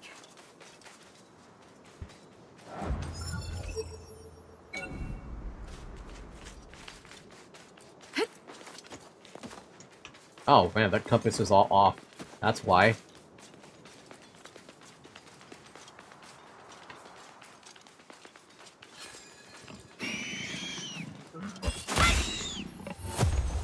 Also, being able to stun lock enemies is kind of bad for gameplay design. Good job. I haven't been able to stun lock enemies that hard. The little mini bosses, yeah, but the big bosses is questionable. Granted, though, I also don't know how I haven't seen like a poise bar, you know. Like, you know how in Dark Souls and Elden Ring, they have poise, right? If you break their poise, they go down and you get this free massive hit. I haven't seen the ability to do something like that, and I like something like that. You and the NPC stunned the boss 2 or 3 times in a row. Yeah, at the cost of all of our SP. Hell, even the mini-mobs, we can probably do the exact same thing. But I do have 2 skills that are, like, What a relief. stunning? They stun a little bit? Yeah, but you deleted the 2 bosses. It's a dire wolf. I bet you that's not gonna last against something very strong like the, like an actual floor boss. We'll see, man. We'll see if that's gonna last. Also, I can't see my camera because Zoe's in the way. Wow, this is one big map. We're gonna rest. That's a good idea. We will rest. I'm not gonna go back down south, so I may as well. Here next, I think. If a floor boss can't be stunned like that, it should be fine. We'll have to see, right? I have not fought a floor boss yet, obviously. So I don't know how that's gonna go. Little tiny normal mobs like this, we should be able to fuck them up. The stronger variant of the mob, we should technically be able to screw them up. Then the elites, those need a little bit of effort. And then the bosses that are like just scattered around every so often, I would say that they shouldn't need as much effort, but stunning them should be realistic. But floor bosses, though. Like this dude, he's an elite. He's gonna blind us, by the way. Be prepared. We're gonna be blind.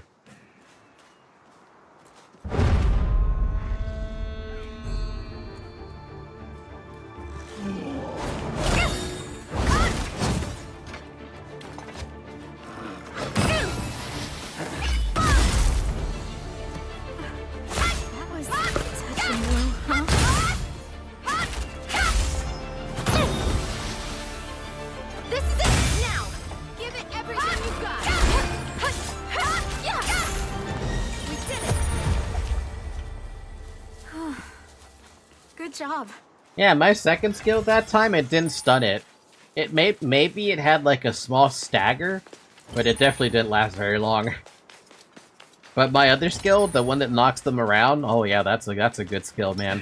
I love this skill. Let's go rock this world.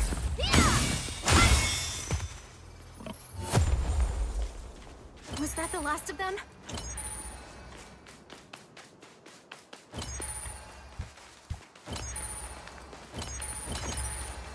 Though, to be fair, even if I can stun a floor boss, they have way more HP than a freaking anything else here. I'll go loot that chest over there. That skill of the NPC is pretty cool. The slash the down, then up. I like that skill. I don't know if that's exclusive to her either. Here it comes. It might be exclusive to her. This'll be fun. Do I know the name of that skill?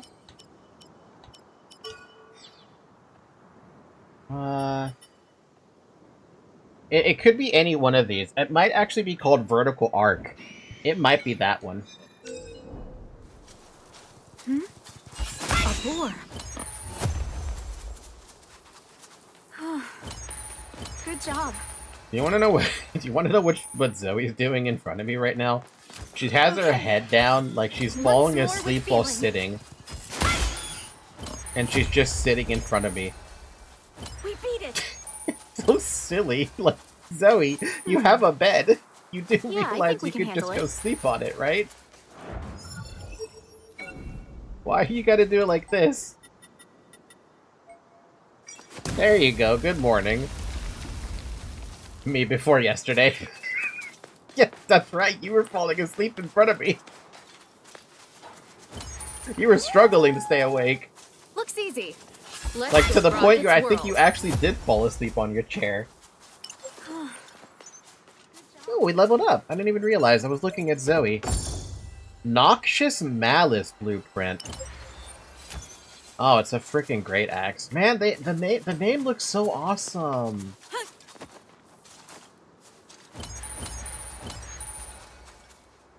Yes, I actually slept at the end of the stream. Adorable. So cute. Kawaii! Enemy spotted. Looks like a vortex.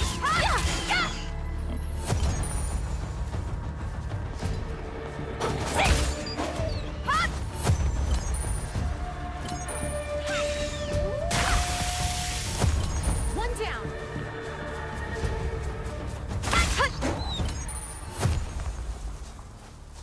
Was that the last of them? Yeah, that one's not going to be able to chase us. It's pretty far away now. Let's go to the checkpoint. Oh, can we get to the checkpoint from this way? No. We have to go around.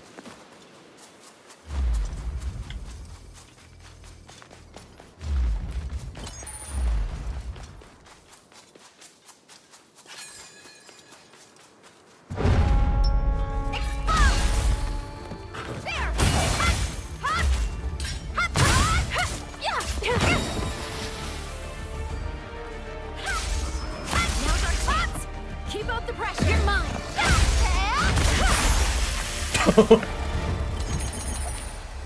Was that the last of them?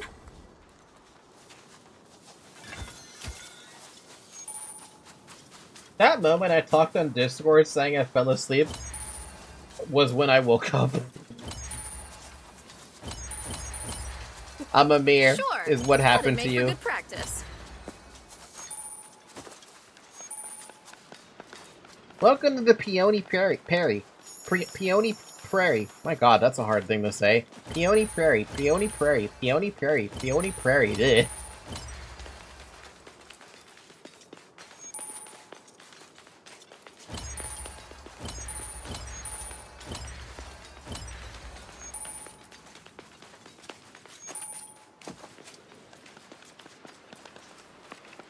Over there. A safe area.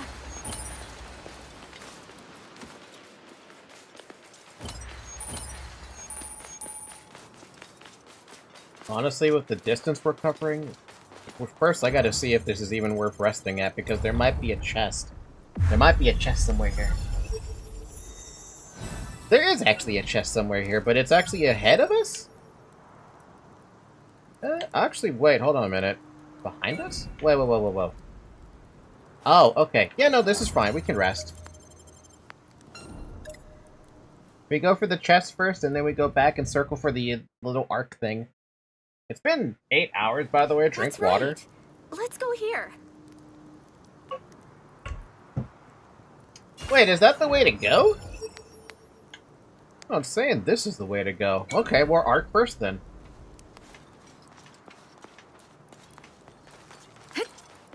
That's a Shroomin, right? We always go for the chest. Yes. Because the loot, man. The loot. It's an arc. Should we open it? You fucking bet we do. Here we go. Give it everything you've got.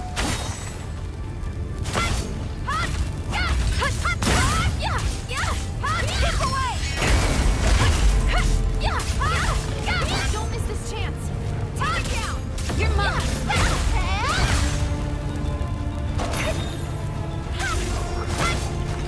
This is it.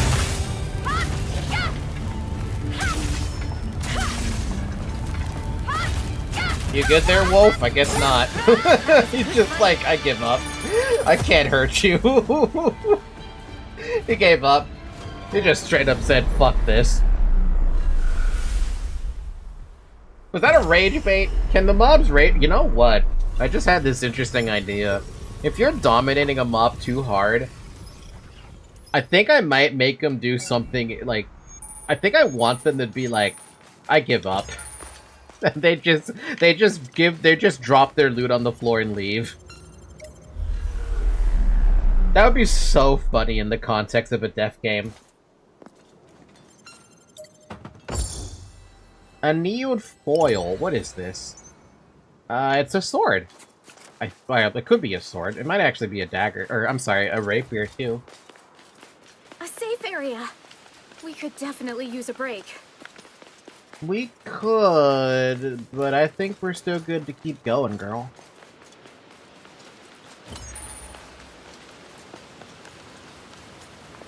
Technically, we could also just go back to town. But I'm good to keep going.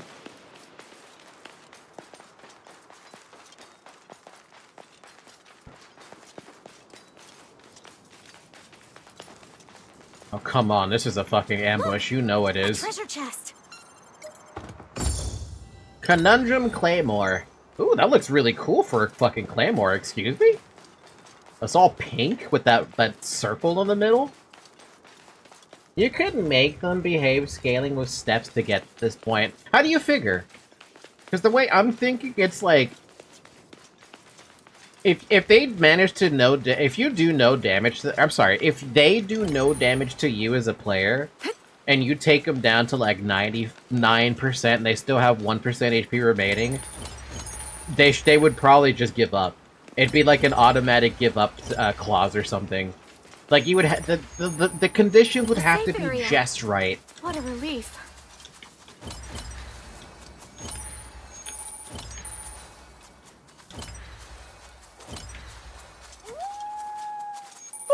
Looks easy.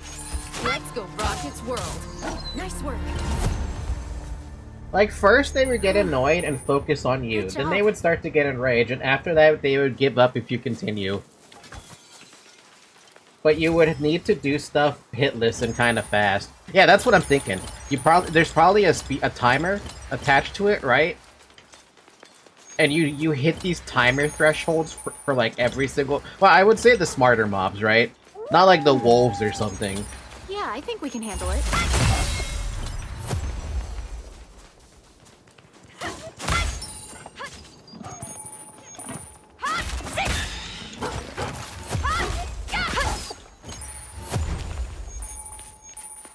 Was that the last of them?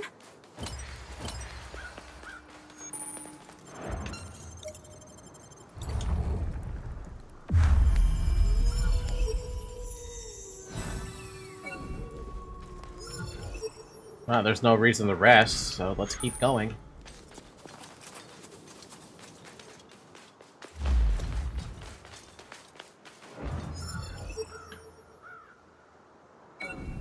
That chest is so far out, dude. My god.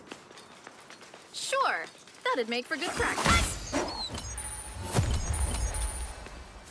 We beat it. Let's switch it up. Understood. This reminds me of, that there's a boss in DS2 that if you beat him hitless, you have a different death animation. He commits Sudoku if you kill him this way. Looks easy. Let's go rock its world. Kind of feel bad then. Guidepost lamp. A simple light that illuminates the sources of light to alleviate their anxieties. Speaking of, there's a freaking wolf coming my way. A wolf type, huh?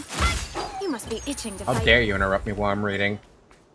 But because they chose the location poorly, it ended up on a busy thoroughfare, ironically proving helpful to the many adventurers who led its way.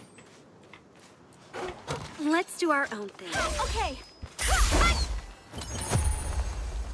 Because of course. We beat it. Stream dying? Nope, not on my end.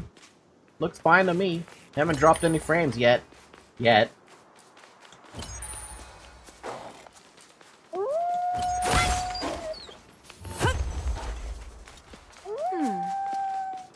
I think we can handle it. It was just me then. That was weird. Good job. It exploded on you, Zyric. You're out of bounds. Returning to quest area. Okay, game. I wanted to explore that, and I forgot that there's an out of bounds thing. See, there's all these interesting landmarks, and you're not allowed to look at them because you went out of bounds during a quest. And I bet you there's probably no way to fix that without some modders diving deep into the game. Probably, right? It's a dire wolf. One down. It was not even buffering, it's just straight up dead. What? Your internet's being weird. First it's you, Zyrek, with the internet thing, right? And then it's Tata with everything else related to energy.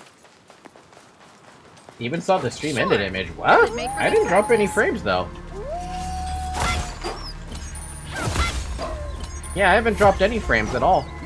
I've dropped 0 frames over the course of 8 hours.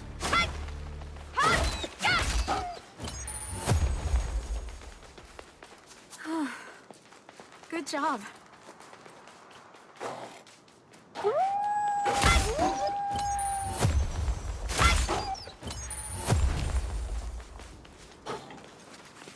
It's a wolf type. Just gotta keep an eye on it. We beat it!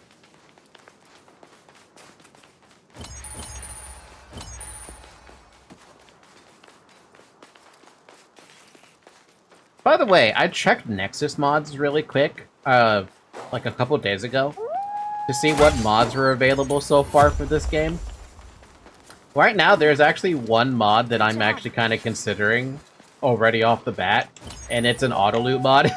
You don't have to do all the loot yourself, the game will do it for you, or the mod will do it for you. And I'm like, you know, that seems really useful. That seems incredibly useful, actually. Sex mod? I don't think there is a sex mod for this. Are you nuts? I know that SAO does have an R18 mode, because it's SAO, and fucking Kaya allowed that thing to be a thing. But I don't think I'd want a sex mod for this game. Come on, we've all heard about the infamous chapter, whatever the hell that was, that had all the sex in it. We know about that fucking light novel chapter. Money? That's all that was out here? That is so lame.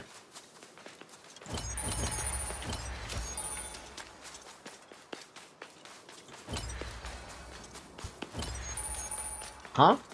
Villager popping up with a bunch of sex. No, it's that stupid SAO chapter that that had that sexual moment between Asuna and Kirito. Apparently that's an official thing, and I don't remember what the hell chapter it was, but it's a thing. It was definitely a thing.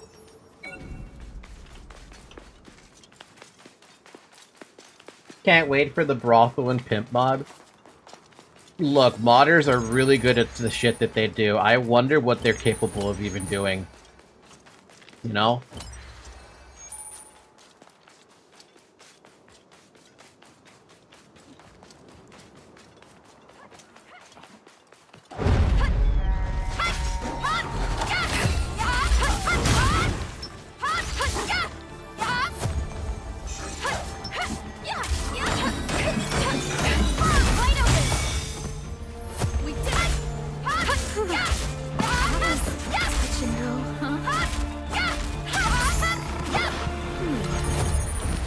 I think we can handle it. Official doujinshi? Doujinshi? It was official, actually, but I don't think it was a doujinshi. I think it was just a light novel. A light novel chapter. Let's go. Just look up the SAO, Look! Over there! A kobold! chapter 12.5 or something, or 11.5. It was a 0.5 chapter. And it was a thing between Asuna and Kirito during... if you watch the anime, it was that moment where Asuna took off her clothes. Her armor, rather. That was the moment in particular that was apparently put into the light novel as a 0.5 chapter, and it was just those two fucking. That was it. That was literally all that was. And I remember that being a thing. It's more funny when you read it, though, because just the way that the dude wrote it. Just the way that he wrote it, you know?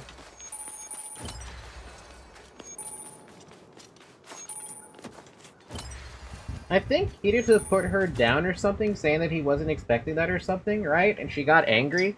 Yeah, no, Kirito was completely oblivious to what Asuna wanted at that specific moment. And you can feel the secondhand embarrassment that Asuna is feeling because she's literally exposing herself for him, and Kirito doesn't realize what's going on. Airhead protagonist gets best girl of the series? Question mark? Apparently. More likely than you fucking think. Dude, where am I?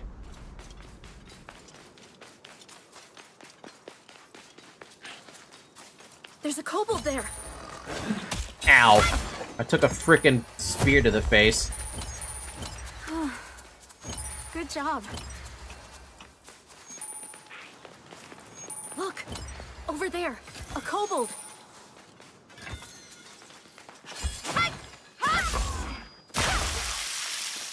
I couldn't see them. Thank you for killing them. We beat it!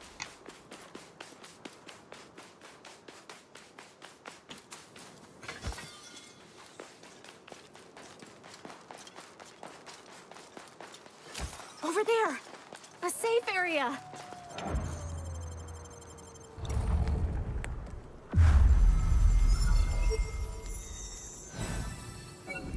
The hell? There's loot up there? Wait, how do you get to that? Oh, you go from this way. Alright, well we don't need to worry about that right now.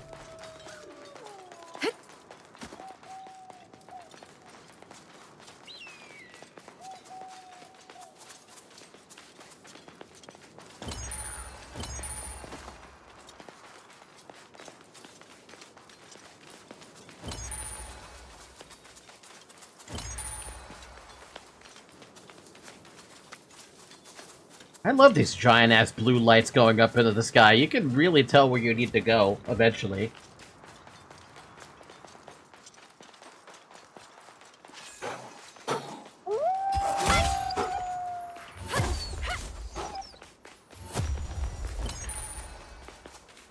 A kobold type. Come on, let's go. Good job. This game would really benefit to have a mount, wouldn't it? Oh, yeah. You know, the funny thing is, I feel like... A bear. Oh, jeez. I feel like SAO doesn't actually have that as an option.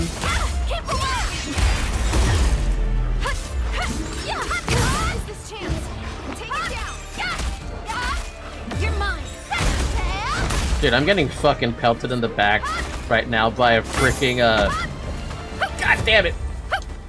I'm getting pelted in the back by a fucking spear guy. Spear chuckers, stop!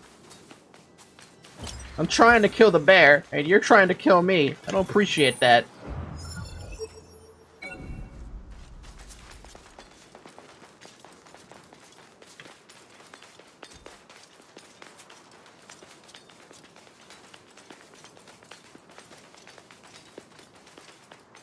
If I ever make the game, by the way, and it's fully released, for the love of God, make sure I actually put mounts in the damn game. Dust Devil blueprint.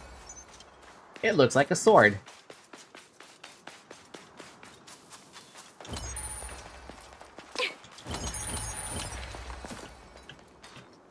Where is this freaking, It looks like it's down here, right?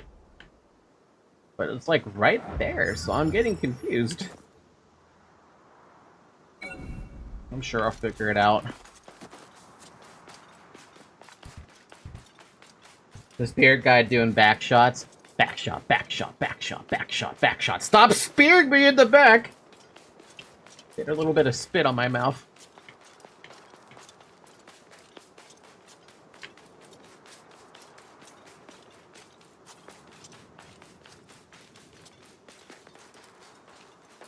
Ayo. Shh.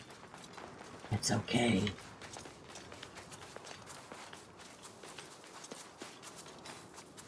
Everything will be A-okay.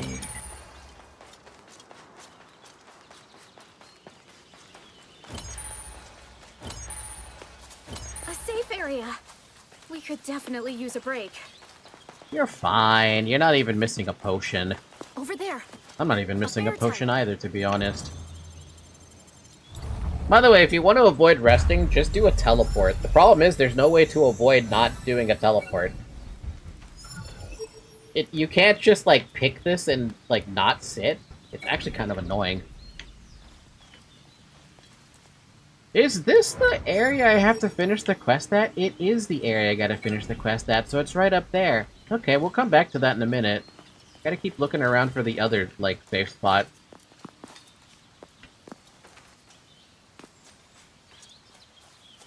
For a moment I thought she said we could really use a brain.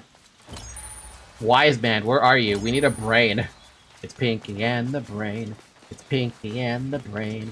One is a genius, the other's insane. They're laboratory mice. I don't remember the rest of the lyrics. The Pinky and the brain, brain, brain, brain, brain, brain, brain, brain, brain.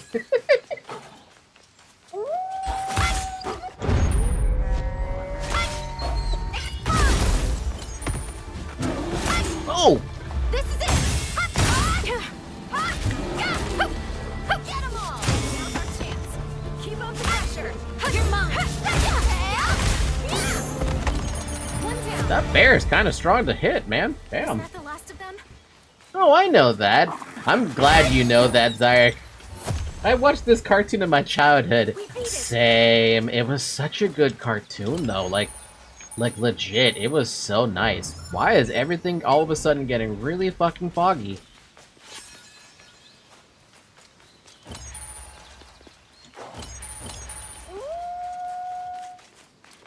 Let's do this. Nice work. Oh! Oh!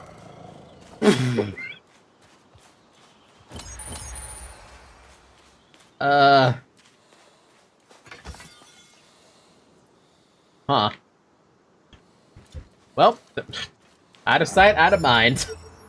Don't gotta worry about that one anymore. That dude is stuck. I guess he wishes he would be a bird now. I guess he wishes he were dead, but he don't get to die.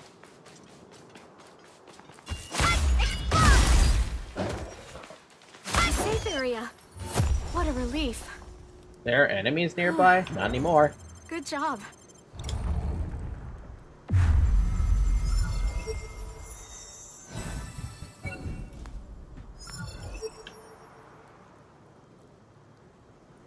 At least now I know how this connects. Also, apparently I can open this now? I must have did something that allows me to open that. Is that on the path?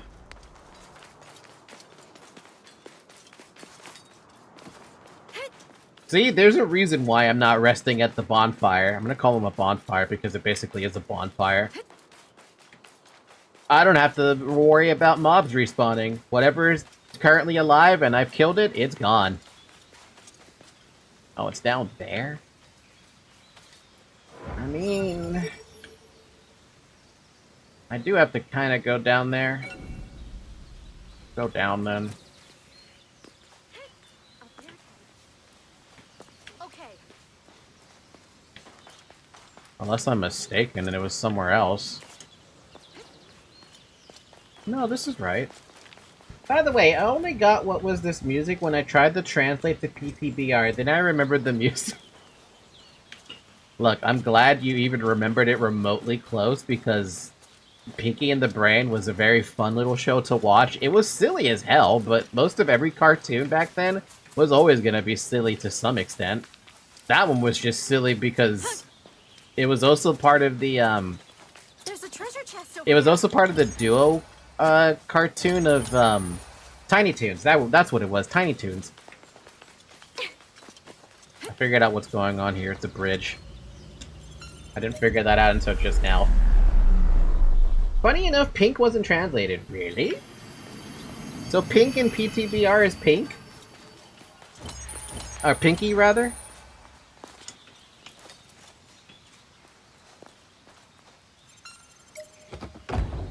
Poison mine. Eh, we could probably use that. Pink is Rosa in PTBR. Ah! Hey, wait, the same as Spanish, then.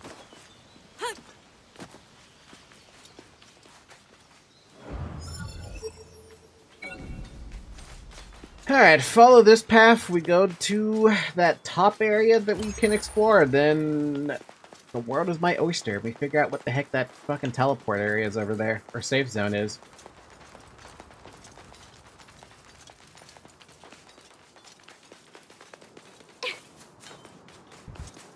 Is it? I think it's the same. You say it the same way. Sure. That makes for good practice.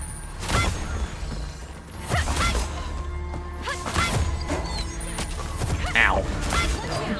Ow.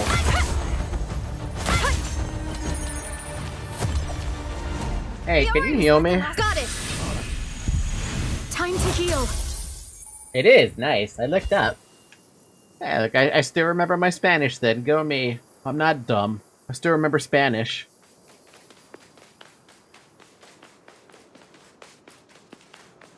Yeah, no, my one of my coworkers has been encouraging me to continue speaking Spanish. It's been a trip, to be honest with you. Not to say that it's been difficult, but it's definitely been a trip to try and bring back a little bit of Spanish into my lifetime. Especially because they always keep speaking Spanish to me, encouraging me to keep speaking Spanish, so it's like, oh, come on, girl, this is killing me. I'm not good at Spanish. I'm not good at any other language except for English, and even then, that's questionable at best.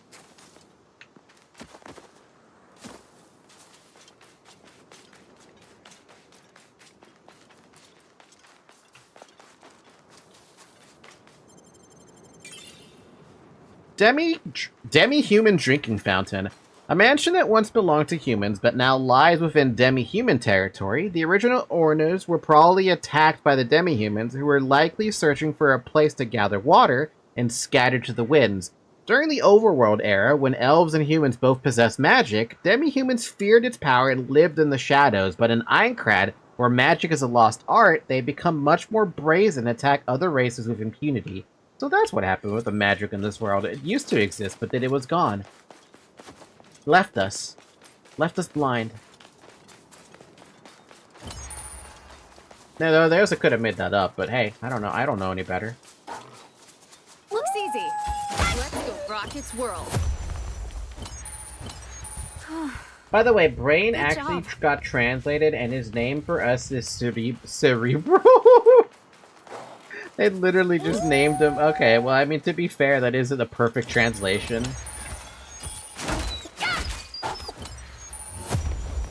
Can't really fault them for that one. The last of them?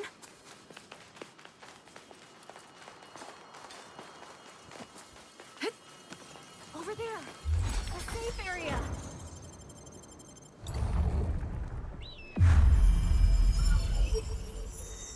Oh, my eyes are starting to sting a little bit. Are we almost done with this area? Yeah, almost. Arc, chest, that chest way over there, which I'm trying to figure out. Ow, ow, my eye. Ow. I mean, brain literally means cerebral for us. I mean, yeah, still.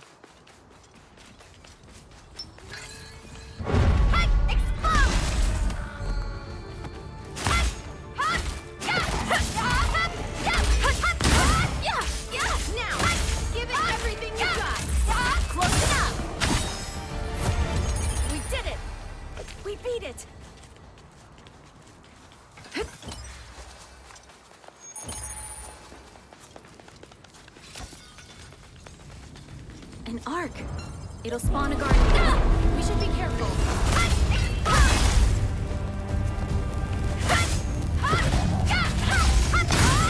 Now's our chance.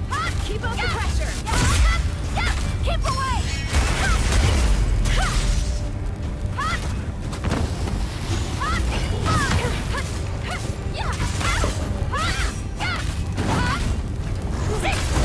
That was touching. Take it down. You're mine.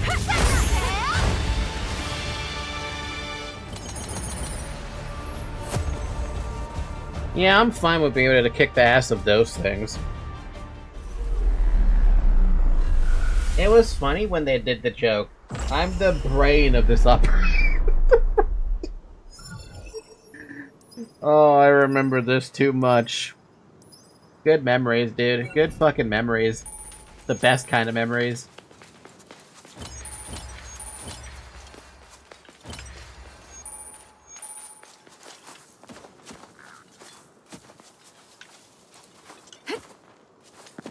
Where is this chest, I wonder? Is it below or above?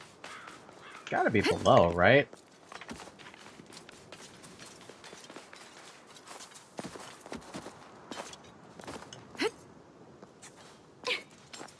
Yeah, it seems like it's below.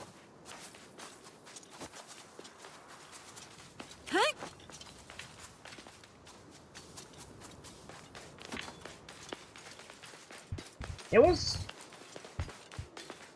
You know, you can watch those shows again, right? I believe they're, We could definitely use a break. I believe they're available on, wow, this is one fucked up little torture method, isn't it? Fucking in a cage over fucking hot coals. Damn, that's fucked up. Okay. Once more with feeling. There's a kobold there.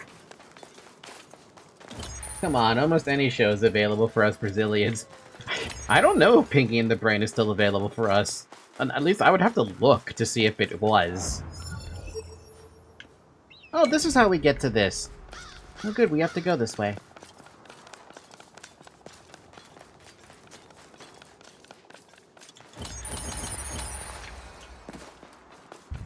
For gore, and rush into the King of the Sea? No, I didn't forget. But I also don't know where it's available anymore. I mean, you could probably also just find it on YouTube, to be fair. I don't doubt that.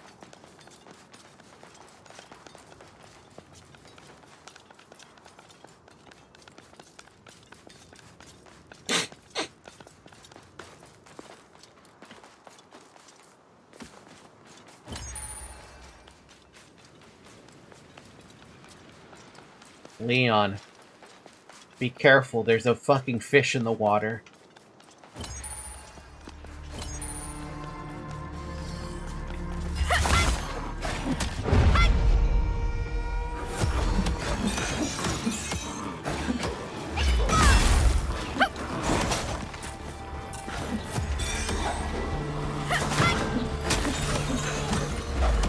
Iori!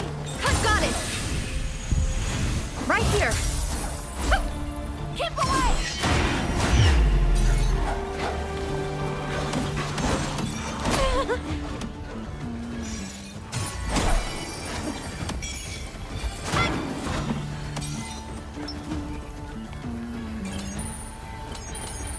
What is Iori doing, man?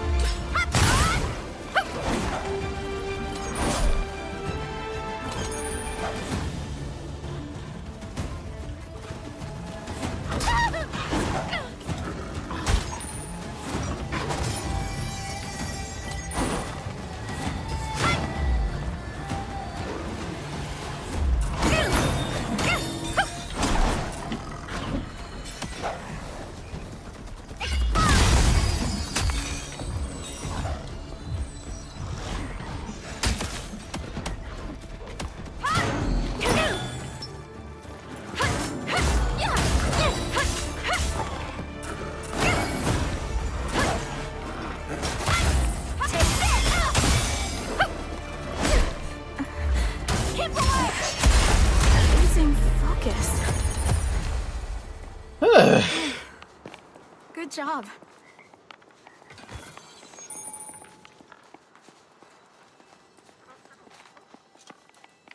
Look! A treasure chest!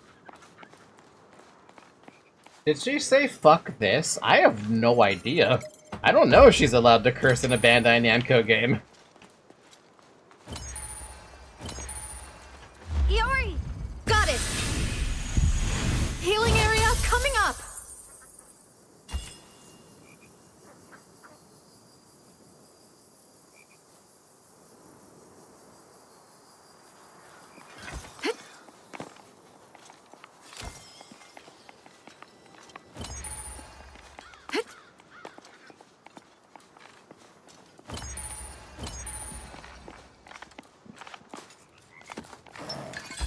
Look! Over there! A kobold!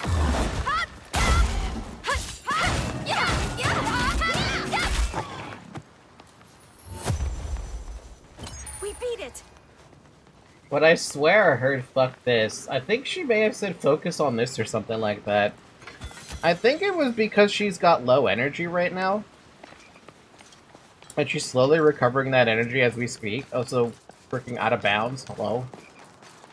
Everything's out of bounds in this game. Can't have anything in bounds. This area is going to be a rough area to fight. I haven't really found a way to fight those damn shield guys yet.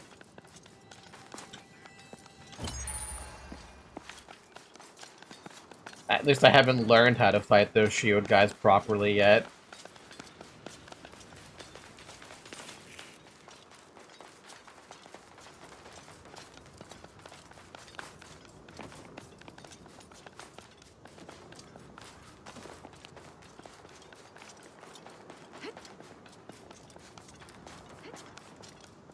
By the way, you kind of didn't saw since you were on the risk of dying, but I watched Over the Garden Wall on YouTube too.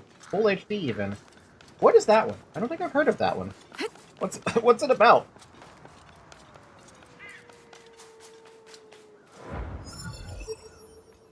Gotta figure out that chest now. Let me get that chest. Let me get that chest. It's an animation. Did you ever watch that animation that I sent you all on YouTube? The, something, I don't want to be your girlfriend? Oh, it's a movie.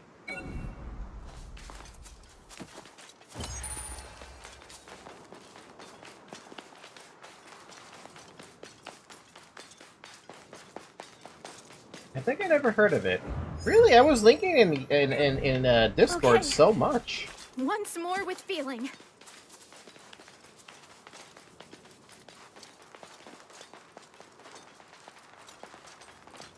Or just don't remember. No member. Nobody member.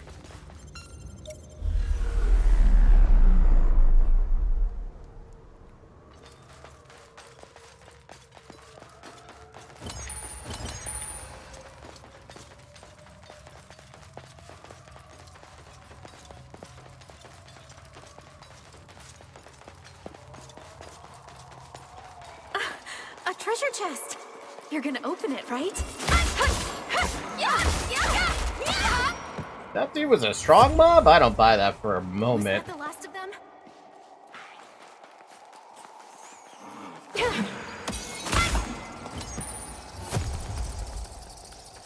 We beat it.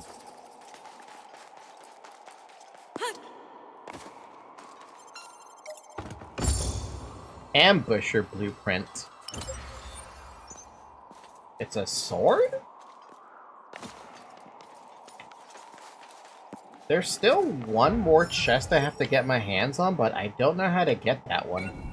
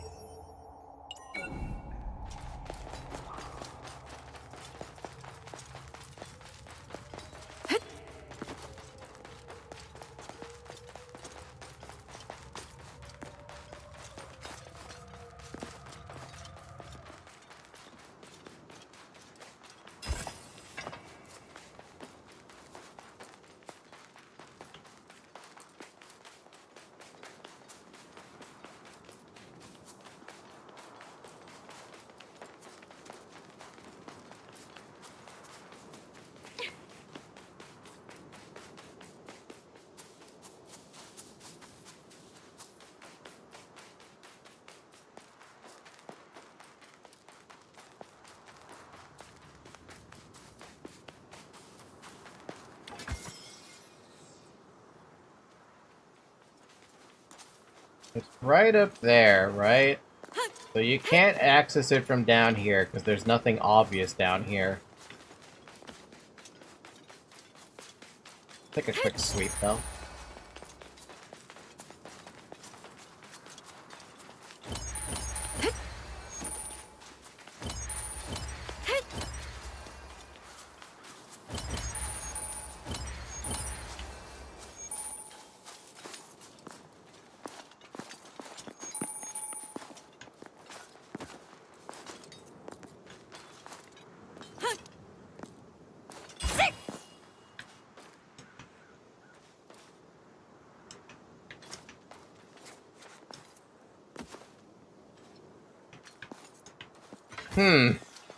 What's the point of this?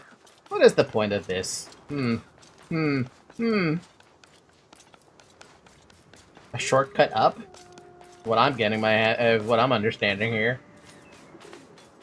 I think over the garden wall have some episodes or something like that. I don't know how to explain it well, but it's a horror animation. Ooh. Yeah, no, I love me some horror stuff. And while Danganronpa, the animation, especially the Future and Hope arc, or sorry, the Despair and Hope arc, they make me sad, I still love them.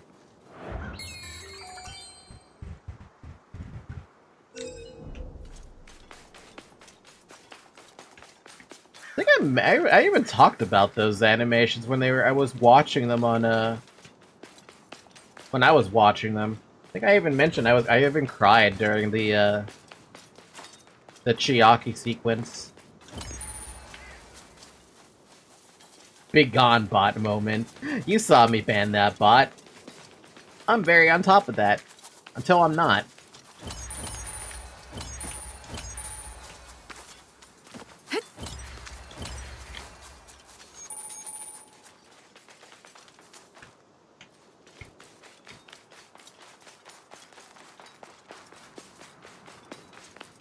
They're trying to figure out where this fucking thing is. Trying to get that fucking chest somehow. But I don't know where to go. Where am I going? By the way, if you should try to watch Over the Garden Wall if you can, it's pretty good.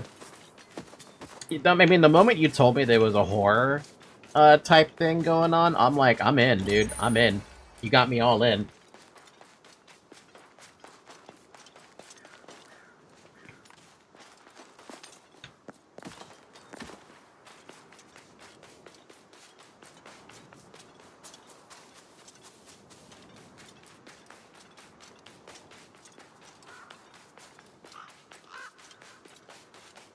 I wonder if that chest was actually super obvious and I'm just dumb and didn't notice it. It might have been super obvious, but I don't see how obvious it was. It's literally right up here, but I don't see anywhere to get the chest that I was seeing. Over there! The safe area!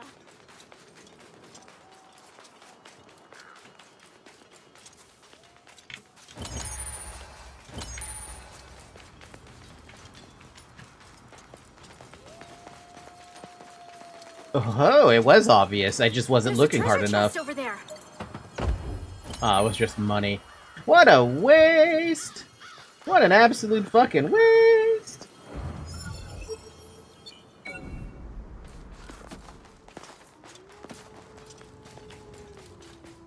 Oh well. At least now I can use the teleport. Or actually, where was my last save spot? A safe area. We could definitely use My a last break. save spot was way back here. We'll just teleport.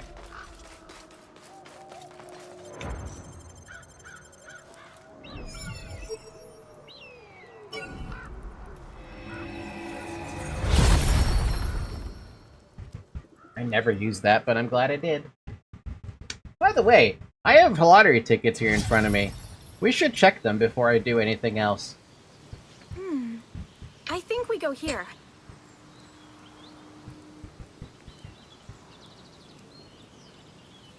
Let's see, this one was Super Lotto.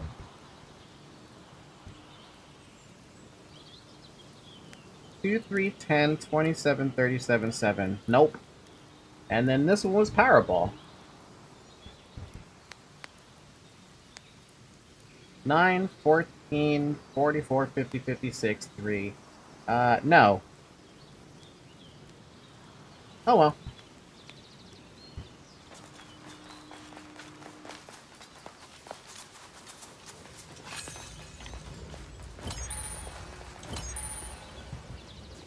Oh look. Oh god, it's too fucking... Okay, this is gonna be a little dangerous. Alright.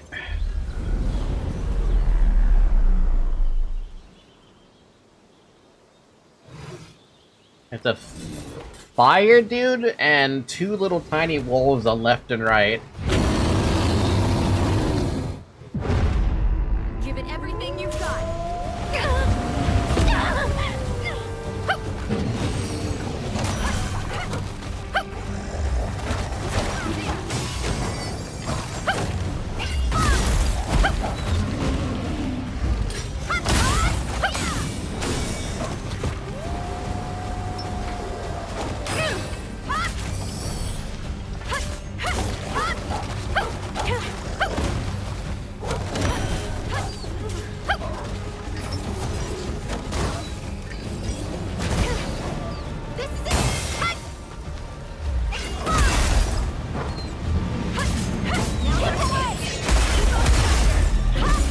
Together. Right.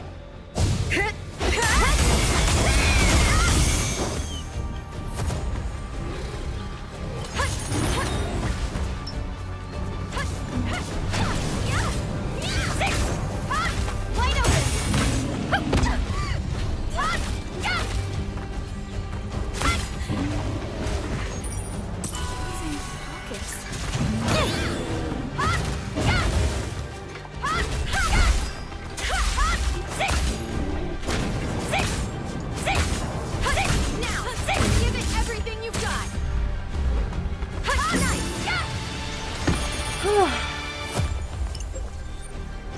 Keep away.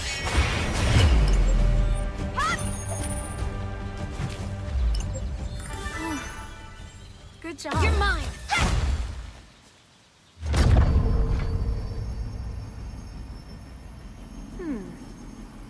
Yeah, I think we can handle it. Still got my potions. My self potions. Millennium Palace. What a place.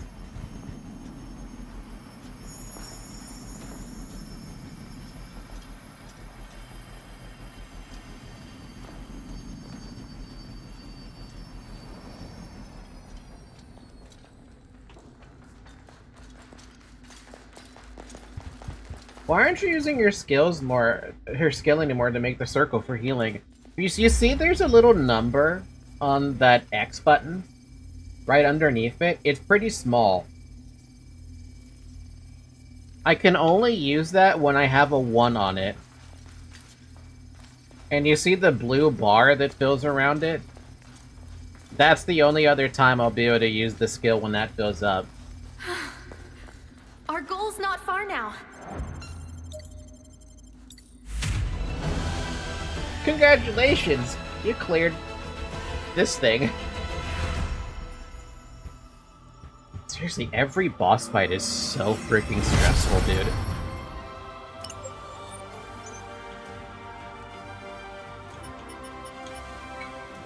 Well, we got a lot of stuff out of that, too.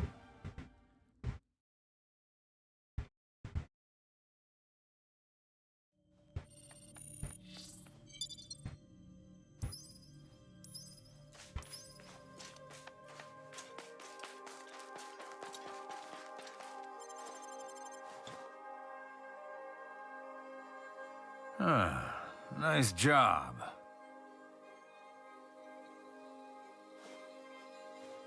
What? You look like a fool standing there with your hands out.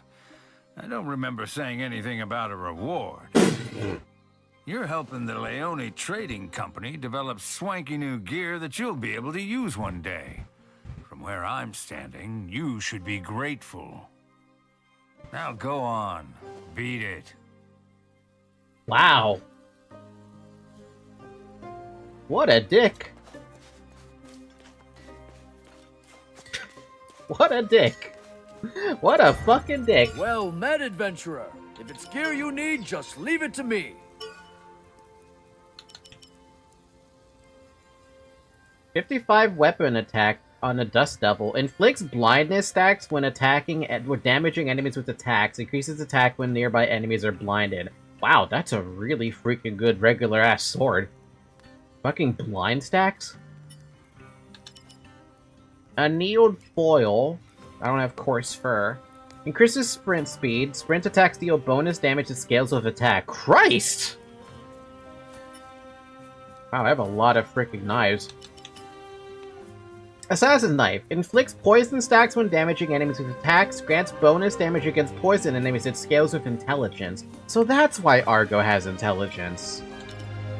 Ambusher. Inflicts burn stacks when damaging enemies with attacks. Damaging burning enemies restores HP by an amount proportional to damage dealt. Excuse me?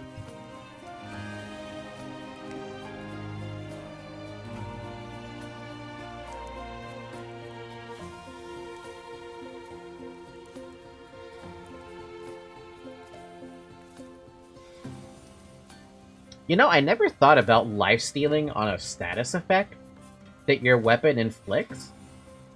That's kind of genius. That's extremely genius. Props. Kudos. Kudos to that one, Bankai. I didn't even think about that one. Annealed Rod. Grants support SP and combo SP when damage is dealt with a sword skill. That's not bad. And then this last one here that I got. Grants bonus damage based on attack to heavy attacks that inflict day stacks. It can be fun, too. Yeah, because it encourages you to attack and apply those stacks to get lifesteal.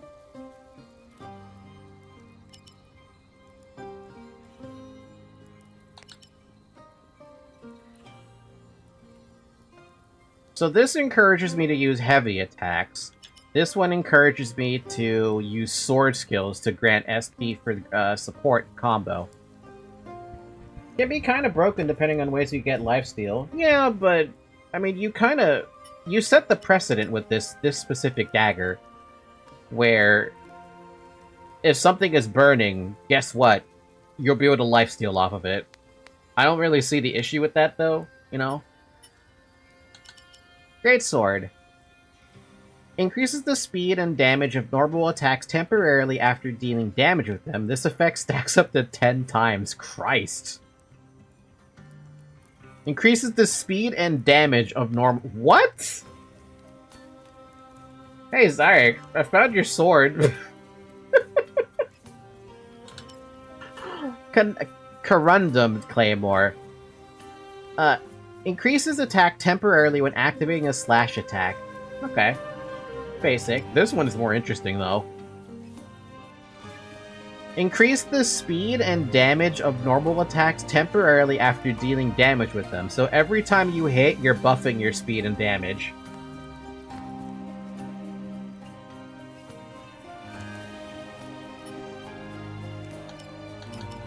And a new hammer. Increases slash damage. When a slash is activated, temporarily gained an increased down rate. Oh, so you can knock stuff down easier.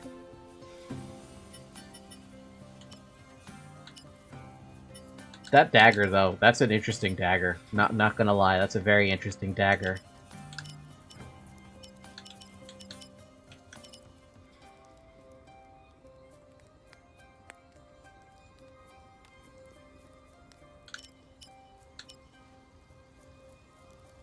Did we get any new armor?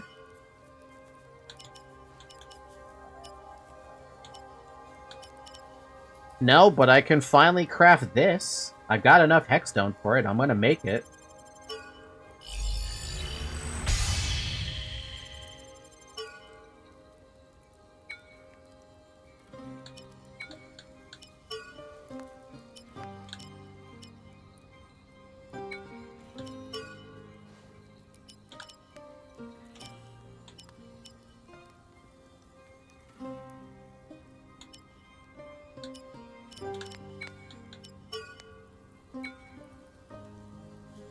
By the way, I was gonna say that the problem isn't the dagger with this effect that has lifesteal, it's what other things can buff or give more lifesteal. The weapon by itself should be fine. Yeah, it's kind of hard to say with that one, you know? But I see where you're coming from, for sure.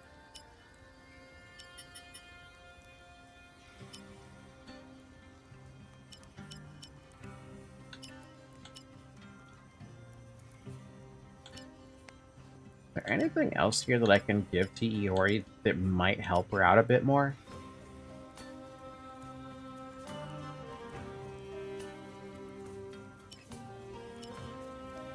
No, she's already got the damage reduction, the plus attack, unless there's a better plus attack out there.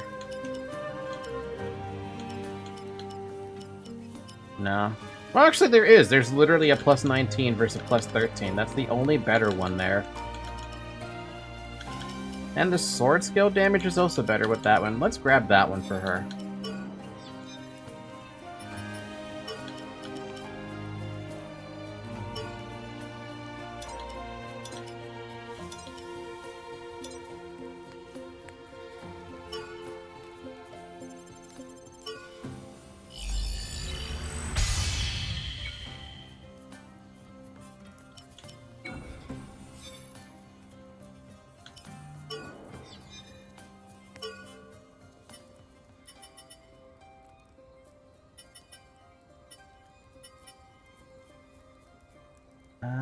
Where is... Oh, I don't have enough Hexstone anymore. Man, Hexstone is annoying, isn't it?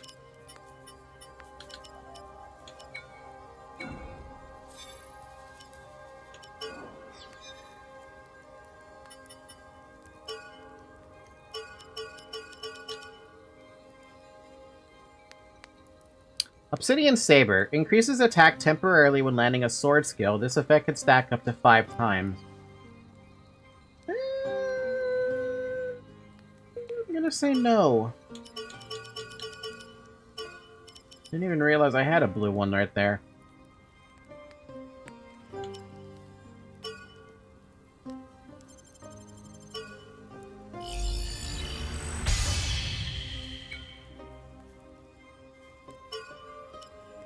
Oh, I have other stuff too.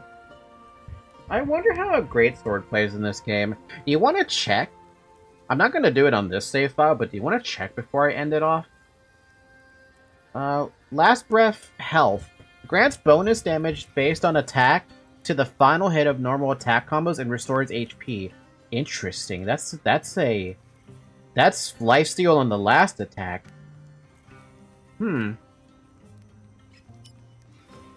Grants bonus damage that scales with attack to slash attacks. Wait, I'm sorry. Grants bonus damage that scales with attack to slash attacks and restores HP. So if you use a slash attack, you restore HP. That's it. Man, there's 2 different ways for you to restore HP with this stuff.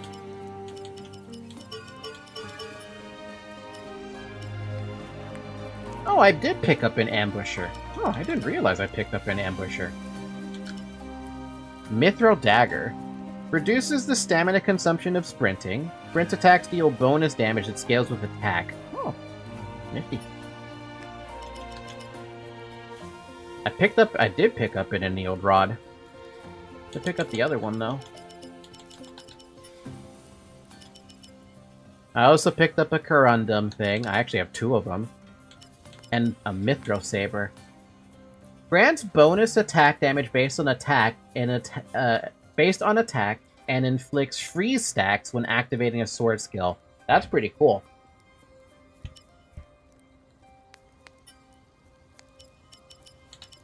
I did pick up a Final Judgment.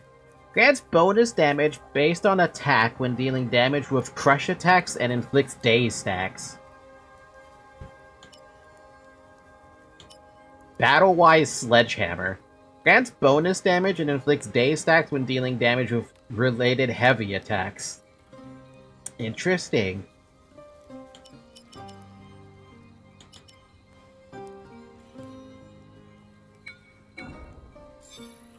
Hope you come back with your life and wallet intact.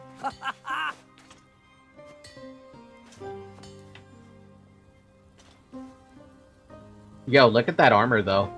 Looks real nice.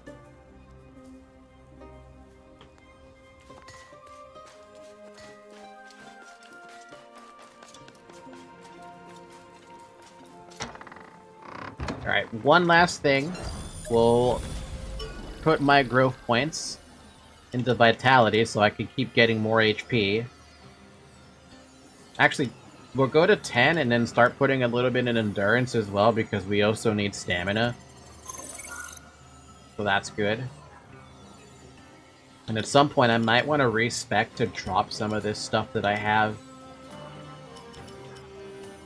Maybe the mind or something.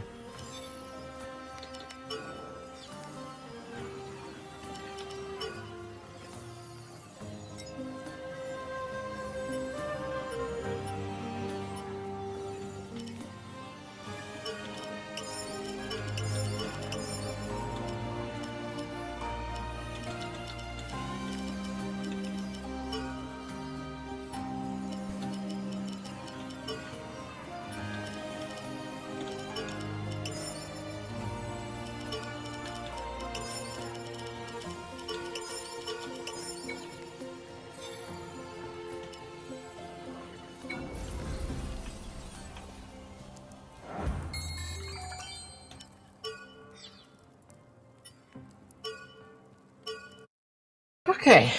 Hey, that was successful. We did it. We had a pretty successful stream as far as I care. But let's check this, these other weapons.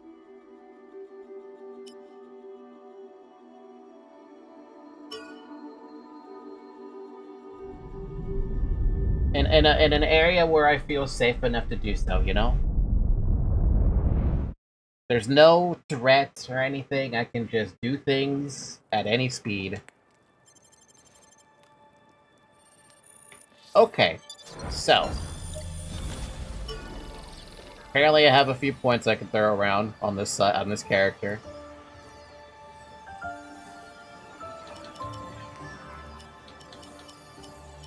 Let's just put it into strength and then grab a weapon.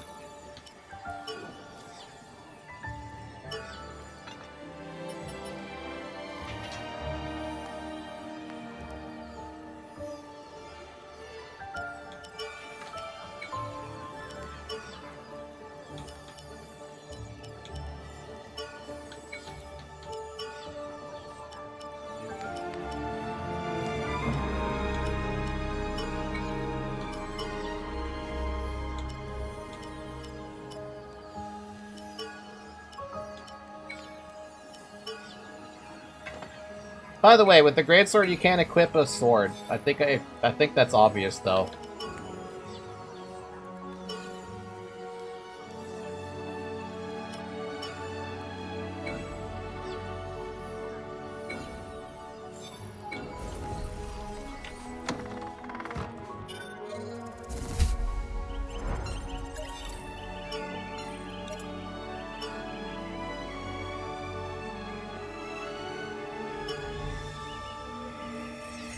Cool, not gonna lie. Yeah, that's the sword that I started with because, I think I have the collector's edition, or I pre-ordered. I don't remember which. One of the two.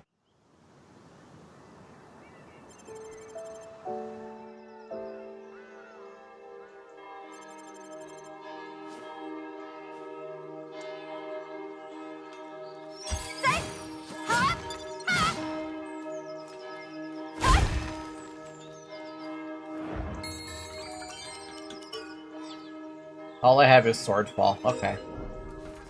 By the way, you do get better with your weapons as you use them, and you do get other skills associated with them. I should probably point that out. You can hold attacks. No, not with this button, but you can do it with this one. Oh, there's a 2 charge on this thing. Interesting.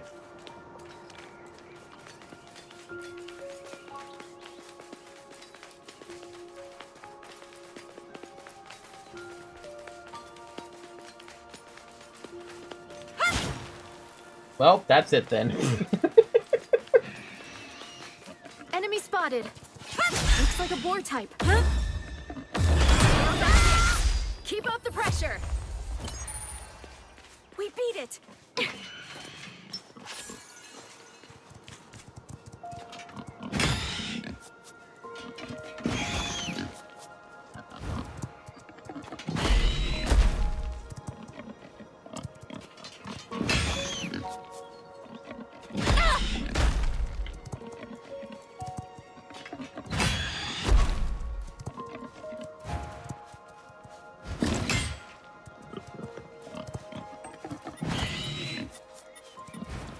Oh, I didn't stock up on potions. How sad.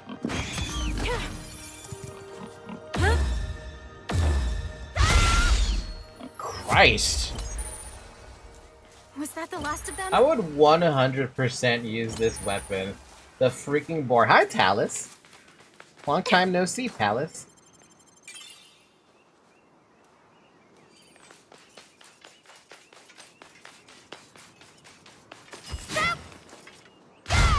Ooh. Oh man, that's a long wait time.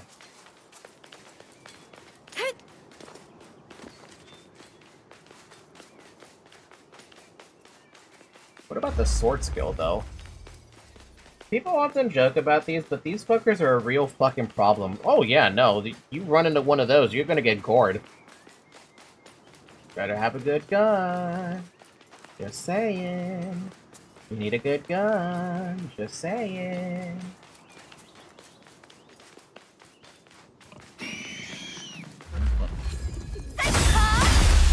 Whoa.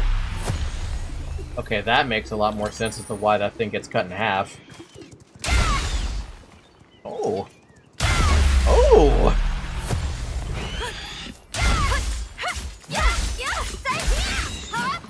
We did it! Good job. This thing might be even better than the mace when it comes to, knocking shit down.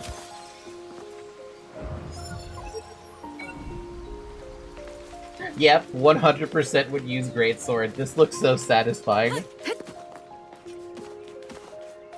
I can't deny that it's very interesting that when you knock something down, like, this thing actually, like, knocks it down, dude.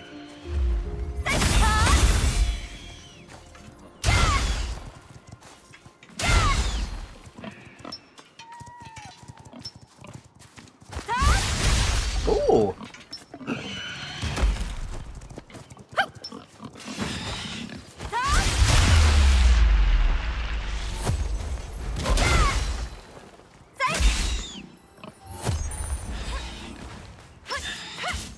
One down. Was that the last of them? Holy shit. We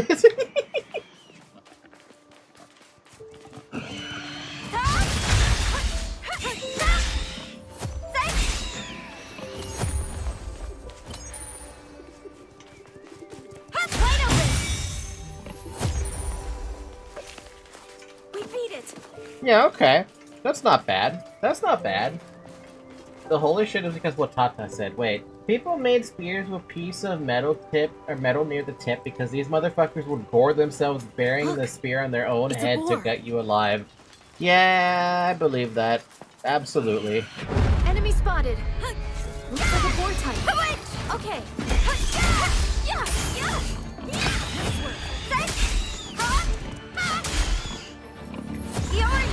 Got it. Time to heal.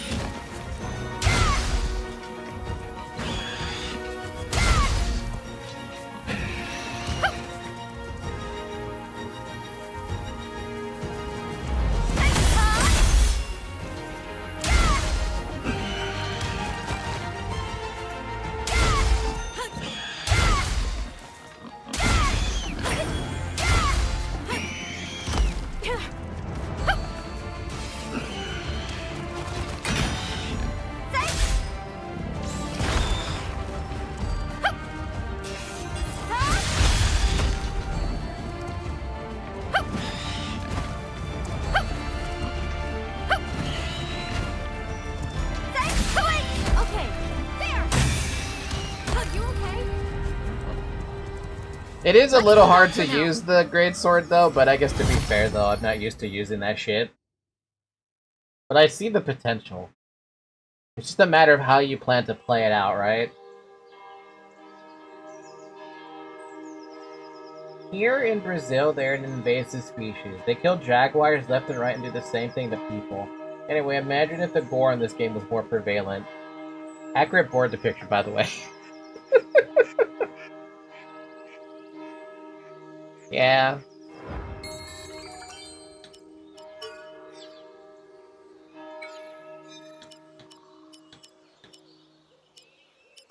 you can't change weapons in the middle of this, huh? I feel like that's something you should be allowed to do. I wonder why.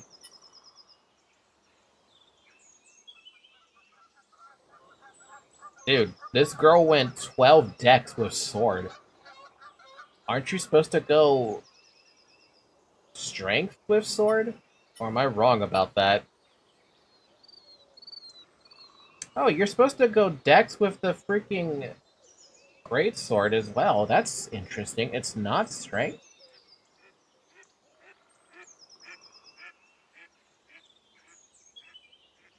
That means my damage potential is actually not even there.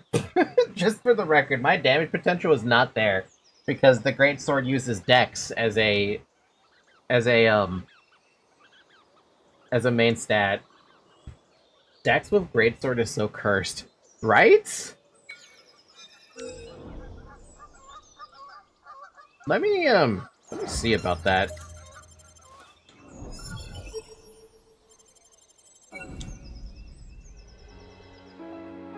The crackhead attitude of these is only matched by honey badgers, even if they don't represent the same danger. But honey badgers are so innocent and so kind. But so innocent and so kind.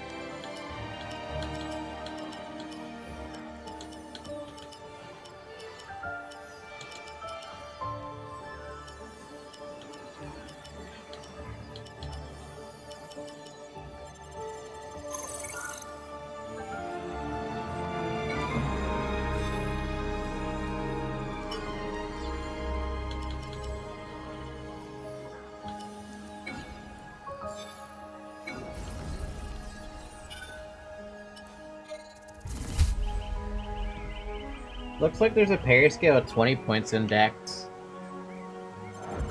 There's a lot of things you can do with Dex, but I don't know if going full Dex makes any sense for me.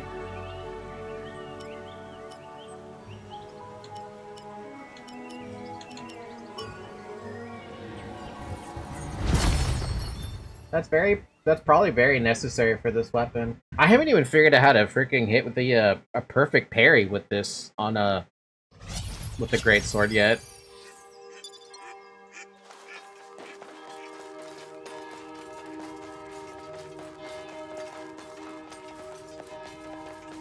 Man, this game needs a mount.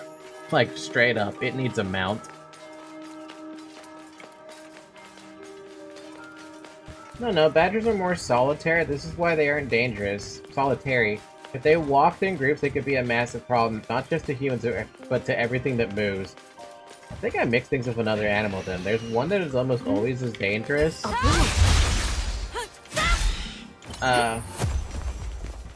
But walks in groups. You probably know what animal it is. Job.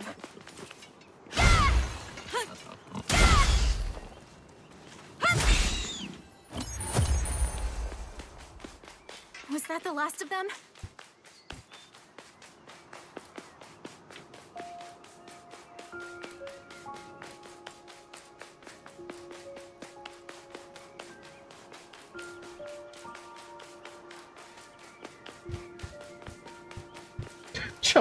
The fucking giant otters.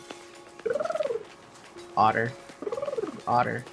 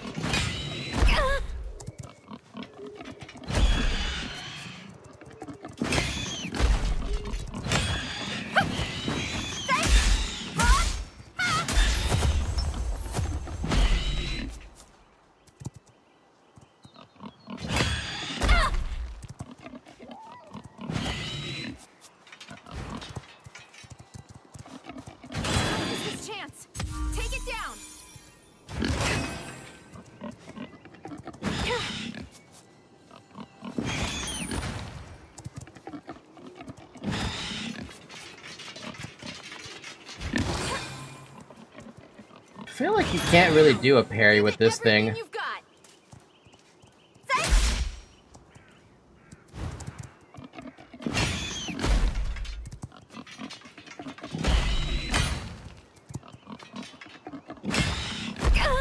Yeah, I don't think there's a parry timer with this thing.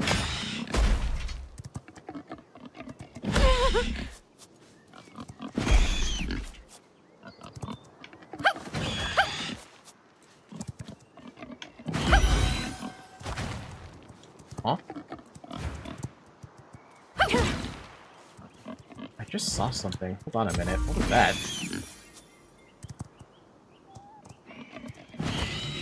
It's Royal Guard all over again. No, it's not Royal Guard. I don't think it's Royal Guard related.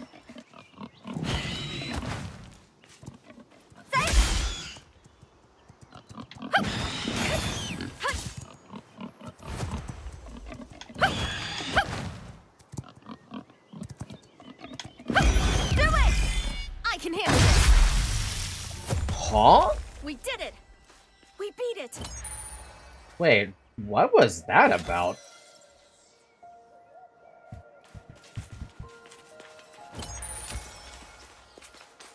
Was that only exclusive to her being on Switch mode? Let's do our own thing. Okay. Let's switch it up. Understood. I've got your back. Oops. Again with the out of bounds thing.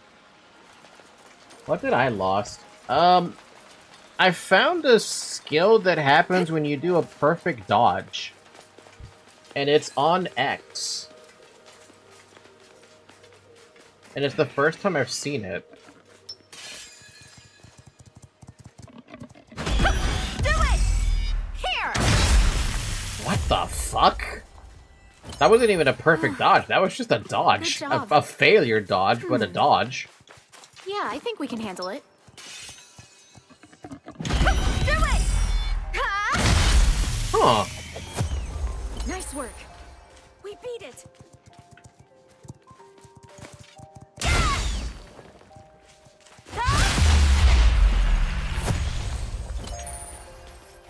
Was that the last of them?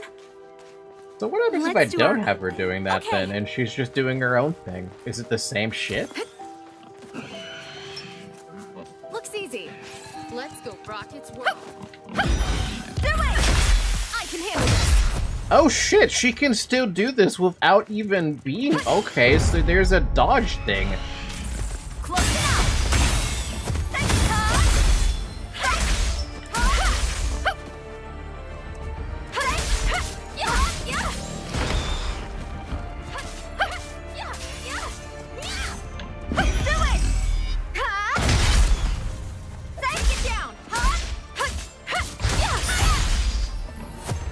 Huh. Good job.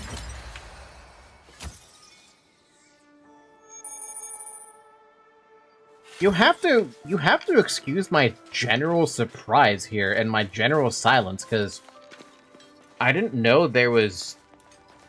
that the dodging mechanic had another thing tied to it if there was a counter.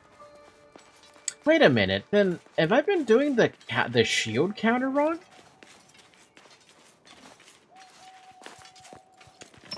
Look, it's a boar. Take this.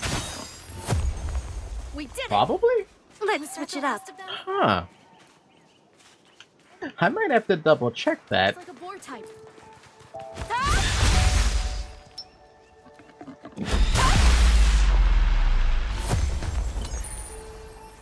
We beat it. Or maybe this is exclusive to the Greatsword? No, it probably not, right? Surely not.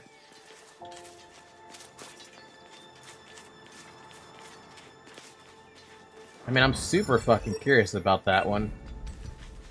If it's exclusive, I cursed you of knowledge. As per usual, Zyrex somehow curses you of knowledge, and I don't even know how half the time.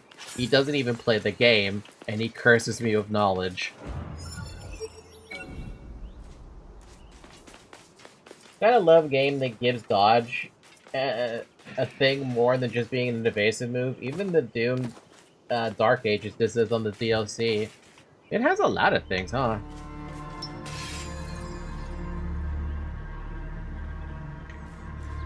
Don't worry, give it a second. It'll get to me. Let's do our own thing. No, it won't. Let's switch it up. Never mind, it did get to me. Huh? Huh?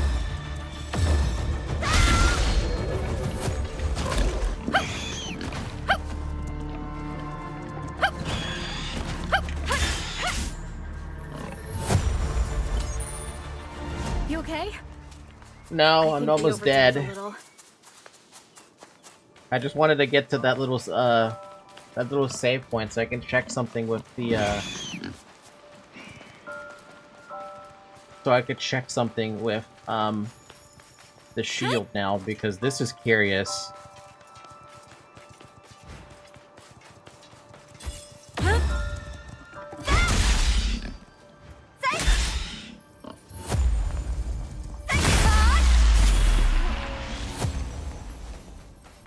That was close. But I'm glad we made it out okay.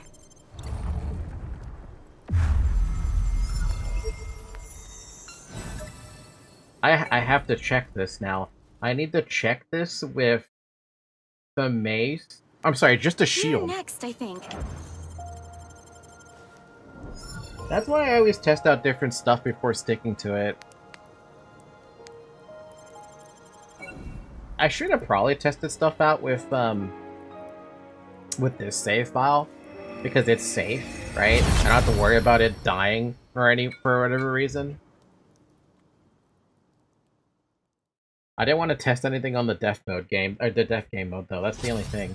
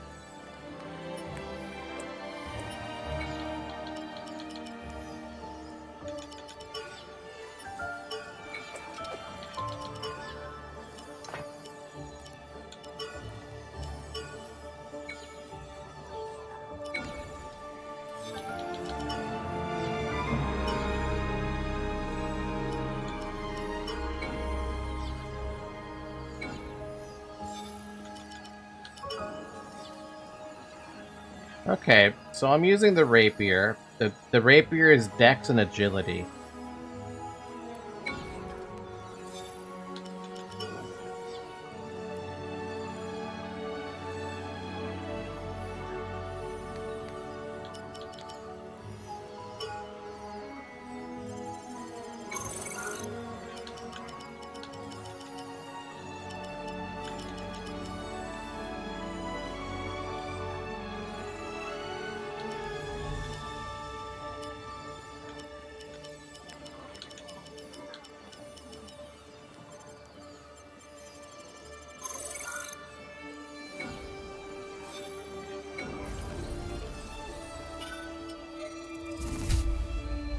Imagine if you tested there like you did this one and ended up dying. Yeah, that's why I don't want to test it with that. Oh, so I just remembered something that we should probably do, just for the sake of clarity. Let's actually have our items properly picked out.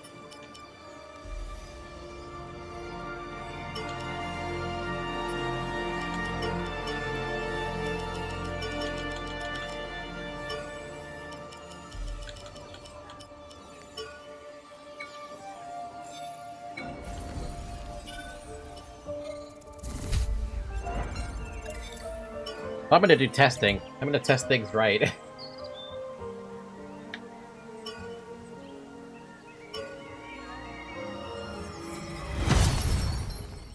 Bam, bam, bam, bam.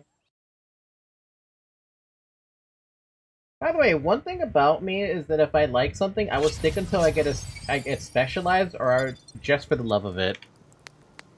Fair enough. Alright, but we have a rapier.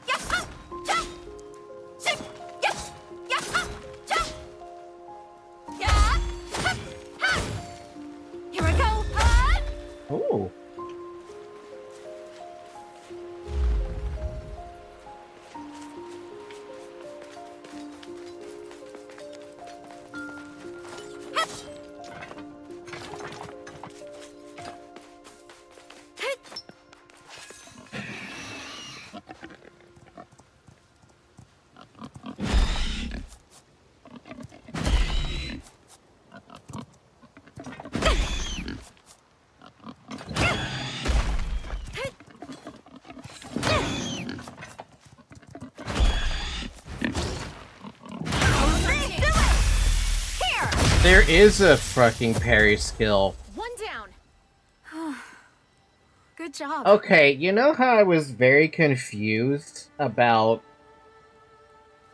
why there wasn't like a stabby motion that you can do when you parry something? And all they really did was knock down the foe?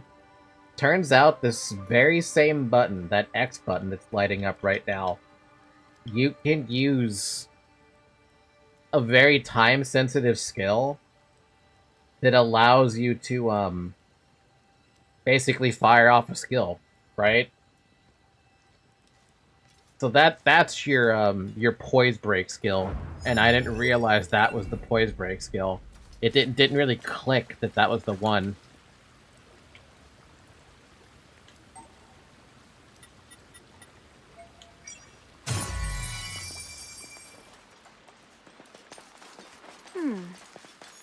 Yeah, I think we can handle it.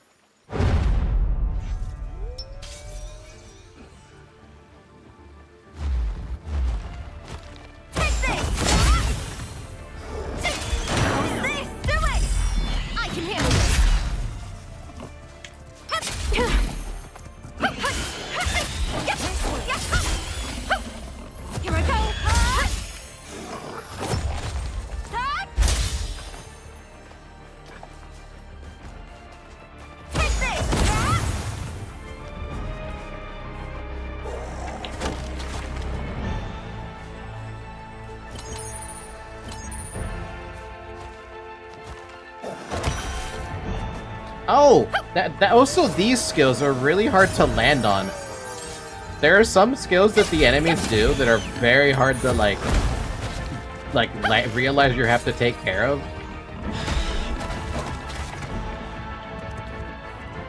You just kind of have to know they're coming.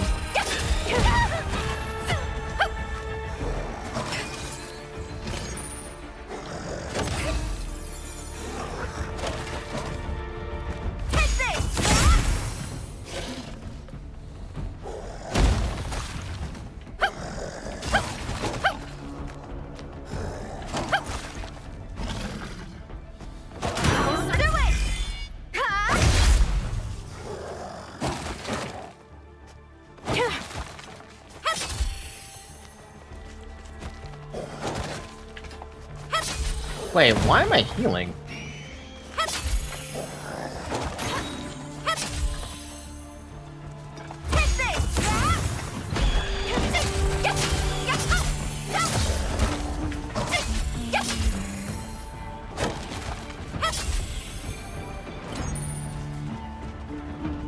Here I go. We beat it. A boar. Was that the last of them? Restores HP based on damage dealt when attacking. Huh. I didn't realize this thing had lifesteal on it.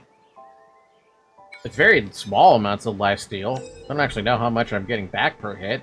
Maybe like 1 HP.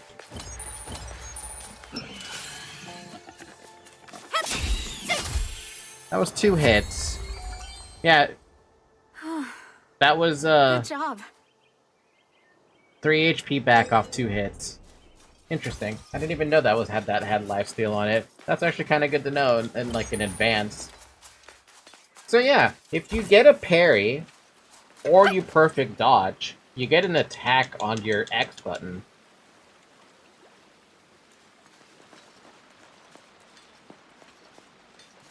I think the hammer is basically a support weapon.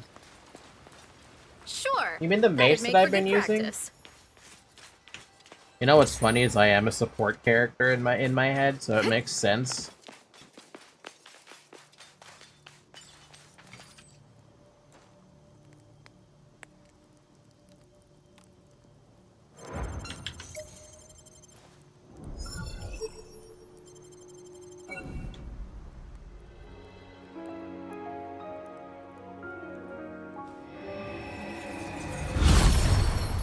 Also, this is the type of support that I actually like. Because you do support stunning enemies. So that's why I can stun shit so much. So that means technically Ori is a DPS class compared to me.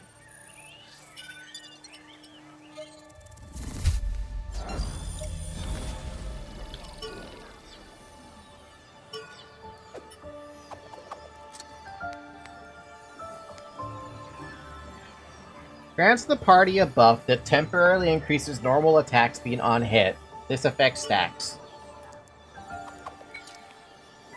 And you're not allowed to use a shield with this thing. Agility, and that's it.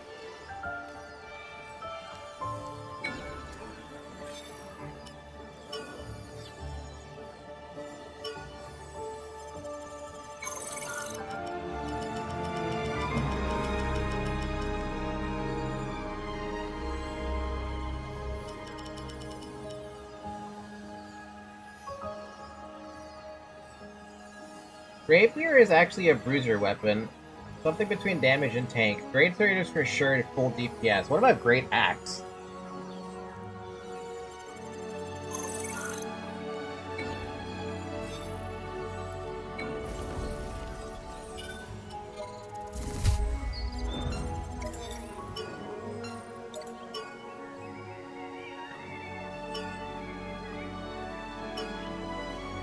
I don't know. Grab back. Okay.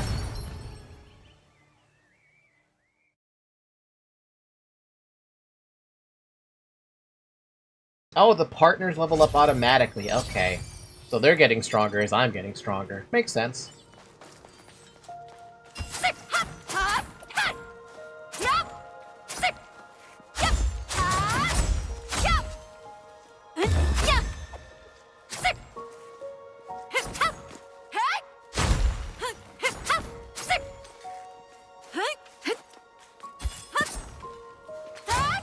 Ooh, fancy.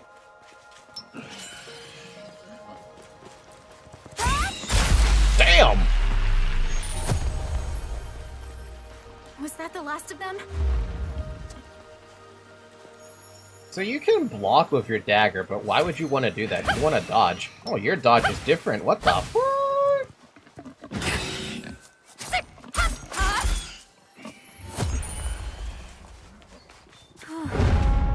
Good job. Okay.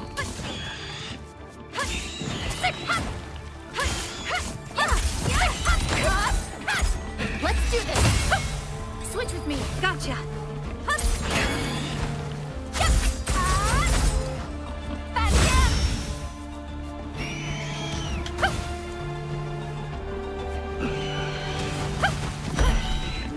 You know, that little blue attack is very hard to go and figure out, man. Do it! Here! Enemy spotted. Looks like a boar type. We beat it. Is this dagger? Yeah, this is dagger. Your dodge is a dash.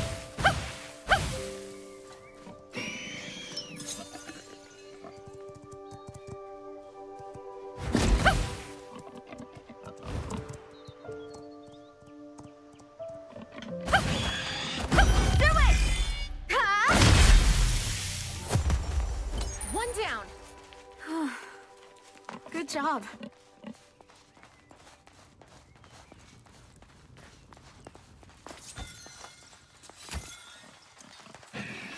Looks easy. Let's go rock this world.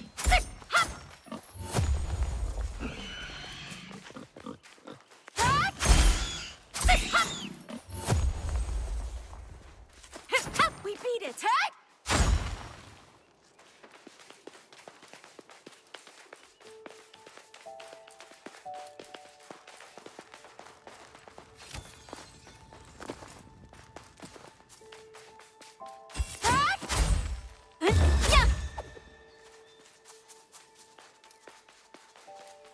I guess it's not appropriate to call it dagger, though. It is just a knife.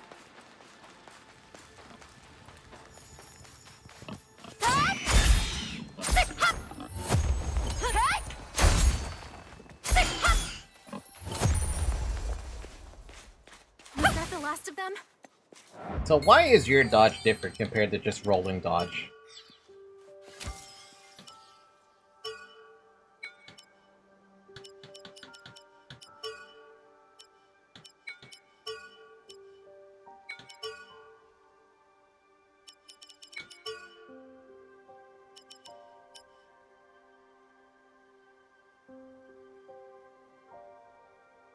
Oh, it's just dagger combo. That's it. You got rapier combo, you got mace combo.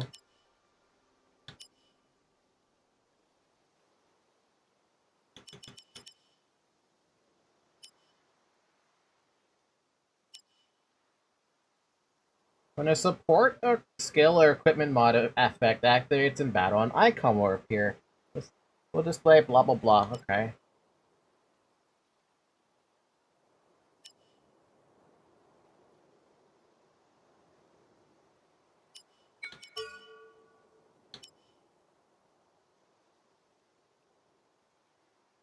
For me, it's like you called it the same name in a different way, right? It's basically the same thing. Actually, for me, knife is what you use to cut food, and dagger is the combat weapon similar to a knife. Yeah, but you can also use the knife to cut people. Not saying you should. A weapon which deftly balances offense and defense can be used with a shield. A weapon capable of chaining multiple attacks together and countering enemy strikes with ease can be used with a shield. A weapon that allows for countless swift strikes, ranged attacks via thrown blades, and hit-and-run maneuvers cannot be used with a shield. A weapon that excels at breaking down an enemy's defense, its attacks stagger, cause guard breaks, and knock down enemies with ease can be used with a shield. You're right, it is a support weapon. A mace is a support weapon. It literally even says it. It staggers, it breaks guard, it knocks down enemies. Yeah, it's support. Two-handed swords, and a weapon that makes up for its slow strikes with powerful charged attacks and a long reach. Cannot use a shield, and your dodge becomes a roll. And the two-handed axe, a weapon whose slow area of effect strikes hit very hard. Cannot use with the shield, and your dodge becomes a roll.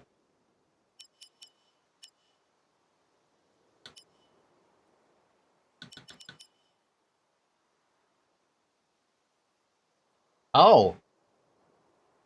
Okay.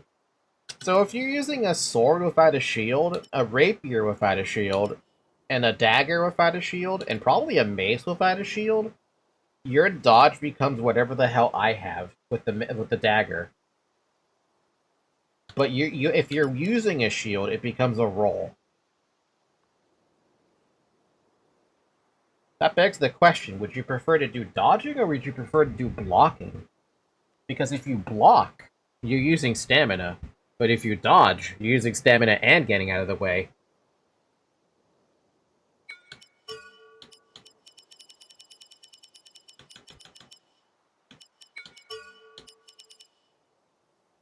Okay, this sucks. Enemy levels scale with yours up to a certain point. To raise this limit, you'll need to increase your cardinal rank. Certain quests, ones that raise your cardinal rank or offer valuable rewards, feature enemies that don't scale to your level. If you find yourself outmatched, return to town to allocate your growth points or enhance your weapons. I don't like when an enemy scales to your level. I don't like that. I don't think that's a really good way of giving you an idea of how strong you are. I think dodge is a little more reflex, but parry needs even more. Yeah, I don't know, man. Also, this I don't like. I'm never gonna have scaling enemies. If you decide to grind and break my game in half, more power to you for actually taking like time to grind.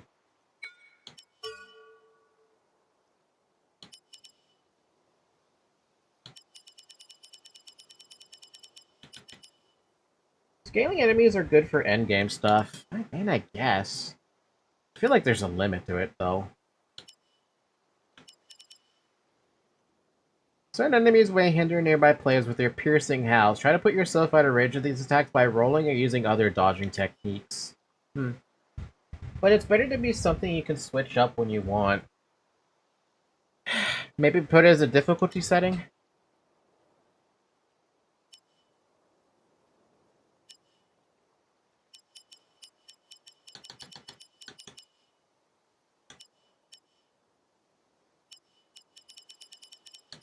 Okay, well, that got my answers there.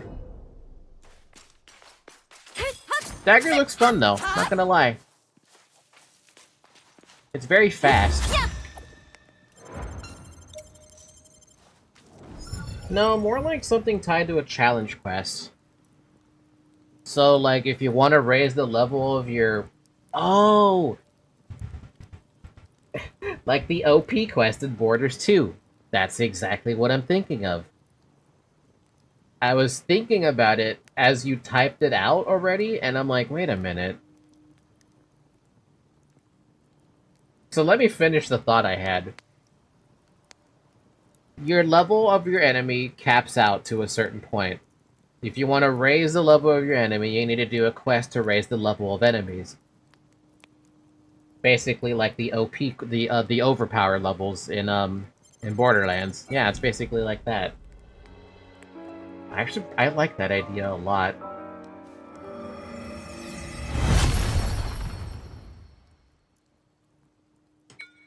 And you could argue it's not like an you could argue something like that would be not an endgame thing. It is a, let's just say you want to raise the level of the enemy by 5 levels, right? Do a quest, a relatively difficult quest that has the enemy scale to whatever level you're trying to get them to, right? And then you once you finish it, you bump up the enemy's level.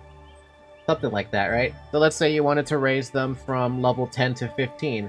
You're going to be fighting level 13 mobs or something, right? In order to raise up their level, in order for you to understand the challenge you're going into.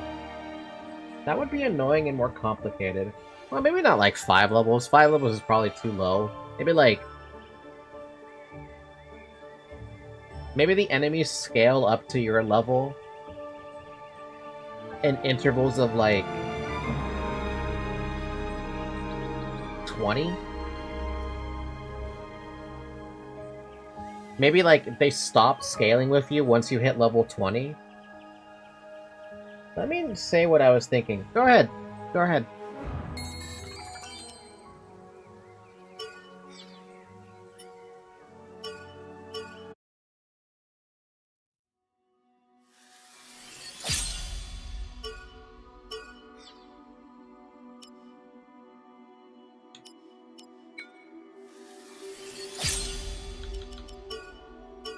I'm gonna close the game, though. I am tired.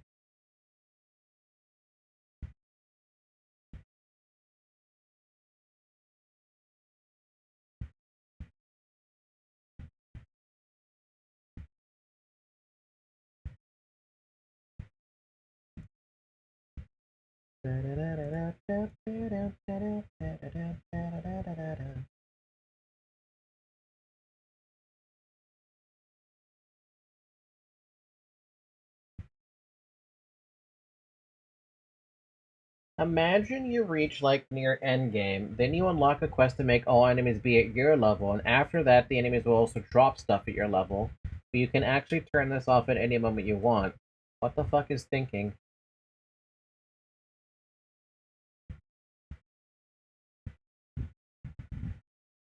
So you would prefer it to be at endgame.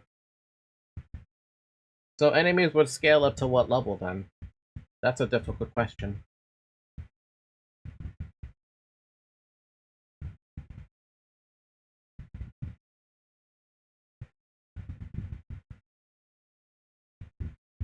To your level? Wait.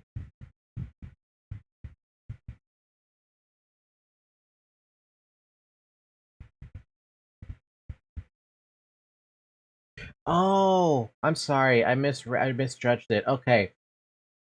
So no scaling until you reach endgame, with the exception of maybe bosses or something. Just so you're still being challenged by said boss to some extent. And then, once you're at full endgame, you can do a quest to make it so everything scales with you then. Is that what you mean?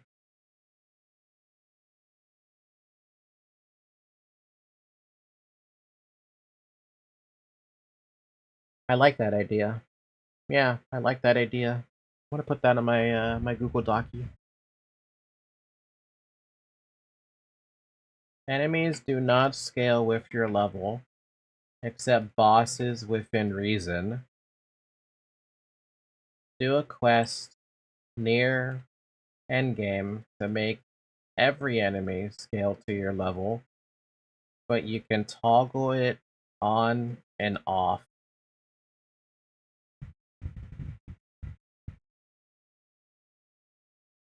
Basically, this makes the items you liked back at the start of the game be good at the end of the game. True enough. Yeah, true enough. But I put that's what I put. Enemies do not scale with your level except bosses within reason. Do a quest near endgame to make every enemy scale to your level, but you can toggle it on and off.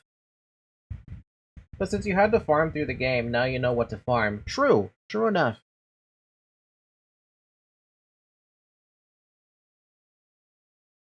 Alright. We chatted a lot about the potential of my game.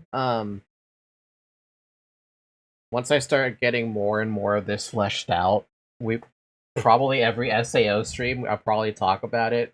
Even with the stress. Hopefully in the next SAO stream, I will have my batteries for the heart rate monitor, so that'll work properly.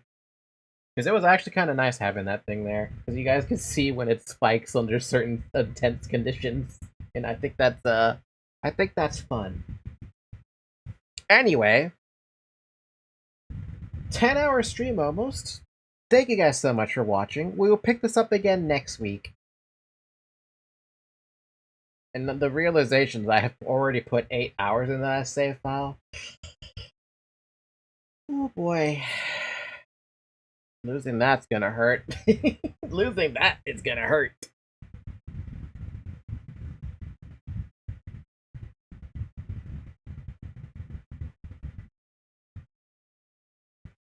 Like the annoying guy from your childhood that instantly got angry. Yeah. This is gonna be a fun VOD for people to watch back.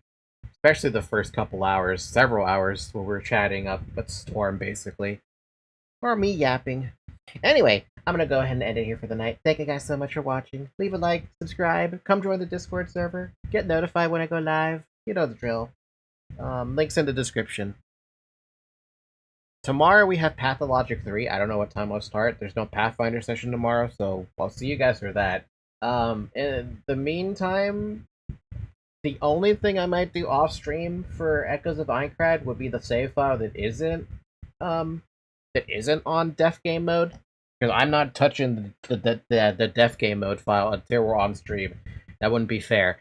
So, I will see you guys next week for that. And if you see me on Echoes of Aincard for whatever reason, just know that it's probably because I'm either messing around in the